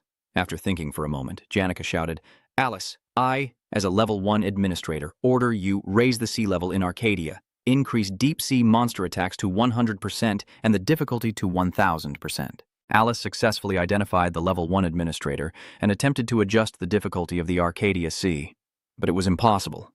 Hearing that, Janica froze in shock, opening her mouth in disbelief and asking, What do you mean? Why not I am level 1 administrator?" Alice explained that this command is considered unfair and targets a specific user. The player in question has gained absolute protection by accepting a deal regarding an issue caused by the company. Upon hearing this, Janica suddenly burst out, furious. "What is this about absolute protection rights? I've never heard of that before." Alice continued operating the system panel and said, "I've sent you an email with the related data. Please check your inbox." Janica looked at the information on the screen and shouted, "What is this? A young mage competition. This is crazy. What did the Korean branch do?" Returning to Junya Jang at this moment, Pirate King Carlos looked at him and said, "I apologize, but most of the people here are professional criminals. So could you go to Lam Thop instead of us?" Just then, the system also displayed a notification that you have received an important clue for the main scene, an urgent mission. A reconstruction task of the ancient creation has been issued. Junya Jang thought, the magic tower is the only fortress for mages. I have to go there, but it's too far. The magic tower is on the other side of the continent from here, and if I go quickly, it will still take at least 2 to 3 weeks too long. Junya Jang pondered again. In other words, the star infiltrator. No, even Romeo is quite far away. Not an optimal choice. I need another way. Junya Jang remembered that the Demon King once said that he had the power to break the rules of this world, to dismantle and interfere with causality. You have that power, right? And he also recalled that the Archangel Michael reminded him that what he needed was not power, but will. Junya Jang closed his eyes and tried to follow the instructions. Then suddenly the artifact in his hand lit up, surprising him. At the same time, the system displayed a message. A broken artifact from the past has reacted with the player. You can spend reputation points to restore the broken artifact. Do you want to restore it? It requires 200,000 reputation points. Jun Yejong agrees to restore it, and the system quickly notifies that the restoration process has begun. Over here, King Haitak Carlos gazes at the artifact's light in shock, wondering how it could react to the Emperor. Jun Yejong excitedly watches the restoring artifacts.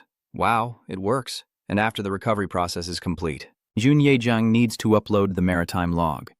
It is a journal left behind by someone in this world, reacting to the power of the reputation points bestowed upon it. In the log, it says I faced deadly dangers in the endless sea, a vast ocean so large that no direction could be found, with monsters appearing everywhere. The protective talisman suddenly appeared. If I didn't have these two mysterious artifacts, I wouldn't have survived and escaped from there. Thank my ancestors for passing these down to me.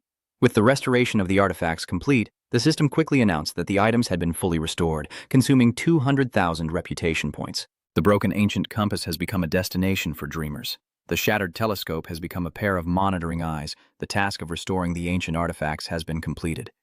Additionally, the legendary spiritual connection quest has also been finished, and Jun Zedong received the title of the Great Child. Jun Zedong looked happily at the pile of items he received and said, "All right.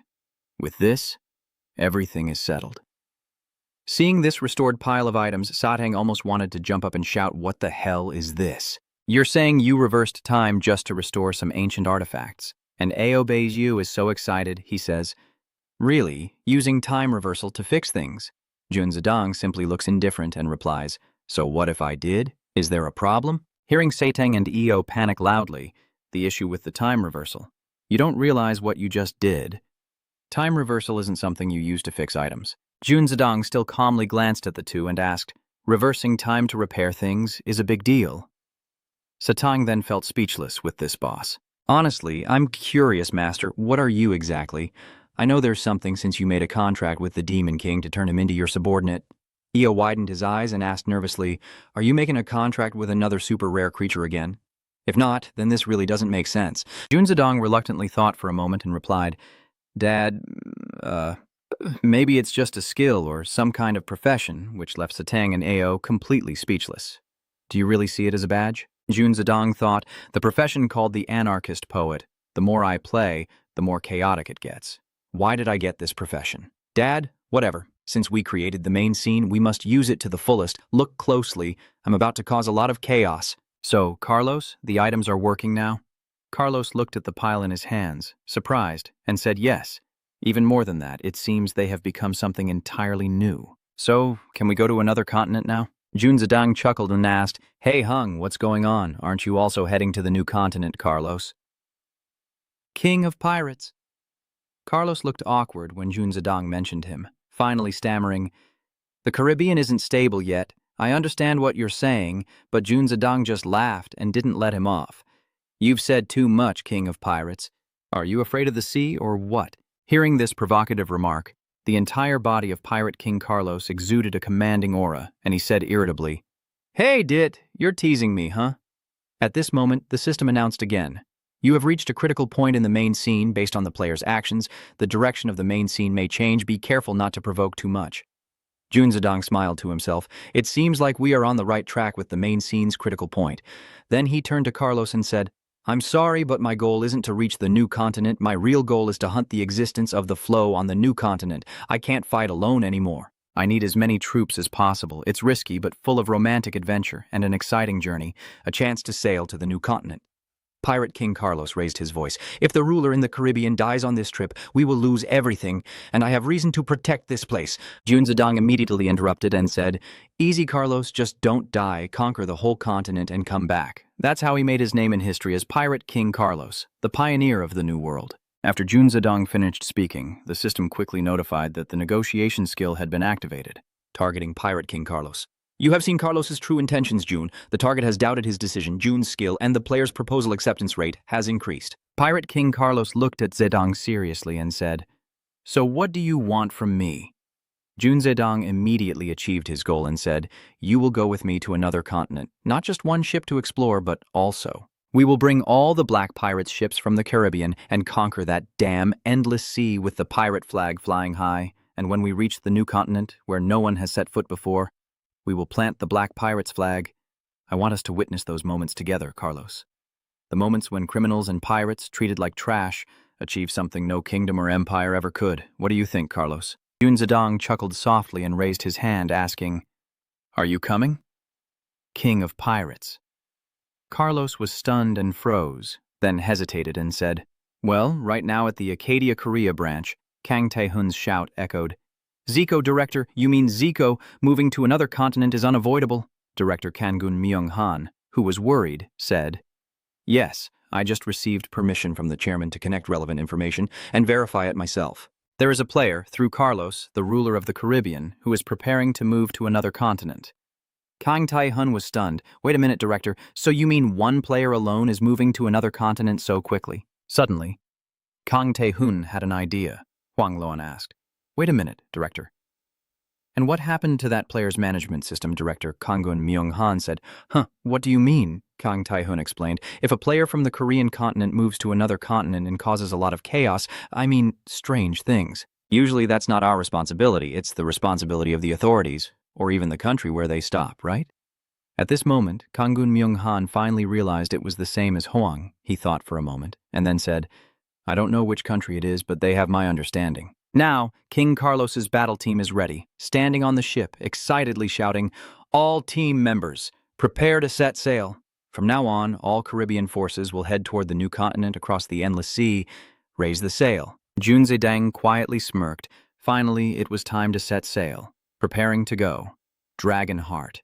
The Caribbean fleet had set out to find a new continent. A week had passed since they left port, and they had entered the endless sea. Carlos gazed at the vast ocean before him and sighed. Indeed, it is terrifying.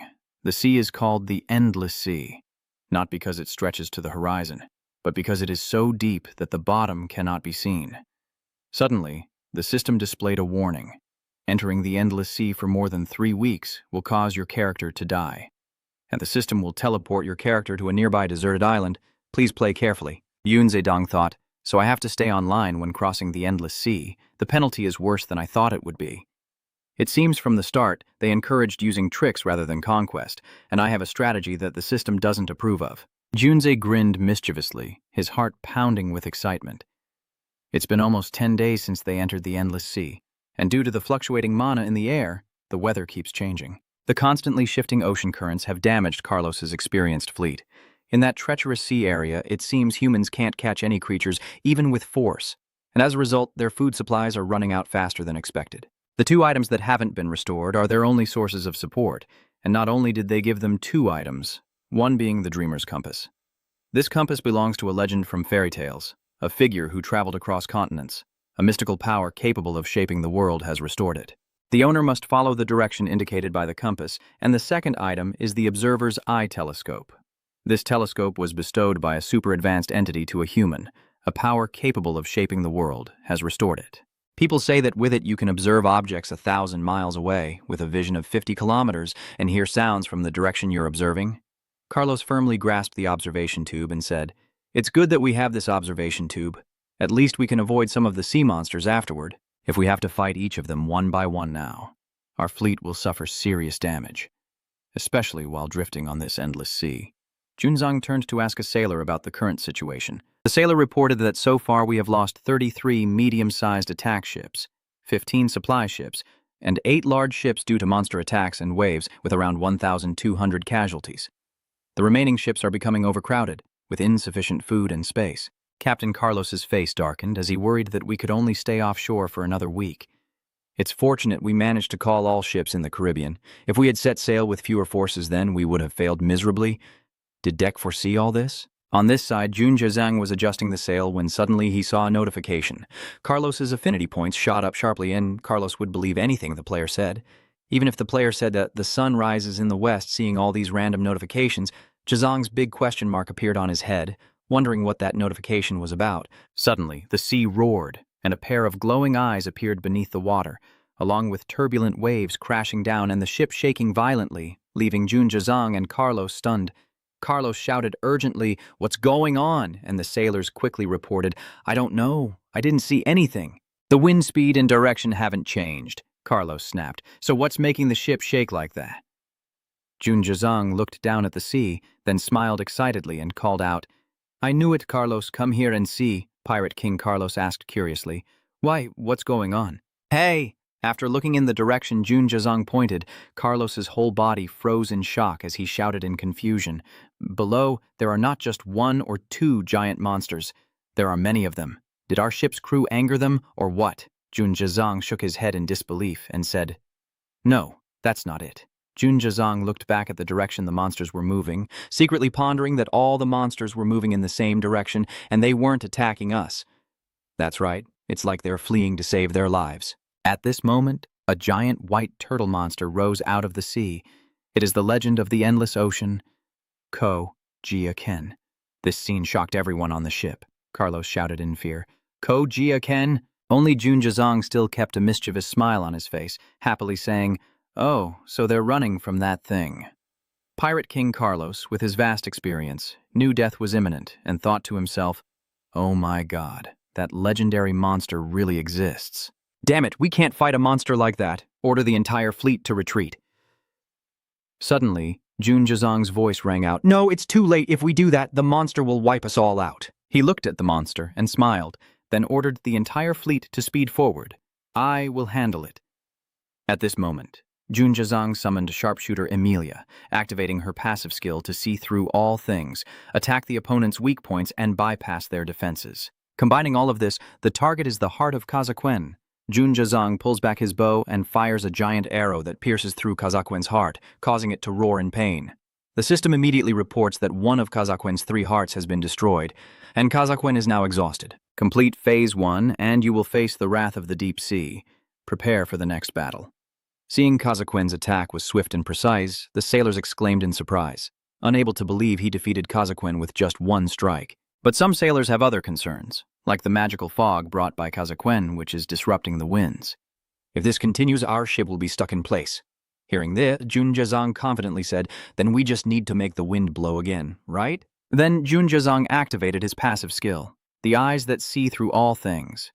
With this, he could read the flow of magical energy in the air, and then Jun Zhang clearly saw a magical energy sphere in the void. Zhang smiled brightly, thinking, "I found it, the core of the magical energy storm." Then he and Yang charged forward. Aiming straight at the energy sphere, the windstorm gun fired, and the arrow shot swiftly into the sky, piercing and splitting the energy sphere in two. Jun Zhang looked pleased and said, "Got it." As soon as he finished dealing with the energy sphere, the wind picked up and the sailors warned each other, "Wow, the wind is really strong. With this wind, we can control the ship to run several times faster than normal." King of the Seas. Carlos steps forward to give the order to the entire fleet. Now is the time. Go all out. Push the ship through at maximum speed. Move forward. The Caribbean fleet quickly accelerates, rushing past the narrow exit, the sailors busy reminding each other, "Well done. Keep this speed up and check for any damages. Some important equipment has already been destroyed. Fix what you can." Carlos is holding the compass in his hand, feeling both tense and excited inside. "Come on, hang in there. Just a little more. We might not get another chance like this again." We're almost there. A sailor on the lookout tower suddenly looks excited, his mouth trembling. Maybe it is land. IZ land. The entire Caribbean fleet rejoices among themselves. Land. At the same time, Jun Zhang's system displays a series of notifications. Legendary achievement, you are the first player to discover a new continent. If you report this truth to the main continent, you will earn a huge fortune and your fame will spread far and wide. You have earned the title of Great Navigator, the title of Discoverer of Uncharted Land. You have entered a continent speaking a different language and implemented the physics system on the spot. Japan and Korea, the main storyline has reached a crucial branching point, and the related mission has created a hidden base mission. Zhang's eyes lit up, a feeling of excitement making him smile as he said, "Ha ha, Japan. First time going abroad, I'm so excited." Jun Zhang thought, Japan, so the continent actually refers to each country's server. That means Arcadia Online only has one server, a huge world where all players from around the globe are connected simultaneously. After discovering this secret, Jun Zhang chuckled like a madman and muttered to himself, "I'm curious to see everyone's reaction when I post this video. It'll make Carlos really curious." Suddenly, Jun Zhang turned to look at Carlos and asked, "Hey Carlos, you've hung the flag properly, right?" Carlos was startled and then laughed. "Of course I did. I prepared it exactly as you instructed. I hung our pirate flag where everyone could see it clearly. Seeing everything perfectly prepared as he wanted, Junjajang confidently said, "Now we just wait for them to take the bait." In the port city near Izumi KL, someone was watching the Caribbean ships from afar with a small telescope. Huh? What is that? Those ships? I've never seen them before. Pirates. Security Commander Minato, holding the telescope in his hand, said with an excited smile, "It seems that finally a useful event mission has appeared." Then Minato turned to his fleet and shouted, "Fleet 2, prepare to depart. These are definitely the pirates who previously plundered the Izumi Sea area."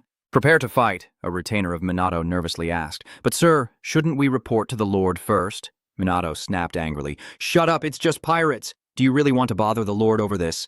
The retainer was terrified and shouted, "Yes, I didn't mean that." Minato chuckled proudly, thinking to himself that this event mission suddenly appeared after we stationed here.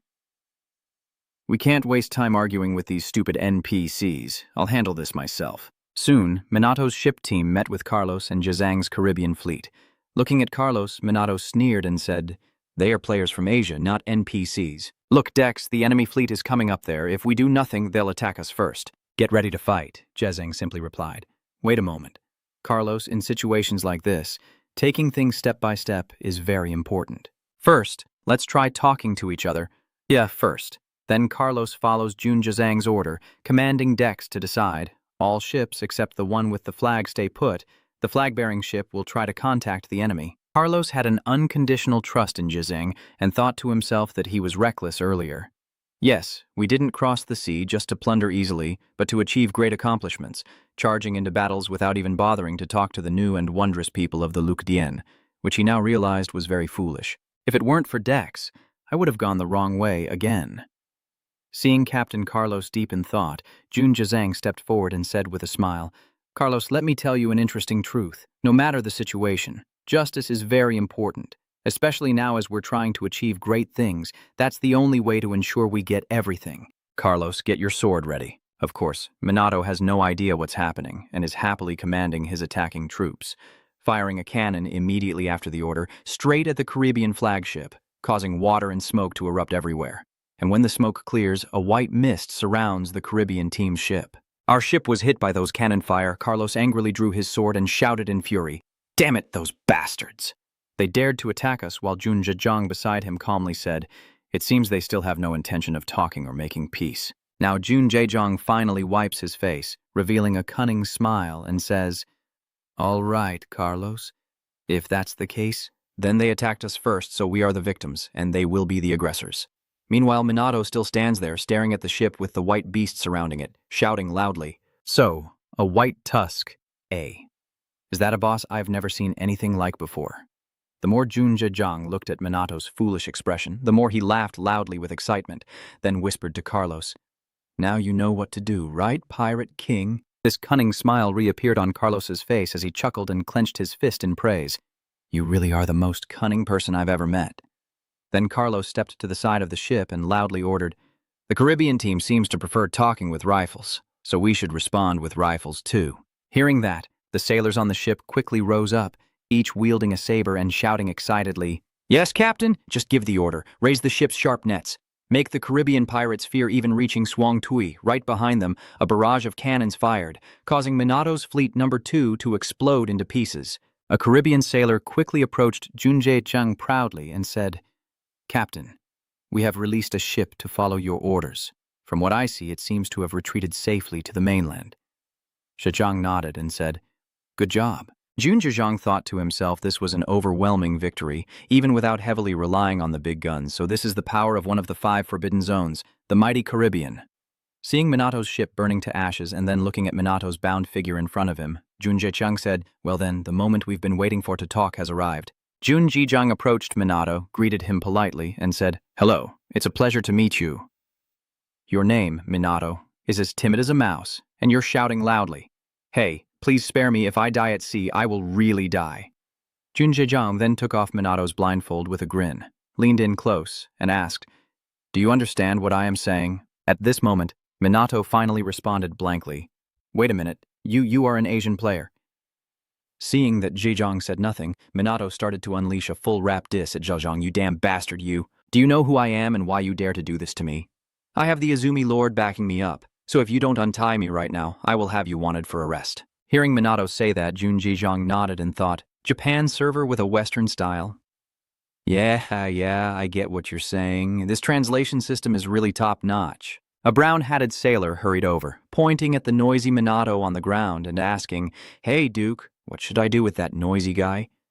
Jun Jijong immediately praised the sailor, saying, It's good that you caught that noisy guy. Now you can kill him. Right after that, Minato was surrounded by 3 big, burly sailors and finally defeated. Satan saw Jun Jijong act like that and was extremely excited. Jun said, He truly is a demon indeed. King of the sea, Kalos said. Hey, Duke, we've arranged some scouts according to your strategy. Our formation is strong enough to break through this sea area. Jun Jijong replied, Well done, Kalos, then all preparations are complete. All right, now it's time for us to plant the flag on the new continent. What the hell is going on, those guys? Where did they come from? Hearing that, Lord Lucato Huang Hot roared angrily. How dare he? This is really frustrating. Seeing the Caribbean fleet approaching, Lord Lucato quickly ordered, We have no choice left, Fleet Number 1. Prepare to depart. Get ready for battle. King Kalos crossed his arms and confidently said, Watch closely, my friend. See how the residents of this criminal city have survived and prospered so far. I will show you that strength.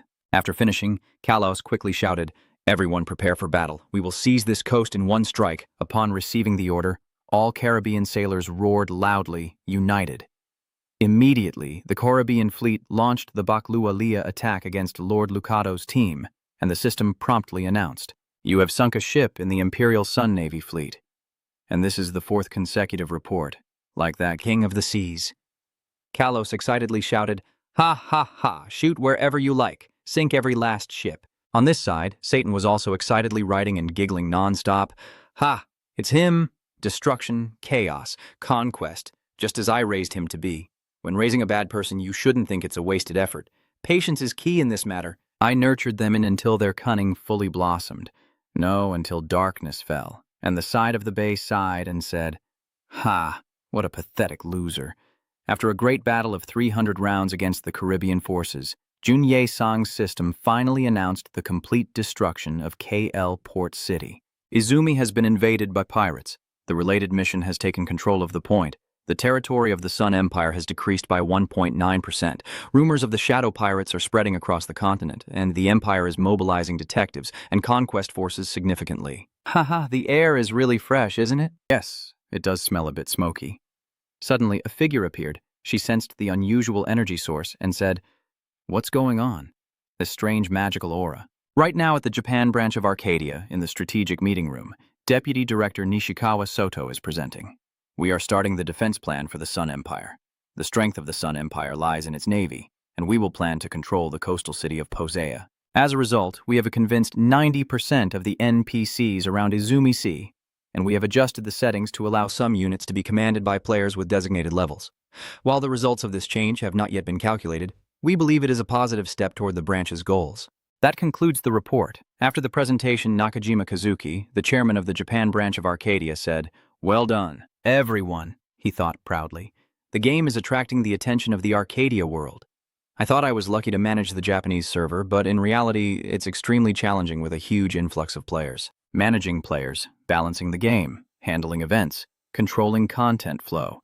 There are countless obstacles, but the biggest problem is that this game is managed by artificial intelligence, not humans. That means we can't control the entire pace of the game. Our Japan branch has started a top-secret project. The name of the project is the Sun Empire Defense Plan. The idea is to convert most of the branch's investments into in-game currency and key Bribi NPCs. Fortunately, this tactic is effective.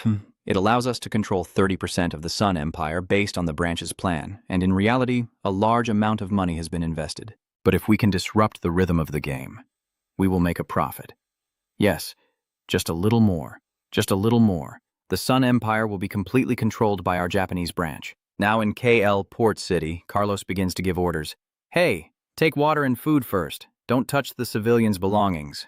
We only take from the nobles and tourists. Got it?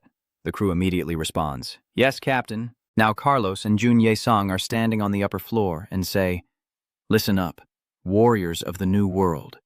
We have crossed the endless sea. We are pirates of the Caribbean.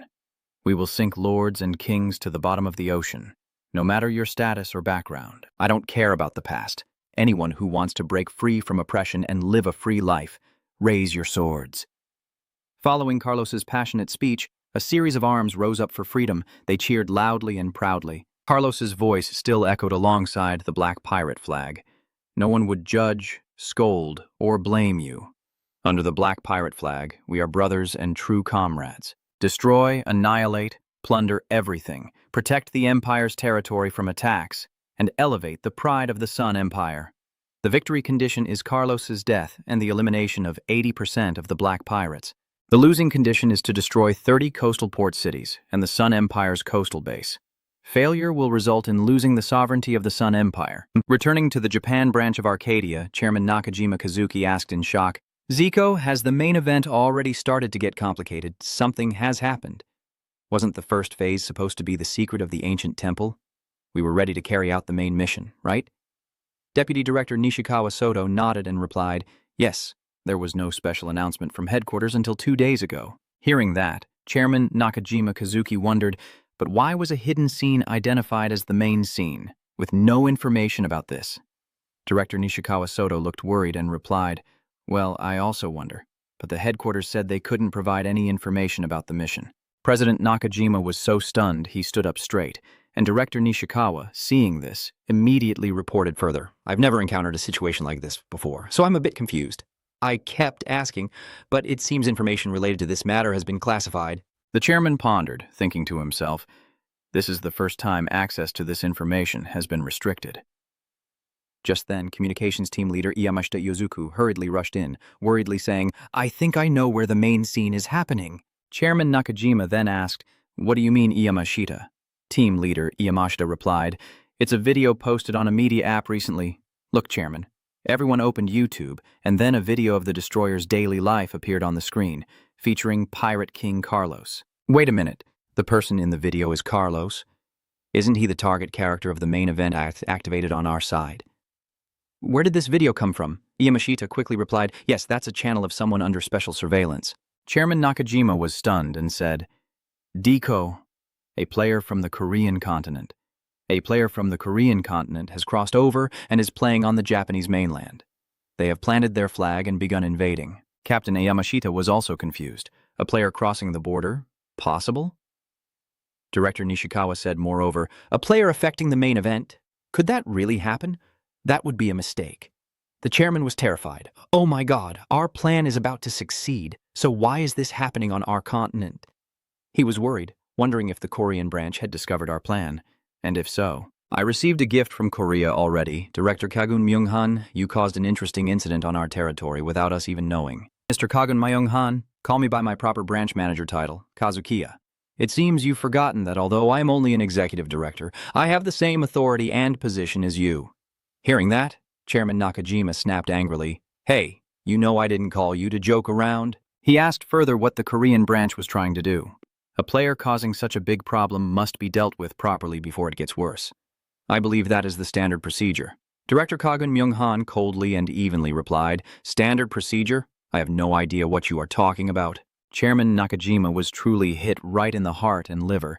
Furious, he clenched his phone, thinking, "This guy," then shouted out with an unstable server, "We should have done everything to prevent the cross-continental missions, at least to balance things out, otherwise the operators should intervene directly." If you let those players act freely, what is your plan then? Do you realize how this will affect the Japanese server, just because of one player?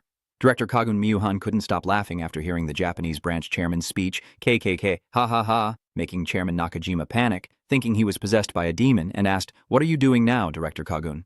A moment later, Director Kagun Myung-han calmly said, "Unlimited freedom and infinite possibilities are what our chairman always emphasizes. Remember this well, Branch Manager Kazuki." These words made Chairman Nakajima swear under his breath, "What the hell is going on?" Only then did the voice of Director Kagun Myung-han turn cold, with a sinister smile. Nothing more. From now on, he would understand. Quickly. "That's what I mean." At this moment, the game system kept displaying notifications. Lucentia Port City has fallen. Nida Port City has fallen. Hayesport City has fallen. Gayan Port City has fallen. Now in the first part of the continental invasion under defeat conditions, 5 out of 30 coastal port cities have been destroyed. Now at the great coastal base of the Sun Empire, Posea Junjajang is gazing at the entire scenery here. He puts on his gloves and reveals a sinister smile, saying, "Very well, if we destroy this place, the rest will be easier, right?" A mysterious ship suddenly appears in Yanbin port city of the Sun Empire during the first part, continental invasion, destroying, pillaging, and defending the Empire's territory from attacks, boosting the Sun Empire's pride. The victory condition is for Carlos Chet, captain of the Black Pirates, to eliminate 80% of the Black Pirates to win. Losing conditions are destroying 30 coastal port cities, with 5 out of 30, and destroying the Sun Empire's coastal base, with 0 out of 1. Failures will lead to losing the sovereignty of the Sun Empire. Someone's voice echoes out. Everyone has received the message. The main event of Arcadia has finally begun on our Japan server. It's quite surprising since our server focuses mainly on crafting and manufacturing skills. I thought the main event would happen later. I'm so excited. If we succeed, what kind of reward will we get? All right, everyone. Do your best until the day we defeat Pirate King Carlos. Let's go, everyone. At that moment, Pirate King Carlos looked at the scene before him with a bored expression, snorting through his nose and saying, "This is so boring. The world is full of corpses, and the smell of burnt air is disgusting." Carlos thought to himself, "This is crazy. Is level 240 even possible? It's her fault. No one has reached level 200 yet. This event is impossible to complete. What kind of main story is this? Not even observing the situation, I think it's correct to say it can't be completed. So why do I feel like I've done something terrible? All 5 forbidden zones I've visited are designed to be unbeatable for normal players. For example, the Rumar Great Desert is designed to be inaccessible to normal players. The Amil Great Forest and the Black Pirates with unusually high levels are truly Caribbean pirates. Facing their captain, Carlos, is impossible. Standing silently beside him, he turned to speak to you. Those explorers are too weak. Even the fishermen in the Caribbean are stronger. Don't you think so, ma'am? He replied slowly, "Have you ever thought that you might be too strong compared to the explorers?" Carlos's gaze at him was a bit sharp and fiery. "Isn't it true that you could defeat me?" he secretly thought. "Maybe it's not about strength, but the enormous aura I feel from you is just too terrifying for me." The Chaos King Satan standing behind burst into laughter. "Ha ha, just as I expected. Only villains can recognize other villains. There are still humans who can see the hatred and cruelty of their master. See, I always say it, my master is." Archangel L saw him preparing to go out and play, so he directly punched him to stop him. There's no need to say what doesn't matter, always messing around with trivial things. He confidently replied, "Of course, my friend. So far, we've been following the pirates' hit-and-run tactics, but the Sun Empire has detected us and moved their artillery away, so our supplies are running low. That's why I came up with a plan to raid their main base," Carlos said with a smug smile as he looked at the shore. The largest coastal base of the Sun Empire is said to be a natural fortress with a large military garrison. If we can seize it, even the Sun Empire's infantry forces won't be able to reach us. "However, there is one problem," Dek asked curiously. "What is the problem?"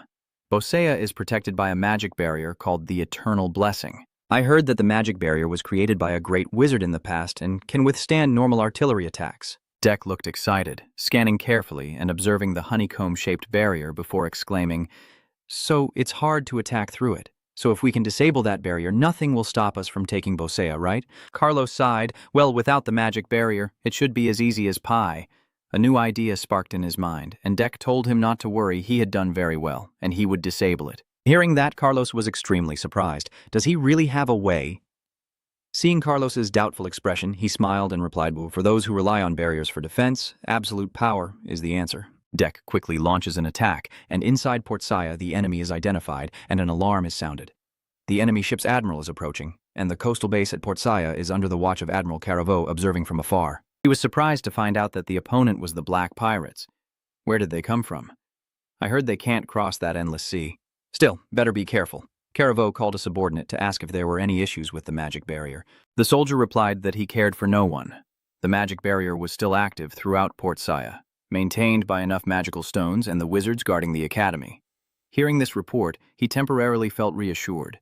As long as they didn't have any high-level mages, we would be safe. This Eternal Blessing is a 7th circle magic barrier created by a mage through a contract with a dragon. Normally, pirates attacking the Empire's key stronghold would pay the price for their arrogance. Everyone prepare for the attack and wait for my command. Once the barrier is disabled, we will counterattack. Over there, Dek told the Archangel General to get ready. The attack won't be strong enough, but it doesn't matter. Just use someone skilled in magic to disable it.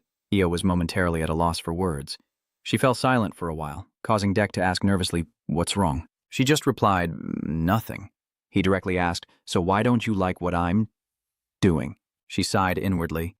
"I really don't like it, but it has nothing to do with this." The Chaos King Satang also found her attitude confusing. Deck silently wondered if his many sins on the way to this continent were the reason. And this time, he should minimize damage even if it means deceiving him. He still tried to ask again, "What's going on?" "Tell me if I can help." "I will help," Io hesitantly said. "So if possible, let's destroy the cannon we prepared to attack with and make sure it can never recover." The Chaos King Satang was startled and shouted, "What the hell is that? I've never heard of the GA wing asking for such a thing before." Deck confirmed the information he just heard again. "Wait, isn't it? Not gentle, but wanting to destroy everything, you cool?" He clasped his hands in front of him, making a pleading face and asking, "Yes, that's right."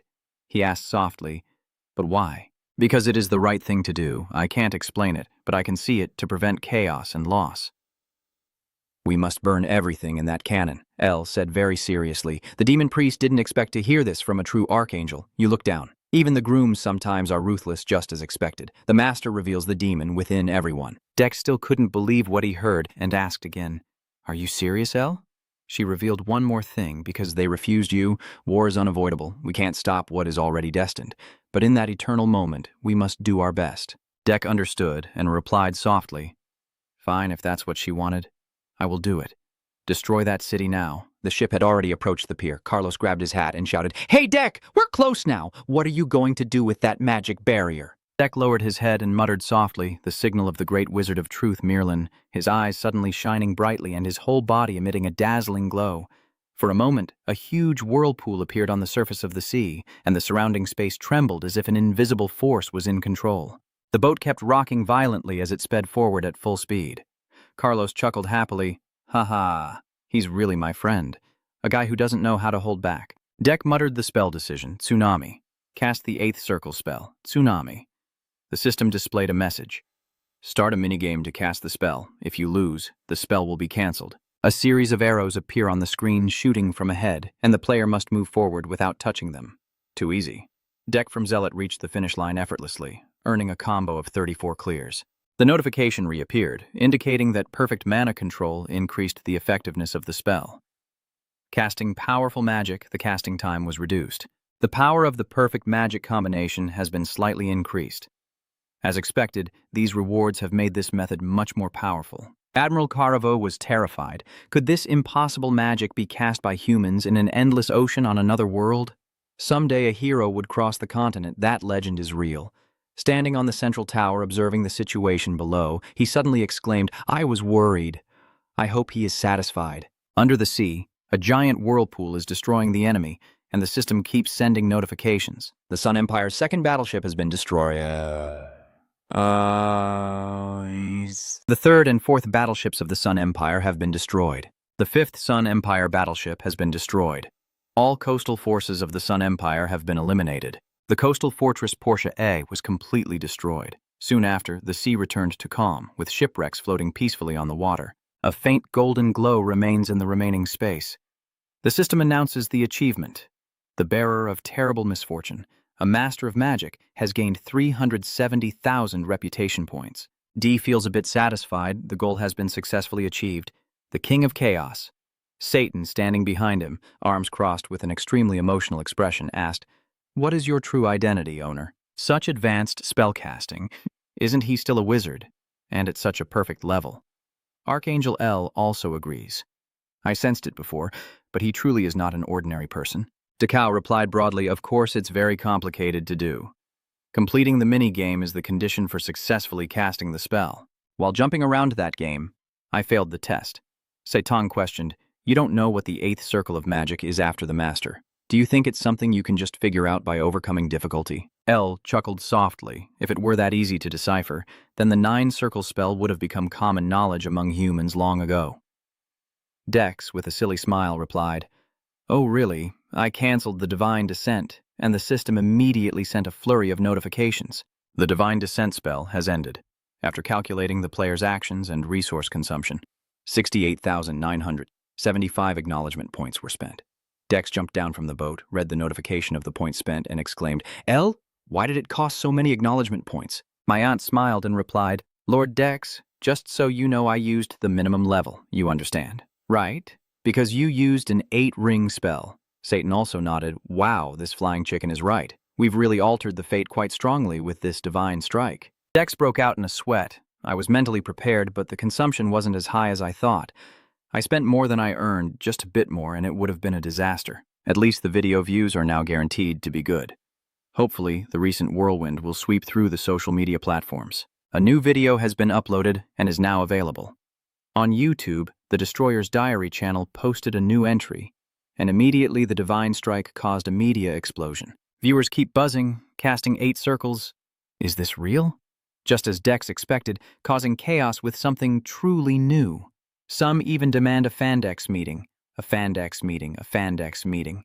Most players are excited, and moreover, the new continent in the Asian-Japan system is crazy. Turns out, all the global systems are interconnected. Oh, so it's time to go abroad. I guess I should start looking for a way now. From the video, it seems I can get there through the Caribbean Sea. The Caribbean. A region isn't one of the 5 forbidden zones. By the way, it seems each of those 5 zones has an Easter egg, making it almost impossible for normal players to find. At this moment, Nakajima Kazuki, the president of the Arcadia branch in Japan, was also stunned when he watched this video. He shouted, "What is this? What on earth is happening? Is a giant monster invading?" Yamashita Yozuku, the team leader of the communication team, repeatedly typed on the keyboard, updating the situation with a tense voice. Sun's team has been completely destroyed, Posea as well. Part of the kingdom's territory has been occupied by the pirate troop. Nakajima Kazuki asked again, "What do you mean Posea has a 7-ring defensive spell?" Yamashita Yozuku replied, "I checked the battle history, and it was broken by an 8-ring spell." Hearing that, Nakajima Kazuki shouted, "Do you think 8 rings are feasible? That's not something only high-level characters in stories can use." He panicked and apologized, saying he would check again. Nakajima Kazuki sat down, rubbing his forehead and constantly asking himself what was happening. How could a player cause so much chaos? I can't believe it. Suddenly he remembered the phone call that day. The person on the other end said, "Now you will understand what those words mean. You will understand what they mean, infinite possibilities, infinite freedom." Damn, what does that mean? Everywhere on social media, people are talking about the Destruction Diary video. Has anyone tried the dungeon yet? The difficulty is insane. I also tried it. The enemy NPC's average level is 180, not the player's average level of 70. Those pirates or whatever, I heard they come from Korea. They come from the system of another country and destroy a city. That's a bit too much. If you can handle it, it sounds fun, but this is a bit too far. Have you all heard about the Japanese system on that Destroyer's channel? The community's reaction isn't good. They say Korean system players are truly a threat. Why blame us for everything? We've suffered through the entire gameplay too. Now they have to experience this as well. Great. A story about Arcadia's event has caused a stir on the internet. A player from the Japanese system destroyed a city in an instant, directly blaming the Korean system. According to the usual prophet, conflicts between players of different nations have erupted, and in this direction, unusual user behavior has been detected on the 2nd and 3rd continents. The most plausible storyline number 18.232-002, an emergency patch has begun and is being implemented. The main storyline. Part 1, the invasion of the continent, has ended, the mission failed, and the northern seas of the Sun Empire have been handed over to Banghak pirates. A peace treaty between the Sun Empire and Banghak pirates has been signed for 5 years. The vast Caribbean territory has been expanded with new sea routes for cross-continental travel, and regular movement between continents will begin. Carlos was very excited to tell the Sun Empire that they agreed to avoid military conflict for the next 5 years, including recognizing our territory and the surrounding sea area. Furthermore, anyone who harbors hatred towards the Sun Empire or shares our ideas will become comrades, and the cooperation will be very smooth. Hearing him say that, I also felt very happy. Congratulations, Carlos. It seems you are close to your goal. Carlos's face suddenly darkened, and after a moment he cautiously spoke. Since we first met, I haven't been able to grasp your identity. But because of you, I regained my freedom and became the ruler of the Caribbean. I believe you have led me down the path I should take from now on. He took off his hat, looked at the Emperor with a serious and respectful expression, and Carlos, the Pirate King, is a permanent ally here. He paused for a moment, then burst into laughter, free of charge. Carlos also couldn't help but laugh heartily. Ha ha ha ha ha ha. You really are still the same. Of course, nothing comes free after causing such a major event. What do you need? If you need my soul, I will gladly give it to you. The Chaos King suddenly jumped up with a delighted voice, saying, "Oh, is that all? Hey, Master, just accept it. Just accept it. If L doesn't take him somewhere else, who knows what else he might say." Dex gently replied to Carlos, "I told you from the start I don't need a soul, and if I need help in the future, I'll ask for your assistance. So please don't say things like that so casually, especially in front of me." He can only keep this gratitude in his heart and happily say, "You're not exactly a villain. To me, you're like an angel." Dex honestly replied, "Well, I already have all the rewards I wanted." Carlos, curious, asked, "Rewards enough? What do you mean?"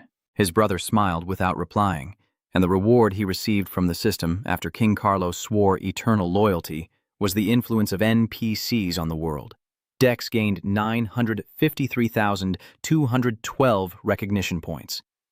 It was truly an enormous number, and he clenched his fist in excitement, his face shining with joy, silently thanking Carlos. He would use this treasure carefully. On a busy small street with many people passing by, a young man asks the blonde girl beside him, "Are you sure about this plan, Sansan?"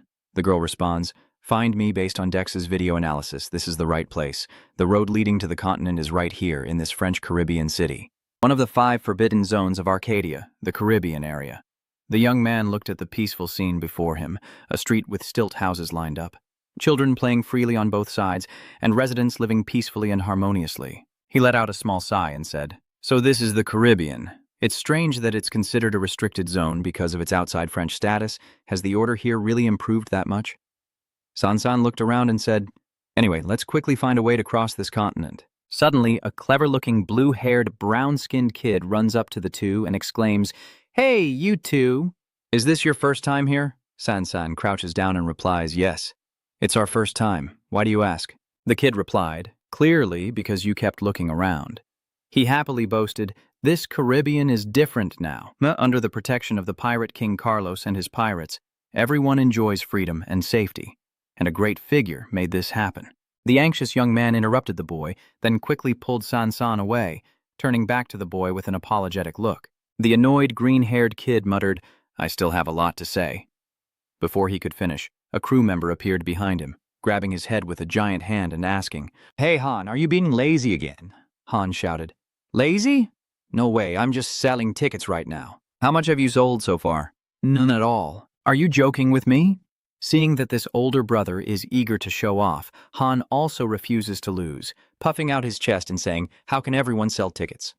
This ticket contains the magic that Carlos and Dex created, and I only sell it to adventurers who understand their grand vision." The refugee replied, which isn't wrong, but listening to the kid's explanation took the whole day. Then he thought to himself, I don't want to complain because Dex trusted me with this task, but what is that Hua thinking? Only people like that can buy tickets all the way to the continent." Han ran over to the group that just appeared, and the boy asked Han in a voice, "Is this your first time here?" With that, the train departure time had arrived. Everyone was excited. Let's go to the continent. At this point, what makes people curious is whether Dex, who moves the hearts of countless people, is a force of good or evil.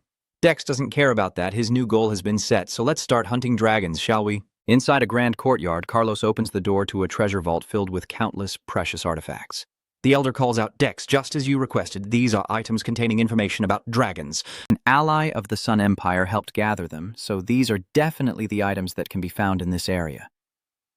Dex slipped inside, crouching beside the ancient manuscripts and strange dragon-shaped treasures, gratefully thanking Carlos. "This really saves me a lot of effort." "All right, I'll make sure no one gets close to this place." Carlos didn't know what he was planning to do, but still replied, "Fine." He wondered to himself, "Oh my God, this guy just turned the new continent into chaos. I wonder what he's planning to do next." In the room, only the Emperor, the little angel, and the demon remain. He opens an ancient book and mutters to himself, "Dragon, dragon, dragon. Dragons are very rare and hide precious treasures in their caves. It's no surprise that 80% of the gold mines in Arcadia are owned by them. Their curiosity and greed for treasures are insatiable, so much so that humans and other races occasionally steal those riches. Few empires and kingdoms can suppress that greed. They have to give up something to avoid getting involved in a war." After reading for a while, he realized that most of it was praise or threats about dragons, and he exclaimed, "Interesting, isn't it?" King of Chaos. Satan lying on the roof with short and long yawns saying, "Your lord has read enough. So curious, why don't you ask us directly?" I can get better information from the Celestial Library. Who dares to answer? If I do that, who would know how many reputation points I would lose? And besides, studying history is also good. Satan opened one eye and asked, "So what do you think, Master? Have you found anything yet?" The Emperor silently thought that he had identified two things. The dragon in the third continent is a fire dragon, which is more associated with Western dragons than Eastern ones. He told them that dragons often interfere in human affairs. Satan exclaimed in surprise, "What do you mean by that? How could you know?" The Emperor began to analyze, so someone must be spreading news about their danger to everyone. These documents provide detailed descriptions of the dragons. He gently stroked his chin and smiled. I will do the same. It helps avoid trouble. The night falls quietly. Countless stars shimmer in the sky. Cherry blossoms bloom brightly with petals falling gently onto the slightly rippling lake, while the chaotic King Satan and El sit outside, bored and exhausted, gazing at the sky and earth. Satan sighed in complaint. Oh my, how many nights has it been like this? El nodded. Even I, someone who likes peace, find it a bit boring. Satan reassured himself. After all, it has meaning because it's what the Master is doing. I can feel it increasing. She asked in surprise, "What is increasing?" You pointed your finger and said, "He. Hey. What do you think it is?" The reputation points. El turned away. What do you think? I was just wondering what you're talking about with this much change in the world. Of course the reputation points will increase. It's not increasing. That's strange, right? Satan shouted in frustration. You damn winged thing, I told you already. Our Master is a super villain. The more the Master acts, the more the demon's reputation will grow. El said softly, "Don't you know? You think only your reputation is increasing?" Satan was a bit surprised. What do you mean? Don't tell me you're the same. El calmly explained that the invasion of the continent caused severe damage to the Hmon Empire, with many people losing their homes and dying from the terrible magic. This is an undeniable truth. But are their actions really cruel? Criminals, slaves, nomads, vagrants, revolutionaries, a group of people oppressed for many reasons, have found a new continent that no one has discovered yet. They built their own country by invading the territory of a great empire. Is that a wicked act? El's palm reveals a shining, luminous jade orb. She looked at it with a happy expression. Maybe not as much as you, but even when I was in the heavenly realm, I gained a lot of reputation points. Looking at this scene, it's clear that he's neither an angel nor a demon. Maybe he's just enjoying causing chaos? Well, in other words, you could call him impulsive. One day, he just went out and asked Satan, "Can I borrow something from you?" You sit on the chair and ask what he needs. He replies, "The shards of Deathbringer. You still holding it, right?" Satan took out a full bag. He looked pleadingly and said, "Can I borrow it?" Satan looked at him suspiciously and asked, I was just asking, but what do you plan to do with it? Deck chuckled softly and said, "Sell it." Upon hearing that, you immediately shouted, "Sell it." You mean the demon's item, the shattered pieces of the legendary Deathbringer. These are fragments from Deathbringer, a weapon from the demon realm, most of its power lost due to holy energy, but traces of its remaining strength still linger. Deck, holding the bag full of junk, squinted his eyes and said, "This is a valuable item, suitable for my situation." Satan saw him muttering strange things he didn't understand. Ben asked again, "What did the Master say?" And he replied casually, "Nothing. I didn't pick up a piece and looked closely at the material, finding it quite special. I asked Satan what this metal was made of. What are you doing? Are you teasing me?" Deceitful replied, "If you want to sell something, you should know about it. It's embarrassing if a seller doesn't know when a customer asks." "You still hope he's just joking?" Chuang asked seriously.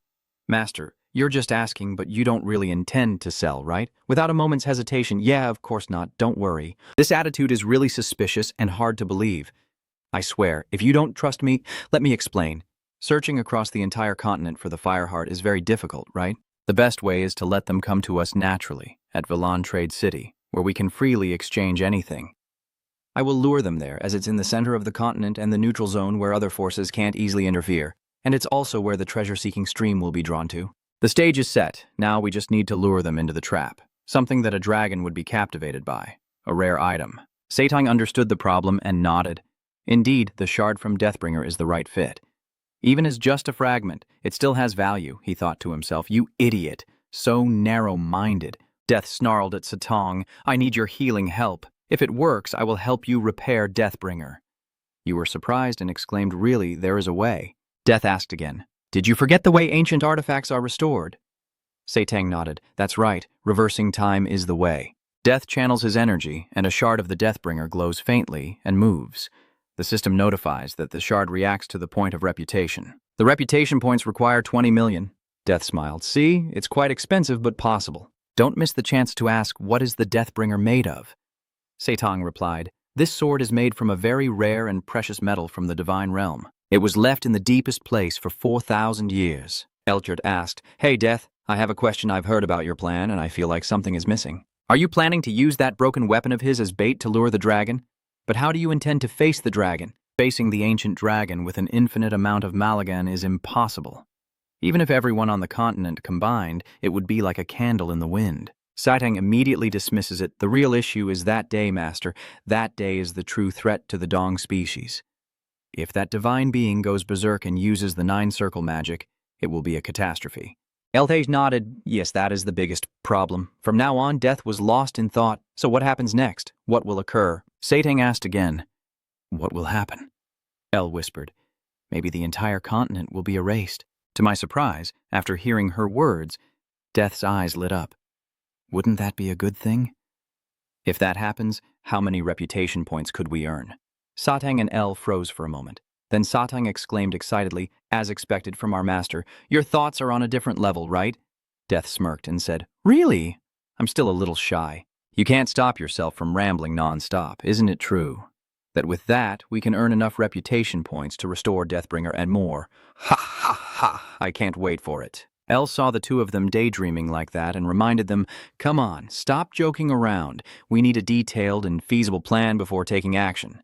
Death, seeing her serious like that, raised his hand to pat El's head to comfort her. Ha ha ha, just kidding. I already have a plan. Something very reliable. Wait, Death, you mean? He pulled out a piece of paper and asked the person to speak. One for her, one for me, and one for the dragon. At that moment, in the 5th forbidden area of Arcadia, the great Amiel primeval forest, the resting place of the fairy race, and also the place where the world tree is rooted. Under the giant glowing tree, a slender figure stands alone in the quiet night. If the royal family's beloved Melissa, stunningly beautiful with a pure expression, is gently speaking, it seems humans have discovered yet another new continent. Thanks to that, humans no longer visit our village as often as before, but I think this normalcy is underestimated. She pointed her finger. A tiny spirit gently landed on it, and according to the wind spirit, everything depends on Death. I have never stopped being impressed by his achievements. I don't know what he's planning, nor how far he's willing to go. I really look forward to the day I meet him again. Mom, do you think you'll forgive me when I feel these feelings? The former queen quietly looked at her daughter and sighed. Melissa, I also have feelings like yours. My beloved, feeling this way about someone special is never wrong. By the way, mentioning Death, I wasn't quite sure until I asked, but is it really about finding the dragon's heart? She thought with a smile. Maybe the time is almost here. The moment the long-held wish finally comes true.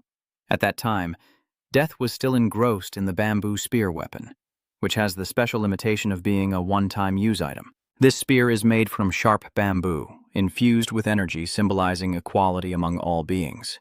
Its greatest advantage is that a single strike kills instantly, bypassing all physical and magical defenses. Satan carefully examines this seemingly harmless object that might be able to kill even the eternal flow of time with a single strike. Even El nods in approval. It's truly a remarkable artifact. Death raised the bamboo stick and asked, What does everyone think of my plan? It's quite feasible. It's a pity it can only be used once. Suddenly, Archangel El's eyes shone brightly with a strange golden light, and the system announced that the power of divine karma fate had been activated. Look at the fragments of the future connected to this item. Important changes disrupt the flow of the story, but fate truly cannot see the future. No future can be predicted. El exclaimed in amazement, Oh my God, you can't even peek into the future. Just a little wound is enough. Death sat down, dropping the paper on the ground, and immediately got to work, first sketching a rough outline, then luring the demon lizard out so it would walk out on its own. At this moment, outside the system control room, an alarm sounded, detecting a significant change. A comprehensive analysis of the target's behavior revealed the maximum number of errors detected. A large number of contaminated storylines have been detected, and the extent of contaminated missions cannot be measured. Emergency measurement code 0000-003-008-940 activated. Everyone started to panic. What's going on, manager? The network connection is down. The office is in chaos. What's happening? The connection is cut off. What's going on? The technical staff reports that all necessary means for Arcadia's operation are currently restricted. Other branches are also experiencing similar issues. Keys? Jim Iontaro, the second branch manager of Arcadia, sighed and thought, finally, this has come to pass. The inevitable has finally happened. Jack, the creator of the virtual reality Arcadia, stood in front of a malfunctioning screen, sweating as he said, the computer resources are insufficient. Switching to emergency mode, minimizing Arcadia's real-time monitoring system, disabling all systems focused on predictable stories. The system kept reporting errors, making him exhausted. Everywhere there were error messages. These are tough times, Elise. We will need to expand the servers. Who would have thought that just one player could cause such chaos? From now on, we need to evaluate the story on a global scale rather than just the continent. Jiak thought to himself, I had a feeling about this when the Langka connected with the world tree. But I think it will take at least a year for such a situation to occur. If that player can set the dragon's heart, the wish to unite the continents with the world tree might come true. If this story happens, Arcadia will undergo great changes and the chaos will continue without end. Thinking of this, Jiak couldn't help but smile brightly. But it will probably be very interesting. Let's wait and see what happens next.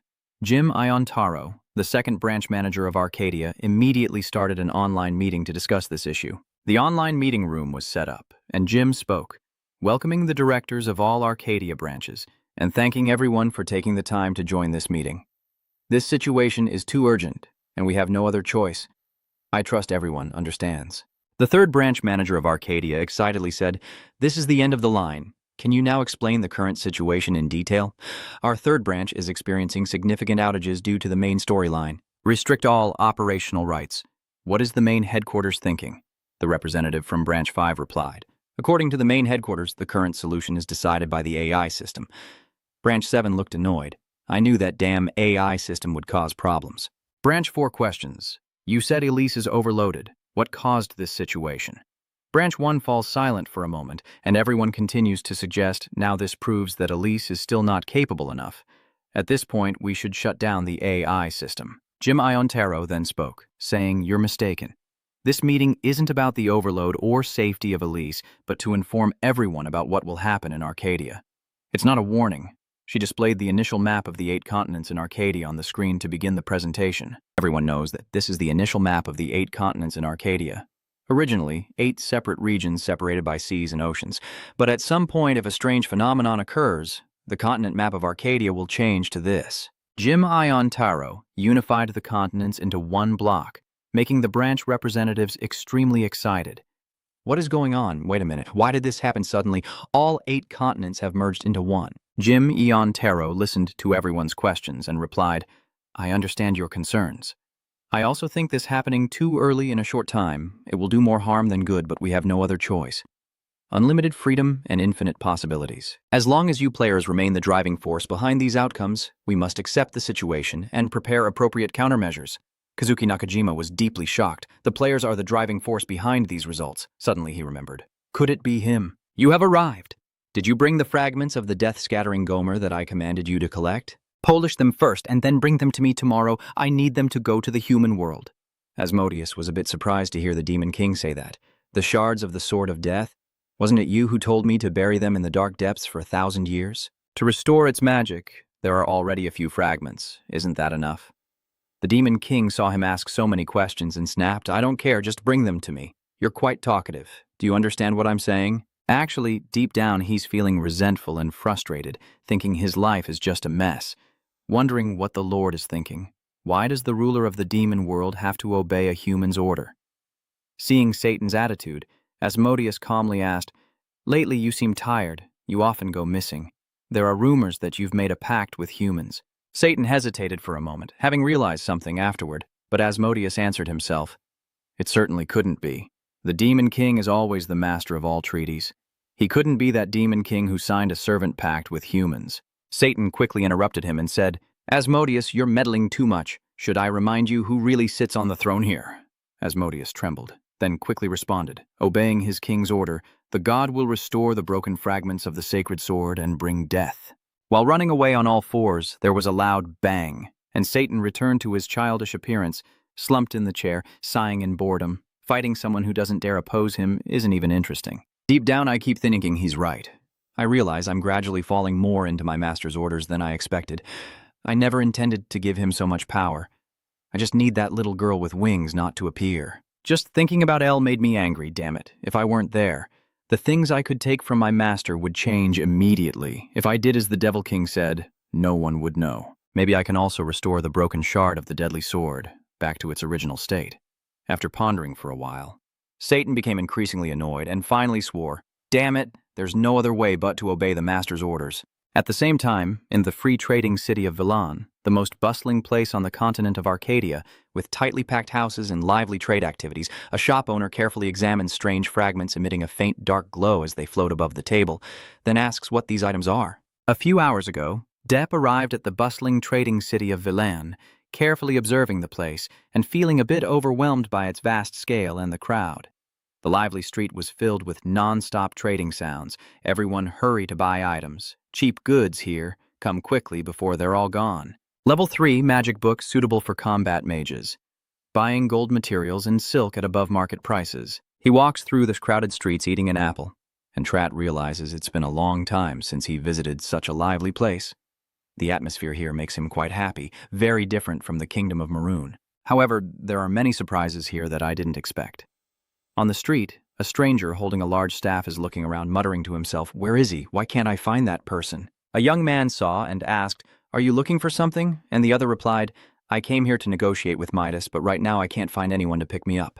The young man in the blue shirt then said, I see, they are no longer here now. They are planning to search for something, and it didn't take long. The other person also found their way to Midas Company. In a tall, quiet building, the director closely examined the strange shards emitting a faint, haunting glow on the table before asking what these items were. These broken shards of crystal are filled with pure energy.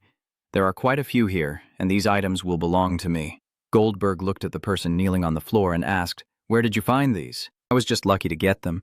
An old man appeared and wanted to trade with me. He didn't seem to know the exact value of these items, so I only paid a small amount to get those stones. Goldberg chuckled happily. Truly lucky for you.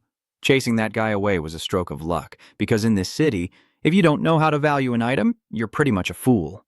The other person agreed, saying that was also correct, and Goldberg kept calculating rapidly. If my instincts are right, this item will not only shake up the market in this city, but also cause chaos across the continent. The deal was successful, and Goldberg paid the other person a very good price. Then he took the money and quickly left. Deke, holding the money bag in his hand, first thought of finding a good place to stay, and he immediately entered a rather luxurious hotel after seeing it. The beautiful receptionist in a vibrant kimono bowed and greeted him. Welcome to Sigriel Hotel. Is there anything I can assist you with? But as she raised her head and peeked at Dek's appearance, her expression immediately changed, and she thought to herself, this guy looks pretty sneaky, dressed like he's broke. If she's not careful, Sukana might end up with a con man and ruin her life. She straightforwardly asked, do you have enough money to stay in this top hotel? Dek didn't say much and directly pulled out the gold pouch from his pocket and placed it on the counter, causing the receptionist to stare in shock with her mouth open and tongue-tied. Gold. So much. Dek calmly replied, all right, give me the best room here. With money, life is much more relaxed. I'll take a break and in the evening soak in the outdoor hot spring. Dek started analyzing the commonly traded items here. Most of the items in this city are around level 60, which seems to be average on this continent, lower than I expected. Although there are many good trade opportunities here for me to learn everything, there are also quite a few complications due to the slightly higher level requirements. Io, sitting by the river, overheard him and thought, yes, that's true. But no matter what, it's because the initial level of the continent was a bit higher than here. Dee pondered silently. Is that so? Io nodded. Of course it's true. Everything is because of you. He still doesn't understand. Why blame everything on us? She snapped, don't you really know that the original reason the continent started with such a high level? Honestly, I really didn't know. Io explained that initially you agreed to attack the Duke's residence and challenge the temple, and Dek looked confused. So what happened next? Io then rambled on, of course. At that time, the adventurers there thought that if they weren't strong enough, they would lose their lives. Therefore, they trained much harder than in other places. Additionally, their relations with the dwarves and the peace treaty with the elves helped that continent develop strongly in terms of equipment and items. That was when they realized their true strength. So with effort and item support, they leveled up much more than elsewhere. After listening for a while, I reflected and thought, yes, I was the one who caused that. Theo sighed softly, but for now, that also helps him a lot. He might get something new from this. He thought it could be true, and suddenly, as if remembering something, he asked out of the blue, "So I ask you, when you wanted the Demon King Satan to do that, I thought you would stop me, but I haven't heard you say anything." Io smiled brightly. "I already know about that. I think you're just working on your own plan. Thinking that you could earn 20 million experience points, I believe that what you are planning and doing will not be easy."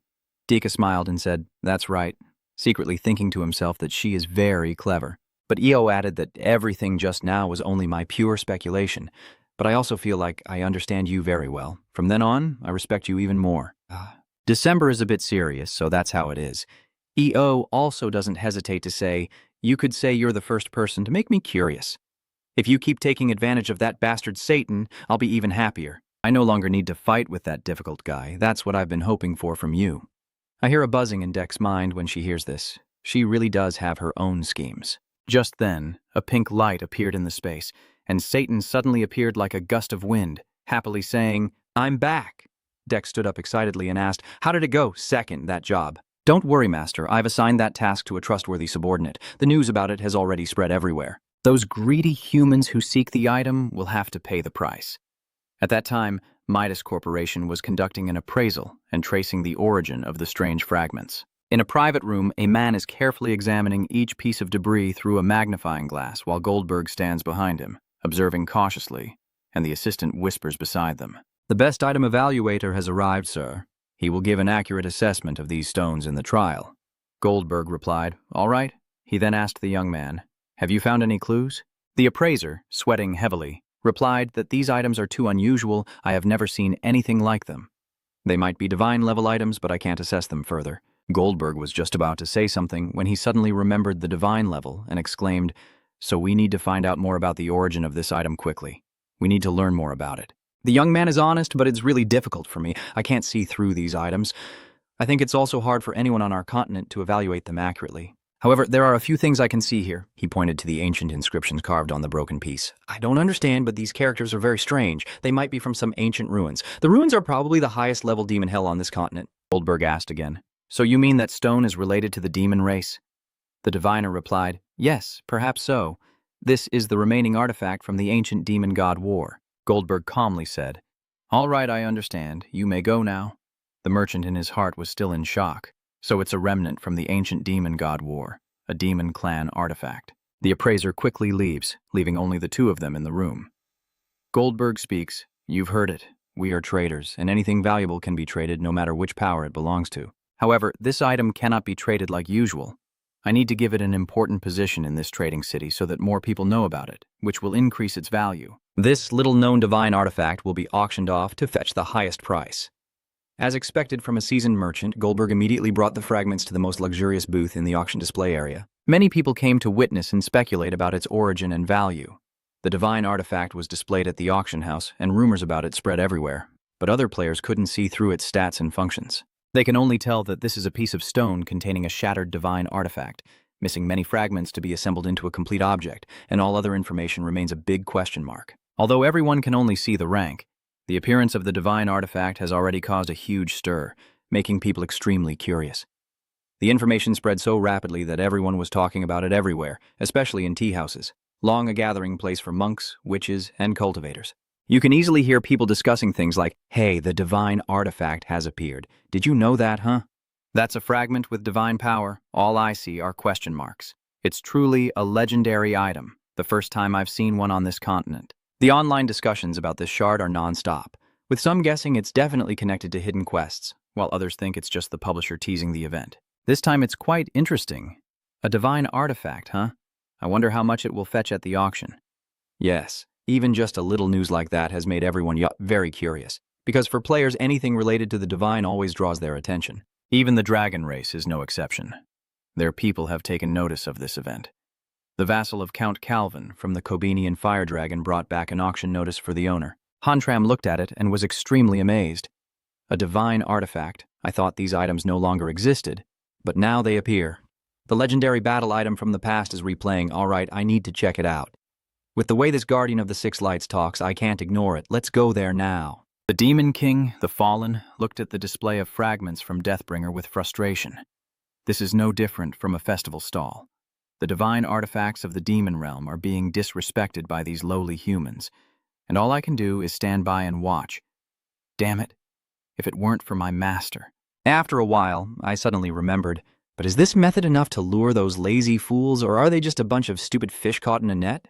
The next day, people gathered around the display of divine artifacts like a festival, and someone asked, "Is that the legendary item from the rumors? Just a broken piece, nothing special at all." Someone speculates that it must be very expensive, but Satan, standing on the roof and watching humans point and gossip about his divine item, gets furious and wants to punch them all, but can only curse in anger. These damn fools have no idea who I am to dare touch my belongings. Just wait and see. I remember every face of those bastards drooling over my treasure. When I open the portal of destruction, I will personally come here and show you what I can do. Looking around suddenly, Satan notices a very strange weapon behind the crowd. Recognizing Calvin from the Fire Dragon Cabinian, he immediately realizes that this divine artifact is truly rare and hard to find. Calvin sneered, "No way this aura is from Deathbringer. What a stroke of luck. I never expected to find such a treasure this way." Satan at this moment also noticed Calvin and smiled eerily as if he had found a treasure. What is that? Is there really still a fool who falls into a trap? Calvin now approached the display counter, carefully confirming again. Sure enough, even though it's just a fragment, it's Deathbringer. Truly unbelievable. Calvin touched the fragment, wondering why the demon sword of the demon world was kept in this impoverished market area, and moreover in such a shattered state with its remaining power extremely weak, almost completely vanished. What exactly happened? Could it be that the battle broke out? Otherwise, a divine weapon from one realm could not be destroyed. If so, then who was it, or rather which existence? With such a divine weapon, it should have been reported to the Dragon King immediately upon sighting. That's the rule of our clan. But anyway, this item has already lost all its power. Thinking of this, Calvin licked his lips. Those disgusting demon worlds haven't done anything special. Adding it to my Demon Clan collection wouldn't be a bad idea. The auction seems to be in 3 weeks, right?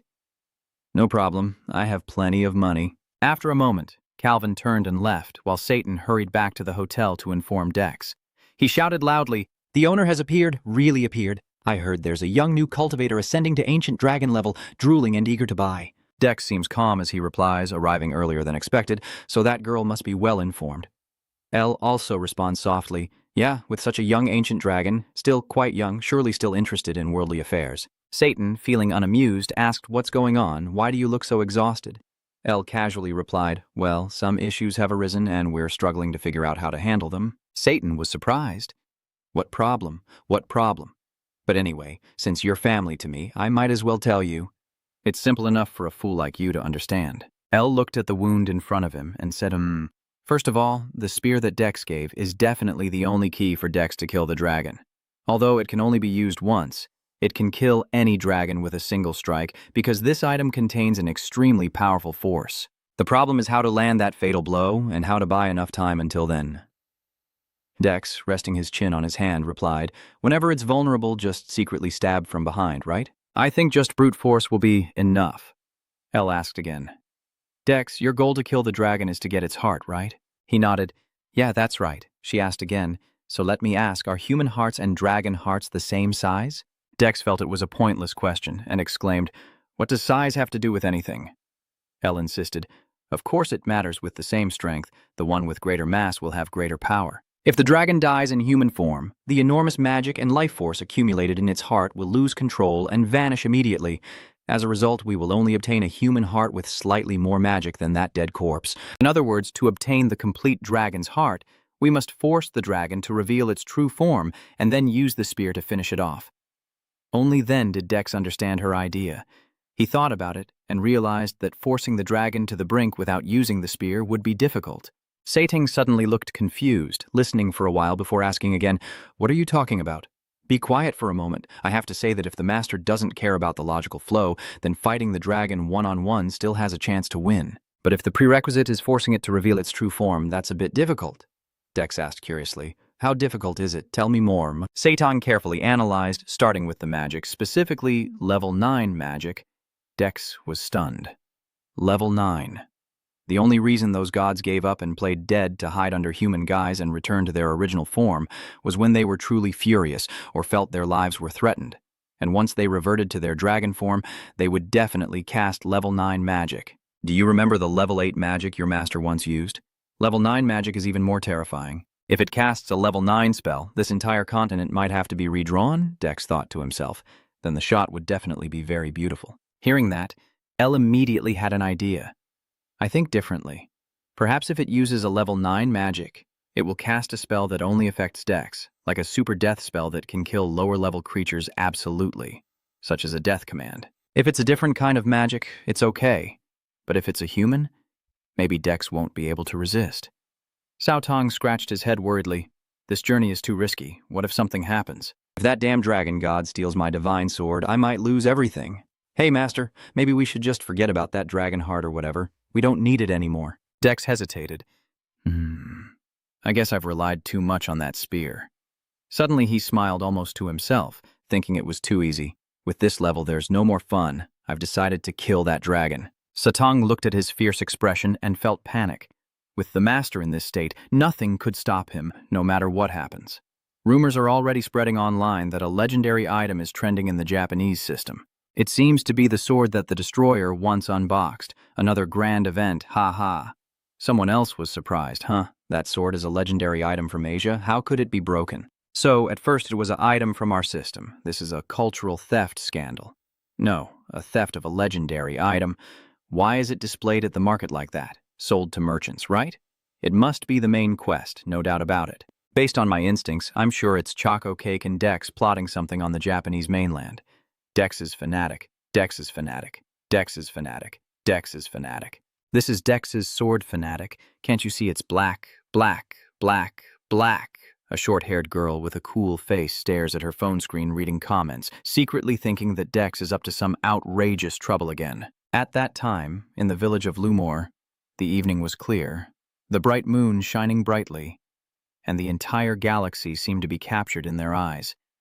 The Sepai caravan set up tents to rest in the village. Team leader Apple and Deputy Lamond, along with a young man, are sitting around a campfire chatting. Hearing what he said, Apple exclaimed in surprise, "So the guy who tried to provoke Dex is also Asian? That makes sense. When we first met him, he also used the alias Lestiodora to hide his identity." Lamond also eagerly asked, "So everything happening within the Japanese system was all arranged by Dex.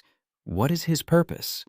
The young man chuckled softly and replied, "It seems he wants to bring the dragon's heart back." The other two looked stunned. A dragon from Asia. The young man suddenly lowered his voice, saying that the reason I suddenly brought this up is because Dex has a favor to ask of everyone in the Phi Trade delegation. He wants to use the entire intelligence system of the Phi Trading Company to gather information about the upcoming Midas auction participants. Lamond heard this and was very excited, entrusting it to us thanks to Dex's investment that we have today. The three of them sat together talking, while everyone around had fallen into a deep, peaceful sleep.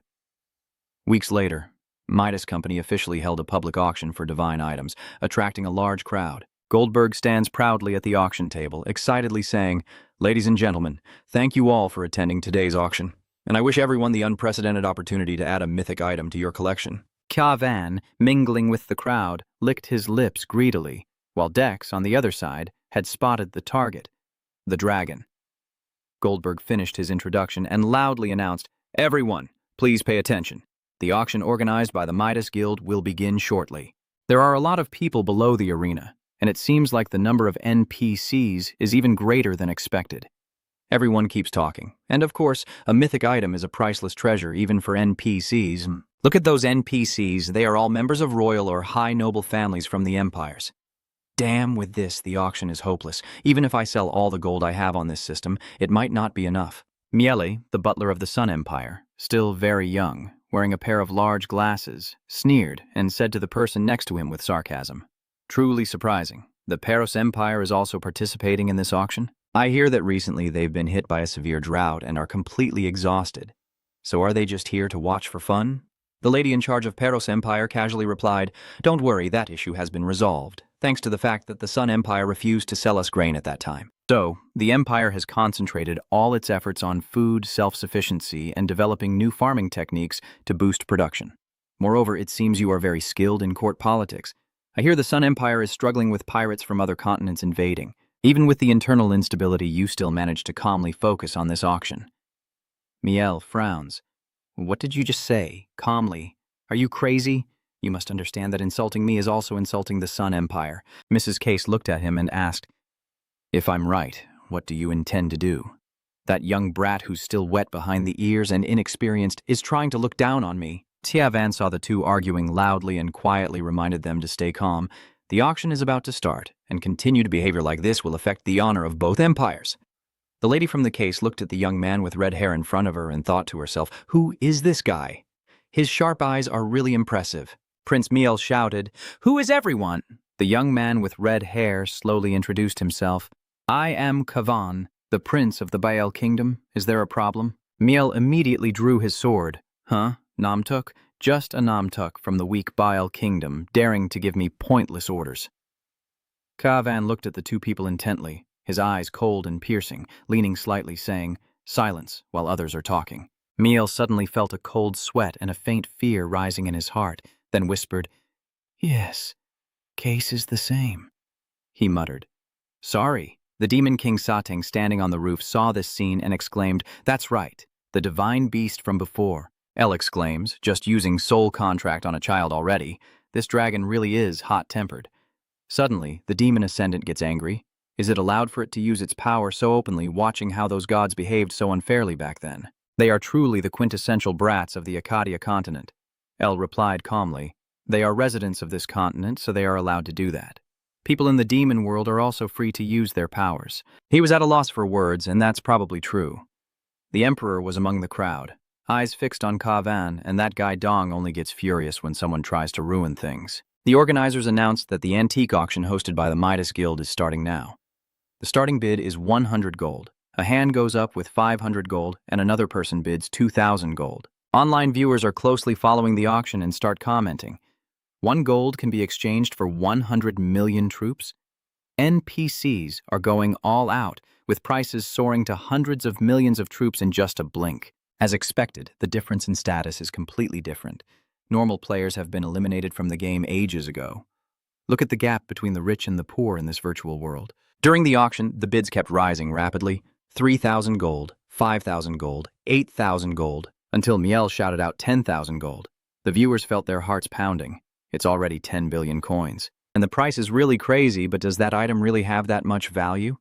It definitely does. I wonder if it's the only legendary item in World A. Kavan coldly uttered 150,000 gold. The surrounding silence grew much deeper, as few could afford such an enormous sum. The race among the wealthy begins. Miel bites her lip and bids 200,000 gold.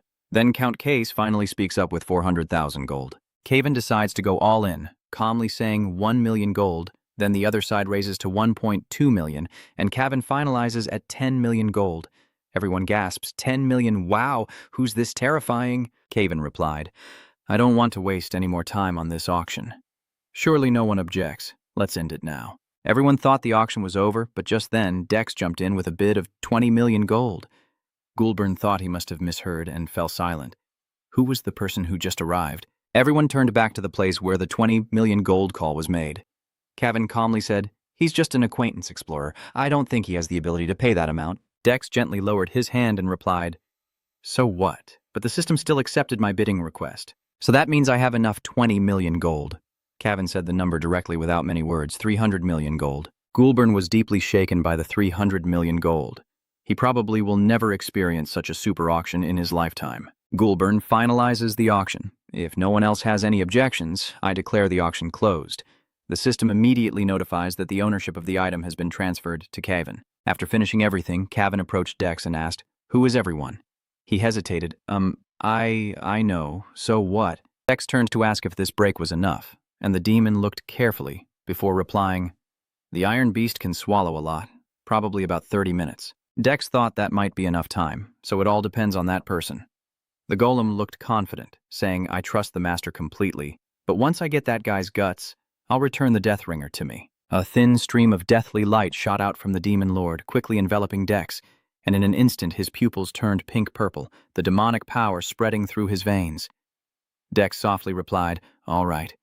He still silently recited the incantation and assumed his stance. A giant Dharma body clad in armor, wielding a long sword, LM, appears. System notification. Dragon Slayer. Ken, the player's body is temporarily controlled by a creature from the demon realm, allowing the use of its power. The Dragon Slayer Sword, a blade craving the dragon's heart. Passive skill, Dragon Breath activated. Absolute Speed activated. Suppressed Will activated. Dex quickly jumps in to attack Cavan, overwhelming him with his immense power and putting him on the defensive. Cavan, realizing the dragon-slaying sword, looks around and shouts, "Who are you bastard? Do you even know what you're doing?" Dex cheerfully replied, "What do you mean, just killing dragons?"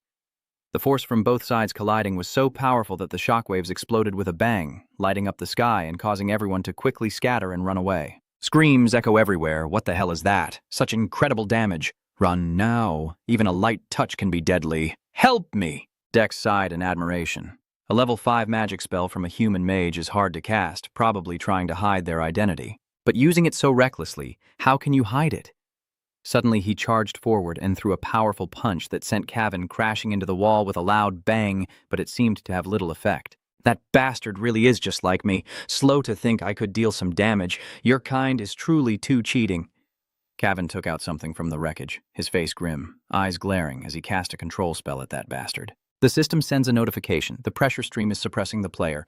The passive skill, the suppressed will, is activated, and the pressure stream effect is disabled. Dex sneered loudly and replied, "So the one getting beaten up by that guy's fist is some kind of ant, bug, or something similar."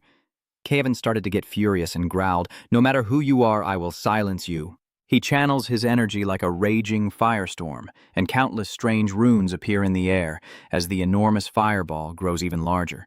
Mila stands below, trembling in horror, feeling like she's witnessing the wrath of the sun itself. Case has realized it, the firestorm. 7th level magic, a realm humans cannot reach. Oh my god. He imagines that if that giant fireball falls just a moment later, this place will be reduced to ruins. Cavan stood on the middle right platform, suddenly speaking in a cold voice, and disappearing. Deck, holding his sword with a calm face, immediately moved upward to block the attack. A sword pierced through the fire bridge and struck Cavan, causing him to bleed and secretly panic, but my 7th level magic blocked it. Sensing his thoughts, Deck exclaimed, "Foolish! This is the Dragon Slayer Sword. If you can't counter the dragon's magic, how can it be called the Dragon Slayer Sword?" He chuckled mockingly, a lowly human. 2 points. Cavan stood amidst the burning flames, looking disheveled, muttering curses. A person to be watched, that damn bastard. Seeing Cavan's wings spread out, Deck thought to himself, Phase 2 has begun. He smiled politely and said, "It's a pleasure to meet the fire dragon of the Benny clan." Siding sat happily eating popcorn below. "This crazy provocateur is the expert. Keep going. If the fire dragon keeps this up, it might even reveal its true form." "What do you mean? It's obviously the one who came here on its own, right?" "Io, right?" The two immediately appeared behind the stage, and Cavan, startled, looked up to see the two warriors arriving in shock and exclaiming, "Why are you on the same side as him?" Saitang smiled strangely and said, "Long time no see, you damn god." Io also sneered, the pain of the fire dragon clan, as hot-tempered as the rumors say. Cavan exclaimed in panic, "How can you be here?" Sating, "Whatever it is, it's because of the alliance, not with that bastard you're facing." Cavan was confused. What, an alliance? The high-level angel and king of demons are actually negotiating with a human from the lower realm. No way. Ha, ha, ha, ha. That's exactly it. Cavan shouted and pointed. "They have truly gone crazy. Do you think the Dragon King will stand by and watch your meddling again? Another foolish mistake by the lambs. Do you want to ignite another bloody holy war?" Sating with his beak, "What are you saying, you damn snake? You're seriously delusional." El chuckled. "Kobanian seems to have misunderstood. We have no intention of reigniting a holy war. We just want to recover all the losses suffered in the past through your heart." Cavan broke out in cold sweat. "What? Saitang is teasing El? Ha, he's an angel, but he's going, no? He's daring to ask for the lion's heart openly? El, honestly, if you need a heart, just say so. Why hide it?" You shake your head in frustration. "As expected. Among that bunch of chickens, you're the craziest one." Deck looked at Cavan and asked, "Do you understand what's happening now? If I win, the shards of Deathbringer will belong to you. But if I win, I'll take back all the shards into your heart. Simple as that." The system has sent a notification. Item effects and Sweet Revenge are activated, increasing damage by 1000% and greatly boosting magic resistance. Item effects and critical moments are triggered with stamina and energy consumption greatly reduced. Death, teasing his opponent with his sword. So here it is? Or should I come to you? Cavan looked at Death with suspicion. You are really just a human behind the scenes. He answered loudly, Don't ask any more. Verify for yourself how I exist. Then swung his sword as a blast of icy energy erupted, creating a terrifying pressure that filled the air. Cavan's power continues to pour out in a terrifying manner, with more and more formations appearing, unleashing a barrage of firepower that fiercely assaults Death, making him struggle to defend himself. He can feel that at least level 5 magic, and all attributes are being used simultaneously. How powerful is his magic force really? At this rate, not only is winning impossible, even approaching him seems out of the question. Death thầm nghĩ, dự chỉ là lời khiêu khích những tin hình hiện tại thực sự rất nguy hiểm. Satan nhắc nhở, chủ nhận còn 17 phút nữa, phải kết thực trong vòng 17 phút. Death was startled. I've already spent 1.8 million points, at least give me a little more, but... Satan snapped back. I've tried my best to buy more time. Don't act like you're shopping at the market. 17 minutes left, the countdown is on. Death considers that within this limited time, he must land a critical blow. This is the real challenge. He holds his head and coughs loudly, knowing all along that he should have. Satan, seeing this expression, decided to ask, What's wrong, Master? Are you crazy? Death chuckled softly and replied, I was wrong. Wasting time talking to him was truly a mistake. The opponent is not human, but a stream. This is more like a boss fight than EP vip. Thinking of this, a sinister smile appeared on Death's face. Cavan, seeing this attitude, felt a bit suspicious. Who exactly is that human? The barrier that separates species is absolutely unbreakable. Even facing the pressure of the line, he remains unshaken and continues to burn with a strong fighting spirit. So this is what risking everything looks like. I've only heard rumors, but I didn't expect there to be someone so powerful. This is really interesting. He shouted arrogantly, Let's see how long you can withstand my magic. Satan felt the terrifying power and desperately tried to stop it. The owner of that dodge is level 6, not level 7 magic. He is about to cast level 7 magic. Duke asked again, Really? Are you sure? Satan was confused. How could something so obvious be in question? He calmly replied, I believe you, and as soon as he finished, he suddenly attacked. Satan was panic-stricken, his face distorted. He's gone mad, charging straight into the core of the magic. Does he want to die that badly? Duke has a different approach. He believes that the bait can be used to cast stronger magic, so he takes the chance to chant faster before he strikes. Cavan stood frozen. What is this? The system displays a notification, activating the blazing will to retaliate, activating the will to annihilate, activating the ultimate skill to kill all, activating fragile life. Duke chuckles happily. Got it. About 5 seconds of space, right. Cavan angrily asked, Do you think you can dodge this? He replied without hesitation. Of course, if you're not confident, why play the game, right? Hearing this, Cavan was deeply shocked.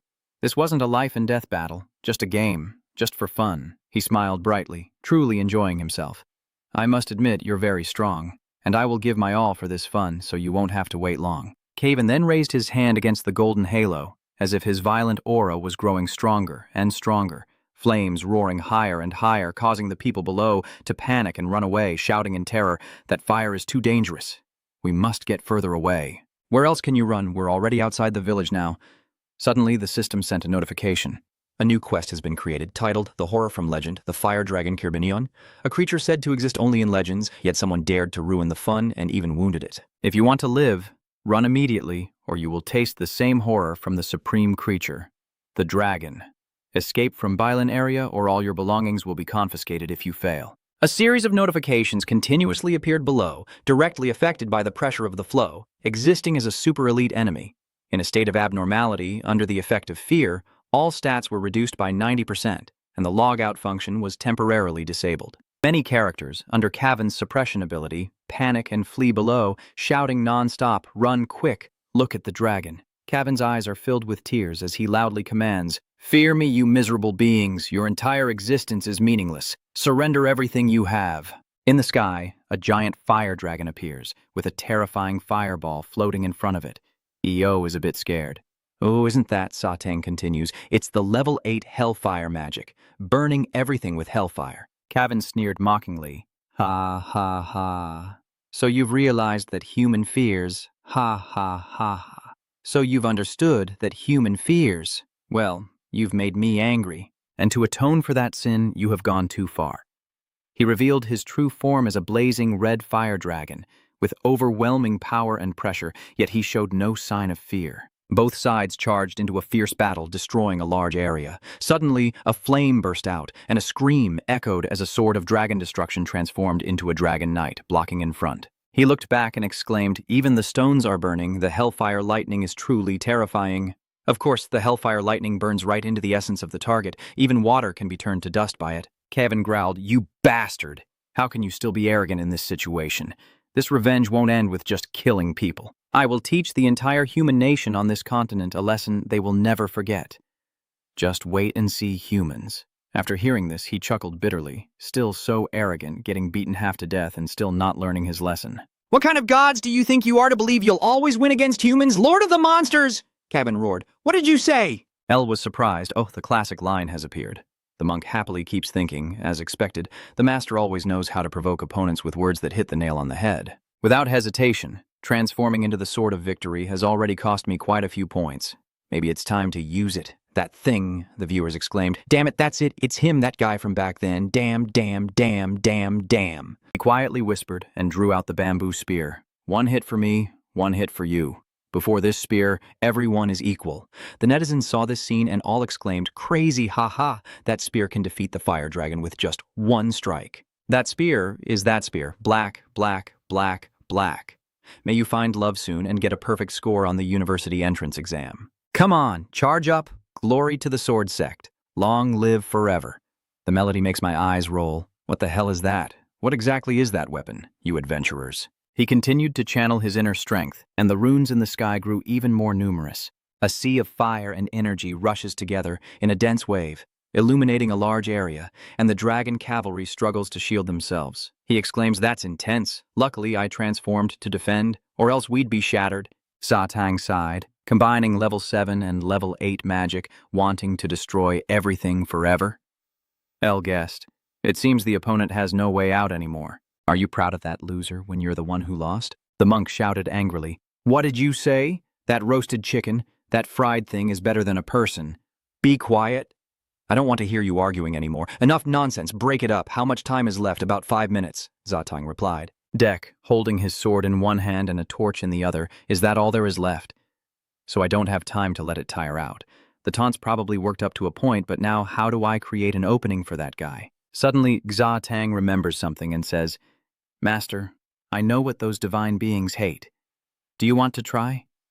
The other asks again, What do you mean?" El sighs. "So it finally has to come to that." The monk leaned in close to Dek's ear and whispered, but after hearing it, he looked a bit doubtful and asked, "Are you serious?" He firmly affirmed, "Trust me, master, this method will definitely work." Dek pursed his lips. Fine, there's still a chance." Not looking at Carvin's smug face, he said, "Hey, look here, your dad is a divine king too, and he's still alive." He was stunned and didn't understand what Dek wanted, but he continued, "Your aunt is also a divine king." Carvin flew up to face Dek, still puzzled. Even the online community didn't understand, with some dropping a series of question marks, while others seemed amused, finding it quite funny. "Really? I admire it. What is this? Are you crazy? Just show the fire dragon version." At this moment, Carvin roared in anger, "I can't hold back anymore after killing people. I will train all my kind, all the fire dragons on this continent of Arcadia." The truth will be revealed that humans have conspired with the demon world and the heavenly realm to plot against me. The protector and mediator of this world, and our wrath, like a punishment for your sins, will descend upon all humanity on this continent. In the sky, a large, fiery red phoenix appeared, incredibly powerful, as Carvin moved up close to the formation. El shouted, "This is the moment, Dex!" And he exclaimed, "Amazing!" A figure rushes at Carvin, sneering contemptuously, "You fool, risking your life in this dire situation. Do you think those tricks can fool me again? Die, human?" He cast the kill command, and the person in front of him was instantly reduced to a skeleton.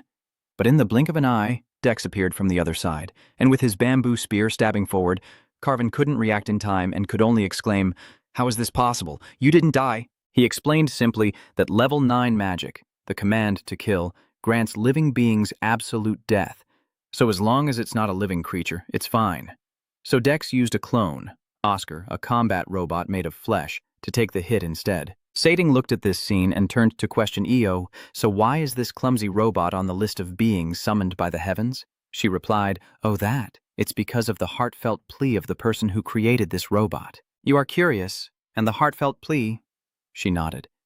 So he wanted that even if his soul couldn't ascend to the heavens, the robot made of flesh like his child could go to heaven and exist forever. Heaven has accepted that noble plea. Humans are truly lovable and noble beings. They sacrifice their souls to create works of art, and when those works shine brilliantly. Over there, Calvin's body was pierced with a floating hole in midair, and he seemed unable to believe it as he stammered, What did you do to me? The reply was blunt and cold. I told you already. 1 hit from you, 1 hit from me before this spear. We are all equal. Calvin's voice gradually faltered. Thud, thud. I was brought down by a lowly human, and then fell silent as he slowly dropped. The soul of the world tree also sensed this, and she clasped her hands together, thinking silently, I knew you couldn't do it. The system confirms your legendary achievement of single-handedly defeating the ancient-level fire dragon. All the people of Arcadia are amazed by your feat. You have gained 1.429 billion reputation points. Your name will be recorded in Arcadia's history. People's opinions of the explorer will be completely changed. The rewards include the titles of Dragon Slayer, Apostle of the War God, Chaos Reformer, and Monster Strategist. Gaining 14,290,000 points, he stood before the giant fire dragon, looking exhausted, as the recent battle had drained him significantly. He wiped his sweat, smiled with unwavering determination, and successfully defeated the fire dragon. Now, it's time to dissect the fire dragon. 47 minutes after the ambush event on the fire dragon, the culprit is still none other than him. The Arcadia System Management Office has become tense again. The manager was curious why that player caused such a shocking incident, but one thing is certain. From now on, the competition and confrontation between players will become more and more intense. Limasean didn't think so. She gently said, an event. Maybe calling it an event sounds more appropriate than calling it an incident. The manager replied all morning, Boss, doesn't the boss realize that? How serious are the upcoming upheavals in Arcadia? The largest scale update across the Pangia continent has been forced to be implemented soon, even though less than 20% of the map and each continent's missions have been explored, and yet this is happening. The lifespan of a playing dog will definitely be shortened by at least 10 years. Limasean interrupts him, that's enough. The manager didn't understand what she meant, so what does that mean? She replied, that's what the major shareholders are thinking. Even though I am the director, I can't ignore the opinions of those with voting rights, right? Everyone has to find their livelihood. The Agile Electronic Group, the Agoth Group, and Silicon Thabio Industries hold 99% of Arcadia's shares. In other words, they want this to happen. The manager, hearing her say that, understood and thought to himself, that's right. Director Limasean also holds the remaining 1% of shares. How could she say such things? Limasean smiled warmly and asked if there was anything else to report. The manager hesitated for a moment and replied, no. Nothing else. He thought to himself, it's a pity for the other branch managers who had to hold their pens during the previous meeting, not knowing what will happen next. At that moment on this battlefield, Dex was collecting spoils of war, and the system announced, received 2,724 Fire Dragon scales, 152 Fire Dragon tooth fragments, 935 Fire Dragon bones, and a Fire Dragon heart. The Shattered Continent mission is complete. Please visit the World Tree to claim your reward. Dex gently smiled as he held the fire dragon's heart, finally obtaining it.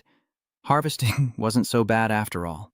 Satan gazed at the heart with excitement and exclaimed, wonderful master. I always believed in this. Elle is also excited. I didn't expect it to succeed so easily, Dex. You always surprise me. The system sends another notification. Dex is surprised. Is there still more news? Notification. Cobenian. The fire dragon has lost ownership of its lair. You have gained ownership of Cobenian's lair. The lair has been registered as a player's hideout. A finely crafted gold lock appears. Dex happily takes it and says, ownership of the lair, what an unexpected reward, then let's go inside. He inserts the lock into the largest red gemstone. A beam of light emerges, and the system announces that he is entering Cobenian's lair, which can be accessed once a day. Suddenly, the surrounding space shifts and transports Dex to a vast, beautifully decorated cavern, but what's more special is that it also contains a huge treasure trove. Piles of gold, countless valuables. No wonder that divine being once boasted about bidding 300 million without blinking. Dex stared blankly for a moment, then exclaimed, so all of this belongs to me. He burst into laughter. Ha ha ha ha ha. Ha, actually, I used to think this game was just a joke, but now I guess I need to change my mind. Satan is lying back and forth on the pile of gold, oh my god. The demon from before was truly greedily accumulating such a huge treasure. But anyway, it can't take all this wealth with it. El happily played with the gold coins and said, even a fire dragon like Kobanian couldn't gather this much unless it was very diligent in looting, truly deserved. The system now displays a balance of 1,352,232,120 gold. Dexoa muttered to himself. Such a strange amount, it'll probably take quite some effort to exchange all this gold. I have a feeling that a new mission is coming soon. Satan is still busy among the treasures, Master. There are many rare items here. This divine beast also has good eyes. Look at this, a magic book that even includes level 9 spells. The system reports that Satan's magic energy is being used efficiently, with a magic source designed for humans, capable of changing age. Casting level 4 magic, level 6 magic books. Great Peace Sphere, level 6 Firestorm magic book, level 7 Firegale magic. Book Bavarish will be mid-level 7 Healing magic book, level 8 Divine Arrow magic book, level 8 Great Despair magic book, level 8 Snowstorm magic book, level 9 Meteor Cannon magic book, level 9 Kill Command magic book. Dex silently thought as he looked through them all, only the level 8 and 9 magic books so far, not counting the others. He looked at the pile of stuff in front of him and exclaimed, his face also showing a headache. Satang, wearing a crown and a cross necklace, saw Duke's troubled expression and asked, "What's wrong, Master?" I sigh and reply, there are too many items. It will take quite a while to organize this place, at least a few months. Satang's eyes sparkle excitedly and says, then let me introduce you to a wonderful person, Master. Duke asked again, so the great person means exchanging points for a demon to serve as a butler instead? Satang nodded and said straightforwardly, that's exactly it. Anyway, we made a lot this time, treating it like feeding a noble, as people often say. Elsie turned around and said, someone who is always calm and composed is truly impressive. The system notification. 14,290,000 reputation points. No butler for the hideout yet. Add a butler to oversee the hideout while you go on adventures. After considering Satang's suggestion, Duke thought it was actually not a bad idea. He keeps jumping around, right? Just say it and I'll find you the best candidate. By the way, I'll be charging a service fee and victory points this time as part of a mandatory agreement. You get what I mean, so don't worry too much. Duke nodded. All right, let's do it that way. Consider it as someone lending me good items as a token of gratitude. Satang jumped up happily. Wonderful. The master really knows how to treat people. Io looked surprised. What did you just say? She looked at Duke and asked, what about me? She whispered. That damn brat out there working for the Deathbringer won't do anything useful.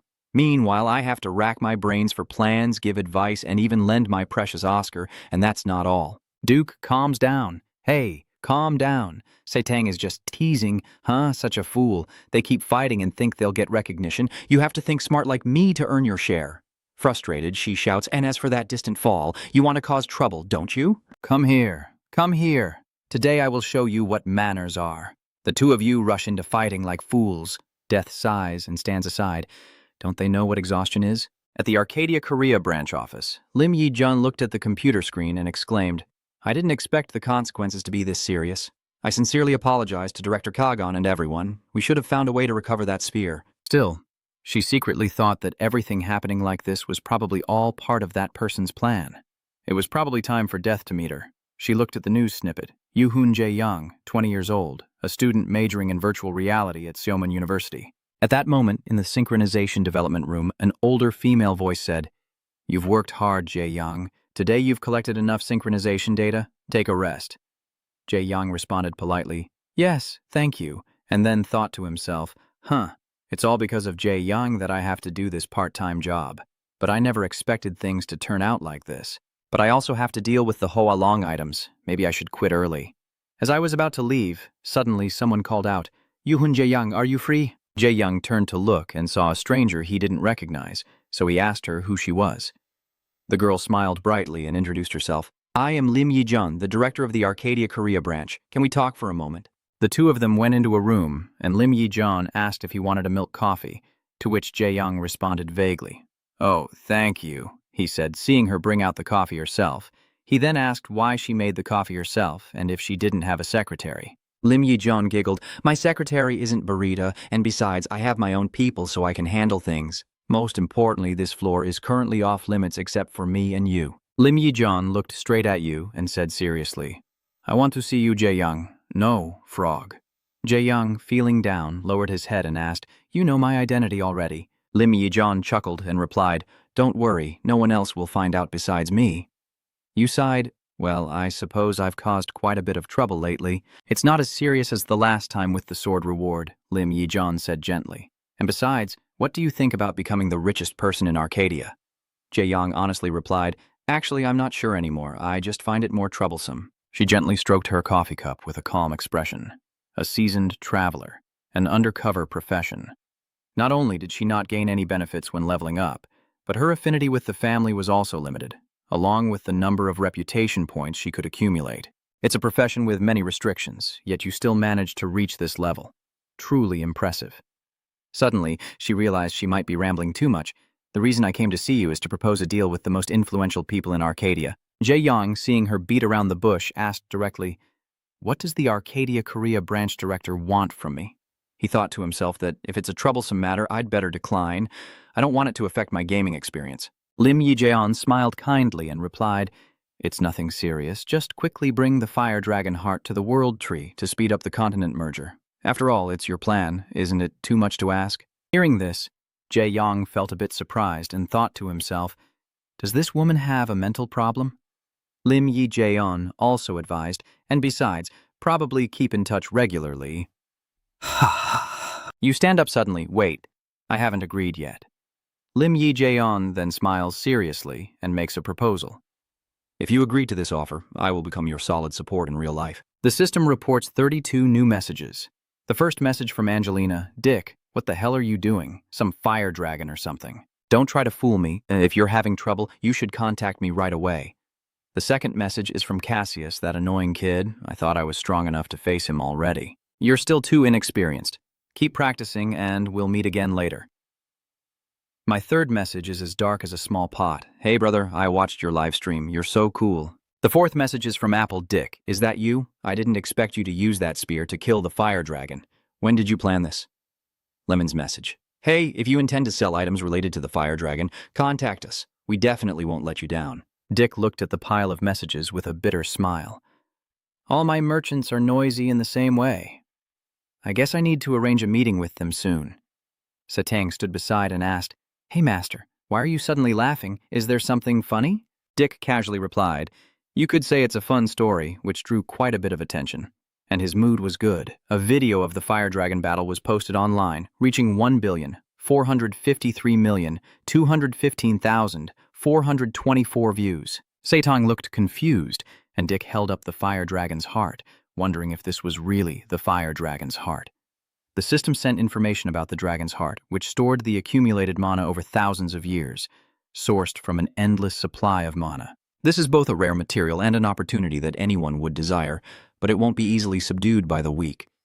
Using it directly will permanently increase your mana by 100,000. Using it directly to learn the heavenly dragon body, the 3-body magic, and super intelligence, or to be used as crafting materials. Dick licked his lips. What is this? Is this a usable item? It doesn't look very tasty, though. Satang looked at this scene and exclaimed, Master, are you really going to eat that important item? L also intervened, Even if it's Dick, I advise you to reconsider. He looked at the two people in surprise and said, Why is everyone overreacting like that? Satang replied. That divine child's heart is very rare. It must be used to craft equipment. Do you know how powerful the equipment stats can become if you use a fire dragon heart as material? L also added, I agree. A person like him, even if he eats a fire dragon heart to increase his strength, it would only be a fleeting moment in 100 years of his life. But once the equipment is crafted, that power will last forever and can even rival the divine weapons we possess from the heavens. Dick interrupted him. Yeah, I get it. Anyway, eating is just a joke. I don't like eating hearts either. So what about the deal with the demon earlier? Satang looked much happier when he heard that. Oh, the treasurer. He's working now. In the cave, a strange creature with large ears and a long hooked nose is laughing loudly. The great ruler of the demon world, the demon clan Krabinian Zagrutni, Bazomaniapadoskin, humbly requests your understanding. I'm just checking the assets in this treasure hoard. Please forgive this delay. Satang raised his voice sharply. What forgiveness are you talking about? Ask properly from now on. You are mine. The warehouse keeper bowed before the king. Indeed, you are the cruel human who taught our entire demon race a lesson we will never forget. Every time I hear the Demon King recount his story, I understand more deeply what true evil is. From now on, I am Krabinian Zagrutny. Just hearing that, Dek cut him off directly. All right, Tan, his name is too long and complicated. Is it really necessary? Satting replied casually, who knows? Maybe it's his preference. Even I can't remember the full name. You look at him and say, you will obey all my commands, right? The Krabenian whatever quickly replies, of course, my lord, please give your orders. Derek said, is that true? Then from now on your name will be Gopin Vang. He was stunned and let out a loud shout. Derek smiled broadly. You said you would obey all my orders. Your name is Gopin Vang. He seemed upset, saying that Gopin is a lower species far from our noble gluttony lineage. Dek sneered and asked, what do you mean? Do you have an opinion? He trembled in fear, stammering, no, please go ahead, master. The system has assigned a guardian for the hideout, currently the high-level demon Gopin Vang. Deke turned to her waist and asked, you brought someone here too? Introduce them to me. She cheerfully replied, yes, Deke, please wait a moment. She cast a spell to open a bright golden light portal, her unleashed power causing the Satan to recoil and shout, the divine power of the great heavenly god, does that chicken know where it is, huh? Retract that tiny, oppressive aura immediately. Is this the place, Michael, the one I am supposed to protect? Io smiled calmly and said, first, we need to tidy up a bit. Sorry for the rudeness. He said that and immediately disappeared. Dak was surprised. Such incredible power. The others saw a huge demon approaching inside, then said, let's start cleaning up. Her long branch swung with a thundering sound, startling Dek. What is that? What is she doing? Io explained that near this hiding place there is a habitat of the giant fire. Maybe she is cleaning that area. If they stay here quietly, it will be very complicated. He sighed. Is this a one-sided massacre? The system immediately sends a notification. Giant extermination, no survivors. Conditions for sustaining habitat not met. The living area of the giant flames has been destroyed. Dek seems a bit sad. Why not just let those giants live? What's the point of doing this? We just need to deal with anyone who dares to come here, they replied seriously, saying we cannot leave any potential threats behind. The best defense is a good offense. Eliminating the enemy at the root is better than just waiting for them to attack. Io looks pleased. You are truly thoughtful. I am very proud of you. She politely replied, you're too kind, Michael. Deke thought to himself, talking with these guys all the time is such a waste of time. So he turned to enjoy himself with them. All right, as long as you do your job well, the two of you are not allowed to act on your own and turn this place into a battlefield. Understood? The subordinates nodded and replied, I understand, sir. I will do my best. The system sent a notification that the alliance contract between the celestial and demon worlds has been established, costing 2 million points with a 1-year duration. Dek said, now the world tree must be shining brightly. Let's quickly return to the main continent. Everyone quickly leave the Fire Dragon Ko Benyen hideout and return to the place before entering, which is Vilan Trading City. As he just landed and was still trying to regain his composure, he heard someone shout out, it's Dek. Dek has appeared. He turned around and saw a group of people holding weapons with hostile looks, a man wearing a hat and shouting, he is the one responsible for everything. Kill him! How dare he come back here? Kill him, Dek sighed bitterly. What a mess this is. The scene shifts back to the past. An oppressive atmosphere envelops everything. And initially, the third continent was the setting for the tense confrontation between the kingdom of Karen and the kingdom of Ivan. And the creature maintaining that fragile balance is the fire dragon Koben Yen, with the inferno surrounding it like an extra source of power. With its blazing eyes, the fire dragon loudly declares, you humans can do whatever you want, but remember this. Then it declared that anyone who dares to disrupt the current balance will be completely exterminated by Maui, the fiery voice of the fire dragon, combined with its hellish gaze capable of burning everything, instilled fear in everyone. However, the creature had vanished, leaving only the cold skull of the fire dragon beneath the ground, and the third continent now resembled a ticking time bomb ready to explode at any moment. Returning to the present, after teleporting into Bailan Trading City, Dek was attacked by the villagers there, everyone wielding swords and broken armor to kill him. Dek sighed and quietly thought, this was a bit reckless. He should have moved somewhere else before entering the fire dragon's lair. Everyone around was in chaos as they saw someone suddenly appear. They were noisy, and that person was Kai Diet Dongsao, with a few disdainful voices mixed into the crowd. What is this, weak magic? Is that really Kai Diet Dongsao? Low level, with all beginner gear. The continuous rumors or false news keep echoing in Dek's ears, and hearing that, he doesn't bother to respond. He silently wonders, with a 6 and 4-star risk level for adventurers and NPCs respectively. What should he do? Fighting would just waste his reputation points. Lost in his thoughts, suddenly a loud roar echoed, and a magic-infused chain appeared in midair, immediately wrapping tightly around Deck's body. Ahead, the sound of confident footsteps and clanking armor echoed as one soldier loudly declared, "Follow me.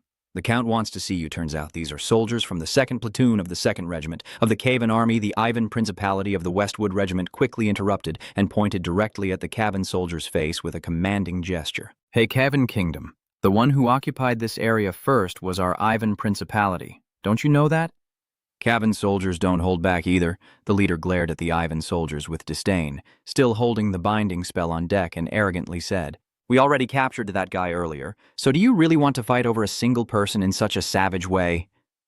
Cavan's soldiers directly provoked Ivan's troops, and the Ivan soldier's eyes narrowed like a bullet, shouting loudly, "How dare you mock us like this?" The villagers stood up to defend Deck, the young man who had grown up, saying that the man had destroyed our entire stronghold. "So get out of here. Do you dare to look down on adventurers? Want to test your strength against us?" The others responded in unison, "Yes, that's right, that's right."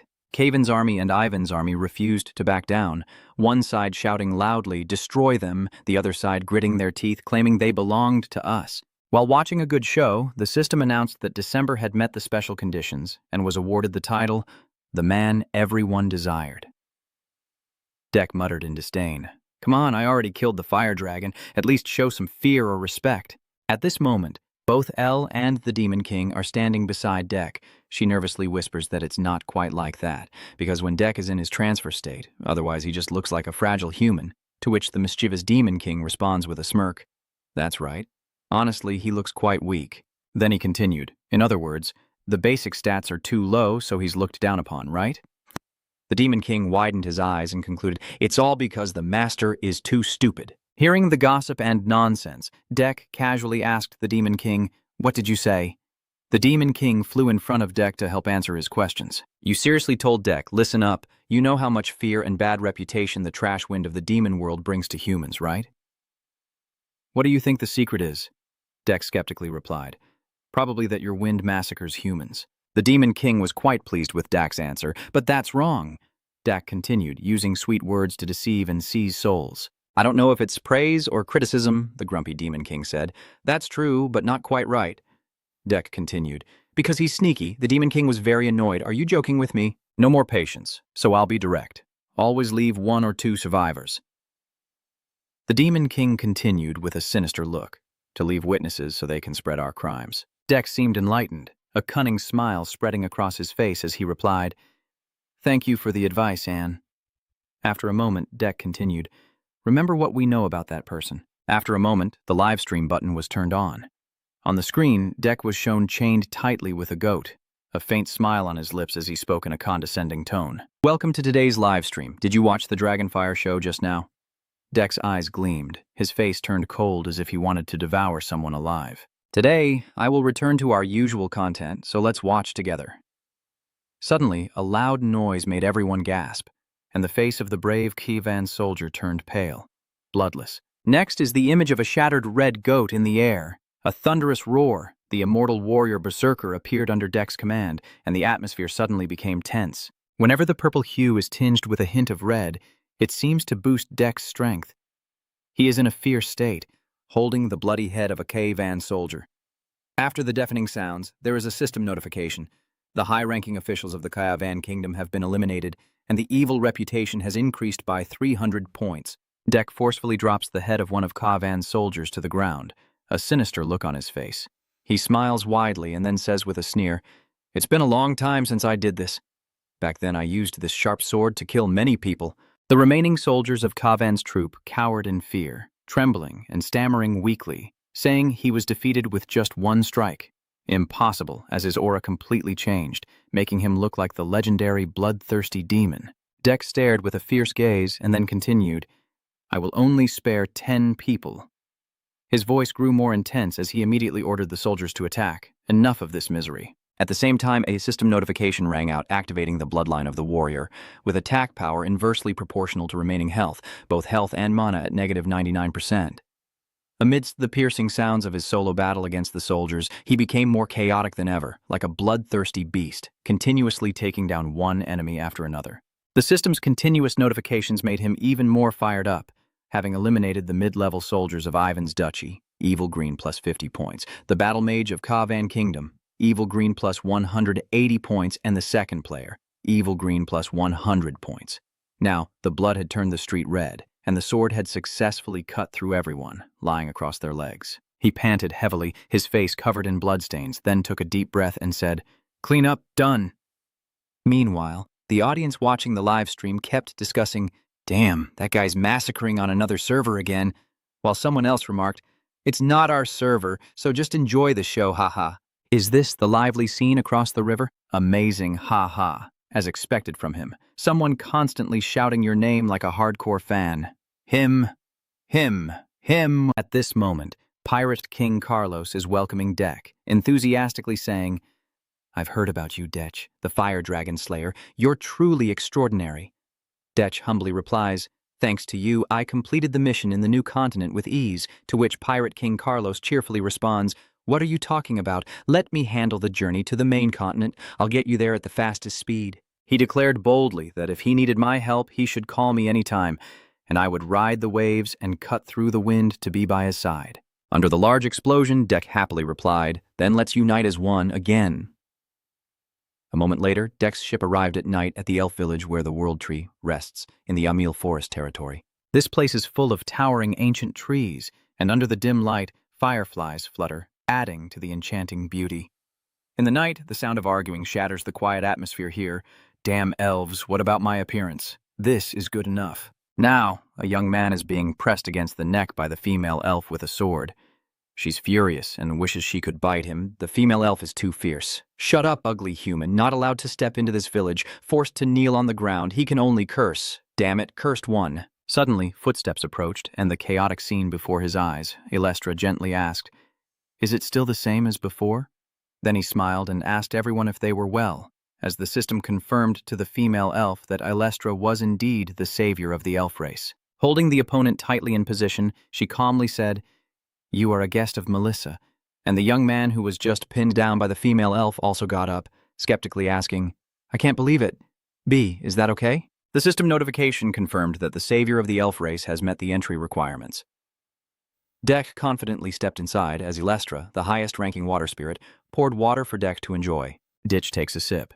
The system immediately updates, indicating that the tears of the highest-level spirit have been consumed, with cleansing wave effects lasting 10 days. HP recovery increased by 3,000%, and MP recovery increased by 3,000%. Seeing that, Detch casually said, "Amazing. Just one sip and you get such a huge boost, incomparable to the power of the spirits you previously controlled." Melissa responded, "Today you came here probably because of the promise of the World Tree."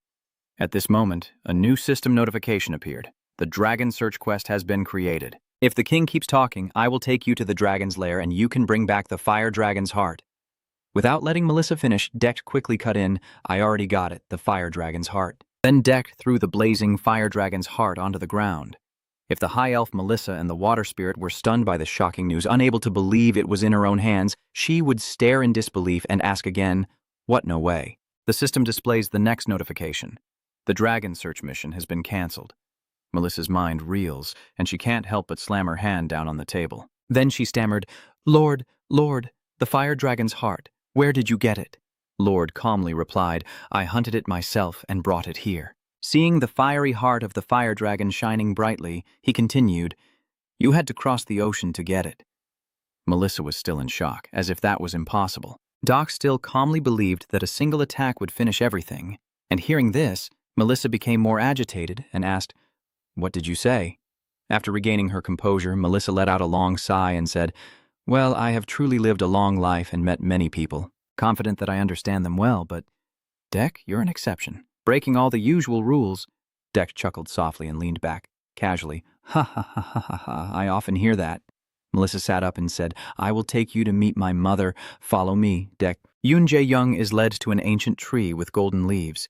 The World Tree's soul clasped its hands together and sighed. "Oh my God, the fire dragon's heart, you really brought it back." Dek happily asks the opponent, "Long time no see." World Tree, why haven't you appeared in my dreams lately? The World Tree's soul proudly says, Haha, what do you think? I have restored enough power to create an avatar in the real world now. At this moment, the system displayed a message congratulating Deck for completing the continent's shattered mission and achieving a legendary feat, helping the World Tree restore its power miraculously, increasing the influence of the World Tree on the Arcadia continent by 39%. Connecting to the spirit world has been significantly strengthened, so spirits will appear more frequently across the continent and the recovery rate of forests and nature will be accelerated. After reading, the World Tree's soul sighed contentedly and said, Yes, indeed, the fire dragon's heart is the best divine gift. Amazing, it truly produces abundant energy. At this moment, the system suddenly encountered an issue, displaying a series of notifications, calculating the mission rewards, errors, and adjusting them. Once the adjustments were complete, it said to meet the NPC to receive the rewards. Eon J. Yang felt confused and thought, reward error? This is the first time I've seen this message. The World Tree's soul suddenly interrupted his line of thought, saying, It's quite awkward. Actually, I was planning to appoint the one with the fire dragon's heart as my representative. Deck asked in surprise, What? The World Tree's soul continued, But you're a creature beyond my control, so that's probably impossible. And Deck was even more confused after hearing that. The system suddenly announced the hidden profession, the will of nature, which cannot be transferred. The legendary profession is only for those recognized by the World Tree. Yunjie Yang saw this and smiled proudly, thinking to himself, as expected, a legendary hidden profession. What a waste to pass up. After a moment of hesitation, Deck asked, World Tree Spirit, you do need a representative, right? The World Tree Spirit awkwardly replied, Yes, that's correct. Deck eagerly stepped forward and suggested, So let me appoint the successor for this hidden profession. The World Tree Spirit blushed awkwardly and said, What, that's a bit... Deck whispered, The final decision is still yours. I'm just recommending one person. It's up to you to consider. The spirit of the World Tree paused for a moment, then pushed Deck aside and said, Fine, I agree. Now step back a little. Now, the system has notified that the item has changed profession and received the World Tree branch. Seeing Deck holding the branch with a proud look, the World Tree Spirit said, Use that branch to bring the person you want to nominate to meet me. I will directly read their fate to see if they are worthy. Deck looked it over for a moment and then asked, But how do I use this branch to bring someone to you? The World Tree Spirit replied, Oh, you mean send them to me? Then she replied with a gloomy face, Just hit their head hard until they faint, but don't let them die. The World Tree Spirit casually said, as if nothing was wrong, They will be taken to the spiritual world you have visited before. Hearing that, Deck let out a dry laugh, thinking to himself that the method of changing professions was truly strange. Then, Deck opened the system to check the information on the legendary trial branch, its origin and characteristics being a branch of the world that only exists in legend. Strong and gentle, the right size for gripping. An obscure profession, the will of nature is an essential item for changing careers, with an attack power of 100 to 110. Durability is 1000 out of 1000, non-repairable, causing 85% disorientation when attacking and hitting weak points, automatically participating in the World Tree Challenge. Deck pondered, an hidden profession, a gift from the World Tree. Surely an incredibly powerful class. No need to worry about balance anymore. After thinking, he sighed softly and said, Yeah, it's really a pity. The soul of the World Tree behind him gently responded. But there's no other way. The power you have is even beyond the inherent power. Hearing that, Deck looked puzzled and asked, Power? At this moment, the World Tree's soul realized that this information hadn't been revealed to humans yet. She blushed, placing her hand on her chin in embarrassment, and silently pondered something. After a moment, the World Tree's soul looked up and continued, Well, since I've already spoken out of turn, I might as well tell you. Actually, there isn't just one absolute god that humans worship in this world, like Vunkan, the god of fire. Deck looked intrigued and asked, So the age of mythology has been forgotten, huh? The World Tree's soul was startled. Ha! How do you know about that? Those stories have been erased from Arcadia. Deck hesitated and said, Well, I've heard about that before. Realizing the issue, Deck slightly raised his head and said, I see. Both of them, it's okay. For now, the World Tree should be fine. Suddenly, 2 golden and purple rays flashed, darting past at lightning speed.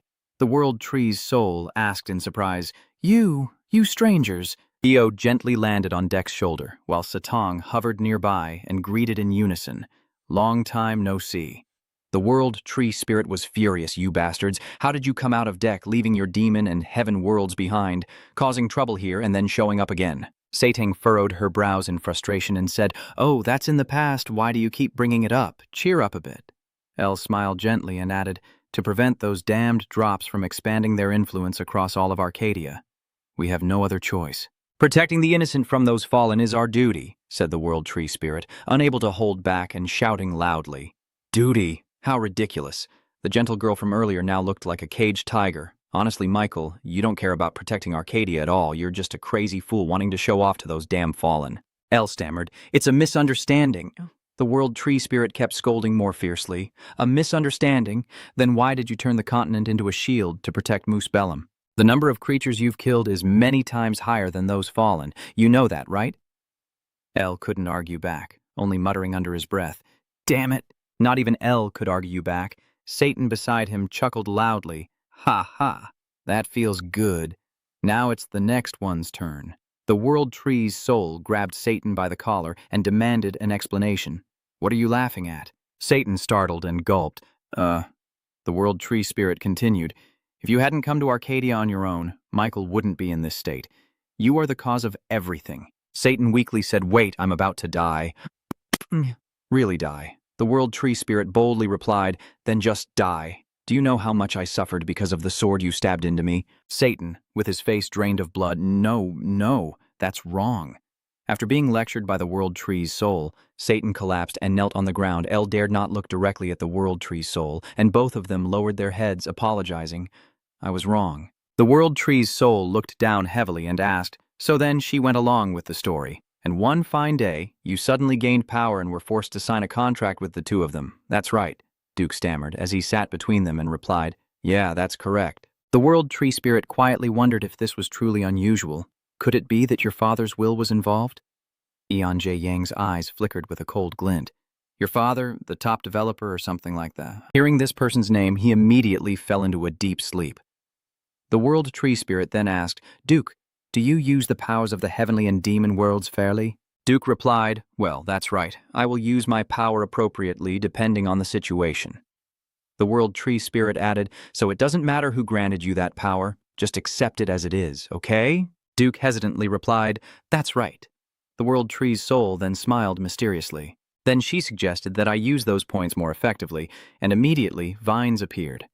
A blue wind blew through, carrying the scent of plants everywhere. Satan was so shocked he shouted, "Hey, are you planning to—" Elle was also very surprised. "Wait, you?" The World Tree's soul shrank back and then continued. "The covenant with Mother Nature allows me to join in." Duke was stunned by what he saw and didn't know what to say. The system displayed a series of notifications. A contract with Mother Nature and the World Tree has been established, allowing the use of reputation points to borrow the power of the spirit world. The spirit revival skill has been created, meeting the special conditions, with its level fixed at matter and all level restrictions removed. The power of the spirit immediately appears, allowing the revival and control of purebred natural attribute spirits, requiring a friendly level with spirits of the corresponding attribute. The amount of mana consumed will increase with the level of the summoned spirit in battle, and the number of spirits that can be contracted is still unclear. Using the skill will cost reputation points. Decht was very happy when he saw this. I didn't expect there to be such an additional privilege for spirit summoning skills. World Tree Spirit next to Ben Bao, I told you, I will help you use your reputation points more effectively. She continued, no matter what level or attribute of spirit you want to revive, or how many I can all accommodate. Then the World Tree Spirit stated its condition. In exchange, pay me with reputation points. Desch was stunned after hearing this. Now Satang shouted loudly, "Don't you know about copyright?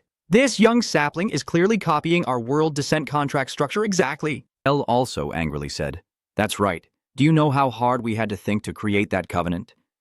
The World Tree Spirit doesn't care. Flipping the bird and saying it has nothing to do with me, those volume enemies dare to start a holy war on my territory. After hearing that, Sating and Elle kept silent, unable to comment anymore.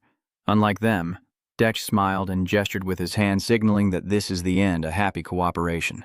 World Tree. The World Tree Spirit also happily replied, "I will offer my services at reasonable reputation point rates. Please use my services often." Deck, after receiving the new skill, Deck also tried practicing by reviving low-level crystal spirits, Undine low-level fire spirit, Salamander, low-level wind spirit, Sif, and low-level earth spirit. Lon. After the resurrection, Desh was somewhat disappointed. Low-level spirits are a bit of a shame. The World Tree's soul couldn't help but laugh, saying, if you're planning to revive the Spirit King, you'd better give up on that idea. Reinforcement and control of an attribute's original form are not easy tasks with little reputation points anywhere. Deck, accused of having a dark heart, could only stammer, Who said that? The World Tree Spirit just chuckled and continued, I was just saying so you know. Deck thought for a moment, then said, actually, it's not so bad. At least I can use them without other players suspecting. Then, Desh approached the resting World Tree, and Elfgana happily waved to greet Desh, saying, oh, the human has returned. The girl approached and sniffed Deck's body scent, then nodded approvingly, saying, ah, you have changed a lot. Deck found her approach a bit too natural, so he was surprised. Really, what kind of change? Kana replied, like, your scent is much more fragrant now. Deck wondered. The scent, he thought to himself, could it be related to the pact with the spirit of love? Kana interrupted his thoughts with an innocent remark. Luckily now you don't have to hold your breath anymore. Before the human smell was too strong and hard to breathe. Deck felt like a thunderbolt struck him, heartbroken to think she saw him that way. That scent was also a criterion for judging appearance. And finally he felt like he had returned to Io village. At this moment, Melissa appeared just in time and raised her hand to stop Kana, then bowed her head, hoping Deck would understand. On behalf of Kana, I apologize for the girl's rudeness, Deck. Even though she was gagged, she still stubbornly called out, Your Majesty. A moment later, Melissa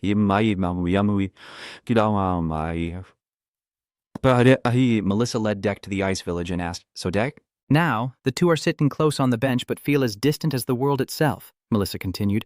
What did you say to the World Tree? Nearby, Kanyao quickly put her hand over her mouth, signaling to keep it a secret, and Deck, seeing this, pondered. Even if I tell everything, they probably won't believe it. Then he replied that the World Tree wants me to choose a representative for it. Hearing this, Melissa was very surprised and stood up to ask again, what a representative? Could it be that you are talking about the heir of the World Tree mentioned in legends? Deck raises the legendary challenge branch and says that we must find the worthy person to test the will of nature. This is the proof. At the same time, the system displays information about the legendary challenge branch, its origin, and its characteristics as a world branch that only exists in legends. Strong and lightweight, the right size to hold, hidden profession. The will of nature according to Y, up nature. A necessary item to transfer profession. Attack power from 100 to 110. Durability. 1000 out of 1000 cannot be repaired during attack, with an 85% chance to cause stun when the target is stunned, automatically participating in the World Tree Challenge. Melissa was stunned when she saw the legendary trial branch, unable to believe it was the trial branch itself. She wondered what the World Tree was thinking, why it entrusted this task to humans. Deck looked at the legendary challenge branch and happily said, anyway, it's already done. I plan to take a walk around the continent for a bit. I've had some free time lately, so I might as well take it easy and search leisurely. Dish then suggested that searching among the jungle tribes might be easier. I don't think you need to throw everything away and travel across the continent. Deck quietly said Melissa. Then he continued, do you think I'm crazy for choosing an elf? Deck's face veins bulged with anger. He forced a smile and added, they've been discriminating too much. If they get any stronger, who knows what they'll do. At this moment, the system announced that Queen Elf Melissa was disappointed with the player's decision. Her favorability decreased as she nervously clasped her hands together and asked, why does the successor of the World Tree have to be our elf tribe? Why? Deck calmly replied, then just handle it properly, or I will choose an ugly human to represent the World Tree. Melissa hurriedly said, wait, Dick, about that. The World Tree, seeing the situation so far, feels sorry for its descendants, she thought. Maybe these jungle children need someone like that, even if it's a bit cruel. Deck's attitude grew even more serious, and he said, sounds interesting. Should the elves bow before a hideous one, or maybe give it to a goblin instead? Melissa could only cry and say, I'm sorry, Dish, I will do anything you want. She kneels and clasps her hands together before Deck. Anyone is fine. Please, don't deliberately choose an ugly person. No, at least a human. Deck, seeing Melissa in such distress, also stops teasing her. He gently says, that can be discussed later. Melissa, with teary eyes, says, thank you. I will use my reputation to educate the elf race again. At the same time, the system announced that Queen Elf Melissa was deeply moved by the player's decision, greatly increasing her affinity. By the way, Deck also informed Melissa that the World Tree had a message for her, causing Melissa to suddenly stop in her tracks. Deck continued. On the next full moon, the moment he promised to come would arrive. Melissa widened her eyes in shock. Hesitating, could it be that moment? Detch calmly replied, yes, the land will also be united then. Now, the countdown shows 27 days, 17 hours, 24 minutes, and 13 seconds remaining until the full moon day. At the elf village, a merchant ship has arrived. The ship belongs to the Philemon trade fleet, and the leader of the fleet, Apple, speaks. Deck, I came here as you instructed. Lemon also greets you. How have you been lately? Detch replies, I just wanted the girls to visit the elf village if they had the chance. I didn't expect you to come so quickly. I heard you're busy with business, but Lemon replied, what are you talking about? No matter where you are, we'll come right away. Apple also added, that's right, you are the true owner of our trade team. Deck smiled contentedly and said, I have heard about you. Your development speed exceeds expectations, based on your trade with the dwarf clan. Your reputation with NPCs is at the highest level, and you also have the support of players making it impossible for the GM Trading Guild to compete. Lemon was very happy to hear that and said, it's all thanks to your trust in us. Apple also added, absolute trust will be rewarded with absolute results. That is our motto as a couple, and also for the entire guild. Deck turned around and said, actually, the reason I contacted you was to translate the items you requested. Apple was surprised and asked, huh? The request, what did we ask for? Deck immediately began unlocking the lock, with a red energy wrapping around the item's grid, and the system quickly updated the notification that they were entering the Cominion Long's lair, which could only be accessed once a day. Ditch turned back and gestured to invite the Apple-Lemon couple inside, inviting them in, as the place was still a bit messy, hoping for their understanding. Both of them stared in amazement and exclaimed, wow, the items have been waiting at the door for a long time. She greeted calmly, I have been waiting for the day to return to the hideout. Dech, the original vault keeper. Bin Vang clasped his hands and said, the item you asked for is ready. Behind them is the giant Hualong skeleton, and Apple immediately exclaimed, this. They couldn't believe their eyes. Oh my God, the Hualong bones, and they're ancient too. Detch calmly said, you messaged me last time saying that if you ever sell anything after acquiring the Hualong, to contact the Phi Trade Caravan. Lamond suddenly remembered and exclaimed, oh right. Detch, please help me sell this item. Just get the highest price possible. Currently, the system displays information about the Kobanyon skull, a legendary relic, the origin of the Hualong skull that is only spoken of in legends. Thanks to thousands of years of accumulated magic power, this is the sturdiest bone fragment with the ability to transmit mana for creating ultimate weapons. The index is not the best among Hualong's parts. With careful processing, it could become a core material, but it only weighs 2.5 tons. Soon after, the Phi caravan busily transported Hualong's skull onto the ship, everyone focused, concentrating mana and using magic to minimize weight before moving it, checking the white sheet carefully to ensure it didn't come apart. If the information about the item we're transporting gets out, what will happen? You know, we've checked carefully. No issues. Apple's eyes sparkled in admiration. Wow, 2.5 tons. Even if we gathered all the bones from Arcadia, it wouldn't compare. Mond also praised, saying that although she was the first player to defeat an ancient fire dragon, her true strength was extraordinary. Impressive. Then Lamond asked curiously, so Apple, where are you planning to transport this item? Bringing it to the desert is too far, not feasible, lately only magic towers or the Hmon Empire are nearby. Apple smiled and replied, what are you talking about? The destination has already been decided, Lamond. Apple remembered when Dex said, please help me sell this item, just get the highest price possible. She confidently said, Dex trusted us with this mission, so we must deliver the best results. Apple nodded and said, from now on, wait and see, we will go to the desert and confront the fire dragon there and sell it at the highest price. The desert unfolds with golden sands and blazing sunlight. The trading caravan under Dex is led by leader Apple and Deputy Lamond, and their growing caravan is bringing glory to two young people like them. All thanks to Dex's support in connecting trade between races, they have gained enormous profits and become a leading caravan. No one can deny that now Eunjai Yi-ang is the one holding the fate of the flying caravan, which is just a small piece in Dex's hand. Thanks to his tremendous help, they earned the nickname the Dinosaur Rookies. The traders worried that if the Fire Dragon Bone trade succeeded, the flying squad would have enough power to destabilize the entire Arcadia continent's economy. But as everyone knows, resources in the economy are limited, like a balancing scale. When one side is heavy, the other will be unsteady. Only by maintaining economic stability everywhere can this scale stay balanced. So, in a land of golden rain, others have to endure droughts. Nothing comes for free. Gain one thing, lose another. That's life. And among them is the GM Trading Guild, once the undisputed #1.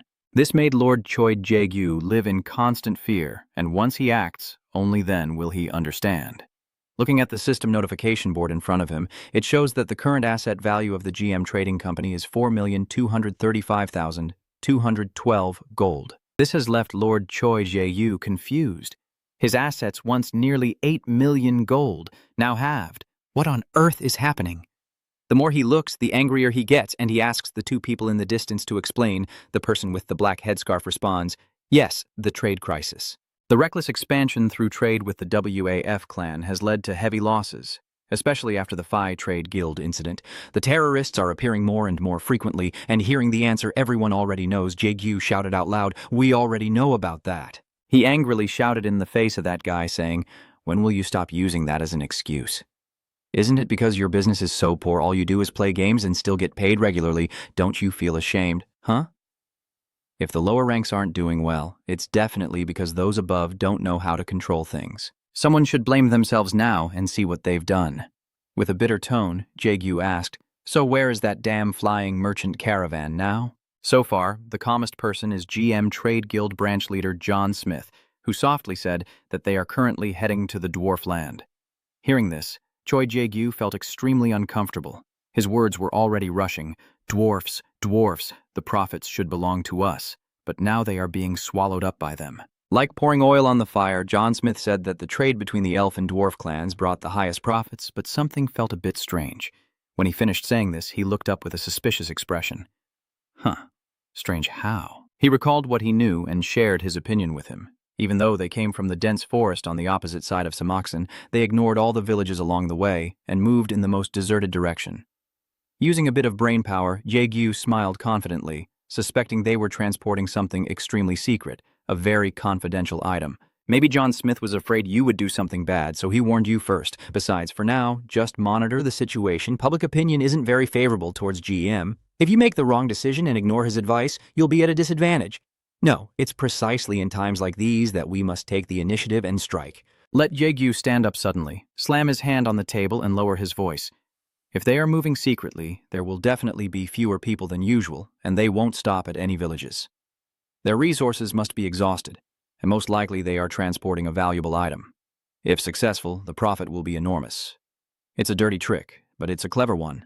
Knowing he was about to do something wrong, John Smith hurriedly tried to dissuade him, warning that it was a risky decision and any mistake could be disastrous. But at this point, Jae-gyu seemed to have lost his mind. His increasingly frantic tone caused the trembling man to sneak away in confusion, and I knew this was a gamble. Just after expressing his opinion, he smugly relied on his own power. Director Choi still doesn't understand that this is war. This is our last chance to rise up. I know you're thinking that way, but it's all nonsense. Just save yourself. The more he talked, the more passionate he became, using his own superficial reasoning to argue with Smith. If they didn't turn the situation around, GM's convoy would forever live in the shadow of Phi's convoy. Picking up the scattered debris they left behind, Jones Smith thought to himself that, indeed, you weren't wrong, and it was true.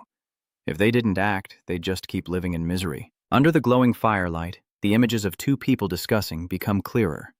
Wanting to fight alongside you, he agrees. If you want war, then we will follow your lead.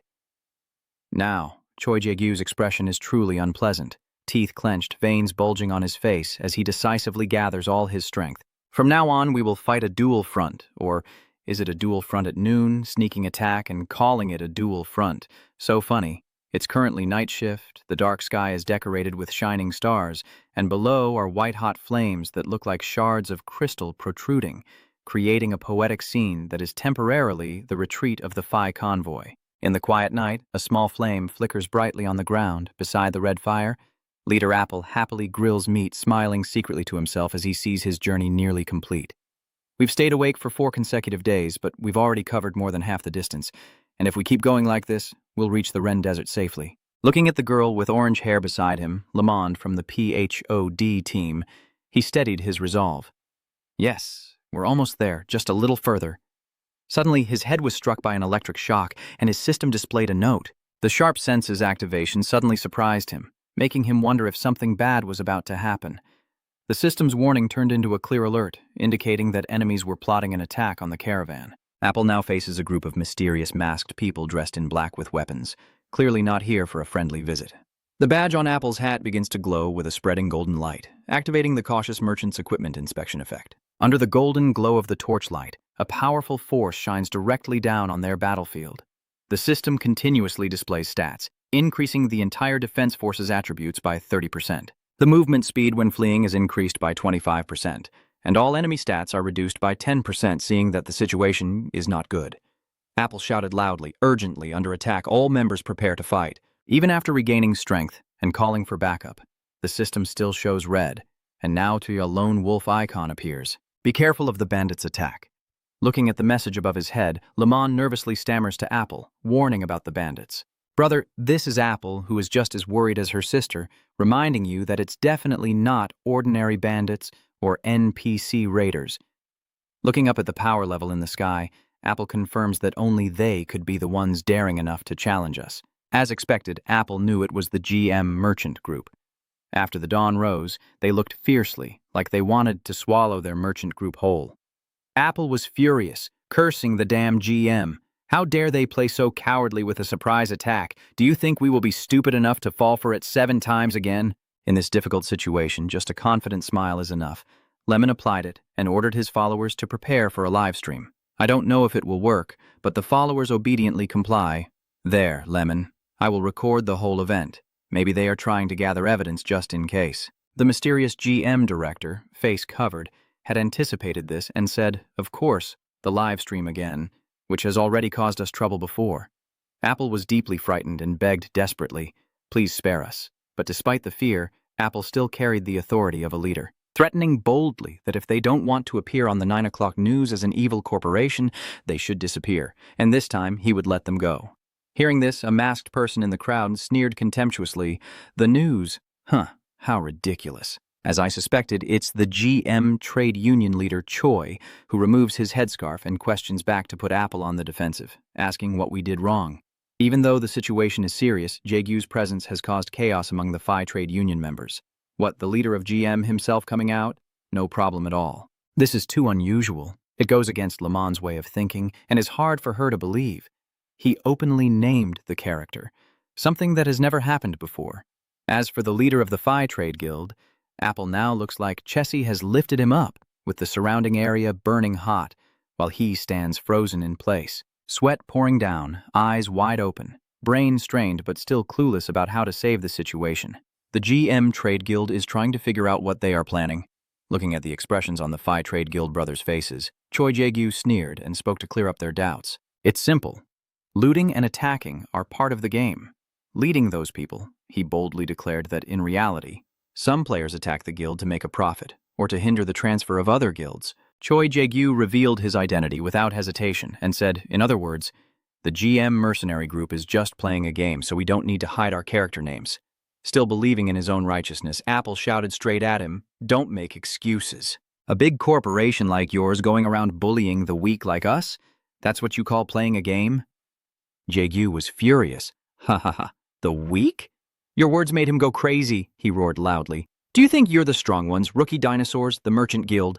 Caught in a whirlwind of emotions, Apple froze and couldn't speak, as if unable to justify his words anymore. Like being caught in a spider's web spun by the GM mercenaries, he suddenly realized that we had completely fallen into their trap. Surely, an inevitable battle awaits, and with our small numbers and exhausted stamina, we're doomed.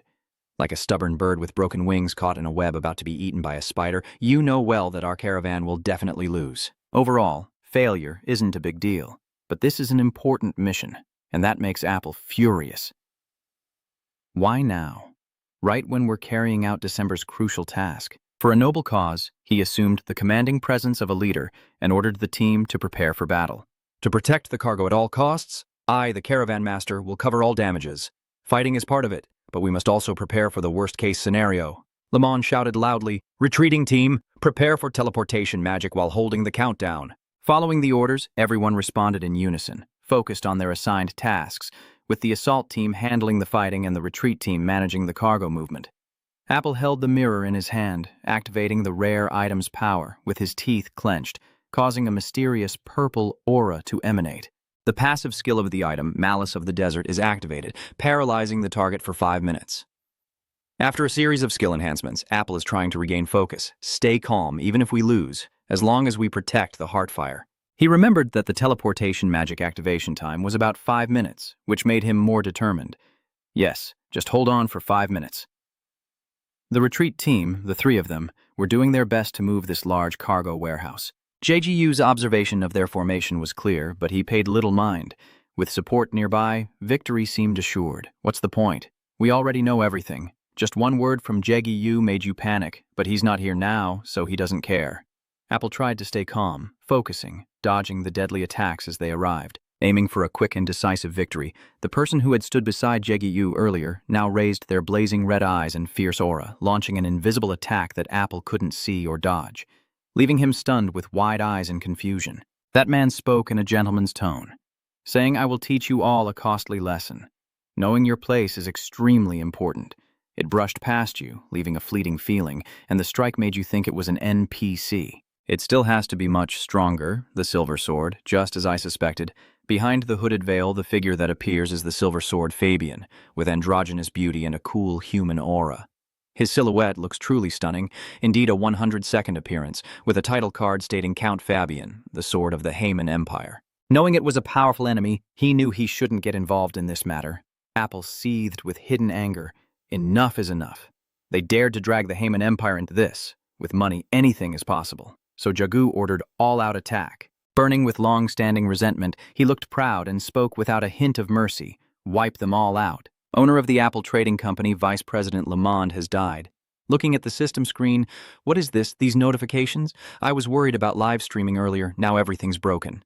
The Kui beside him also saw a series of notifications, looked up and asked him, "What's wrong, boss?" Even though the 5 family members are dead. But I have already completed part of the plan and casually told the Kui beside me that it seems someone has stolen my stuff. "And Han Han sponsors this program?" He smiled mischievously, showing his interest. "This is interesting." On the battlefield, where the fight between the 2 merchant groups just took place, Phi's people were defeated and the goods fell into GM's hands. Choi Jae-gyu stood in front of the goods, excited, surprised that Phi's merchant group was so resolute. There must be a reason. Choi Jae-gyu stood beside the giant dragon skull and compared it to himself. He looked so tiny, making it hard for him to believe his eyes. This is the strongest bone fragment and the best conduit for mana transmission among the parts of the fire dragon, if handled carefully. It will become the ultimate weapon crafting material, with all stats still a mystery, weighing 2.5 tons. Looking at the dragon's head, Choi Jae-gyu wondered if this item was somehow connected to Dex as well. He also guessed that, given his challenge, he would definitely appear to take revenge for this attack. Without hesitation, Jae-gyu confidently challenges, "I've been waiting for this, Dex. I will show you my final effort." Standing in front of the gold core storage with Kato, the warehouse keeper, discussing work, and when Dex learns who attacked Choi Jae-gyu, he expresses disappointment. "I tried to hold back, not to directly confront the players, but this time, is it really the young master?" As if wanting the 2 in front to hear, he spoke with a regretful tone but a clear look of amusement on his face. "Maybe it's time to eliminate the root of the trouble, huh? Pretending too much, huh, too? Who's going to fix your foot now? So, to exchange for this fire dragon, what do you want? The Empire to do for you?" Hearing what he hoped for, Choi Jae-gyu smiled satisfied and said, "I have only one wish. Protect our caravan from the owner of this fire dragon's skull.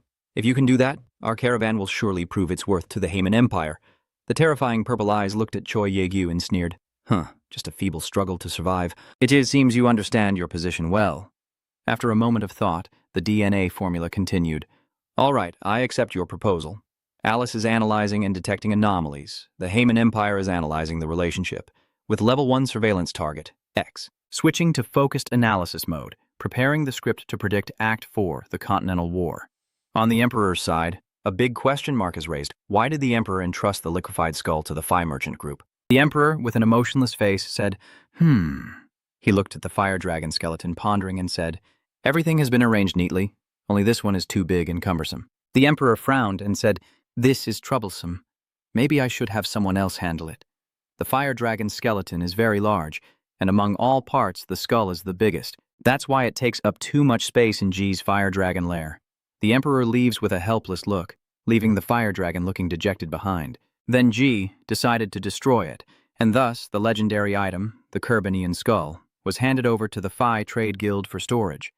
As everyone knows, after a series of exchanges, it fell into the hands of the Hmon Empire and had a profound impact on Arcadia. The fire dragon's skull, guarded fiercely, is only legendary, thanks to the strongest magic among the dragon's parts. If carefully processed, it can become the ultimate weapon material, weighing up to 5 tons. Everyone was shocked and exclaimed, "Oh my god, a fire dragon skull! This amount is enough to create hundreds of legendary X-Saber swords." The crowd was mixed. Some laughed happily, some were scared, others surprised, and various opinions were voiced, with rumors saying that the owner of this item is the Duke Dien. Duke Dien is a key figure supporting the first prince, the male tower, and France has also declared support for Prince Dimitri in exchange for the fire dragon's essence. So the prolonged war for the throne has ended with a victory for the X-Saber faction. This blow is like a fatal hit to the psyche of Prince Vines and the Hmon Empire. The fire dragon's ashes, the phoenix fire, we have completely failed. Prince Vines's eyes now reflect deep sadness and contemplation. So now the continent will once again drown in a sea of blood and war. Suddenly, a voice rang out. "O noble and mighty citizens of the Hmon Empire!" With a regal bearing, Emperor Myris of Hmon spoke. "For a long time we have endured countless humiliations from the despicable and greedy Bahman Empire. And now, the time has come.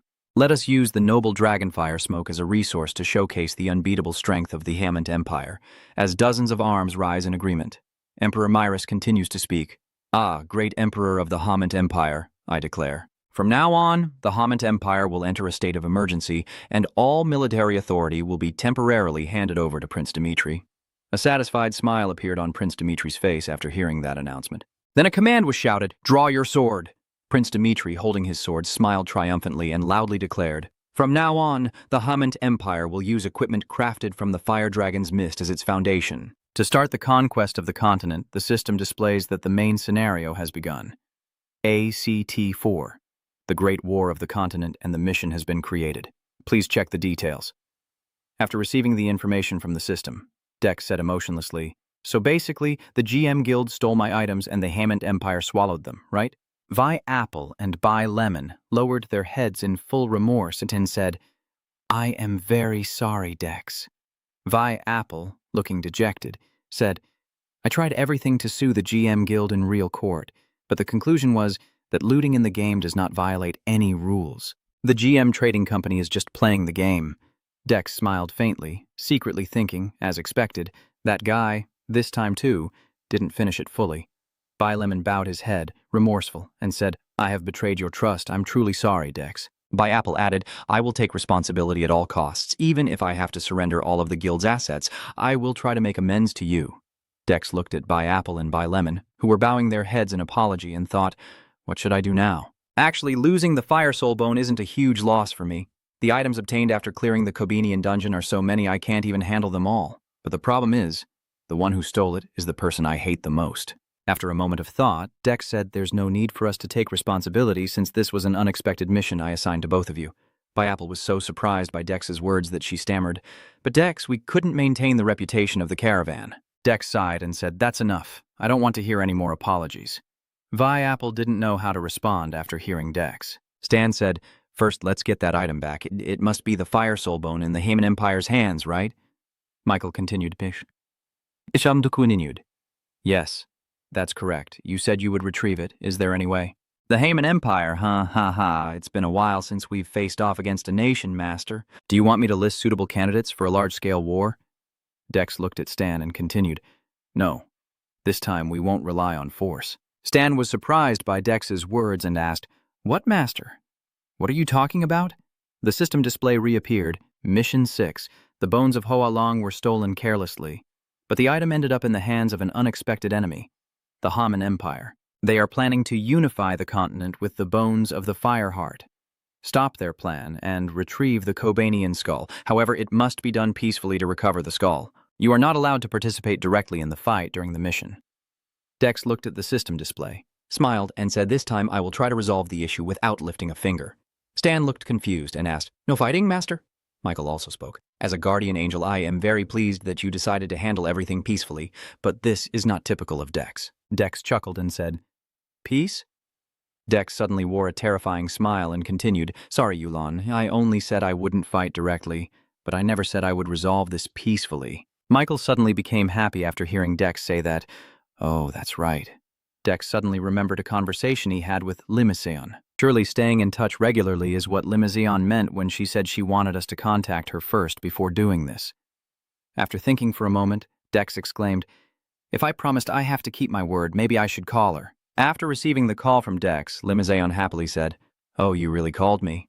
That was faster than I expected, Dex. Do you need my help with something?" It's not a favor. I called to inform you about the promise earlier." "What do you mean by the promise?" Dex on the other end of the line replied, "I think you already know." "What do you mean? That was an extremely valuable item." "So you mean the reason you called me is that," Dex continued, saying that he would try to resolve everything peacefully first, but if not, he would handle it in the usual way. "You know, the GM guild has gone too far." Hearing that, Limousin suddenly froze. "As usual, are you planning to wipe out the Hmon Empire from the map?" Dex on the other end of the line continued, "Anyway, I will try to hold back so as not to affect you." "All right, then." Before I could reply, Dex had already hung up. Limousin said hopelessly, "Cough, wait, huh?" Suddenly, Limousin laughed strangely. She angrily asked, "You guys from GM Corporation want to challenge me?" Everyone die. The system panel displays information. Act 4. The Great Continental War. Hmon Empire. The one who has long harbored ambitions to conquer the entire continent has finally revealed his true intentions by launching a surprise attack on the Hmon Empire. The most formidable opponent, the continent, falls into chaos. Which side will you choose to fight for glory and honor? You can vote for Baemon or Hmon to join the war. If your vote wins, you'll receive a reward above your contribution level, but if your choice fails, you'll face a penalty. Then the system displays a countdown timer, 2 days, 23 hours, 25 minutes, 24 seconds, remaining to choose a faction, and everyone starts discussing once they receive the notification. Are the Hmon Empire and the Baemon Empire fighting each other? Those two empires are the two biggest nations on our server. Suddenly, why? Which side has the advantage? Comments also started to appear more frequently. Hmon has the advantage. They launched a surprise attack and destroyed most of Baemon's main forces. I heard the emperor was also assassinated. Others are agreeing. That's crazy. Everyone is choosing Hmon because it's easier to win over there. Others are starting to agree. That's right. I heard they even granted a noble title, which surprised everyone. What, a noble title for a noble? So they can control the entire territory. That's crazy. Aren't only the dark and secret factions capable of doing that? Damn it, I'm a fan of him, so there's no need to ban any more. Hmon go. The system display shows the support percentages for both sides, with 77% for Hmon and 23% for Baemon. Over here in the kingdom, Mulan Dek received the news and, with his chin resting on his hand, finally saw some reaction. Another chaos is brewing. As he pondered, Tan beside him said, "Master, the situation in the north is very chaotic. Aren't you planning to go there soon? Joining now might cost you your reputation." Hearing that, Dek nodded and replied, "What am I going there for? I don't plan to fight myself this time." Tan looked blank and said, But master, are you here to meet them?" Dek stiffly and reluctantly said, "You already know the answer. I'm annoyed right now." Then suddenly he opened his eyes with a serious look. But everything has its price. Then he approached a vintage and rustic tower with a white background playing card pattern, the entrance to Wee House. The image of that black shorts is the symbol of Dek's Underwear Club. What is Dek's underwear color? Abbreviated as the name of the guy. A Gui with a strange name that sounds offensive just from the name. Dek walked by with his hands on his hips, puzzled about why they were so curious about the color of his underwear. The existence of this guy is already unbelievable, but what shocked Dek even more is that this Bien Tai has surpassed other famous guy. To secure the top position on the second continent's overall GUI ranking, the giant yellow number 1 with 2 barley branches on each side proudly displayed above 0. This is the image shown in the news. Dek's ranking in the overall GUI chart reached over 1 million in just 3 months, a record never before seen. He pulled his hat up, sweating on his face, thinking, I really don't want to get involved with them. It feels like an allergy. But their influence is undeniable. Back then, just a casual comment about the color of my underwear caused a riot. The news continues to spread, with GUI being the hottest topic right now, and behind Dek's rising fame lies the name or phenomenon Arcadia, the black male underwear. Dek walks and thinks to himself, I must use every card I have, so let's see what kind of people are in this GUI. The system starts to appear, entering Dek's underwear GUI house, with equipment temporarily disabled. A notification has been sent to the GUI administrator, and Dek stands at the door, looking inside where a few people are talking. There is a red-haired person shouting loudly, recruiting for the wire team, GUI wire number 125, needing one more person, level 120 or higher, DPS class, and there are also many other voices. selling food for those who want to earn achievement points, already with 300 types available. They're recruiting people for weekly missions and won't accept quitting halfway. Tan, standing beside Deck, looked around and asked what was going on, seeming more casual than expected. Deck looked just as confused and replied, "Yeah, why is it like this? Why are these people—" I'm not here to register. I'm not here to register. I want to meet your GUI matter. The girl looked confused and approached again. GUI matter, that guy is very busy. He suddenly came here and said that. Choco exclaimed, while Deck, hidden under his hood and mask, looked visibly annoyed, his voice trembling with excitement so that a person— Could it be that you are from the channel? He was taken to a room, GUI Matter's office, GUI house. That GUI Matter saw you and happily took out a pen, exclaiming loudly, "Very, very pleased to meet you." Choco said, "I am a fan of yours. Please give me your autograph." He is GUI Matter of December, named Arthur. He handed the paper and pen to him, making him dodge away, while Arthur laughed happily, "Ha ha." This was the first time I met someone connected to Deck. I was so nervous he struggled to dodge and replied, "Well, about that, the autograph is fine." This Arthur guy keeps shouting loudly. I really enjoy watching Choco singing in videos, watching from start to finish.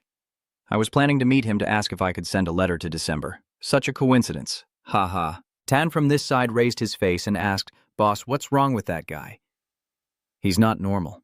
Michael, standing nearby, also spoke. He's definitely the leader of a fanatic group. We need to purge him.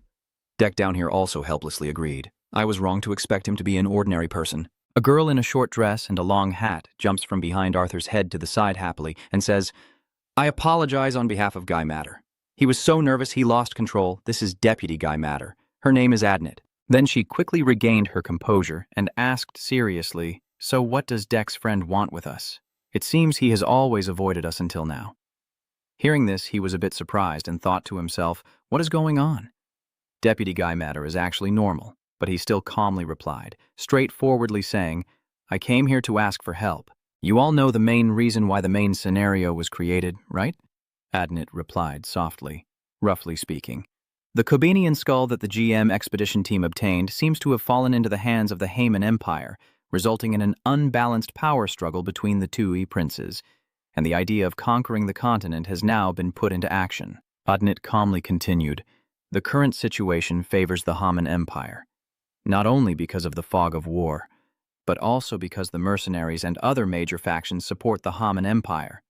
December, hearing this, suddenly lowered his head in surprise, thinking, "What is this? They understand the situation better than I thought." And he calmly said, "So which side does December intend to support?" Adnit asked nervously, then froze like being hit in the chest, stammering, "That thing." The system shows the remaining time to choose a side, 8 hours, 24 minutes, and 12 seconds. Suddenly Arthur, sitting with his arms crossed and legs crossed, spoke seriously. "We don't favor either side." And hearing that, Adnit was shocked. "No, Arthur believes that." He looked down at her and said, "Be quiet, Adnit, because I know the devil. I will speak frankly." Adnit looked apologetic, lowered his head, and said, "You're right, sir." Arthur's face seemed troubled as he continued, "As you know, our siding with the Hmon Empire is an act of blasphemy. Because they dared to covet our items, but we can't easily become their enemies. To be honest, the Bayman Empire has no chance of winning. They suffered heavy losses after Hmon's surprise attack, and most players have turned their backs on them." I didn't hear the whole thing, but I seriously replied that even as the #1 guild with over 1 million members, "We can't help the Bayman Empire win. Is that what you mean?" Hearing this, he hesitated, lowered his face, and admitted, "Yes, a coalition guild or account-level NPC might be possible, but before a nation, we are just helpless beasts." He didn't respond, which startled him, but the Hmon Empire had stolen from him. "Aren't you going to seek revenge?" He was devastated. Yes, that's true, but joining a hopeless war just out of emotion is also an act that dishonors his reputation. "So, even though I feel really frustrated, I will choose to stay silent and ignore this scenario." Hearing this, he sighed in admiration. Indeed, it's a wise decision for a guild, a major guild. So if... I ask you all, but I can't believe what I'm hearing. Both Arthur and Agnes look surprised. Agnes asked again, "What did you say?" They were so shocked they froze in place. Unexpectedly, "How is this possible? Wait, you're the one with the mask. You took it off and crossed your arms in a reverse pose to reveal the name Desh. Then you smiled broadly and said, 'Is that okay?' You said this before, with two faces unable to accept what was happening before their eyes. Honestly, I am very impressed. I knew this matter was big, but I didn't expect it to be managed so professionally. The two guys' eyes are still wide open, still stunned, muttering to themselves, "Is Choco Kexra really Dek? I can't believe it." So the one who made those videos is... They start recalling previous comments, ignoring Choco Kexra, posting Dek's videos instead. Watching this part, it seems like Dek is near Pavis Gorge, adding more videos of Dek, really. Without Dek, it's so boring. Arthur looked troubled after recalling and thought to himself, "Damn it. Agnes is no better. I just commented all over the channel, but now is not the time to think about that." Then, Dek's face suddenly changed. Wait! Those two rushed to hug him happily. "It's really Dek. Dek! Oh. Who. Do you still remember me? The time you saved me back then, Dek. Can I have your autograph? No, can I have your phone number? Or maybe add me as a friend? It's truly strange. Someone who makes the owner cautious, floating in the air and sighing, this is no longer just admiration. He's a fanatic now." Michael on the side also looks bewildered. "He's Dek's guardian angel. Should I save him or not? Whatever. That's the path the master chose. Dek here is bright and clear. About this. Maybe I was wrong after all." The parade staff was used as a pole to hold the white flag, which had a black rectangle with a triangular cutout in the middle of the bottom edge that looked like a pair of underwear. A scream from somewhere shouted, "Dek, I am your fan." A woman with orange hair wearing a wizard's hat and eyes shining like hearts, along with a tall, muscular man in iron armor with a small face, rushed toward Dundee, still talking non-stop. "Let me hug you just once," the wizard girl also mumbled. Me too. Jealous of the two people's ridiculousness, Desh was about to take advantage of the situation. Suddenly, he unleashed his giant strength, wielding a spiked hammer, accompanied by a swirling purple aura as destructive sounds echoed loudly. Dek angrily slung the hammer over his shoulder, calming down from earlier. The two people, after taking a blow to the head, immediately swelled up into a lump. They sat dejectedly on the ground, replying in unison, "Yes," then apologizing, "You must have been startled, right? We were too excited." Before he finished speaking, Dek sprayed glue stiffly. Sorry, if I repeat this, I will personally disband this group and quit the game." This made the two members cry and beg, saying, "We're sorry, we won't do that again. Please don't leave the game. We promise, we won't do it again." Dek returned to his desk, which was covered with drafts, notices, and books, leaning on his hand, tired of looking at the two people, then turned to the main table. "So, let's get back to the main issue. War with the Hmon Empire. If we side with the Bahman Empire, do we have a chance to win?" Gui Matter confidently reports and summarizes the current situation. First, we can modify some parts of the plan based on the intelligence gathered from our team. Out of 1 million official members, about 80% are self-sufficient warriors. No surprise there, so that's around 800,000 troops. Damn, Lord Dech Arthur's expression shows his confidence. With hands on her hips, waiting for praise, Deputy Gui Matter Odnit stood cheerfully, if everyone participated like that. Surprised by those numbers, my mind couldn't keep up. It's crazy. Even the Korean Army's troop count is only about 500,000. Adnit looked up happily and said, "First, we will organize the information we have gathered." She quickly got straight to the point. First, the GM Trade Caravan knew that the Kerbenian box was Dek's artifact. When they realized they couldn't control it, they turned to the Hmon Empire for help. Accordingly, the images of each badge are arranged in a clear hierarchy, and additionally, Dmitri, the first prince of the empire who possessed that precious item, planned this war to strengthen his position and become the next emperor. Suddenly, Dech raised his hand to signal a stop. "Wait a moment. How did you all come to know this information? This isn't just a superficial level of information. It even includes internal details of the GM Trade Delegation and GM Corporation." Vice Huimater bowed his head with a sinister smile. "Oh, don't you know? Whether it's the GM Trade Caravan, the GM Corporation, or even the army of the Hmon Empire, Lord Dech's forces are all present. There's nowhere they're not." Atnis lifts her chin, the evening sunlight shining on her cheek, her light purple eyes making her even more mysterious. A faint smile on her lips. We are the shadows of that day. Dech involuntarily felt a chill down his spine at the twisted person standing opposite him. Crazy indeed. And yet they were curious about my lord's army color.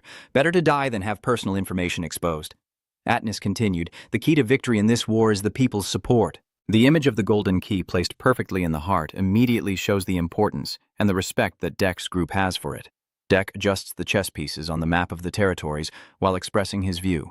If we can turn the supporters of the Hmon Empire to blindly support the Bahman Empire, we can both weaken the enemy's forces and strengthen our own. He held the black knight in his hand and moved it toward the white pieces standing on Hamon's flagpole. In other words, a double arrow for Desh.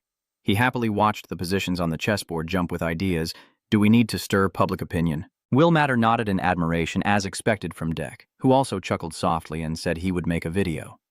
Hearing Dear Deck say that, Deputy Will Matter Atnus smiled confidently and volunteered immediately. No need, Desh. You just rest. Stirring public opinion is our specialty, Desh thought. Or maybe is that so? He thought to himself.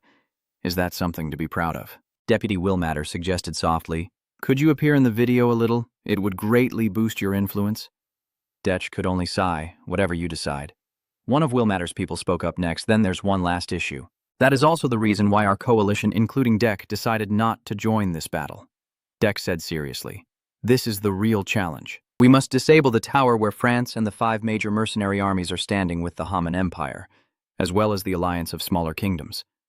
Will Matter is extremely worried. This is the most urgent issue. We need to prepare a reward equivalent to the enormous amount of money and dragonfire fog that the Empire has spent. Even with our scale, Will, we can't handle this problem. Deck looked puzzled. Is that all there is to the reward? Why didn't you say so earlier?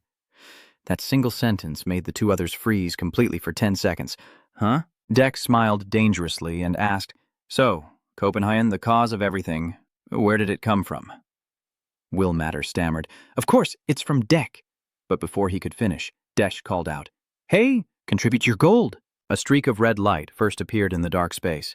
Then gradually, a blood-red magic circle emerged, containing a lock inside, accompanied by a golden glow and sound. The trigger, my lord, I am called. The red light flashed through, opening a vast, dazzling space filled with piles of gold. The two sides climb the golden stairs filled with gold. Dex smiles brightly. Let's see which reward is more attractive. The Hmon Empire's or mine, he says confidently now, enchanting and captivating. Deputy Will Matter, seeing this, his eyes shine with intense love, about to act. Wonderful, he is truly trustworthy, absolutely reliable. Remember this moment. Arthur saw the gold and couldn't hide his tears of joy. Clenched his fists. I will always be loyal to you, Lord Detch. The Lord Detch emblem glowed. A shimmering image appeared before his eyes. Gradually, it became clearer that it was the figure of the mysterious man talking with each other. The GM Trading Company also has some skill, able to bring back the Fire Dragon Mist. He is a pretty good adventurer, has awakened Prince Dimitri's war ambitions. The scene then shifts to an image of a person holding a card with the words Secret GM, preparing to remove the white uniform. I am a member of Lord Deck's alliance, infiltrated the GM Corporation, which from the beginning had plans to start a war for profit. The man in gloves touches the mask on the table, revealing red-tinged eyes, as the voice repeats, I am a member of Lord Deck's army who infiltrated the GM Guild. The trade caravan planned to attack the Phi caravan to steal the Fire Dragon skull artifact. The scene shifts to an image of a young man holding a sword, dressed in a black outfit, standing in front of a pale young man who is struggling on the ground, surrounded by raging flames that cannot burn as fiercely as their battle. And this is probably the iconic image of the GM Legion and Lord Deck's army fighting each other, with these people under the command of a young orange-haired general, and behind them is a skull emblem shaped like a goat. Then comes the image of a man standing beneath a towering house, laughing maniacally. The more he laughs, the more terrifying he becomes. A mysterious admin appears, wearing glasses in the dark space, causing the glasses to emit a light that signals intelligence. This is what Lord Dish's army has uncovered about the cause and the main events of this scenario. Everywhere, but all with the same goal, glory for Lord Deck's army. That video caused an explosion online, with various comments spreading across the space, revealing that the GM convoy colluded with the Hmon Empire. I can smell the scent of public opinion manipulation. Ha ha ha. This is just like a war crime syndicate. Please stop causing trouble.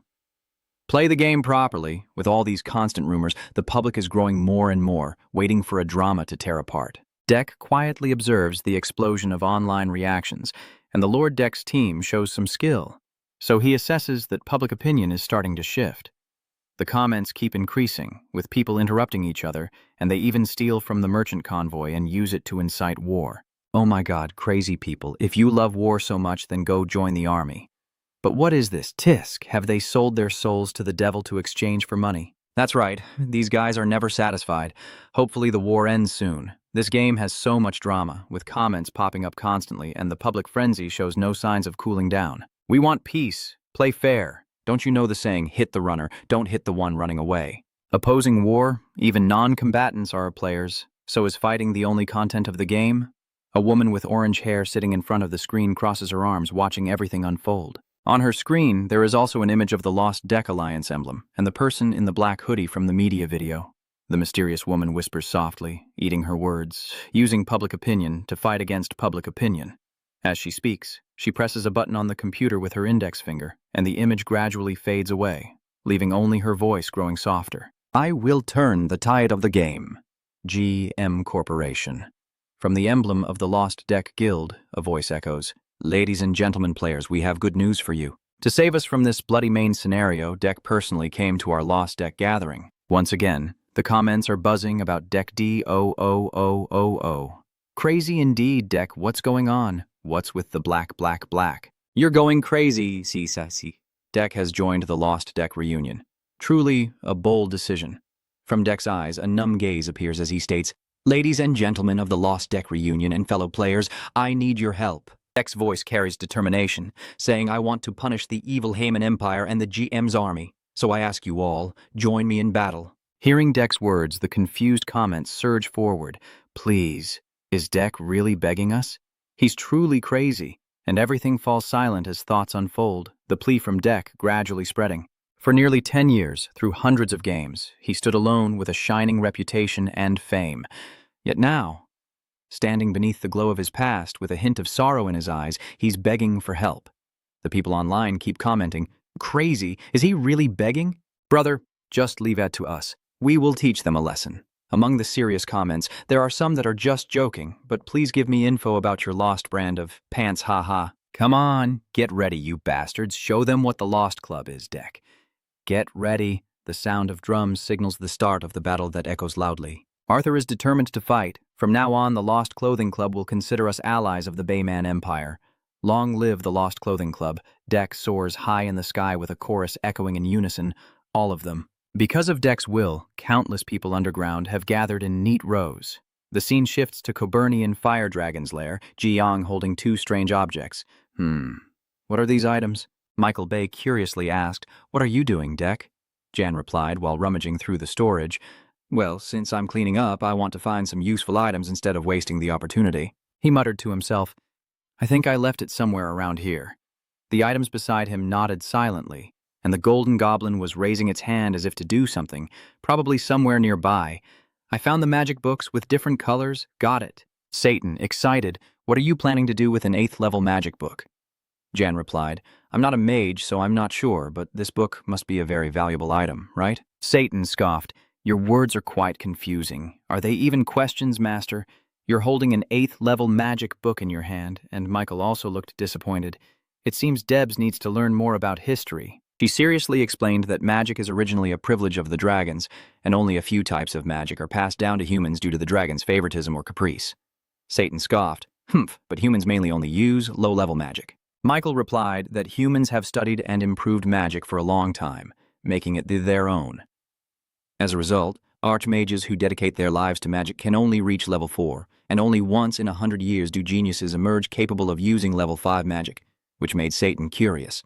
But Merlin, whom I possess the soul of, can use magic up to level 8, Michael explained. Merlin is an exception, as he was personally nurtured by the dragon's blessing when he was a student. She happily said, so even though he has a human body, he can still use level 7 and 8 magic, spells with terrifying destructive power. Michael looked back at the two magic books and Ji Yang was holding. In other words, the magic book you're holding contains magic of a divine level that humans could never reach. Ji. Yang feels intrigued, so it's going to be a delicious smell. Michael looks sinister. Wait, a delicious smell. An 8th level magic book. Satan is also speechless. Hey, Master. Seeing Ji's scheming look on Yang's face, Satan hurriedly shouted, What is he planning to do next? Cut to Choi Jae-gyu's location, where he is pounding his head in front of the computer screen. Jae-gyu is furious, gritting his teeth with each word, Days again, damn it. He suddenly exploded with anger. What's going on? This can't be connected with those guys. President John Smith stood still with a resigned expression.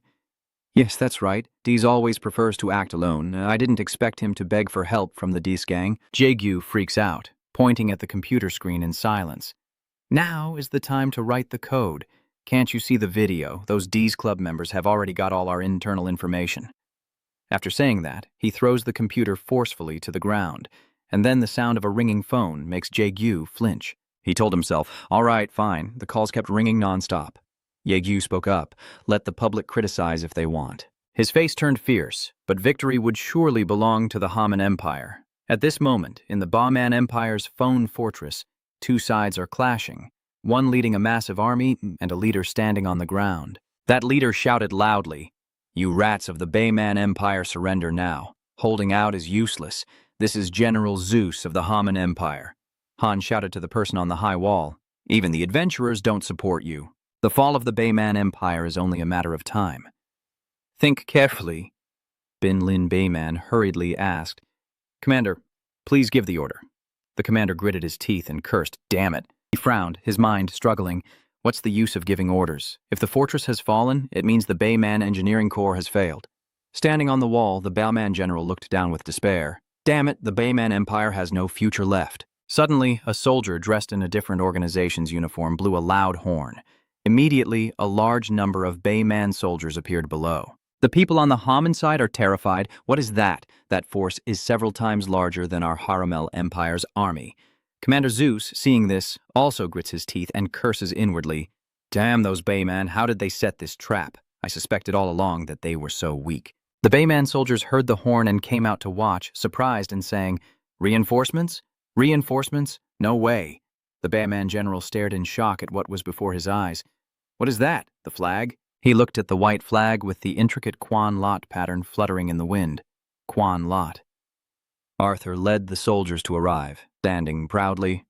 "Are you ready, noble members of the Deft Quan Lot Society?" The members of the Deft Legion shouted in defiance, "Black! Black!" to show the power of the Black Legion.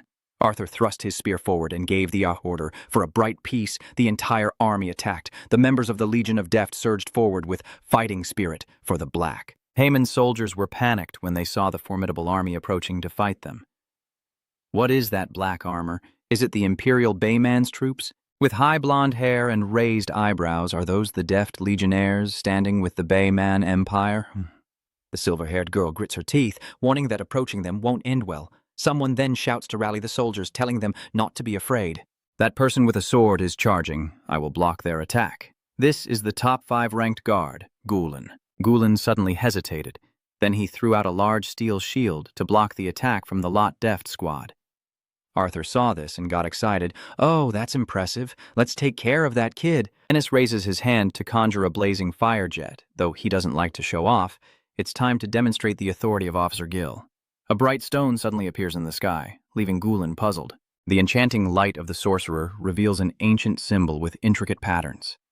Staring at the sorcerer's light for a certain period will blind you.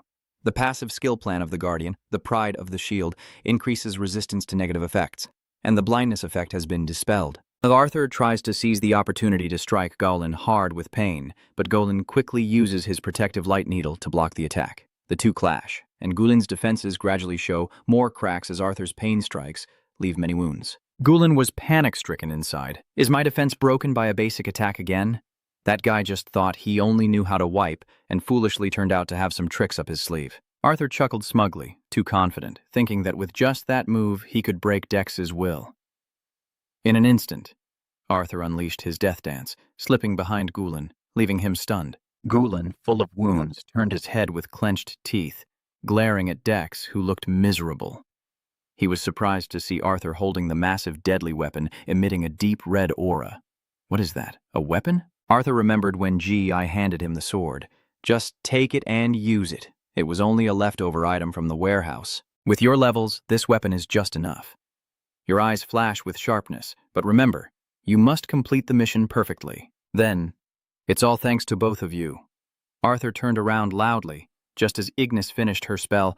Our loyalty is more than that. Ignis raised the scepter in her hand, controlling the massive fireball above to absorb more energy. Around her, pieces of earth and rock rose due to her power. I know Ignis's eyes hide a bloodthirsty desire. Let them see the greatness of Dex. She unleashes a fire blast, causing that spot to explode and burn fiercely. Vales, trembling with fear, collapsed to the ground, sweating cold, gritting his teeth. Don't joke anymore. How can we win? Vales looked at everything engulfed in the sea of flames before him. This is truly a disaster. The two weapons that brought about this terrible ending are the legendary Apocalypse Blade, a weapon containing the power of destruction forged from dragonfire mist and powerful magic. The remaining weapon is the legendary Burning Fire Staff, an ultimate staff forged from fire dragon mist and The highest grade magic crystal, with exquisite magic circuits that maximize the user's magical power, specialized for fire attribute magic, with a level cap of 110, durability of 28,000 times 28,000, attack power of 11,000 to 1,300, magic power of 480, and a 50 attack bonus when casting fire attribute magic, consuming 40% of magic energy, allowing 1 over-limit use per day. Arthur happily laughed while holding the Death Destruction Sword. So this is what it feels like to wield such a powerful weapon. Ennis also looked pleased as she gazed at her blazing fire staff, amazed that she could use such strong magic without any loss of mana. Everyone is commenting excitedly. Wow, the power of Lord Death's army is really terrifying. What is the legendary weapon that the Guild of Matter and the Deputy Guild of Matter are using? It must be a mistake. It's a legendary item that has never been announced. Oh my god, I accidentally supported Hmon, but I guess I have to log off now, Death. Death. Death. Death. Death. Fair. Hmon truly got torn apart. Just as the comment said, Lord's army defeated Hmon, with Hmon's soldiers lying sprawled on the ground. The system kept announcing that the strategic fortress had been successfully defended from the Hmon Empire's forces. The Barman Empire expressed deep gratitude to Dex Lazzie's Lord Guild. The gap between the Barman Empire and the Hmon Empire has exceeded the limit, successfully defending a key strategic stronghold. The contribution reward has increased significantly, granting 1 billion guild contribution points. If the Barman faction wins, you can request a reward based on your contribution points. The system announces the title of Guardian of the Lord Den. Arthur raises his hand and commands, "Brothers of the Lord Clan, let's cheer together."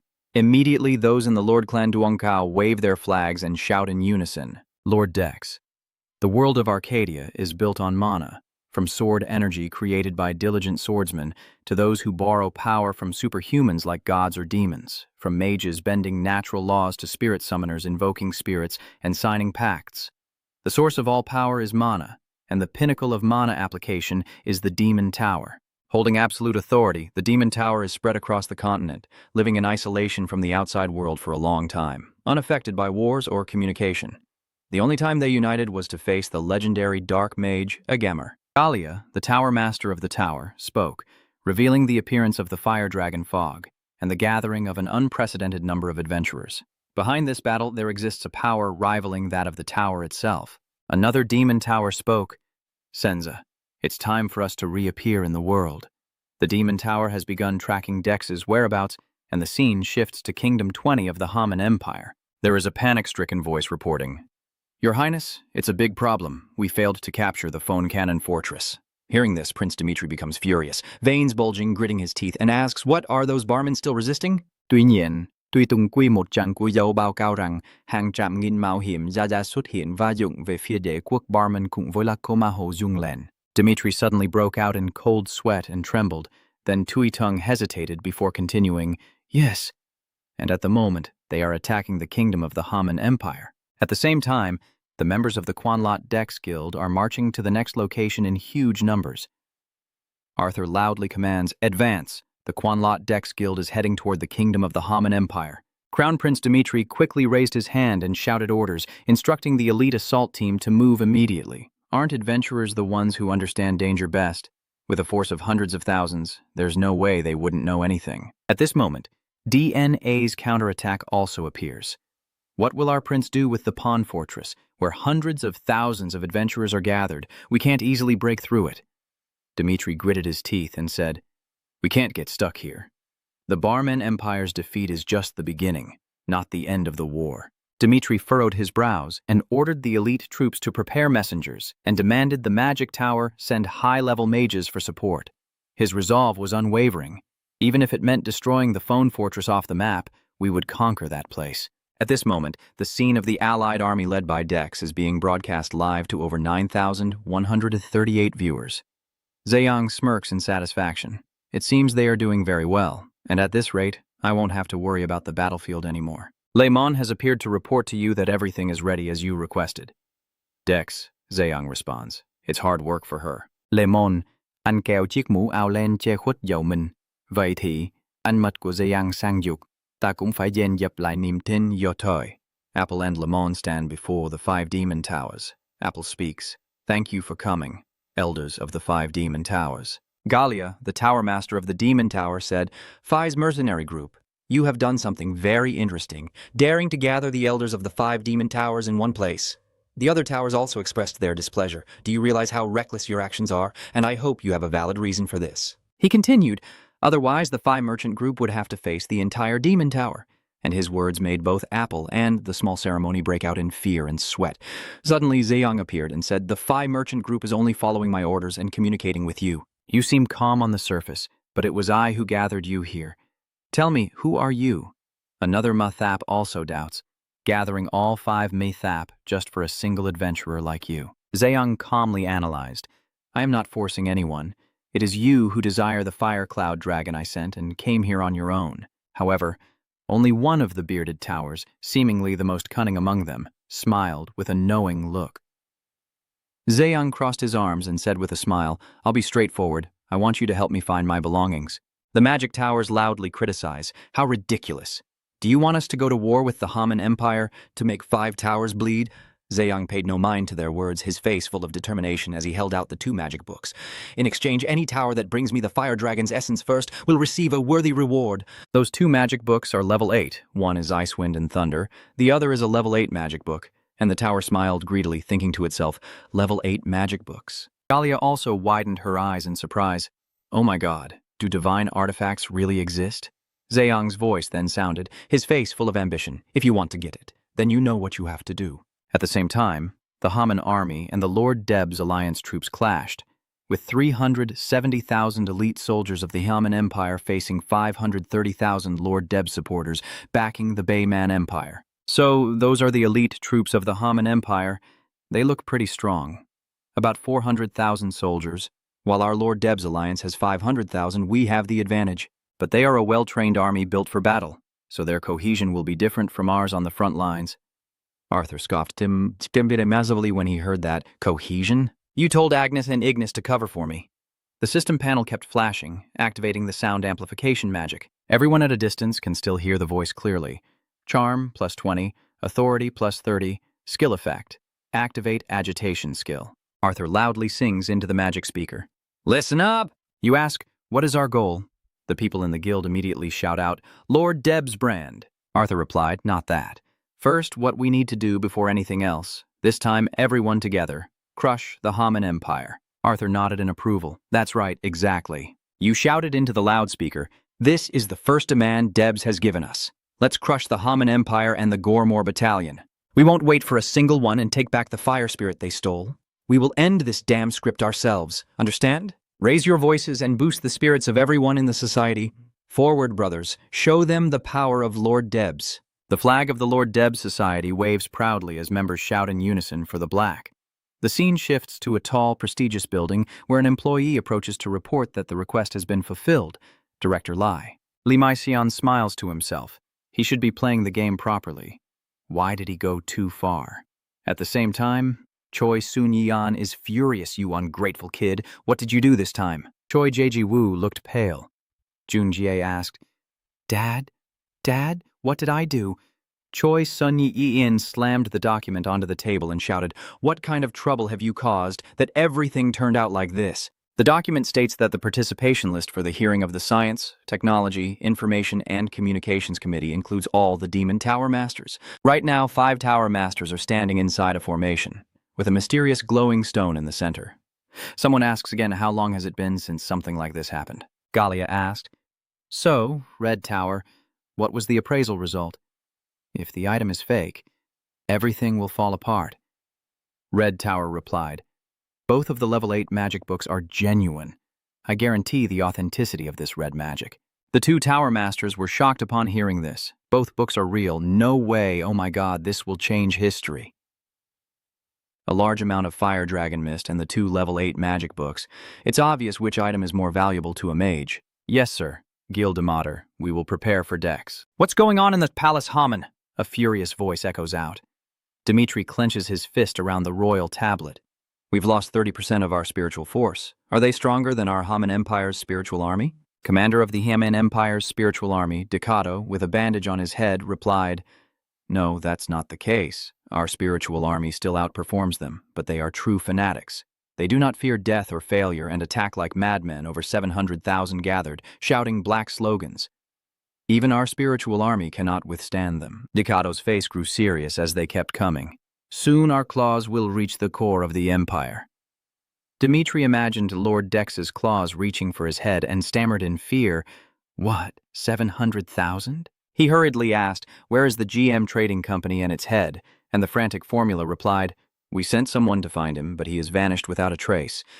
He sighed, The GM Trading Company truly has disappeared from this world. Meanwhile, Jegu was sitting in the room in despair, surrounded by scattered belongings and bottles of alcohol, sweating coldly with a vacant face, muttering to himself that it was all over. At the same time, the council's voice rose, asking Chairman Choi Sunny-Yang if he knew anything about the misconduct of GM subsidiary, GM Group. Sunny-Yang, with a remorseful expression, replied, Yes, I have been informed that there are no regulatory issues. The council members just pointed and questioned, Is the real world not enough? But in the game, do they also have to abuse their power? While competition is part of the game, openly attacking other companies is no different from real life. He continued to criticize, Even though the head of the GM trade group is your son, tolerating such misconduct will damage the reputation of the GM corporation. Sunny-Yang, despite turning pale, calmly replied that we will establish a dedicated team to handle this issue.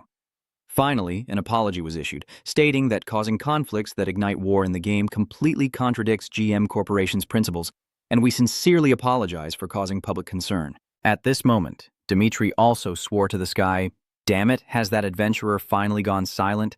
I shouldn't have cooperated with those guys. Suddenly, a messenger arrived and reported, Prince Dimitri, the envoy of the demon mage has arrived. Dimitri quickly said, I have been waiting for a long time. Please invite them in. I hereby announce to the Hmon Empire that our cooperation agreement will be terminated. I apologize for this. Dimitri was panic-stricken. What did you say? He angrily raised his hand with the star symbol. Hey, what are you talking about? Are you planning to break the flow of this formation created by level 6 magic? Even as mages, you can't act like that. The female mage turned and walked away. It's useless, let's go. But another mage reached out and stopped her. Wait. The training you guys were assigned isn't finished yet. The male mage sighed and said calmly, We all need to keep our promises to get the spellbook. The male mage then stepped forward and said, Listen carefully, the Hmon Empire, I want the Fire Cloud Dragon to be returned to its original owner. I give you 5 days. He smiled subtly, implying that if they failed to meet the demands to reclaim the Mist Fire Dragon from unworthy hands, the male mage would directly join the battle. Dimitri roared in fury, and Gianjiang said, Are you betraying us, mage? Have you prepared to face the consequences of breaking the oath? The male mage with the face tattoo declared that your condition is to hand over the Swang Hua Long you possess to the mage. From the beginning, it was not yours, so the pact is no longer valid. The female demon mage glances at Dimitri and says, Don't act tough. The tyrant is here, you understand, right? The male demon mage leaves only with a sentence, so rely on yourself then, prince, and make Dimitri stand on his own. Suddenly, Han called out, Dean, you know what to do now. Dimitri's face was now filled with rage, his dark, bloodthirsty eyes releasing the hounds to hunt down all the traitors to the Empire, starting with that arrogant bastard. Dian responded without surprise, obeying orders, and said he would let the Demon Tower know that we placed our trust in the wrong place. He explained that the Fire Soul was indeed a rare item, but compared to the level 8 magic books, it was nothing. Zheyoung pondered and replied, That's true in terms of value. I turn around and smile, saying, But from now on, things just got more interesting. Zheyoung casually says, I just want to enjoy playing games, and Apple laughs. That's right, playing games without fun is a waste. Then you come closer to Zheyoung, this demon Dex. Part, after destroying Copenhagen, could there be any item more valuable than the Fire Mist Heart and the level 8 magic books? Zheyoung happily smiled like a flower. Who knows, what do you think? The scene shifts to the high-level mages earlier, where a bespectacled mage is stabbed with a dagger, carving a deep hole into his body. He falls to the ground with the culprit behind him, holding a dark purple dagger. That guy is the one Dimitri mentioned earlier, here to teach the dark mage a lesson. The tattooed dark mage was also attacked and fell to the ground. Dunzi said, You coward. A silent dagger pierced into his body, creating a terrifying bloodbath. Rico Rez stomped on him, fiercely saying, "You should have known your place. How dare you look down on the Empire? This is why I allied with the Tower of Demons. They don't understand the world at all." He licks his lips greedily. Now then, where is the little one hiding? At this moment, only the female mage is hiding behind a tree, biting her lip and crying. Those Hmon Emperors, how dare they attack the envoy of the Tower of Demons? The sorceress's hatred reached its peak. "I will make them pay." The system displayed a red alert. Detecting anomalies, a significant variable affecting the main scenario emerged. The Imperial army suddenly attacked the demon army of the Demon Tower, causing heavy casualties. The demon army suffered an 84% loss. Analyze the feasible scenario. Feasible scenario number 2009, a modified main storyline exclusive for players of the Demon Tower. Updating. Angelina looked at the system message with confusion. What is this notification? Main storyline. She looked at the newly appeared mission board, wondering what Dix was doing now. Angelina widened her eyes in confusion. What is he doing now? The first scene unfolds with a dark and gloomy atmosphere. A mission board appears, displaying information about Mission X4, the fall of the Empire. Bright words on a dark background describe the brutal actions of the Hmon Empire and call for players to punish them. Mission X4. The fall of the Hmon Empire involved cowardly and brutal tactics to kill the great and talented male Demon Tower mages. This cruel and brutal act has shocked and angered all the mages. To honor the memory of the fallen senior mages, punish the Empire and its followers. The great archmage Mo Lin, in her blue robes, stands in a long line, head bowed in remembrance, under a dark sky with Sangyu Oat of the glowing magic stones in their hands. First, let us pay tribute to the brothers who fell in the Hmon Empire's attack. An elder wizard, dressed in a dark green robe and wielding a shimmering magic staff, steps forward. His face is full of authority as I, the wise death of the Blue Magic Tower, head of the Supreme Magic Council, declare. From above, a panoramic view shows the majestic male magic tower standing tall, emanating a mysterious glow. He said that from now on, the Nammathap will consider the Hmon Empire as a target for punishment, unleashing a wave of magical energy from the staff of the Archmage. It spreads across the area, creating a massive barrier, and the most powerful retaliatory measures will be taken. Hmon closed its doors. All teleportation gates were disabled, and magical items were banned. He ordered to shut down all magic branches within the Hmon Empire, deactivate all active teleportation gates, and dismantle the defensive barriers. Additionally, the teleportation gates stretch and collapse.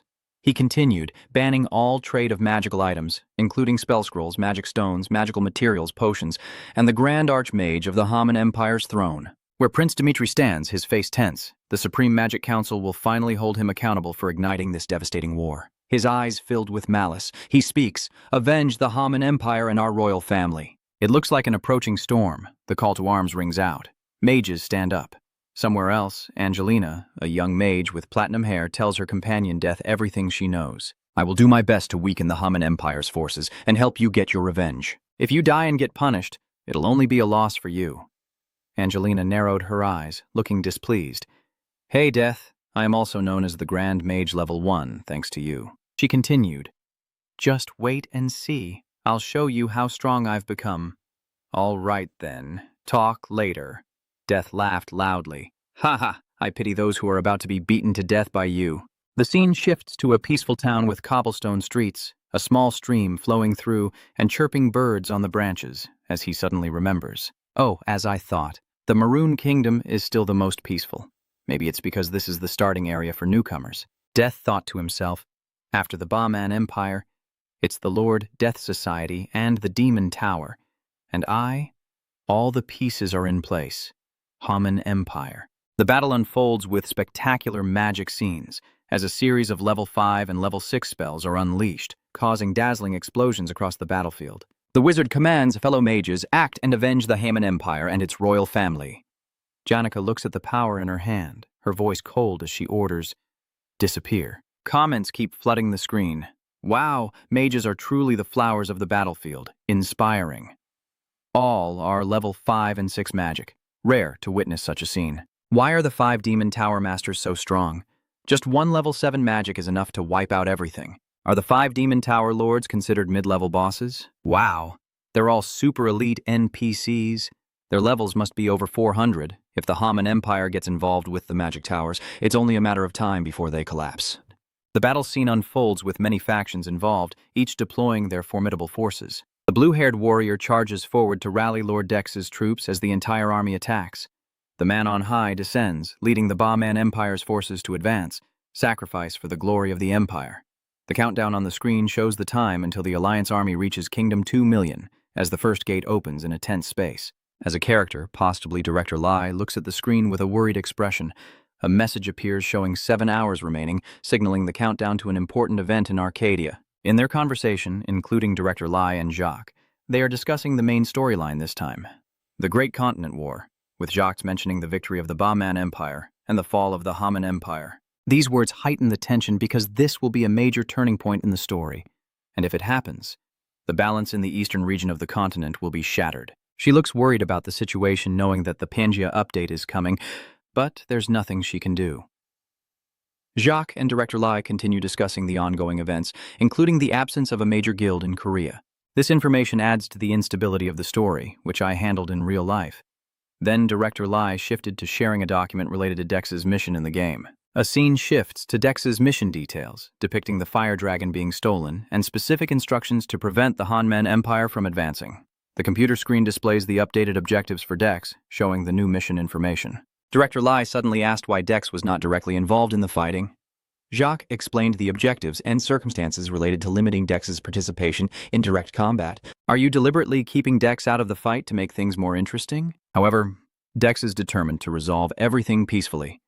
I already said that this time I will handle everything in peace. The characters continue discussing Dex's mission and the strange task he carries inside him. Everyone around was surprised to learn that Dex had a mysterious mission no one understood, and Dex simply replied sarcastically, "Try your best, live fully to cause chaos just like I am now." Important characters like Galia, Arthur, and Judas are gathering. They are preparing for an important announcement from Emperor Myris of the Hmon Empire. From this moment on, the Hmon Empire declares defeat against the Hmon Empire, the Southern May Tower, and the Lord Dex Alliance. This battle is your victory. The image of Kingdol 20 li of the Hmon Empire, a once mighty place now in ruins and cold. The tall buildings stand silently under the gray sky, and finally you have arrived here. A figure sits on a throne in the vast but empty hall. Emperor Myris of the Hmon Empire looks exhausted and weary. His eyes are deep, his face gaunt like a skeleton. Come closer. I want to talk to you. He slowly raises a trembling hand, showing his weakness. Wrinkled, pale blue skin reflecting the faint light of the room, the magic within my body is nearly exhausted. The situation is worse than I thought. One of the group looks at the Emperor with pity, whispering to a teammate, looking like a skeleton. The Emperor chuckled softly, a bitter smile. I was about to kill you immediately, but perhaps I shouldn't. Another person stepped forward, looking at the dying king, the ruler of the Hmon Empire, with a serious gaze. As the rumors say, he won't live much longer. The Emperor pointed to the supporting walls of the palace. Do you see them? This empty palace used to be grand, but now no one fights for the Hmon Empire anymore. A gentle breeze passes, rustling the torn curtains. My son, Dmitri. No, maybe I was wrong. This old man's judgment was wrong. The Emperor lowered his gaze, his voice growing weaker. From this moment on, the Hmon Empire declares defeat to the Hmon Empire, Nam Tower, and the Lord Dev's Society. This victory belongs to you all. One of those standing before him chuckled faintly and scoffed, "Well, of course." Another person raised their hand, eyes proud. Indeed, a powerful figure from the Hmon Empire stepped forward, hands clasped behind their back. So, it's time to negotiate. The Hmon Empire will pay a heavy price. State your demands. I will take responsibility, even if it means sacrificing my life. One of the opponents shook his head. We don't need your life. We only want the Fire Cloud Dragon. Return it to its original owner. The Emperor nodded slightly, signaling the guard behind him. The Fire Mist Dragon is currently stored in the National Treasury. Take it if you wish. Another person stepped forward, speaking coldly. Oh, and I also want the heads of Prince Dmitri and his nobles as a consolation for the young people of the Demon Tower who fell. The Emperor closed his eyes and sighed. I understand now the Hmon Empire will cooperate fully to hand them over. A representative of the Hmon Empire nods and says to send an official surrender declaration to the Hmon Empire. After discussion, we will make our demands. The details can be decided later. The Emperor opened his eyes and looked directly at the other person. Of course, I will prepare. Another character, representing the adventurers, steps forward with a smile. So, the remaining one is the adventurer's representative. "What do you want from our empire?" a person from the Dex Underwear Club said confidently, representing the Dex Underwear brand. The Emperor looked surprised, his face full of suspicion. The other shrugged and smiled casually.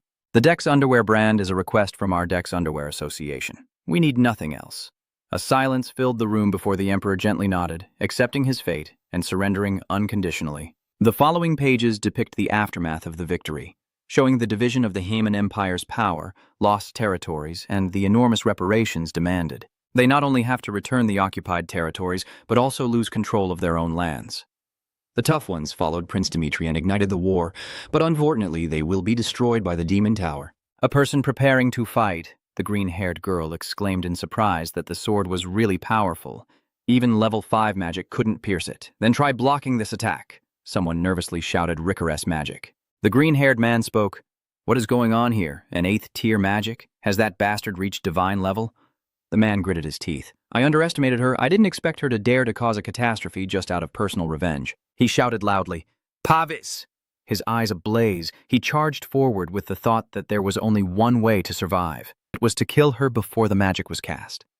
She was surprised, opened her eyes wide, then lowered her face to cast projectile magic. 1,000 flames burst around the man, then a huge explosion. Out of the smoke, the man in the empty armor knelt on the ground, panting heavily. I thought too quickly, I couldn't block them all.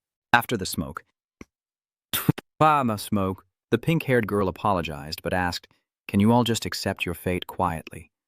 Because this is my mission." The white-haired man said she is a level 1 archmage, while the man beside him still clutches his stomach and coughs. The man looks up with a deadly gaze. "Is this the end?" The girl floated in the air, casting magic. With her divine fire, she pointed forward, causing a massive explosion. The pink-haired girl supports the green-haired girl. It's truly amazing. This is the level 8 Saint Realm. And so the Hmon Empire, which had ruled the eastern region of the continent for hundreds of years, has completely fallen. The level of the Hmon Empire has been downgraded to the Hmon Kingdom. All the rights and privileges of the empire have been revoked. A series of comments. Wow, did Hmon really lose? How could they possibly win? Not only did they lose, but they got torn apart. Ha ha ha. So the players in the Hmon Empire, no, the Hmon Kingdom are gone. Wiped out, dead for good, right? NPCs won't say anything, but what about the players who supported Hmon? To all evil adventurers who collaborated with the Hmon Empire, death is a meaningless punishment for those granted eternal power like you. The Bowman Empire will forever hate and curse you. We will look down on you, rejoice at your misfortune, and no one will beg for or desire your help.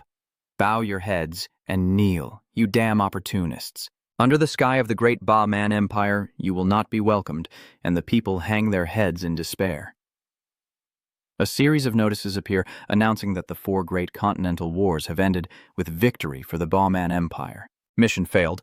Penalty applied for failure. Received the trait of continent traitor. The effects of the trait will be automatically enforced and have been marked as failed. Betrayer of the continent title. Affinity with the Bowman Empire and the Tower is 500. Transaction penalties at Bowman Empire and Tower Shop include a 250% purchase price increase and a 50% sale price decrease. High risk of attack on Bowman territory, possible unjust punishment by guards, unable to complete missions for the Bowman Empire and the Tower. A 1,000% penalty when committing crimes on the territory of the Bowman Empire. The temporary title change function is disabled, with 364 days, 23 hours.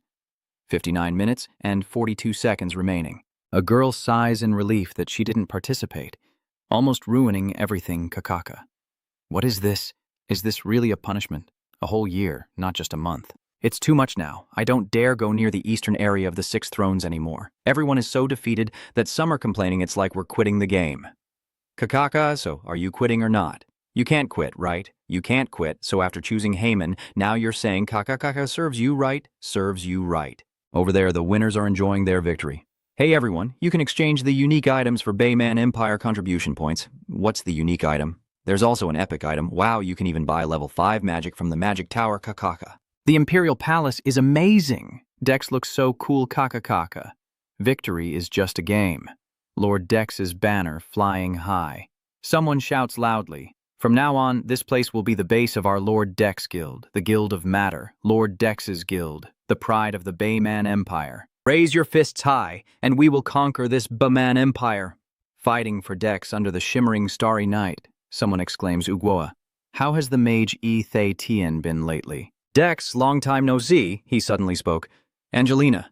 Dex stands in a large room holding something that looks like a large horn. He smiled at Angelina, who was standing nearby in a mystical, shimmering space illuminated by the faint glow of surrounding magic. Dex smiled and said, I've already obtained the fire dragon's breath from the demon tower. Seeing your efforts, I appreciate your hard work and thank you for completing the mission. The two facing the girl said I was just following orders from His Majesty, haha. Then I heard someone ask how things have been lately, and Dex turned around to see it was Angelina, hesitating as she spoke after a long time apart. Dex said, I didn't expect the terrifying envoy sent by the demon tower to be her, Angelina. Angelina asked, Am I really scary? Does anyone really say that? Dex replied, just joking.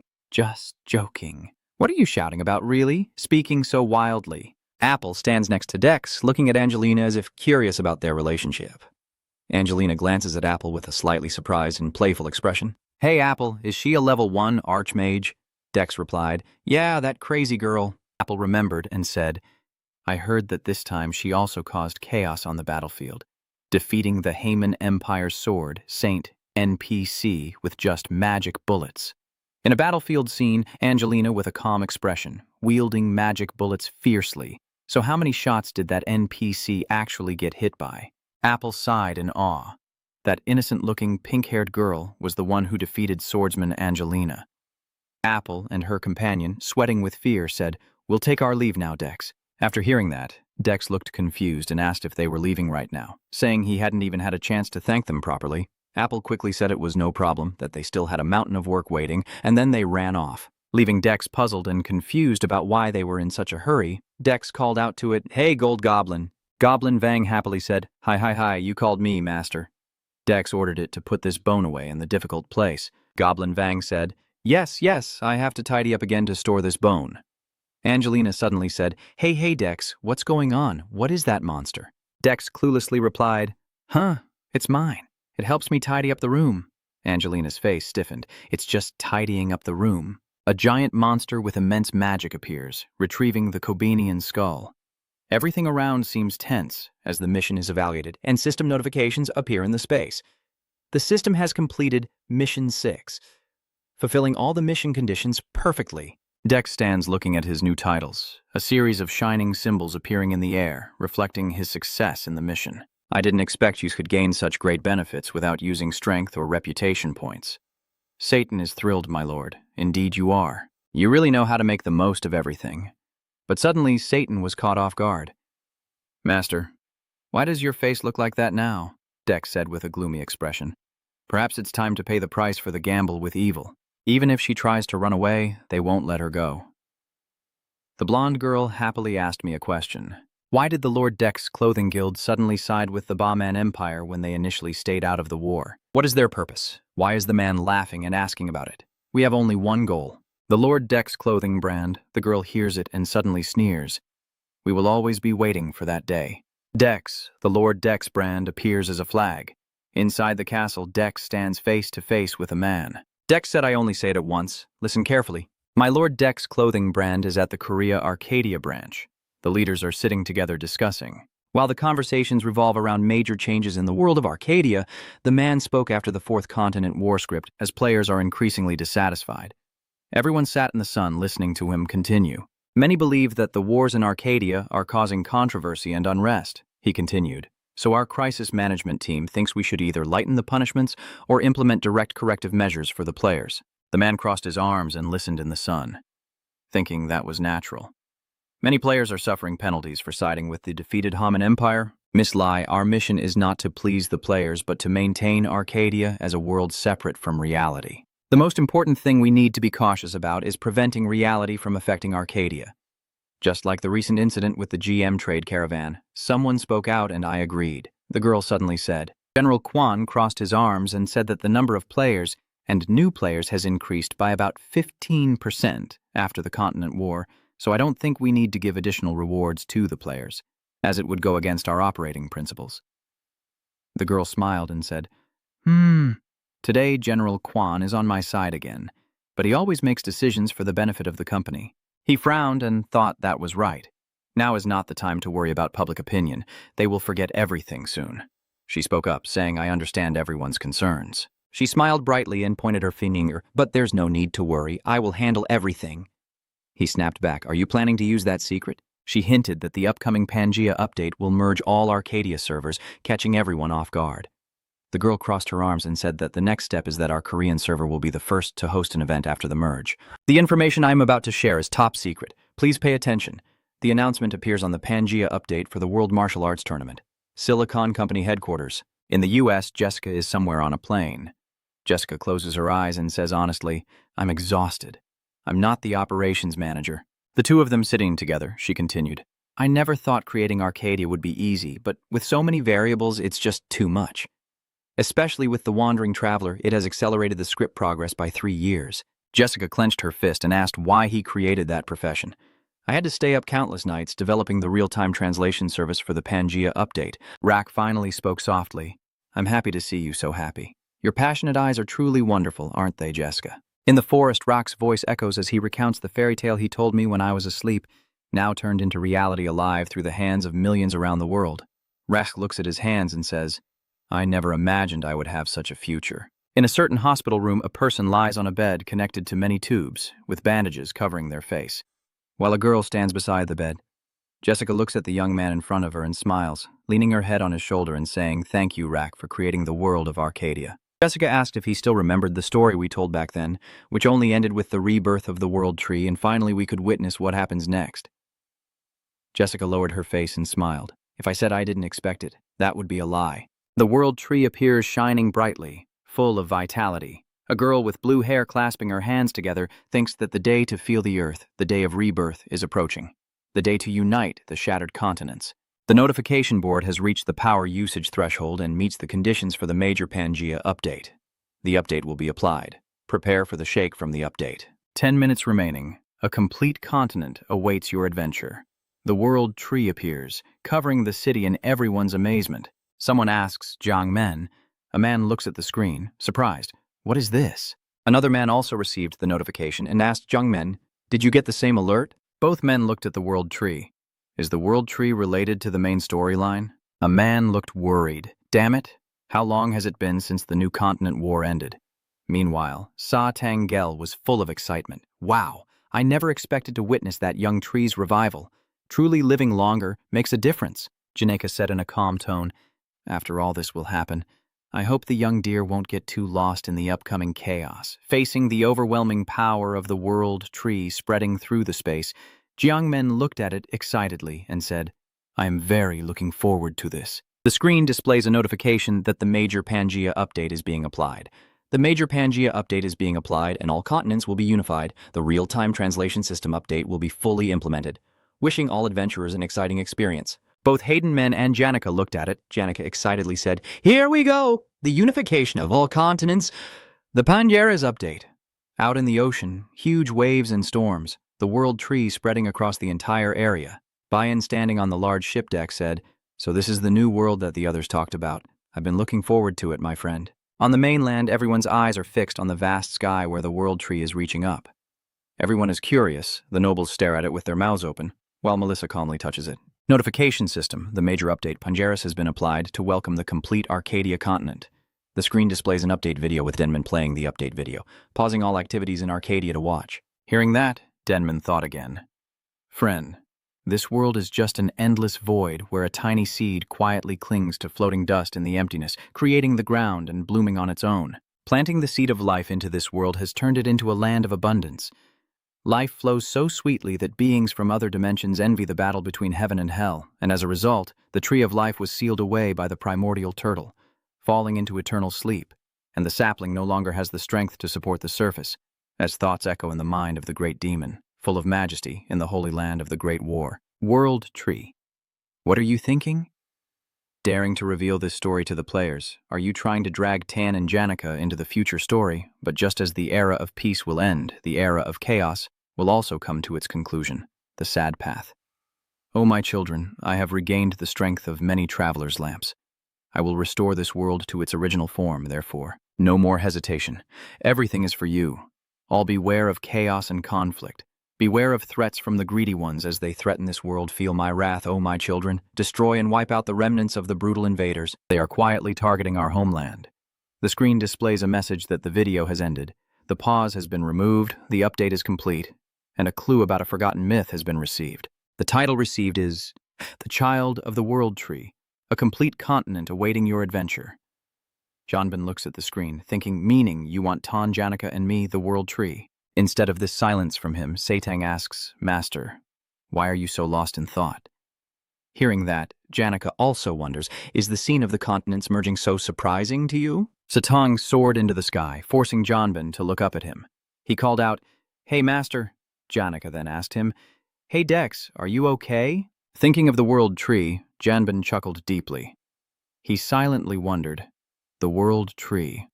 Is the one truly determined to play tricks on us that much? However, he suppressed that thought and cheerfully said to the two of them, From now on, please help me out, with a different attitude from your master. Satang suddenly said, What is this, Master? Janica calmly looked at him and replied, Are you okay? Did you mistake something? If you do that, I also can't do anything about your reputation. You know, right? Helenia stepped forward and said, Hello to all Arcadia players around the world. From this moment on, the world of Arcadia has been connected as one. She stood in the vast space with birds soaring freely and said loudly, You can explore the continent freely, experience countless secrets and stories, and enjoy your own adventure. Then she smiled and continued, Of course, there will be dangers lurking. But Helenia smiled and said, Don't worry too much, we have prepared a special gift for you. South Korea branch hopes you will like it. The screen displays information about the event. For the first time, the entire server of the Heavenly Martial Arts Festival, Merging Worlds. This event is designed so that both combat and non-combat players can participate. And competing based on their professions. We will award limited time titles with powerful effects to the top 3 players in each category. The titles appear one after another, with the screen displaying the champion of the Heavenly Martial Arts Festival experience. Skill mastery points increased by 300% for 3 months. The runner-up title for the Heavenly Martial Arts Festival increases experience and skill proficiency by 200% for 3 months, while the third-place title grants a 100% boost for the same duration. What is this? I can't believe it. Others keep commenting that the bonus experience and skill points are only up to 30%. Someone agrees and says, That's right, and since it's linked to a level 20 weapon, it's quite powerful. The other person joked about nurturing it, but since it's a rare item, its value is very high, so just forget about it. The other one said it can be used simultaneously, and if you get this title, the gap in strength will be huge. Seeing the continuous stream of comments popping up on the screen, the man looked at them with a serious expression and thought, wow, all the top players will definitely join KKKK. He is thinking about the martial arts tournament. What an interesting plan. And the reward of titles with additional stats, experience, and mastery points is probably to compensate for the weakened Korean server after the war. He keeps thinking deeply, but that director, if players from other servers win, then let them go and take her. Ha ha, but he is pondering. But, the teacher announced, Stan is looking forward to asking him. The owner will also participate in the martial arts festival, right? Zanika sent a message saying that if Du doesn't participate in this pure martial arts competition, it would be a pity. Unexpectedly, Dan Min's answer surprised both of them as he said, No, I won't participate this time. Satan asked, surprised, why, and he didn't answer immediately but looked into the distance lost in thought. This event has nothing to do with me. The level and skill proficiency points are not rewards for a wandering adventurer like me. Yes, this event completely excludes me. He thought again. Surely this is also part of Director Lai's plan. So Dan Min replied, Of course, I have caused her enough trouble. At this moment, Director Lai hesitated and thought, Sorry, Du, this time be a good boy. You've caused enough chaos. Jianben looked at him helplessly and sighed, What should Hazel do now? It's really unfortunate. The screen displays a post titled Arcadia explains, I was wrong. Someone is impersonating me, and the wrongful actions in the game caused by my nickname were not done by me. I am just a victim. Please believe me. The poster, Choco Kak Choa. Du looks at the screen, thinking, Sorry about this, maybe I should give him a hand. Du told Tan and Janica, I've changed my mind, I will join. Tan and Janica, surprised, replied, Master, have you truly understood now? Do you still remember, Du? The last time was the evil demon's turn? Now it's mine. Tan and Janica argue. What kind of nonsense is that? What does order have to do with anything? Don't you have any conscience? Stop being greedy, you evil brat. Stepping in to stop them. I'm sorry, but this time I won't borrow your strength. Tan and Janica were surprised. Wait a minute, are you planning to revive a spirit? Sinf appeared smiling and said, You called me, Du? I've been waiting for your revival for a long time. Du replied, This time I will participate in the martial arts tournament as a spirit master, relying on you. Sinf chuckled and said, I will serve you faithfully. The screen displays a notification that the first World Martial Arts Tournament is ready to begin. The battle starts. The opening ceremony, Kana announces through the loudspeaker. The little kid with a lively voice cheerfully welcomes everyone to the tournament and to the mysterious island. The event map of the mysterious island appears on the screen. Du looks at it and sneers. I still recognize this confusing map. A familiar voice calls out to him. Du. Long time no, see how are you? He pauses in disbelief, looking at the tall kid in front of him. The young man grins and says, I'm as dark as a pot lid. You look at him with surprise. Wow, you're completely different from him. Do you go to the gym? He laughed and replied, Not bad. I've tried to be worthy of being your shopkeeper. Du asked this stranger, So, are you also participating in this event? It seems there is also a category for production skills. He hesitated and replied, Huh? About that, I'm still thinking it over, he explained. In the production category, everyone has to use the same type of materials and crafting items. So that means I can't use Vulcan's father. In that situation, I don't think I have a chance to beat the other production players, Du encouraged him. What's wrong? Are you giving up just because of that? Still showing a bit of the kid you used to be? He politely smiled and replied, So, interesting. His eyes looking at him with trust, he said, At least I don't think your talent will disappear just because you don't have Vulcan's father. What do you think? He looked at Du with a shy expression, huh? After saying that, Du turned to walk away, but didn't forget to mention about participating in the festival. Anyway, think about it carefully. I will participate in the festival. He was surprised, huh? You, huh? Du walked away, leaving him in shock as he shouted, What category are you planning to compete in? And moreover, what exactly is your affiliation? He just used magic, and his swordsmanship is also impressive, but he calmly said, But do you really have to participate? Just Du appearing is enough to attract attention. You don't need to take such risks. Du explains his identity. The kid wonders if he's gone crazy to reveal himself, saying he will participate in the tournament as Chokokachua. He then pauses in confusion and asks, Who is that? Du explains that he is a lonely person who has been harmed by me. As he says this, he quietly thinks to himself, Yes, in this martial arts tournament, I am not Du, but the spirit master Chokokachua. Deuce called, Director Lai grumbled inwardly as she saw the name on the phone screen. Du. O. 1. O. X. X. X. X. But when she answered, her tone was very gentle. I thought the event reward was enough for you to understand my meaning. So why are you calling me again? Dukes heard the question from the other end and replied with a smile. I plan to participate in the event under a false identity with a mask of deception. So I want to ask if I win under that identity, who will receive the prize? Director Lai here softly said, Of course it belongs to you. The deception mask can only hide the information displayed on the system but cannot change the reward allocation. Hearing this, Du replied, I see. Then I guess I can't have it. She suddenly said her, with Director Lai's hesitant gaze. Du continued, Can't the reward be transferred to the character with the fake identity? What are you talking about? Are you planning to give up your own reward? Dukes cheerfully said, I can't, right? I'm thinking of her. Is that okay? She stared intently at the screen and responded with a puzzled expression, Please wait a moment. Is he doing the right thing? After finishing, she turned to ask Alice if she had responded on the other side. Alice, can Du's request be fulfilled? Alice received the command and responded, I will check. The legendary item, receiving the order, Alice places the mysterious mask call in front of the marching bay. The deceitful mask, the item's functions are restricted to protect user information.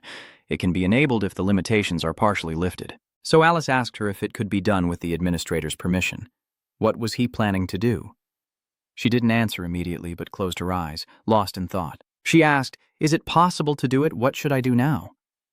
Du, what trick is he planning to pull this time? Her eyes grew darker with contemplation.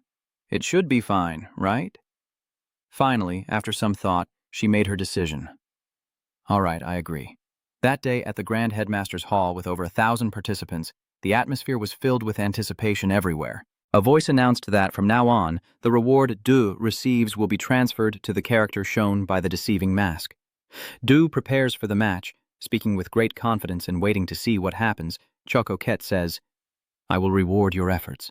The system has now found an opponent. You will be taken to the arena leader in a few minutes. Up in the stands, Helinia appeared full of energy, with an enthusiastic opening line. Getting ready for this next match hook, the rules of the World Martial Arts Tournament are simple. Win 100 consecutive battles to qualify for the finals. Then, the girl chuckles mysteriously and asks if you want to know more rules. Win 100 matches first and then ask. Following that, a strong voice of the girl announced the start of the battle. Now, the World Martial Arts Tournament officially begins. In the arena, Choco Ketra and Drew Wood face each other with eyes that refuse to yield, both determined to win. The screen shows 97 wins, and Choco Ketra looks at him in surprise, thinking, what's going on? Has someone already won 97 consecutive matches? Drew Wood looked at the person in front of him, not afraid but even more arrogant about his abilities.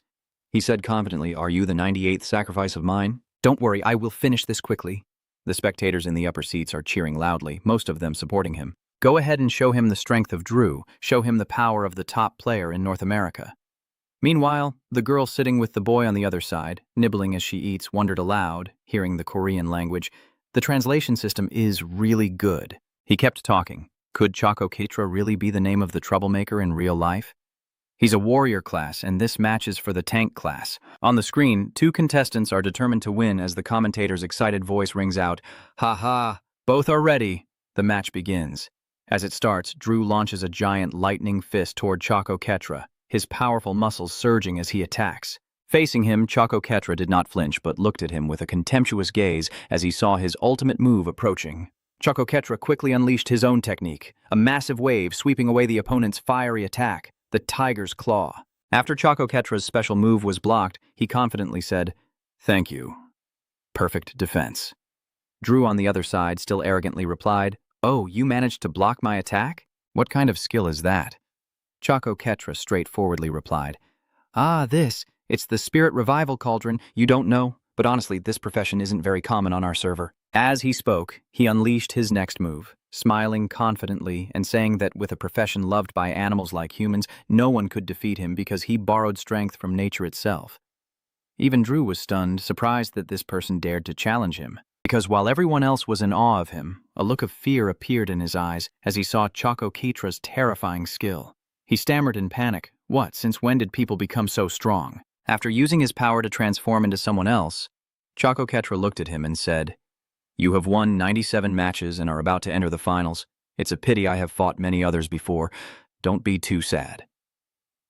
Over there, he trembled in fear and hesitated. Who is this terrifying power? Choco Ketra gives him a pitying smile before instructing his subordinates to subdue him. Then he warns, "Okay, guys, show some mercy and go easy on him." Quickly, the 2 sources of power intertwine and attack Drew, and the system announces that Drew has lost. The arrogant Drew now lay sprawled on the ground. Choco Ketra looked at him with contempt, and the system announced that Choco Ketra had won and qualified for the finals. With 111 wins so far, observing the lively atmosphere around, he muttered to himself, "So there are 99 more people left." Helenia watched the match on the screen with a surprised expression. "Drew lost so easily, he was a strong candidate I carefully selected from the North American server," the girl replied with an indifferent look. "Oh well, just treat it as entertainment after all. In this tournament, Luis, who controls the golem ranked 100th in the world, will be the winner." Yes, our plan is flawless. The screen shows that the Divine Resurrection Aid has ended, and the system is now calculating reputation points based on the duration and actions of the players, costing 7,800 reputation points. Des looked at the notification in surprise. Is that all it took to lose this much reputation points? Des looked at his 2 disciples pretending to be someone else and said, "I used quite a bit of strength in the first match. I thought it would cost a lot. So, how many points of reputation have those Fire Island guys taken from me?" Zinf proudly said happily, "My strength is much more effective than that chicken, and the one below. Plus my power comes from the earth, not from heaven or the demon realm." Des chuckled silently. Indeed, this is why they say a daughter-in-law's resources are invaluable. Des looked at Zinf, praising her. With this level of expenditure, winning countless battles wouldn't be a problem. The screen displays a notification. Get ready to neck battle. And through other matches, Des quickly defeats them all. 46 wins, all done. He yawns long and loud, feeling bored. Some other players watching Choco Ketra's match on the screen are commenting, "Wow, the opponent has no chance at all. It's a bit too much. It was unfair from the start, summoning so many spirits and with so many different attributes. Really, I'm also a spirit mage, but why is it so vastly different from this? What's going on? It must be some hidden skill, but still, it's way too unbalanced. Probably an ultra-rare admin account or something. Just for fun, no one's getting rewards. But if not, then the balance for the game needs to be fixed immediately. Director Lai, who has been observing, said, "Can a player handle hundreds of low-level spirits?" She looked at that and felt it was normal. But could an ordinary spirit master really do that? The man beside her looked surprised and said with a sense of concern, "No way. The amount of attributes he controls is just too unreasonable." Director Lai looked at the screen and reluctantly said, "There is indeed a balance issue in the game. What is that player's name?" The man looked at her seriously and reported that the player's name is Choco Quechua. She was surprised to hear this name. A group of people were discussing this issue. Death. The mysterious player closely connected to the destroyer, Death Choco Quechua. Not just a spirit mage, when I observe his behavior in the daily life channel of the destroyer, I notice some irregularities. It's hard to accept that as a game developer, the man suddenly shouted loudly and lost his composure. I want to at least find out his profession. Director, please grant me access to that player's information. Hearing his restrained attitude, Miss Easy said, "I apologize, Chief Kong. I understand that you feel the game is unbalanced when looking at that player's behavior, but in my opinion, his profession has no issues with balance. You kindly explained, and he listened attentively. That's all I can say." Once again, I apologize, Director King. He bowed his head and replied, "It's okay. I didn't expect much anyway." After speaking, he turned to leave, but inside he was thinking, "I will do my best in my position." Director, I believe that the player you suspect of participating in the martial arts tournament is definitely deft. She reflected deeply on this match, and we, the game operators, should not interfere with Deft. Considering Deft's unbeatable strength, she objectively assessed that both his profession and behavior had no reason to be meddled with. It is the thought that dominates her mind right now. Deft's profession is that of a wandering hero, a skill that can use reputation points to alter the laws of Arcadia. Thinking of this, her hope grows stronger, as the reputation points he has gained through his influence. Even more difficult to earn than in the Holy Demon War, surely no one besides Deft can accumulate that many reputation points. In the end, Director Lai has to acknowledge this person. In other words, no matter what profession he has, Deft will continue to have a significant impact on Arcadia. Thinking of Deft, she considered that what he desires is not money or fame, but pure joy. She then reflected that Deft simply plays the game more seriously than anyone else, and returned to the match. Deft watched the match on the screen. The combination of Crystal Spirit and Light Spirit was not bad, but the one I experimented with was interesting. A player was defeated and collapsed to the ground. No way. I was eliminated in the qualifiers. Who is this person? I've researched all the top summoner class players on other servers. But I've never heard of you before, Deft said with an amused smile in response to the anger. I can tell just by looking. With that, his hand began to channel an even greater surge of power. Here comes Choco Quechua. The tired rival girl leaned back and cursed. After both of their ultimate moves, Choco Quechua was still the winner. The screen displayed a notification of 99 wins. Choco Quechua victorious, reaching 100 consecutive wins. 100 wins in total. Choco Quechua has secured a spot in the finals, and some viewers are commenting on the match. Choco Quechua saw him fight seriously for the first time. He's really strong. That bastard defeated the player I bet all my money on. Cheating, what the hell is that? The game is broken, no balance patch A. Helenia was stunned when she heard this, unable to believe her eyes. Damn it, even I feel unbalanced. I need to do something to fix this. Helenia approached to interview Choco Quechua. Wow, a talented player has appeared, so let's interview this victorious champion about his secret to strength. When the girl held the microphone in front of him and asked him to introduce himself, Choco Quechua smiled mischievously, thinking, oh, it's time to flirt. I am Choco Quechua A. Surely some fans are excited watching my performance, but you still don't understand the true nature of this game. Choco Quechua keeps flirting without feeling embarrassed. If you're not convinced, go play as a spirit tamer yourself, or maybe it's because your faces aren't attractive enough to be accepted by the elf clan. Hearing that, Helenia froze, and on the screen, a large audience was captivated. Choco Quechua cheerfully said, "Then I wish you all a fun gaming experience. If you're not satisfied, just come find me for a fight." One viewer looks annoyed. Tan and Zeneca worry about Dex. "Master, what's wrong with you? Why are you doing this? Now humans will hate you to the bone." Dex remains calm and replies, "Now humans will hate you to the bone." Viewers' comments about his victory keep pouring in. Just wait and see. I have my reasons for doing this. What the hell? So annoying, so strong. But the way is terrible. The guy with the ponytail I recognize, who's on the screen. He slams his hand on the table in anger. Chokokestra. I remember that name. Well, this bastard dares to impersonate me and cause chaos everywhere. During the battle, Chokokestra still didn't rest. He kept unleashing even greater new powers. He smiled happily to himself and said, I can't hold back anymore. I will definitely find you and take revenge. Now that my lips are loosened, this place is bustling with people, and the atmosphere is very lively and cheerful. They all burst into excited laughter. Then suddenly a voice rang out nearby. I won't forgive. I can't forgive. A man's footsteps slowly passed by them. They looked over. A man in a round mask appeared. I won't forgive him. What's wrong? No, the one who just walked past. Feeling familiar, Chokokestra was standing there with an extremely angry expression, even grinding his teeth to suppress his emotions. But he had no choice but to be angry at himself. That damn imposter. Just wait and see. This time I will catch you and prove my innocence. A loud voice echoed everywhere with anger. Get him, as he just ran past the carousel, from behind somewhere. But who knows where exactly. Suddenly, someone hurriedly chased from behind, looking frantic. Move aside, Chokokestra, you bastard. But a true item like you can only run away from the start to the finish. You're grinding your teeth in frustration, damn it. Even in the event map, you have to hide and sneak around.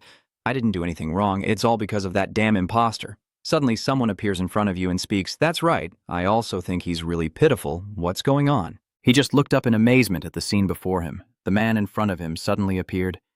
Here, you are Ayunjae. A friendly smile appeared on his lips. Hello, this is our first face-to-face meeting, right? Nice to meet you, Chokokestra. I am Chokokestra you have been looking for, and as he shouted in rage and charged forward with a fierce cry, even wielding a powerful sword to strike down, a bright blue magic circle suddenly appeared before him, quickly forming a protective shield. Chokokestra was completely stunned by this. What kind of skill is that? Ayunjae, on the other hand, calmly said. I understand you're very angry, but don't waste your energy. As you can see. Those weak attacks won't affect me at all. He could no longer hold back, gritting his teeth in anger. Damn it. Then he jumped high and swung his weapon down. Die, wipe out. A great surge of power suddenly appeared before everyone. That damn imposter. Die. Ayunjae stood there, unable to hold back his thoughts. Level 80. Despite being blocked so much by other players, you still focus on that level, but your skill points seem a bit low for your level. However, then a faint smile appeared on your lips, so what should I do now? At the arena, which attracts many onlookers from the surrounding area, the clear blue sky and warm sunlight create a perfect setting for a long day of battle. The host MC happily greets the audience. Ladies and gentlemen, the most anticipated match is about to begin. Everyone has gathered here to watch this battle. Glass is participating as a mage, the flower of the battlefield, and their dazzling performance is truly something to look forward to. Someone looked at the screen and wondered, Lucia is participating? Do you know her? The Ice Witch, Lucia, is a very famous player in Europe. Her special trait is her elegant beauty and dazzling rare items. Probably one of the top mage players from Glass in the past. The man beside her smiled and said, So what? Then she will easily make it to the finals. Anyone who faces her is truly unlucky. Suddenly he realized something was off. Then she looked a bit panicked and shouted, Wait, who is that? Do you know her? She looks poor. That's the one who defeated Sword, Saint Angelina. A girl standing inside, looking proudly at the small girl walking over there. Angelina is about to show the world the results of her training and what PvP players are really like. Lucia stood over there and saw the person entering the arena, but was not afraid. Instead, a faint smile appeared on her lips. Then she was the first to speak. You're really lucky. That equipment, you're only around level 40. Her eyes gradually grew colder. How could someone have come this far? Angelina heard the question, but remained silent, not answering. Then, speaking with great confidence, she said, If I win, you'll take back what you said. This equipment was given to me by someone very important, and her opponent was already ready to fight. So no need to waste time. I will end this immediately. The girl inside watched this scene with a delighted smile. A variable, a memory skill that allows her to activate pre-chanting magic. She had inscribed a spell. In an instant, Lucia shot a powerful arrow towards her with maximum energy, a second-level light arrow. But Angelina was not afraid at all. She simply stood there calmly and charged forward. She used her skills to easily dodge the attack and countered with her own strength. Lucia completely couldn't believe what was happening. Instant movement skills in a wizard's battle. Reacting instinctively, she activated another power to defend against the attack, and in an instant, the entire land before her turned into an extremely cold, icy wasteland. A huge third-level ice wall appeared before the small girl, extremely cold, a level 3 ice wall, a frozen land, and with Y-level magic, it would take a while to break it. Lucia stood there, truly unable to understand what was happening, that foolish girl, panicking so much that she resorted to recalling everything from the beginning. She is likely affected by the icy land and has low magic resistance. First, I will trap her with this wall, then use my spell. The girl outside sees this and smiles happily. You're too overconfident.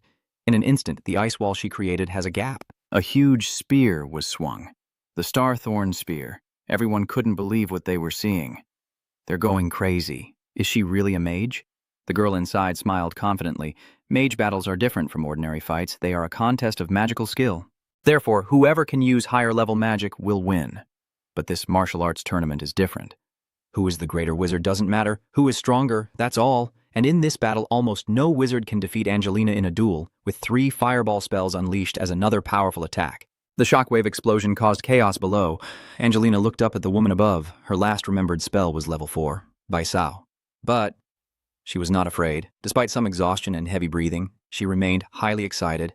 She possessed a rare skill for players, a skill that reminded me of someone. Lucia could not believe this was happening. What the hell is going on? That guy. The battle, is getting more and more interesting at a corner in the lively amusement park. The mask was slowly removed. What the hell? That mask. That man fell into a state of panic. The stranger, UNZ, stood there with a confident smile. I give you a chance. Choco Ket Doa. What will you choose? The mysterious realm here. The crowd is bustling, the lights from the amusement park shining everywhere. UNZ stood there calmly asking, how long do you plan to be angry? You know too, if you fight in the event area, the goblin referee will appear and split you in half. But the person in front of me is completely unafraid of this. Their anger is overflowing. Do you think I'm afraid of that? You're the one who impersonated me to join the tournament. If I reveal this truth, don't expect to live peacefully anymore? I find that a bit disappointing. Choco Ket Doa keeps listening and can't understand more and more. I did this to help you. To help me. You. To help me. On what basis are you so proud? You're the one who impersonated me, committed so many crimes, and then blamed everything on me. I just want to play the game normally, but you dared to impersonate me and mock my opponents in the tournament. Why did I do anything wrong? I apologize. This statement truly surprised even him. What? That mask? That mask is a deception. An item I obtained entirely legitimately. I am just playing the game in my own way, within the rules of the game. I never thought my actions would cause such great harm to you. Honestly, if it weren't for your post on the Arcadia forum, I wouldn't have known about this. But now I do, and I will take responsibility. I give you a chance, Choco Ket Doa. The boy in front of him was already unable to respond to this news. Ayunje smiled and asked again, so what do you want to hear? Returning to the battle in the arena, the spectators were still staring intently at the large screen ahead. Top player Lucia is struggling. Surprisingly, Angelina's fighting style is so impressive. From now on, I will be her fan. They couldn't help but start discussing, but what will be the result of the match? With this pace, Angelina should win, right? Not necessarily. Angelina's battles always end quickly, which shows she's very strong, but it also means she doesn't want to create any surprises because she can only use level 1 magic. Both of them have already used quite a few techniques. Where will they lead the fight now that both are exhausted and gasping for breath? The system once again announces that the cold from the icy ground is spreading. An abnormal state has been frozen. Movement speed reduced by 60%. Magic resistance low, and level effects activated. The abnormal state has been slowed, and Angelina, exhausted from this long match against a level 5 mage, sighs. It's time to take a risk to end the fight. Lucia stood angrily to one side, shouting, You, that staff, are you really a mage, daring to use dirty tricks in a noble mage battle? Angelina, however, smiled happily and replied, Noble? But my master taught me that the winner is king and the loser is a bandit. So what's the use of being noble? Lucia was completely caught off guard by this response and coldly said, Ice Spike. Soon after, a freezing arrow shot straight toward her, ready to teach her a lesson. Angelina, taking advantage of her height advantage, Lucia keeps launching annoying attacks from above. And level 5 flying magic, this is the magic I kept for the final round. In the blink of an eye, Angelina was able to dodge it, even though it wasn't an attack magic. Suddenly, she realized something was wrong as explosions erupted all over the arena floor. Lucia smiled happily. And you've already proven your point by running away like a toy, so I don't need to explain further, right? No matter how exhausted Angelina is, she keeps trying to continue her fight. As long as her chant isn't interrupted, I can use powerful magic as much as I want. But Lucia in front of her had no intention of forgiving her. With a fierce determination, she launched a powerful attack to show her what a real mage's battle truly looks like. Angelina keeps struggling on the ground.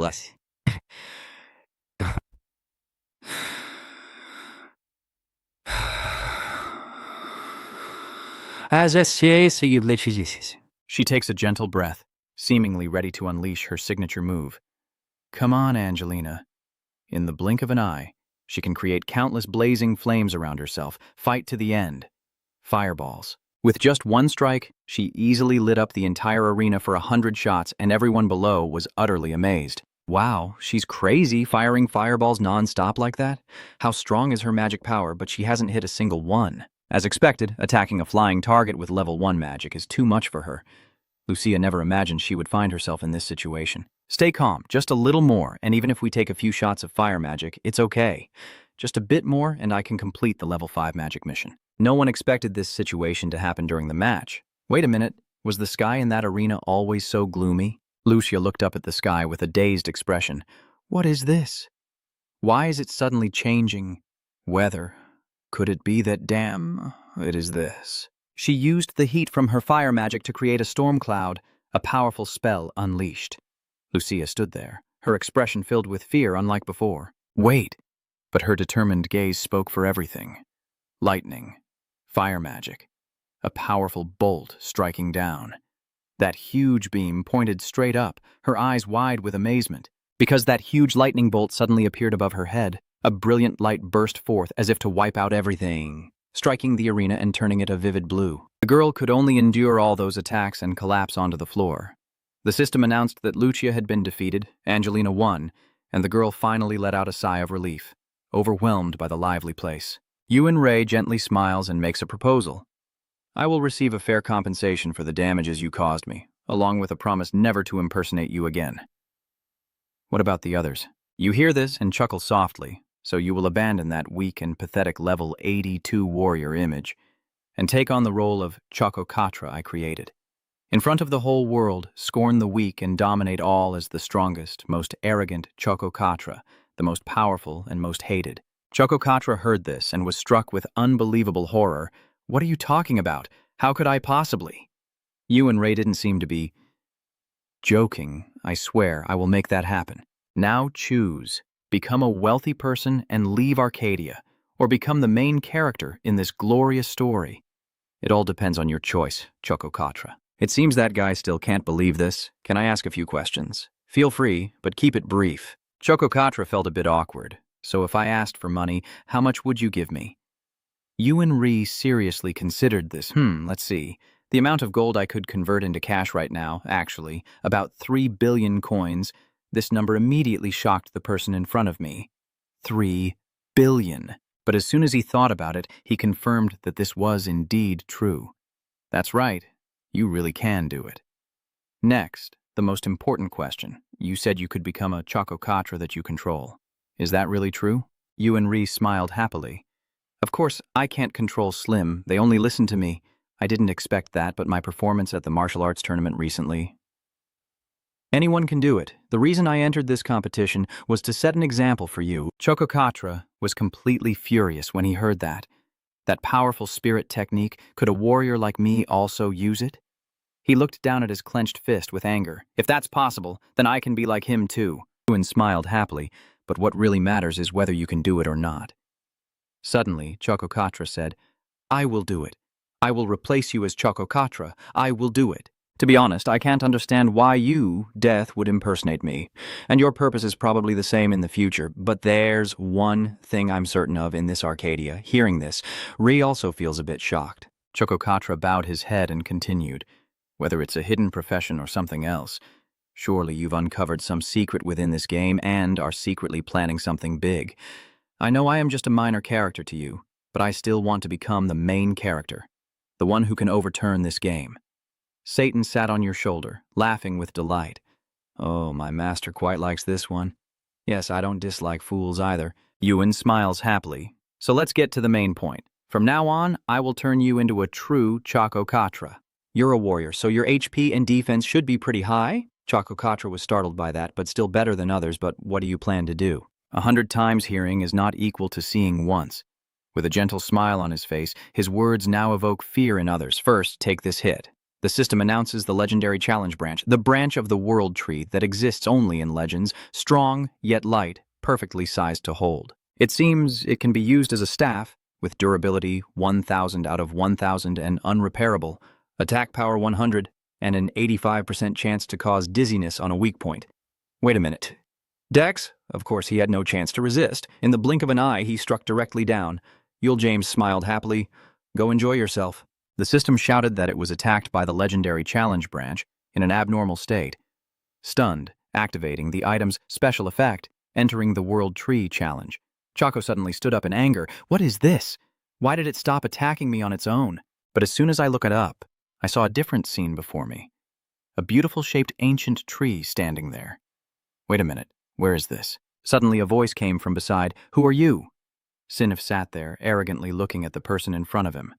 I don't remember inviting a fool like you into my spiritual world. Suddenly she remembered something. Wait a minute. Could it be that Dex sent this kid here as a candidate for the representative position? She immediately pressed close to him to check everything. What the hell is this little kid? Suddenly, she realized there was something wrong with this person. Countless titles appeared above his head. Coward, who always runs away, wandering swordsman, useless traveler, died under OLC's hand, little servant. Just a bunch of nonsense titles. Choco Quechua girl, what is this? Don't stare at me like that, say something. Choco Quechua once again returned to the normal world in amazement, then truly couldn't understand, and asked aloud, Girl, what is this? Am I back already? What is this? Yule J looked up with curiosity. Huh, really? Why can't you change your profession? Suddenly, he thought of something. So it turns out the one eliminated right from the parking lot. I better give up. If it were me, I would never accept someone like you to represent me. Choco Quechua angrily shouted, So you dare say that to me? Yule J once again stands up and slowly approaches with a terrifying look. But wait, I didn't expect to succeed on the first try. Hold on, don't come closer. That stick hurts a lot. If I lose this round, I'll try another trick. Let's see how long you can block me. Another bloody battle begins, and although Choco Quechua is displeased, she is once again sent back to the world tree in front of the girl. Hello there. Sinf saw how furious this little snail was, and wondered if he was trying to challenge her. Dex has once again straightforwardly sent that snail back, eliminated from the world tree challenge, returning to the original location, in an abnormal state, no longer dizzy. The terrifying battles have left Choco Quechua unable to recognize where she is or who she is anymore. Ouch, I slipped. I couldn't cause dizziness, not successful yet. Sorry about that. Really, the success rate isn't 100%, but 85%, so that's how it is. Come on, are you ready? Hmon J over here is feeling extremely delighted, so I guess I have to do it about 400 more times, right? Choco Quechua felt like she was about to die and immediately bowed her head, begging, Please stop, stop. I was wrong, Sinf sighed, feeling extremely tired. 2, really. Even if I refuse, he will keep sending me here, right? Looking at the person in front of me, I can't help but start to complain. Why choose such an ordinary human? I really can't understand. I'm sure he has received my outright refusal, and even if he meets with death, the outcome won't change. 2, what should I do now? Death will never give up. And if this continues, the branch of challenge will lose its strength and durability. This is not the purpose of this test. First, I need to talk to him. Sinf suddenly said, Hey, you there, Vong Vong, if you become my representative, do you think you can do well? Choco Quechua replied, feeling a bit awkward. Yes, Your Majesty, I will try my best. I need someone capable, not just someone who tries hard. I can do anything you command. Sinf slightly looked down on the man in front of him, really, with that frail body. Choco Quechua bowed his head, feeling a bit sad. I know, I am truly pathetic and useless. So I had to endure a lot. I was beaten and bullied to death dozens of times by the King of Joy. No one listened to me, and some even mocked and ridiculed me for being weaker than the rumors said. My hands clenched once again. No one listens to me, whether in this world or the other. But now I have changed. Then I passionately sing out. I want to be reborn, strong enough that no one on this continent dares to look down on or insult me. Finally, I will smile with satisfaction. Is there no one on this continent? If that's what you want, Then you've come to the right place. Very well, I will give you a chance. From now on, wait. I will appoint you as the representative inheriting my will. She felt like she was about to cry, unable to believe it. Had I really succeeded? The system announced that the challenge of the World Tree had been passed. Drive away those who do not belong to this land and prepare for the coming catastrophe. It is your sacred duty and mission to protect this realm. The Green Leaf clan will assist you on your path. I wish you luck, my child. Hidden profession. You have ascended to the will of nature, becoming a legendary deity, the first human disciple of the World Tree. You have gained the power and divinity of the World Tree. The skill you have acquired is spirit summoning. The ability you have gained is the Green Forest Step. The skill you received is elemental power. The harmony index with spirits has been initialized. The harmony index has been initialized. The attraction index has been initialized. Your overall ability has been significantly adjusted. You have received the title of Disciple of the World Tree. You have received the title of Nature's Representative. You have received the title of Friend of the Spirits. Choco Kestra stands in front of these countless information boards, feeling a surge of anger inside. What is this? A notification like this? Yunze finally smiled with satisfaction. It seems everything went well.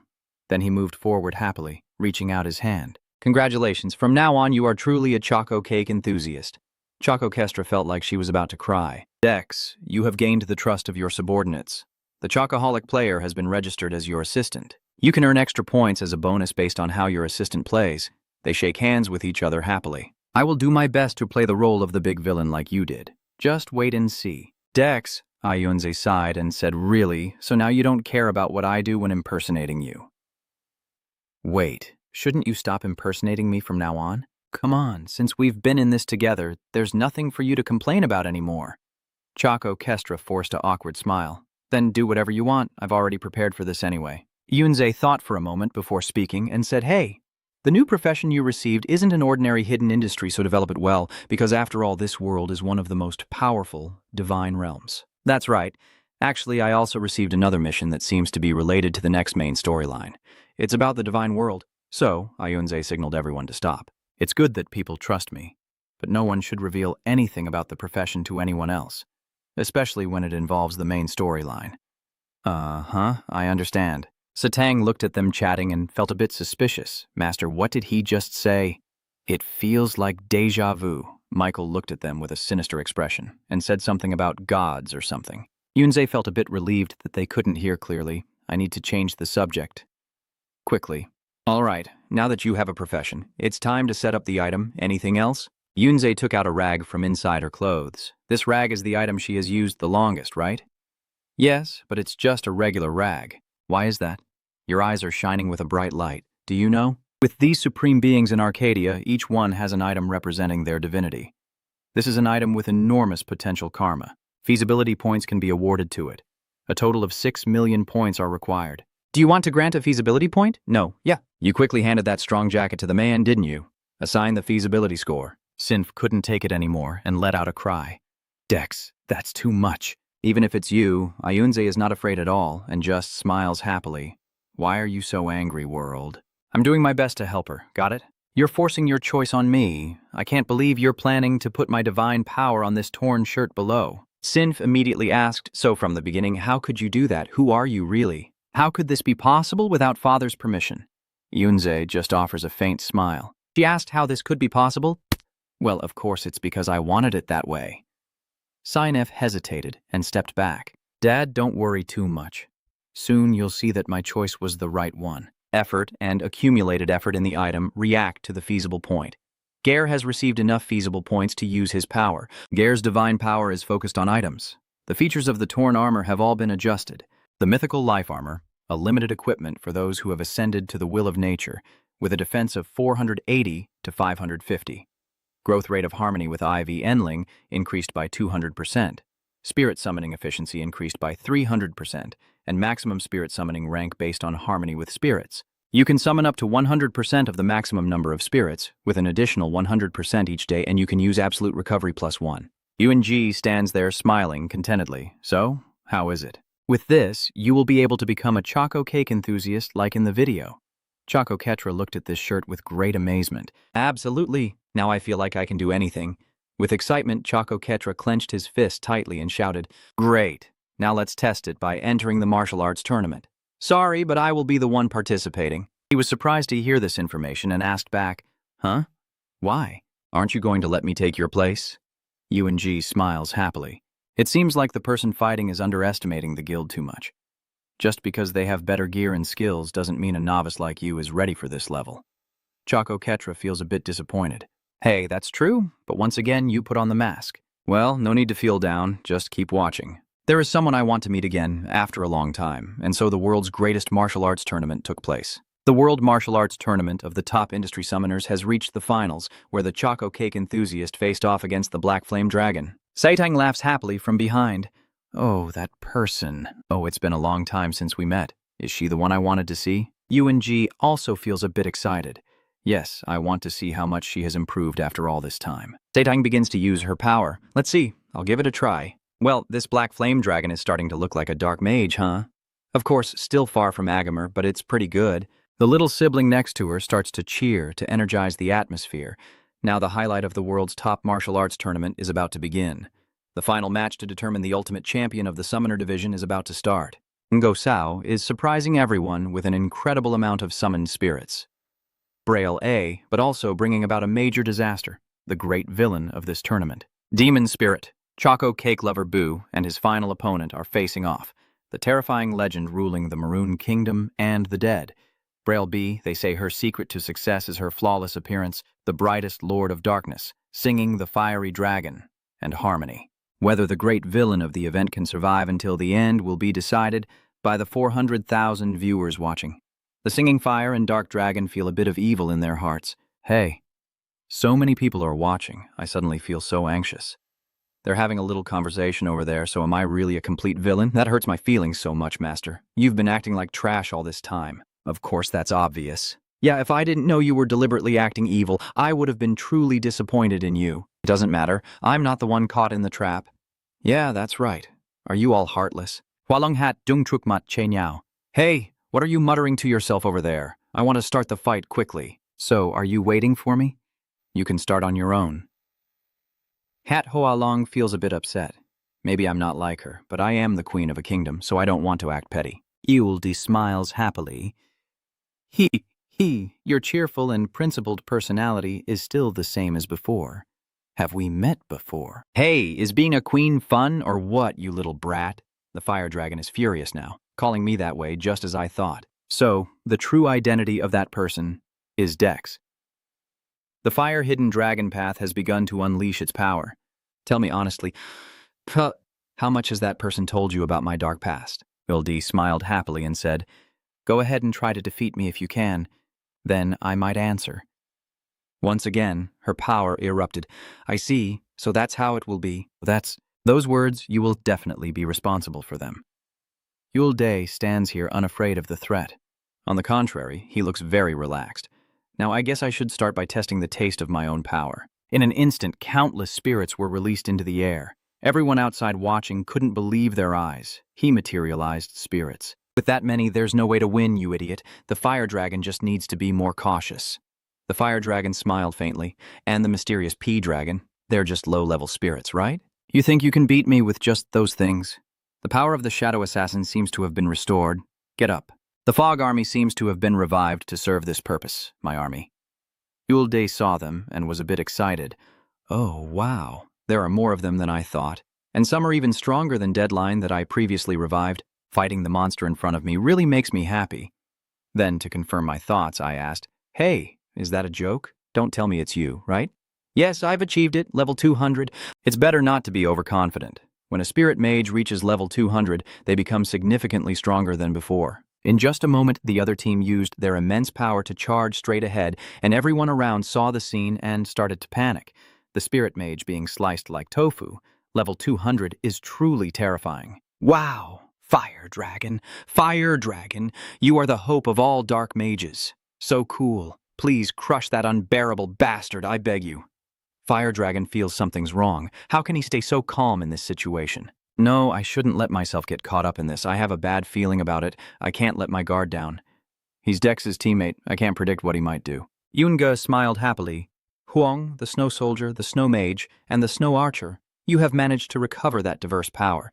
Then she began to strangely evaluate other armies, but the archers and mages seemed less proficient. By the way, the different species are affected by proficiency in necromancy, so you also need to focus on improving that. Regularly enhance curse magic and attack magic. Relying too much on resurrection isn't good, you know. Hak Hua Long really can't understand this. How do you know these things? They're not knowledge from the spirit mage profession. No one else besides me can know this. Yunga smiled and replied calmly, "How would I know, because I've been through it myself." Hak Hua Long was completely stunned by that answer. No, for now it's just a guess, but maybe this guy is... Right now, you're the king, aren't you? You know, hack something. No matter how rude a person is, there's still a way to make them follow you. Her overwhelming power was all she needed, a force so immense that no one dared to oppose her. In front of her, a colossal burst of energy was unleashed, beyond anyone's imagination. The earlier summoned sword is completely useless against this explosion. The Hak Hua Long also can't believe it. The Death Knight was defeated with just one strike. As far as I know, the only person capable of doing something like this is, indeed, Satan. Beside him suddenly spoke up. Hey, master, are you crazy? What are you doing? There's no need to go that far with her. My sen also shouted, that's right, this is just a waste of potential points. Participating in the tournament as a spirit mage wouldn't make any sense like this. LG, on the other hand, was extremely excited. No other way about it, right? This is much more fun than pretending to be weak. Behind him, a huge magic circle appeared, and I commanded the Lord of Flames and Fire to destroy the heavens and the earth as I wished. The Fire Spirit King Ifrit suddenly appeared as a gigantic, terrifying spirit right before their eyes. Everyone outside was stunned, wondering what it was and if they were really playing the same game. Ulji stands there smiling happily. Thank you for the fun, what a joke. Maybe this is the first time in her life she has felt fear like this. Now, let's come back after learning more. A powerful flame was unleashed thanks to that terrifying energy. Hato Hoa Long could only swear a few words. Death, you bastard, as the army of soldiers was completely burned to ashes. In the end, only you are left standing on the arena. The system announces that the top martial arts tournament of the world has summoned Shu, the champion from China, the Choco cake enthusiast at Zencat Forge, Zenhalian Forge. Byron looked at the person beside him, truly unable to understand that unwavering name. He had been like that for so many days, yet the boy on this side kept working non-stop. No matter how determined and resolute I appear, it's still not enough. Not enough. It's still not enough.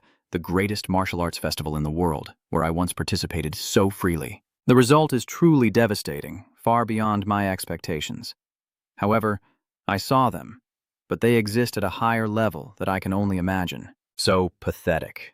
Utterly pathetic, only able to reach this point even with Death's support. It shouldn't have turned out this way. Lacking skills, I have no choice but to compensate with effort. Since he could only focus on improving his strength from start to finish, I will keep hammering away to create better products, to forge stronger weapons, higher-grade items, and unique masterpieces that no one else can imitate. Finally, you realized what you had broken through. That flame. The system announced that divine power resides in the steadfastness of your soul. Your product quality has exceeded its material limit, and the item's level has been adjusted. Legendary grade, you have crafted a legendary item. Your weapon crafting proficiency has increased significantly, the badge effect has been activated, and the proficiency gained has doubled. Your weapon crafting skill has leveled up, and the oldest flame has chosen you as its first hammer. Related mission, the erased traces of the god have been adjusted. Please check the mission details. You have obtained this title of the one who is always respected. You have obtained the title of the wanderer seeking traces of legend. At this moment, a tall man appeared before him, looking extremely surprised and heroic. He is Vun Kai Nos. The other blacksmiths behind also couldn't believe it. Oh, no way. They knelt with reverence. Long ago, he created countless sacred weapons through the mighty hammer. He has bestowed upon all the dwarves of Arcadia the knowledge that everything can be created by our master and us. Byron respectfully said, Lord Vun Kai Nos has been reborn before the fingertips of a great blacksmith. Pick up your hammers, you short-legged, ugly-faced dwarves. Your lord has blessed you with hands more beautiful and skillful than anyone else. Worship the rebirth of our god. Worship the birth of the first hammer that follows our god. Wa. The main scenario for the integration of the continents has been created. Act 1, the Age of Chaos, the World Martial Arts Tournament, was held to celebrate the server connection, and has now concluded. Most of the winners' nicknames are from Korean players, which led to complaints about fairness, but most users accepted it as an expected outcome. Considering their continent of origin rather than their nationality, The extraordinary strength of the winners is understandable. The Steam invasion, the rise of Agrimer, Sanfu Shui, the Continent War, and the difficulty of character development in the second continent can all be summed up as extreme. In H1 extreme mode, naturally, players in this mode will have superior skills, so the results of the competition are not surprising. Actually, players are more interested in the skills of the winners, especially the healing classes. Online comments are becoming more and more excited. People are going crazy. How can this be? Are summoner mages always so overpowering? If I become a dark mage, can I meet the Black Flame Dragon? Please share how to change classes. This is a fantasy game. If you don't perform well and choose a warrior, you're really clueless. But Cassius is also top-notch, right? So he's stronger than the Chocobo enthusiast. According to the stats, 60% of global Arcadia players focus on the good side based on divine power. The main reason is that the skill set is very intuitive compared to other classes, and the amount of character development information is huge based on the large user base. However, after a battle ends, players' interest in dark mages and spirit mages skyrocketed. The scale that has always tilted to one side has begun to shift.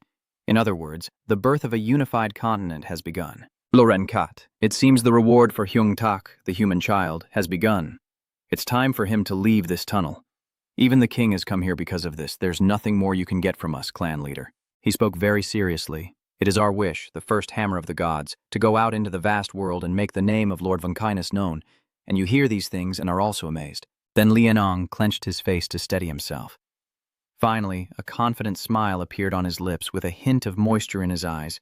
I will do my best. The quest to revive the erased divine power is to find the last remnant somewhere in the northern region of the continent, where the divine power of the past fell and turned into a false god. Wake him up and elevate his divine status for everyone across the continent. In the name of Vonkinus, the god of fire, steel, and all craftsmen, I have found the remnants bearing the mark of King Vonkinus 0 out of 1. The connection space to the unified world has become so thin. This is the first time since the war months. Deep within the demon world, a man has witnessed all the recent changes. He smiles with satisfaction as the world tree awakens again. The multiverse is unified, and the moment has arrived. Open the scenes of the Hellgates, sleeping in the realm of the spirits. This is Nagu, the Lord of Slaughter, commanding the second demon army. A large purple gate with a terrifying appearance has appeared there, once again opening the connection between the demon world and the mortal realm.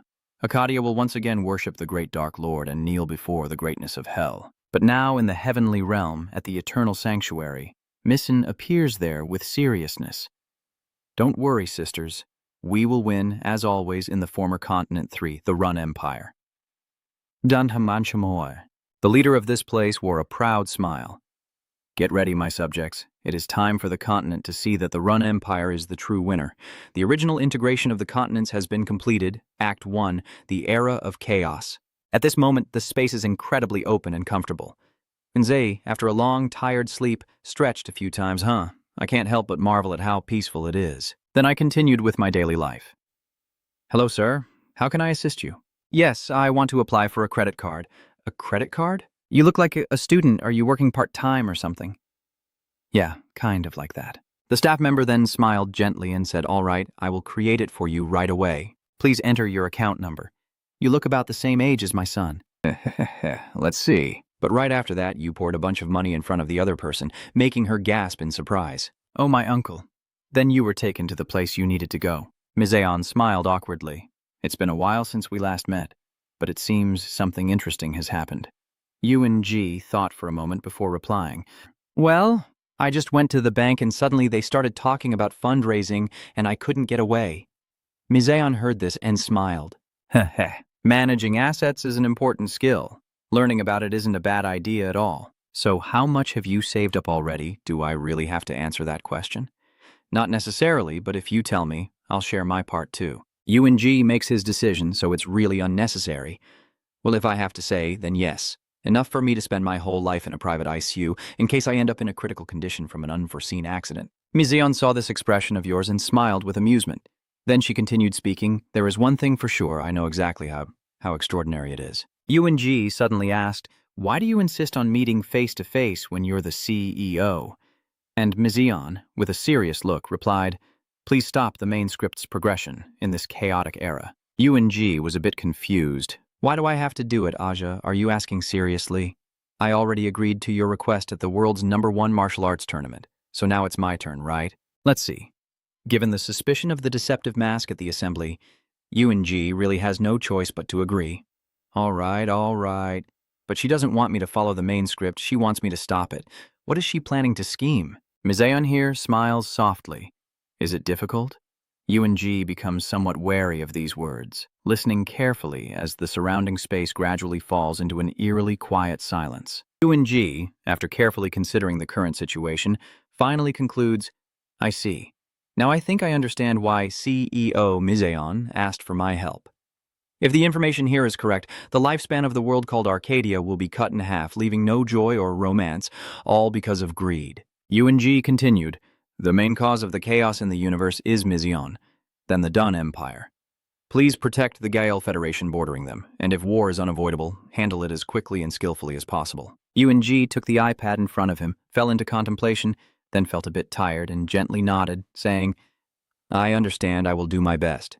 Miseon heard these words and smiled happily. Thank you. I'm glad I consulted with you, Dex. UNG then casually asked, so if it all seems completely hopeless, wiping out the Hmon Empire would be fine, right? That wouldn't be crossing any lines. It's the right thing to do, isn't it? Miseon was unsure how to respond, then hesitantly asked, Is that so in this world right now?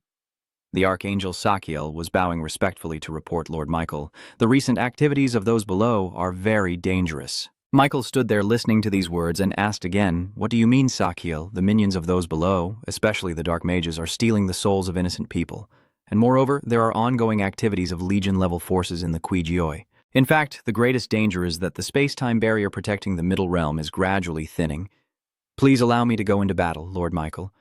If permitted, I will cross the Kuijioi and turn those evil fallen ones and their schemes into dust. Michael, hearing this, replied quietly, I understand your noble intentions, Sakiel. However, for now, we must avoid direct conflict with the Kuijioi.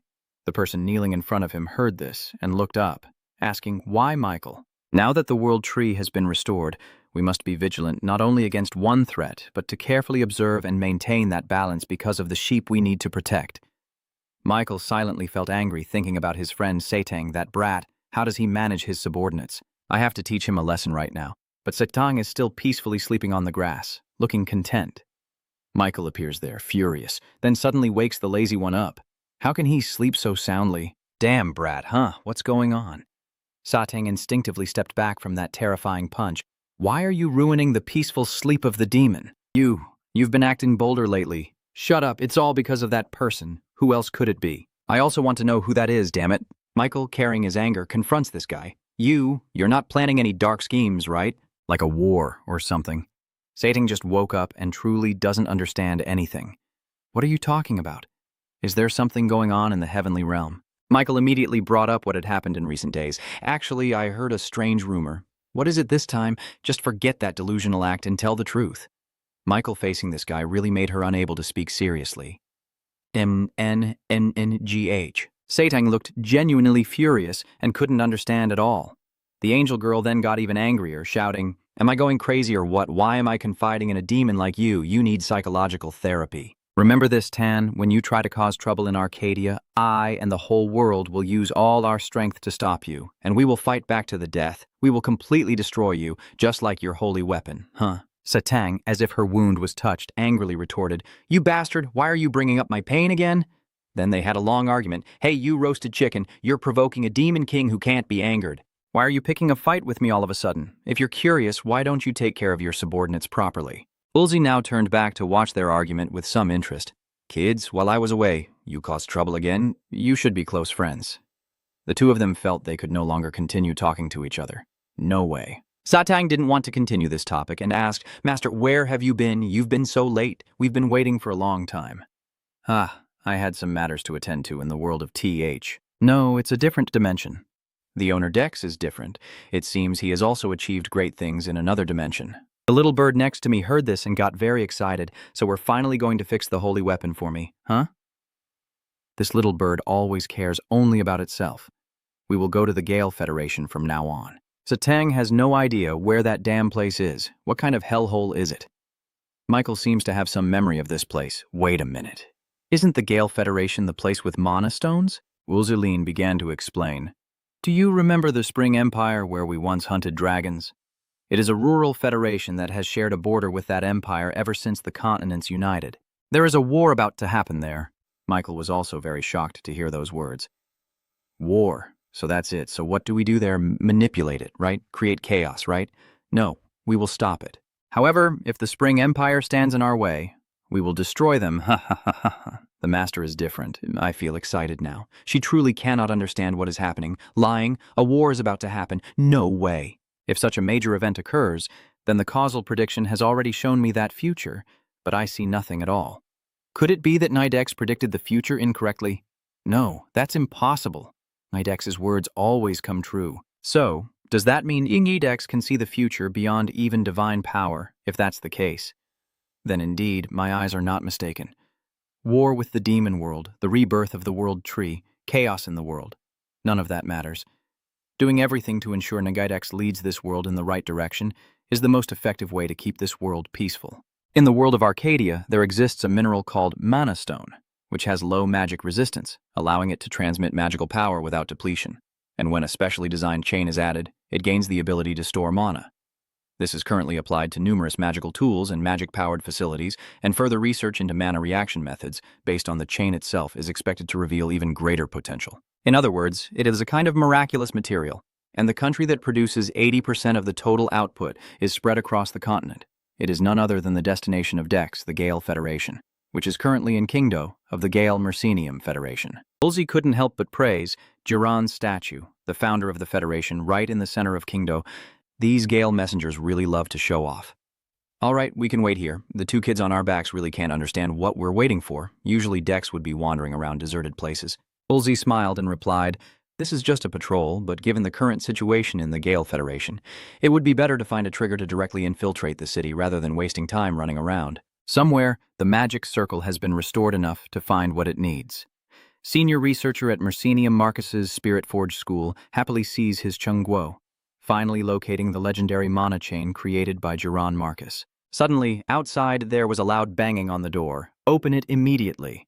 A group of people burst in with a very aggressive look. "Huang, we've been following you, calling you a genius and the protagonist, and is this how you repay us?" "This time, I will end you, Marcus. Break down the door, Federal Army, and arrest the criminal who has committed the forbidden act. Marcus must not let this affect him this time." "Stay calm, there's still 15 seconds before the arrest. Remember this formula perfectly." "Before being captured, you still tried to do something. Just by adjusting this sequence a little. I can create an extraordinary weapon. I can't give up. To protect the Gale Federation, you have now been escorted to somewhere." "Criminal Marcus, lift your head and look at the great citizens. Your body is completely bound, standing before the court ready for the public trial. The public trial is about to begin now." Yul J, who is among the crowd below, watches this scene and smiles happily. Here it is. The explosion outside. This place is truly chaotic. Everyone has gathered below to watch the public trial. Michael suddenly whispered, "Lord Dex, can you save that child right now?" "What's wrong, El?" Michael thought for a moment and replied, "I can't explain in detail, but in my eyes that child looks interesting, doesn't he?" "Don't worry, I see it too." "Senza, we've already found the perfect explosion." At this moment, a man with a shaved head standing above spoke up, asking what Marcus, the criminal, had illegally accessed the self-activation chain written by the Grand Ancestor, Lord Jiran, for. Even though Marcus had been caught, he still remained unshaken, looking straight at the man and arrogantly replying, "Isn't it obvious? Why ask?" He was a bit surprised when he heard about this, but he couldn't afford to lose face. So he quickly calmed himself and replied, "I have tried to adjust the mana chain to apply it to my hypothesis." "That's so stupid. Why did you commit that crime?"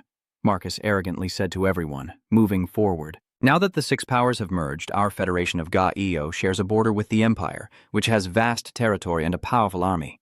Those bragging about mana stones could easily be crushed. Everyone knows that if things continue like this, we will be in danger. So what should we do?" "We need to move forward with new inventions. We must evolve to protect ourselves." Suddenly, someone spoke up and declared that you are a dangerous person. Marcus, the man with the shaved head, continued speaking. "Moving forward is good, but if you don't cherish the past, the road ahead will only lead to darkness." Marcus started to feel annoyed by his preachy tone. "Ha, you only know how to complain. You're afraid that researching Hyrex skin will make you lose your ability to earn a living with the multi-chain system I developed. You think I don't know that your kind fears losing what you have, and it seems these types have already touched a nerve they shouldn't have. Yeah, he got angry and ordered his subordinates to stand over there. Well, the trial is over, so don't grab the whip and just smile happily. The man with the red mask on his head took it back and laughed happily. We will discuss 30 whips for the intruder into his Gillen's sacred chain. Then they began to deliver their verdict, and additionally, this criminal Marcus will be permanently expelled from our soul forge. Let's see if you'll still talk big after this whip hits you. The whip is quickly swung up, ready to strike. Marcus, on the other hand, was not afraid at all. Come on, for such great progress, this pain is nothing. But this strike is truly extremely painful. The continuous wounds appearing on his body made him unable to bear it, and he cried out in agony. Marcus also realized something was wrong. What is this? It hurts so much. Why does such a primitive tool cause so much pain? I have to endure 29 more hits after this. Damn it, damn it, damn it. Is there anyone? Help me. I am truly terrified to face that overwhelming power. Suddenly, a great surge of power appeared. A shield created with magic blocked in front of the man. Ulde smiled happily as she slowly appeared in the stands, telling me to come here because I heard it is a highly advanced technological city. But what kind of crazy whipping game is this? Even the Manji people wouldn't do something like that. You used the fire spirit's power to heal your opponent, your hand a saving grace. In an instant, the wound that was bleeding profusely began to recover gradually. In the end, the wound was truly gone, and the arrogant guy standing nearby was so frightened by what he saw. Holy magic, could it be? He exclaimed in shock. You who interfere in the internal affairs of the Gale Federation. If you have any honor, then reveal your identity. Are you asking because you don't know? Who am I? An apostle of Aurora's salvation. The people below, witnessing this scene, couldn't believe their eyes. Oh my God, an apostle brought to life. The divine power is truly terrifying.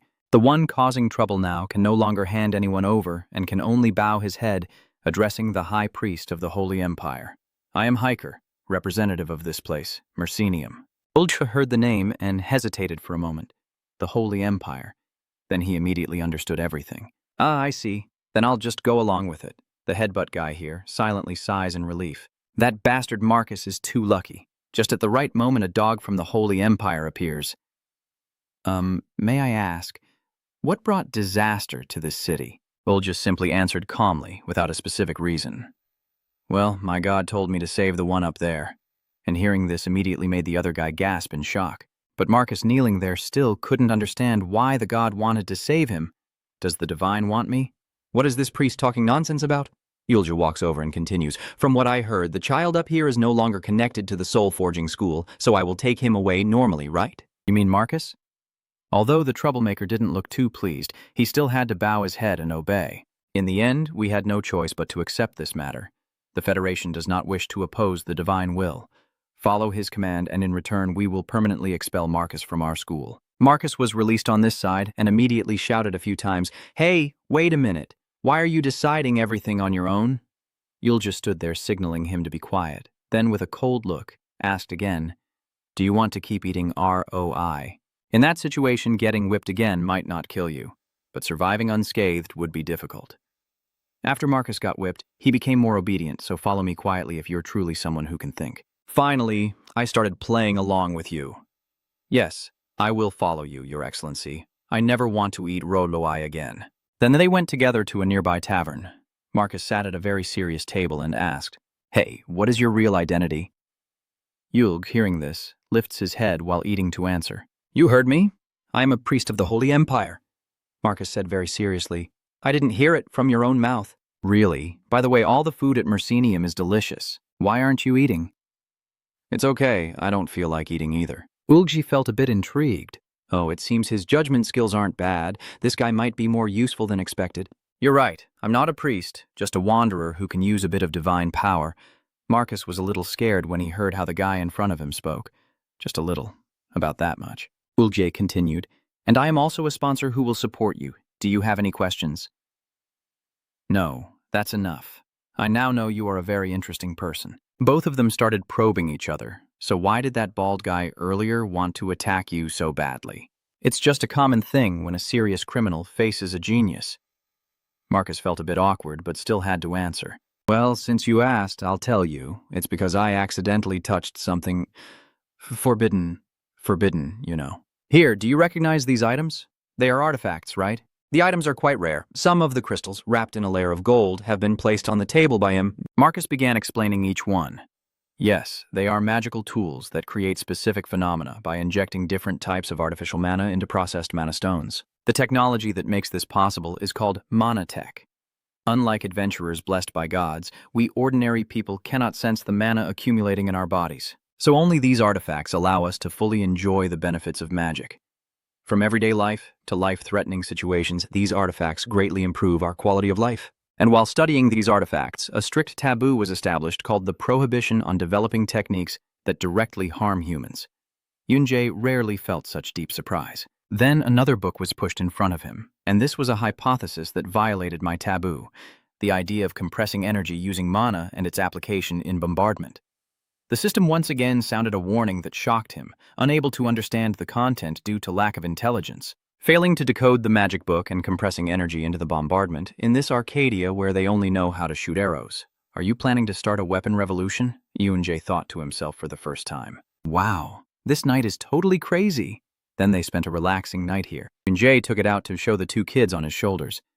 So, L, Tan, do you guys understand anything? Huang, not really. I'm not that interested in human magic. Michael made a suggestion.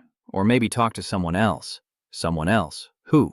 The creator of Orga, the puppet that resisted Cyclone's ninth circle, diviner possession, Geppetto, was quickly summoned before you. Marcus, walking behind, witnessing this scene, was also incredibly excited. Crazy, he materialized a soul that wasn't even an angel. This master is truly amazing. That old man immediately got to the main point when he saw them, the young soul.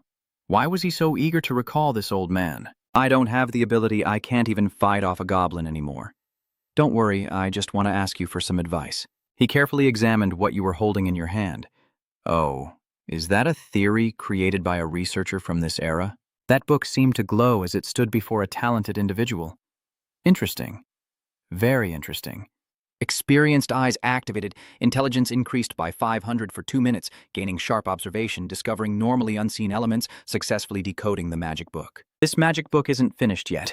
Unja took it and felt extremely excited. Great. With this, even the Hmon Empire will fall easily. At this moment, he suddenly felt his whole body tremble intensely as if he had accidentally touched something, accessing a power, and the wandering lantern of the chaotic era reacted. The oldest ancient darkness looks at you, Unja, clutching your body in disbelief as you fall into unconsciousness. Marcus, seeing this, calls out, Master, are you all right? Unja still can't calm down, so I've never seen this kind of scene when using Holy Summon.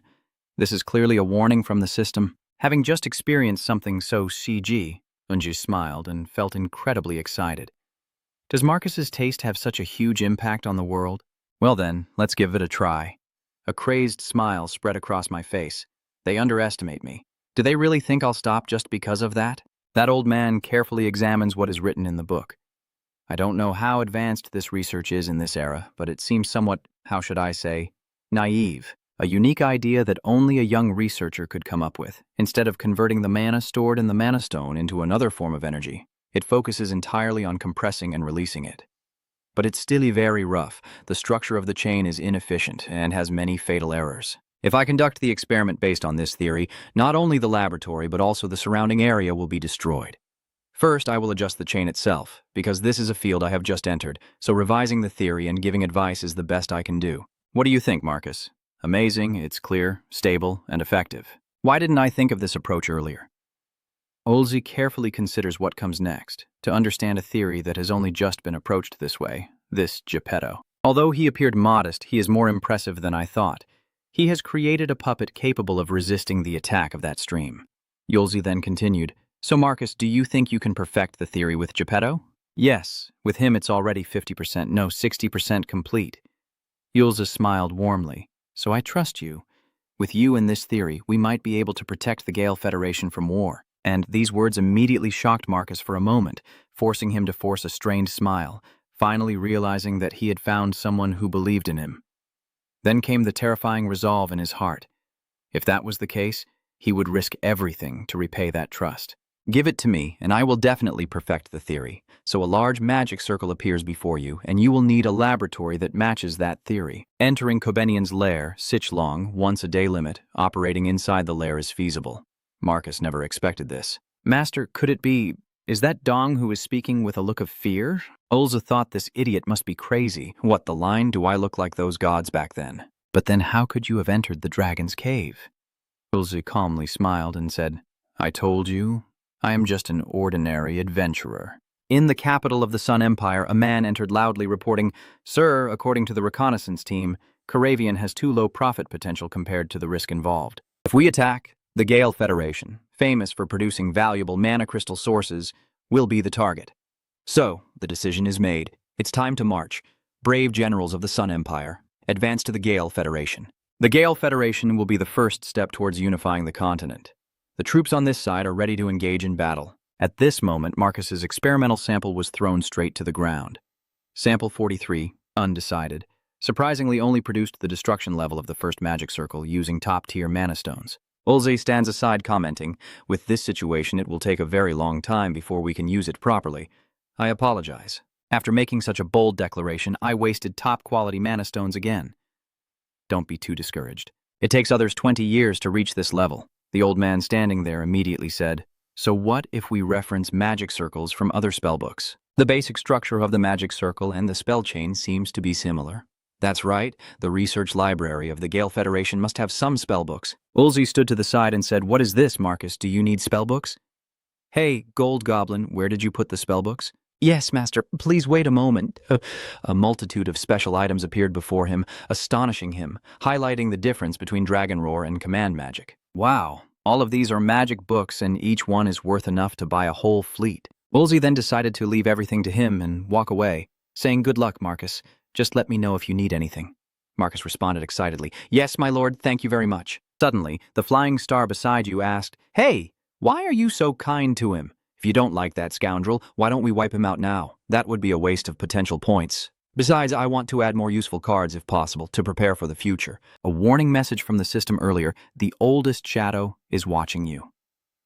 The oldest shadow, now I remember, also appeared when I received the wandering profession during the chaotic times. I thought something was off, with a major event like the unification of the continent happening, yet nothing special seems to be going on. I'm sure there's something else. Something on a completely different scale from what's happened so far. Somewhere, a girl is carefully examining everything. Kobenian's nest, NPC Marcus, detects unusual activity, the top-tier surveillance target, the NPC that player Dex has encountered. Marcus finally achieved the goal he wanted, a confident smile on his face. I did it. With this, a tense knife fight scene unfolds between Dex and the opposing group. Standing in the middle of the battlefield, Dex gazes intently at the surrounding group, his face tense. The leader of the group, with a serious expression, says, Hey, you guys, are you really planning to kill me? The tense atmosphere and the cold, merciless looks from those around Dex. The people from the opposing group respond to Dex coldly. You were the one who made the proposal first, Your Excellency. We were simply following your instructions to the best of our ability. Their attitude is not one of fear, only cold determination. Dexter looks at his opponents, smiling but unable to hide the worry in his eyes. Well, I didn't expect you to push us this far, but this is the end. Now then, keep going. In front of Yulje is a box filled with many swords stuck into it, and a tree, Yulje's face sweating as he holds the sword. And he looks up, thinking, These guys, they do nothing but eat and play games, huh? There is only one hole left, and Yulje is about to stab the sword into it. Suddenly, the tree flies up, and Yulje's eyes widen in surprise, confused by what's happening. A moment later, beams of light flashed. One of these lights burst in front of Marcus, who had just completed an important step in an experiment. Yulje runs in to ask what happened, surprised that Marcus is still sitting there. His face is full of pride and congratulations, Marcus, the chain of self that you formed has been completed. One of the witnesses' eyes lit up as they thanked me for pulling back. Dex, for your choice. I have witnessed this historic moment when magic technology made a leap forward. The person facing me explained with a look of understanding, So this is such a huge thing? Of course, without the vast resources of this dragon lair, my experience, and Marcus's genius, it wouldn't be an exaggeration to say it would take hundreds of years to reach this level. Marcus cleared his throat and said, I'd like to briefly explain the rules of the complete theory in AI. Yulje exclaimed, Oh, The image represents the magical theories being explained, featuring a book titled with methods to prevent mana overload. First and foremost, the core lies in this book. It is a spell book called Methods to Prevent Mana Overload, written by a dragon named Kobenian, and Geppetto and I had a rebellious idea based on it. The thing that every mage fears, to maximize the destructive power of the Mana Stone. According to the theory, we expect to achieve 100 times the performance of the previous experiment, a scene of mana destruction with a powerful and chaotic light emanating from the Mana Stone. The amplification idea stabilizing instead of stabilizing. Without Marcus's challenging spirit, it would definitely be impossible. The conversation between Dex and his friend about how to destroy an experiment with the Mana Stone. After many difficulties and failures, we found the answer in a level 3 spell circle called Sacrifice. Go a Sacrifice. Did you find a way within that oppressive magic, huh? Interesting, that name. He's quite something. What kind of magic is that? Dex is holding a mid-level Mana Stone and looks surprised by the destructive power it possesses. It is a self-destruct spell that overloads all mana instantly, turning the caster's body into a pure energy mass. I know all about it because we struggled against those damn wizards in the Holy War because of that kind of magic. Preparing for the upcoming battle, Dex and his team are planning strategies to stop the Imperial invasion. Wait, that level of destruction is only with mid-grade stones. What if we use high-grade stones? A map of the Gale Federation showing preparations for war, with Dex analyzing the mission conditions. The mission has been updated. Mission 7 makes the Gale Federation the only republic in Arcadia, with too many neighboring countries coveting their vast underground resources. You can't always protect the Gale Federation alone whenever it faces a crisis, right? Please help Gale Federation achieve national self-defense by stopping the unstoppable wind of great change as Dex and Marcus discuss their completion times. Marcus, how much more time do you need? I have completed the Mana Stone chain, but I haven't built the Mana Cannon yet. Even if I work overnight from now on, it will take at least 2 days before it can be put into practical use. So Ayun Z said that 2 days should be enough, right, Marcus? That's right, but Ayun Z, don't worry about anything. Just wait, I will find a way. Marcus, suddenly... The owner, all right, leaving the lair of the Red Dragon. Ben Nuan, now what to do? Yun Zi gazed into the distance, contemplating that the Sun Empire's troops would reach Gale Federation before Marcus's research was complete. If we want to stop them, the Great Spirit Crystal lying right in front of Gale Federation is our last chance. But how? Given the mission's conditions, we can't rely on external resources, the faces you thought of. That means not only Dex Van Mu, but even the help of allies can't be used. He raised his empty hands, thinking that if there was no other choice, he would have to use the Holy Summon, but who knew how many feasible points it would consume? Suddenly remembering something, his eyes widened. External resources. Yunzi smirked mischievously. So this is the entrance to the Gale Federation, the Great Plain of KN. I like how open it is, as if it's waiting for us, the whole army, to move forward. A tense confrontation unfolds as Dex faces the general of the Sun Empire. Hey. You are the leader of the Sun Empire, right? Protect the general. Who are you? Where do you come from? A wandering warrior? I am here to give you a warning. Beyond this boundary is Gale Federation territory. If you do not stop your invasion, you will surely regret it. A soldier thought in fear, his aura too fierce. This one is a true expert. The Sun Empire's general refused the warning and continued the campaign, leaving an unavoidable confrontation behind. I refuse. The Sun Empire general, with a confident look, continues to declare, stepping forward just to deliver that pathetic threat. It's clear that the Gale Federation is truly in a dire situation. The Empire of Sun will not stop its campaign. If you have something to say, try stopping us yourself. Of course, that's impossible. Ha ha ha ha ha. I see. So the negotiations failed. I have made my warning clear. Very well. Good luck. The Sun Empire's general gloats as Dex leaves, his troops mocking him, calling him a coward, saying he ran away. Just forget about it. I've heard that adventurers are basically strange folks, so it's best we don't get too involved with them before the campaign. Oh, what a wise insight. Our general is indeed different. The monsters are approaching, causing worry for Dex's group and making the situation even more tense. What's going on? What's happening, Aunt? Auntie, like this? At this moment, everyone is panicking and fleeing in chaos before Queen Sim. The strange pink slime is continuously spreading and attacking the soldiers. No way. Our army's attacks are completely ineffective. Each one is at a monster swarm level. He wondered to himself where those creatures had come from. No way. That adventurer. Perfect. Indeed, monsters that cannot be controlled by normal means do not seem to be affected by external forces. Just scare them a little. If the casualties are too heavy, the country might collapse. Suddenly, amid his thoughts, a frantic cry rang out. "Save us! Retreat! Retreat!" he shouted loudly. "Damn it, is there no other way?" This moment, a flag was raised, forming a large whirlwind that spun and spiraled fiercely. Aang looked down at the situation below in surprise and said, "What is that? Teleportation magic? If they had that, why would they still walk here? They could have used magic to attack from the start? That's impossible. They could only use it to escape." "We have also succeeded in forcing them to retreat. So, what do you plan to do now, Master?" The Demon King glanced at him and said with a smile, "Even if you chase them away, won't they attack again? But that won't happen." But Ji Yang found this very interesting and confidently said, "In 2 days, fear will be deeply engraved in them." Sinf ran over happily and nuzzled him, and he gently stroked her head. "Ha ha, little devil. That's right, that's right. Good job. In the next 2 days before the magic cannon is finished, don't let anyone cross this plane. Understood?" Hearing this, Sinf became excited. Ji Yang said, "Now then, the Hmon Empire, if you want, just come. Come to the slim palace that has already caused terror across 2 continents. So, what's the status of the attack on the GL Federation?" Zeus hesitated before replying that there was news that those monsters had taken over all the positions on the road leading to the GL Federation. Attacking now is too dangerous. Moreover, the KN plain is surrounded by huge mountains, so we haven't found any other way to advance our troops. The officer immediately frowned and questioned, in other words, "You mean attacking the GL Federation is impossible?" Hearing this, Zeus shouted in anger, "That's not true." Before he could finish speaking, the officer erupted in fury and ordered an attack on the GL Federation within 3 days. At this point, Zeus had to accept and issued the order, but deep down he cursed the damn adventurer. He must have played a trick. "Just wait, I will definitely avenge this humiliation." At that moment, a voice suddenly called out, "Ngaidex, we are ready. We can start at any time." Ngaidex responded with confidence.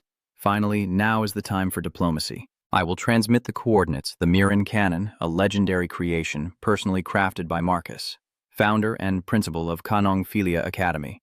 A genius engineer made from 100% pure Miran, it unleashes a unique special power through a mystical self-enchanting sequence.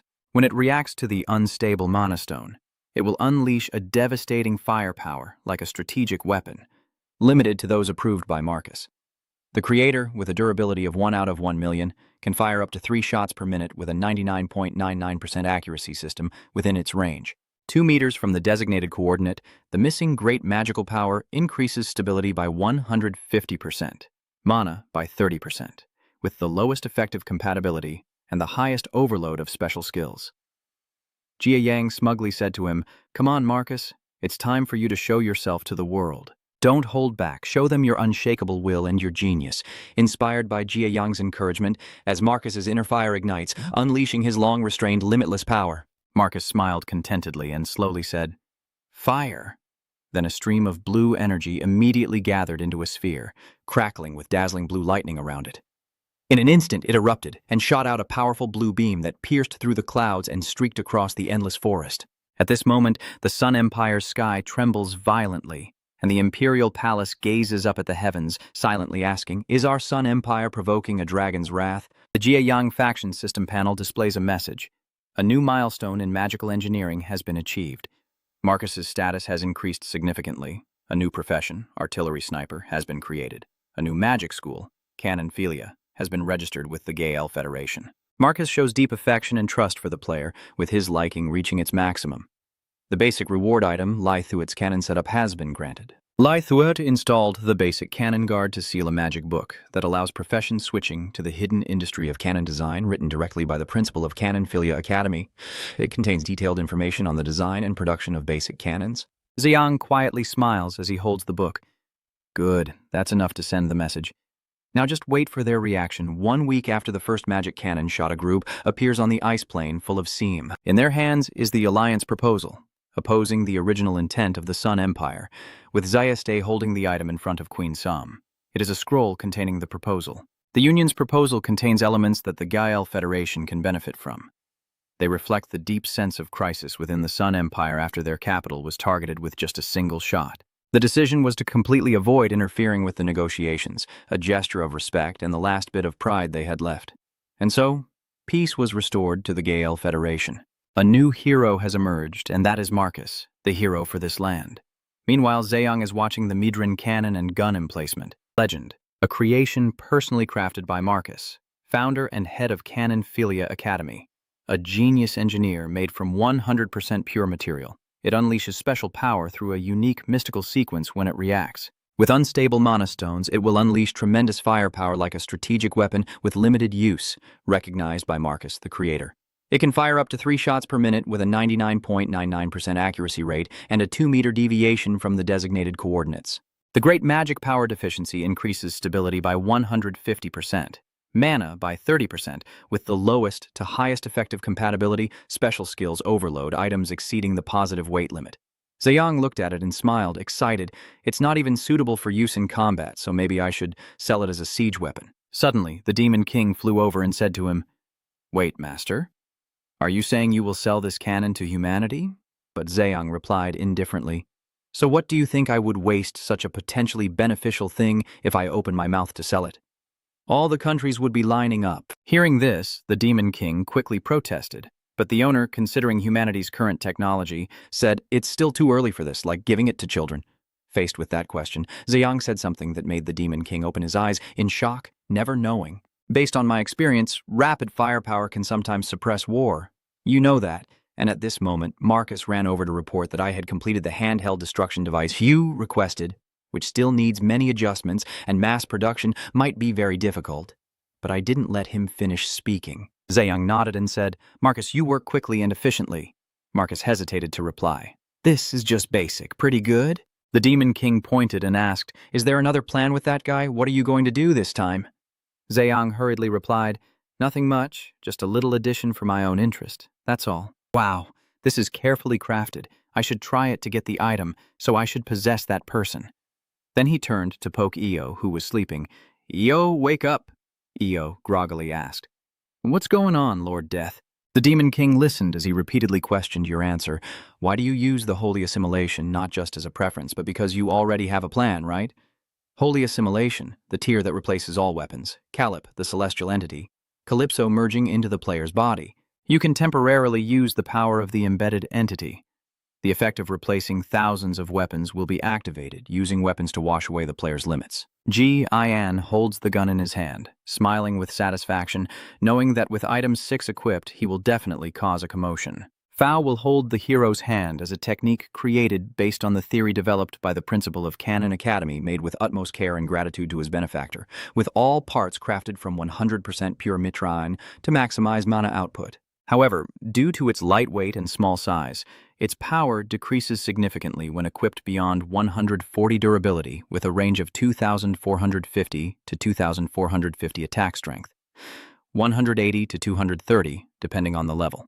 It has an effective range of 580 to 720 meters, an attack speed of 90%, a 73% increase in mana efficiency, and special skills related to continuous firing. Without hesitation, he immediately searched for information about the gun and then thought to himself, luckily, it attracted a lot of attention. This video will definitely have a big impact on Arcadia. Now, bite the bait and react, the darkness of the oldest times. At this moment, someone is quietly sitting on the throne, smiling strangely while wandering through chaotic times.